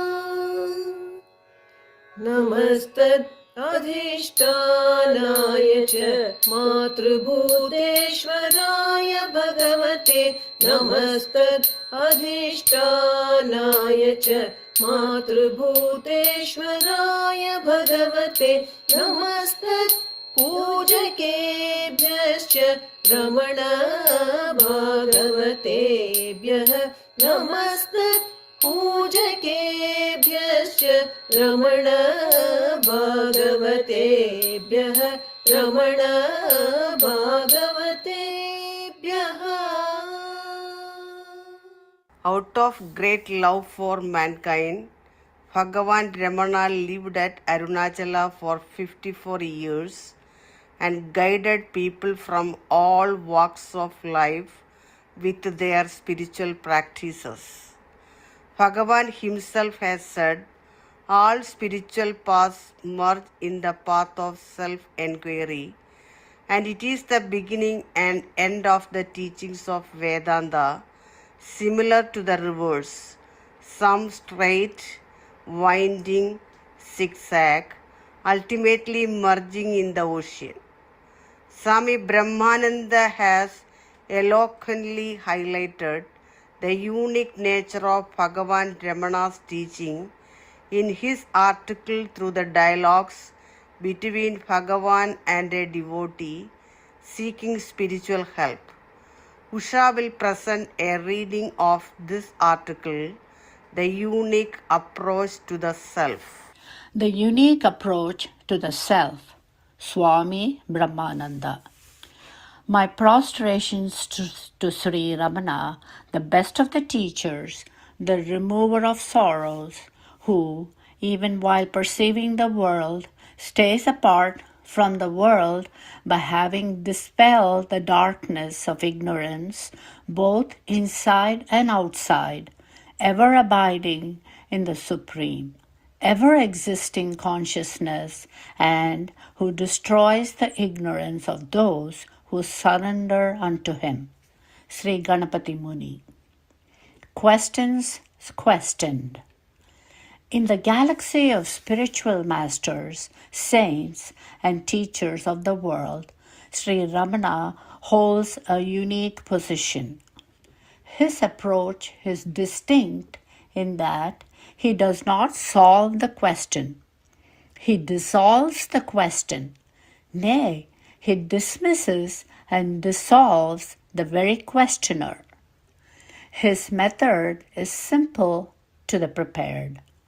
All that he asks is, to whom does the question arise? Thus, he shifts the mind from its extroverted tendencies in one shot, so to say, makes it introverted, and the prepared mind is made to delve into the truth which is beyond all questions and answers, all negations and assertions.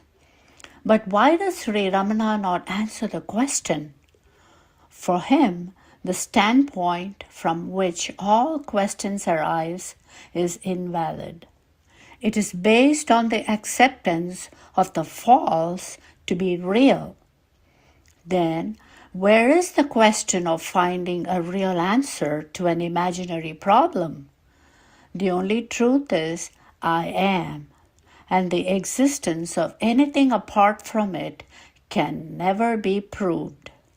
This unique nature of Sri Ramana's inquiry, the Arjava Marga, the direct path, we shall try to present in a form understandable even to a beginner, throwing special light on the uniqueness of his approach in the form of a dialogue between a spiritual master, Mahatma, and a seeker inquiring into the reality. A dialogue. Seeker, my mind wants to be peaceful, and that peace is missing when I am away from Ramanashram. Maharshi, whose mind is that lacking peace? Seeker, mine. Maharshi, inquire to whom the mind belongs. Seeker, to me, but how can that rid me of my agitation and miseries? Maharshi, the body by nature is inert. It has no complaints, for how can mere matter ever know, experience, and complain? The pure self, the truth, is by nature free of all changes, and for it there can be no sorrow. But between the two there rises this entity called the ego, which derives support from both. It assumes the shape of the body, saying that I am fat, I am lean, etc. And from the self, it borrows the existence and sentience. So, neither the body nor the self has any sorrow, but the one who arises in between, call it ego, ahankara, or granthi, it alone has the problem. Seeker, that's true, but the problem does not go away just by finding out for whom the problem is.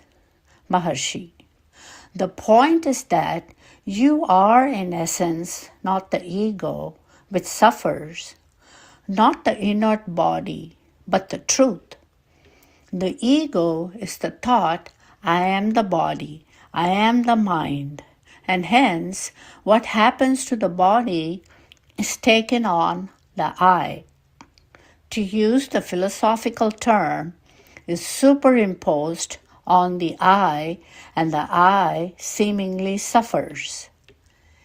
Pay attention to I am. Not only is a suffering I, not you, but on inquiry, the suffering I, or call it the ego I, disappears, for an illusion cannot stand inquiry. The I-ness does not really belong to the ego. You must not forget that the I-ness of the ego is only borrowed. The I-ness belongs to the truth, which you are. Seeker, now I understand the impact of your question. Inquire to whom the sorrow belongs. It means that the sorrow belongs to the ego I, and when I inquire who is this I, the very ego I is known to be false, and then, Maharshi, one recognizes oneself to be the truth. Seeker, and why is it that I don't see the truth? Maharshi, because your attention is not directed towards it. Seeker, I don't understand what you mean by I must direct my attention towards it. Maharshi, is it not a fact that I am is ever there? Is it not true, and the experience of all of us, that behind every diverse thought, word, and deed, the I am is a constant common factor? Instead of paying attention to the I am, our attention is turned towards the thought, word, and deed. Extrovertedness is the cause of the problem. Introvertedness is the solution. Dwell on I am. Inquire into the source of the I. Ask yourself wherefrom it comes. When the mind stays in the I am, you enter into a state which cannot be verbalized but can be experienced. That is ever experienced as the continuous silence. Focus exclusively on essentials. Sri Ramana Maharshi's uniqueness is that he stays with the essentials. All questions which only add to more confusion are rejected at the outset. No attention is given to them. The only essential truth is I am. And how can that which depends on something else for its very existence be real when its very existence is questionable? All questions. Is the world sentient or inert? What is the basis of the world? Sorrow or pleasure? Is it real or false? All these and any more which are connected with the unreal fleeting experiences of the world and our perception are all lock, stock, and barrel, thrown and burnt in the fire of right inquiry. In this Telugu composition, Sri Y.V. Venkateswara Rao shares the same thoughts of Swami Brahmananda and says that Ramana's way of self-inquiry is very simple and unique. The Veda that Bhagavan speaks is very easy to understand and follow, and the light of self-knowledge destroys the ego lurking in the body. Kamashi will present Ramanadu Chupina Margamu. రమణుడు చూపిన మార్గము సరళము అనుసరణీయము రమణుడు చూపిన మార్గము సరళము అనుసరణీయము రమణుడు చెప్పిన వేదము పుణ్యప్రదము పఠనీయము రమణుడు చూపిన మార్గము సరళము అనుసరణీయము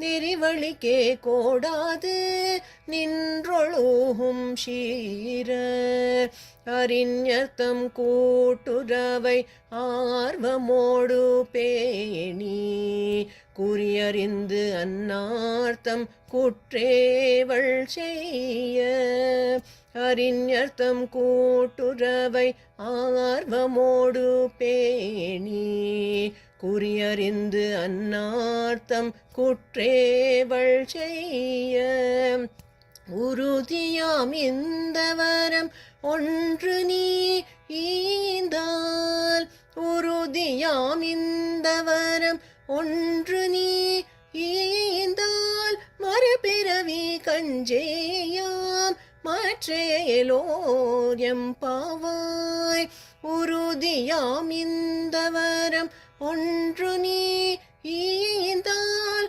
மறுபிறவி கஞ்சேயாம் மாற்றேலோர் எம்பாவாய் ரிரி சசா சனி சரிரி சனி தனி சனி தாத பத நித பாமகரி கம கபாமத நித பமகம பத நித சா நிரி ரிசனி த பத நி சகரி காரி சனி நிரி சரி சனி தசனி சானி த பப நித நித பமகம மகம பபம பத த பத நித நி சரி காரி சனி த பம பத நி உறுதியாம் இந்த வரம் ஒன்று நீ ஈந்தால் மறுபிறவி கஞ்சேயாம் மாற்றேலோர் எம்பாவாய். We are immensely grateful to Arunachala Ashrama and the team for giving us this opportunity to offer our presentation at Bhagavan's feet in today's celebration. We also thank Bangalore Ramana Center for their constant support. Om Namo Bhagavate Sri Ramanaya. కార్యక్రమాన్ని ప్రారంభిస్తాం.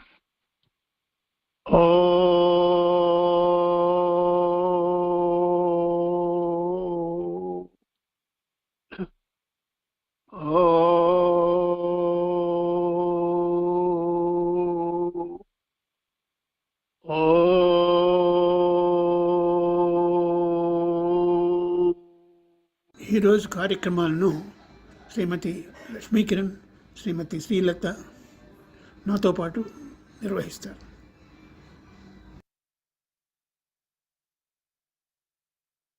నమో రమణ. మొదటిగా అరుణాచల శివ ప్రారంభించవలసిందిగా శ్రీమతి లక్ష్మీ రామ్నాథ్ గారిని కోరుకుంటున్నాం.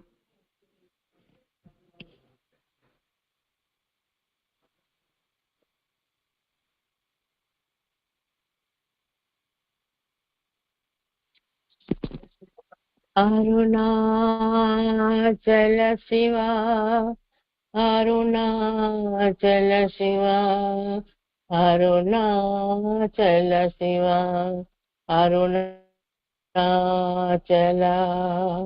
అరుణాచల శివ అరుణాచల శివ అరుణాచల శివ అరుణాచల అరుణాచల శివ అరుణాచల శివ అరుణాచల శివ అరుణాచల అరుణాచల శివ అరుణాచల శివ అరుణాచల శివ అరుణాచల అరుణాచల శివ అరుణాచల శివ అరుణాచల శివ అరుణాచల అరుణాచల శివ అరుణాచల శివ అరుణాచల శివ అరుణాచల అరుణాచల శివ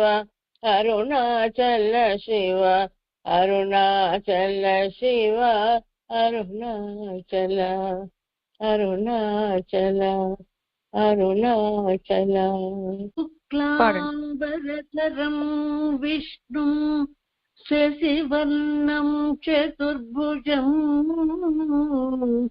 ప్రసన్నవదనం ధ్యాయేత్ సర్వవిఘ్నోపశాంతయే.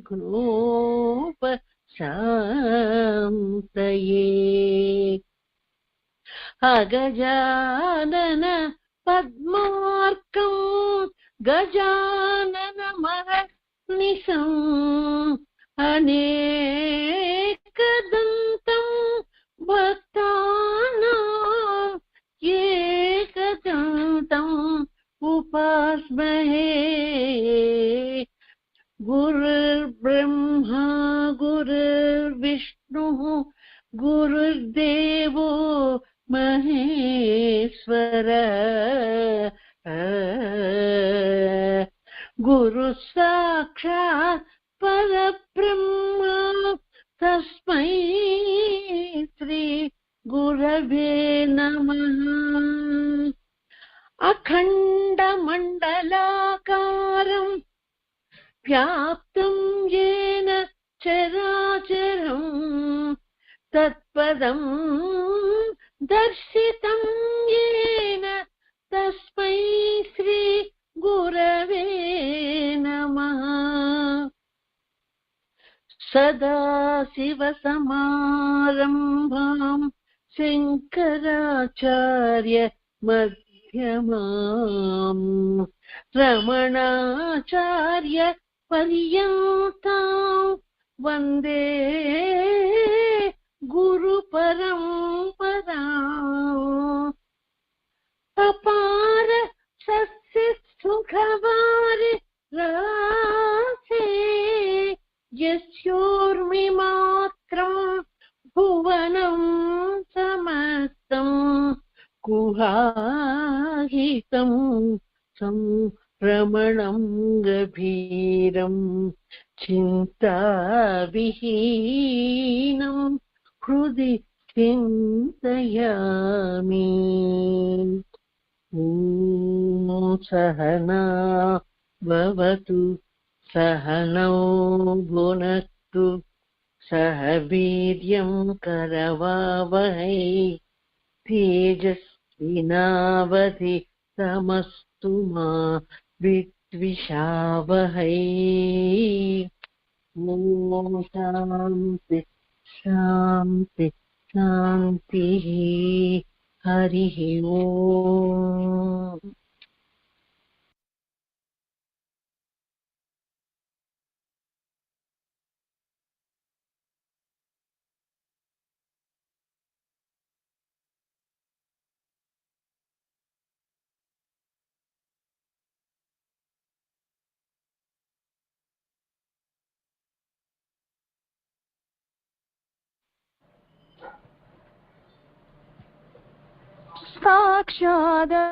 साक्षादरुणगिरीश्वर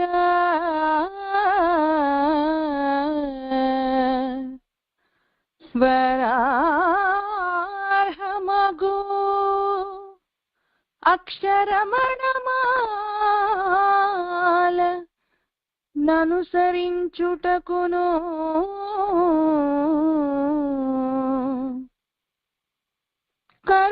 కరుణాకరుండగు గణపతి యొసగి కరమ భయకరము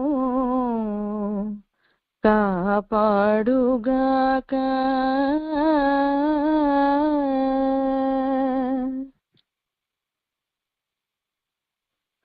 అరుణాచల శివ అరుణాచల శివ అరుణాచల శివ అరుణాచల అరుణాచల శివ అరుణాచల శివ అరుణాచల శివ అరుణాచల అరుణాచలమనుచు స్మరించు వారలహము నిర్మూలింతు అరుణాచల ఊరూరు తిరుగక ఉల్లము నినుగని అణగని ద్యుతి జూపు మరుణాచల ఏటికి నిదురనన్ని తరులు లాగగా ఇది నీకు న్యాయమా అరుణాచల పంచేంద్రియ కలులు మదిలోన దూరుచు మదిని ఉండవో అరుణాచల అవ్వబోలే యొసగి నాకు నీ కరుణ నన్నేలుట నీ భారమరుణాచల అరుణాచల శివ అరుణాచల శివ అరుణాచల శివ అరుణాచల అరుణాచల శివ అరుణాచల శివ అరుణాచల శివ అరుణాచల అరుణాచల శివ అరుణాచల శివ అరుణాచల శివ అరుణాచల.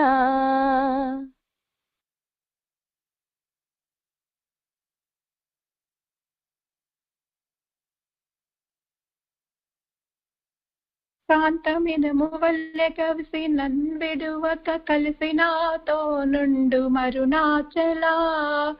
గిరి రూపమైనట్టి కరుణా సముద్రమా కృపజేసి నన్నేలు మరుణాచల. కుట్రయంతయుగోసి గుణముగా పాలించి గురు రూపమై వెలుగు అరుణాచల. వంచెంటు వేలనన్ శోధింపకిక నీదు జ్యోతి రూపము జూపు మరుణాచల. ఓంకార వాక్యార్థ ఉత్తమ సమహీన నిన్నెవరు ఎరుగువారరుణాచల. కుక్కకు నీచమే నేనే గుర్తుకొని వెదకి నింజేరుదు అరుణాచల. తేటి వలెను నీవు వికసింపలేదని ఎదుట నిలుతు వేల అరుణాచల. సత్య జ్ఞానములేని ఈ జన్మ ఫలమేమి ఒప్పగరావేల అరుణాచల.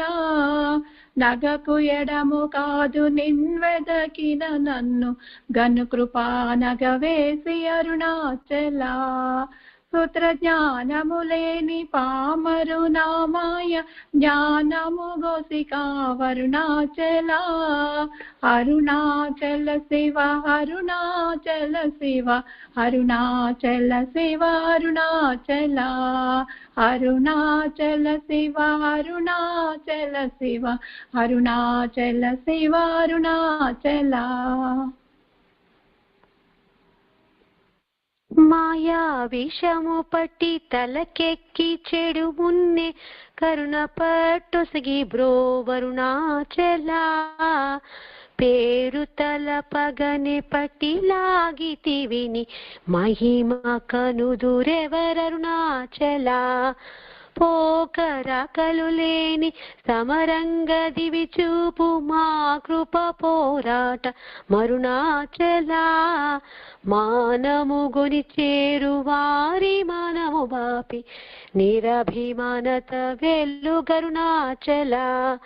అరుణాచల శివ అరుణాచల శివ అరుణాచల శివ అరుణాచల.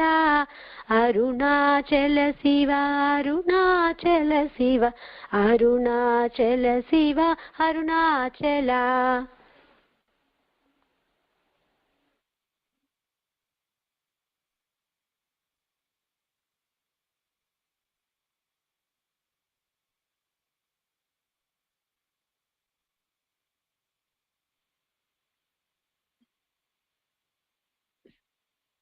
మీరే అన్మ్యూట్ చేసుకోవాలి సావిత్రి గారు. ఓకే. రమణుడనుచు అంటే రోషము గొనకనన్ రమింపజేయురము అరుణాచల. లాభమీహ పరలాభహీనుని చేరి లాభమేమి అందితి అరుణాచల. నిందనాశీస్తుగ గోనిదయ పాత్రుగ చేసి విడక కావు అరుణాచల. అరుణాద్రియననే నీ కృపవల బడితి తప్పునే నీ కృపవల అరుణాచల. అరుణాచల శివ అరుణాచల శివ అరుణాచల శివ అరుణాచల. అరుణాచల శివ అరుణాచల శివ అరుణాచల శివ అరుణాచల. ప్రేమతో నీ నామమాలించు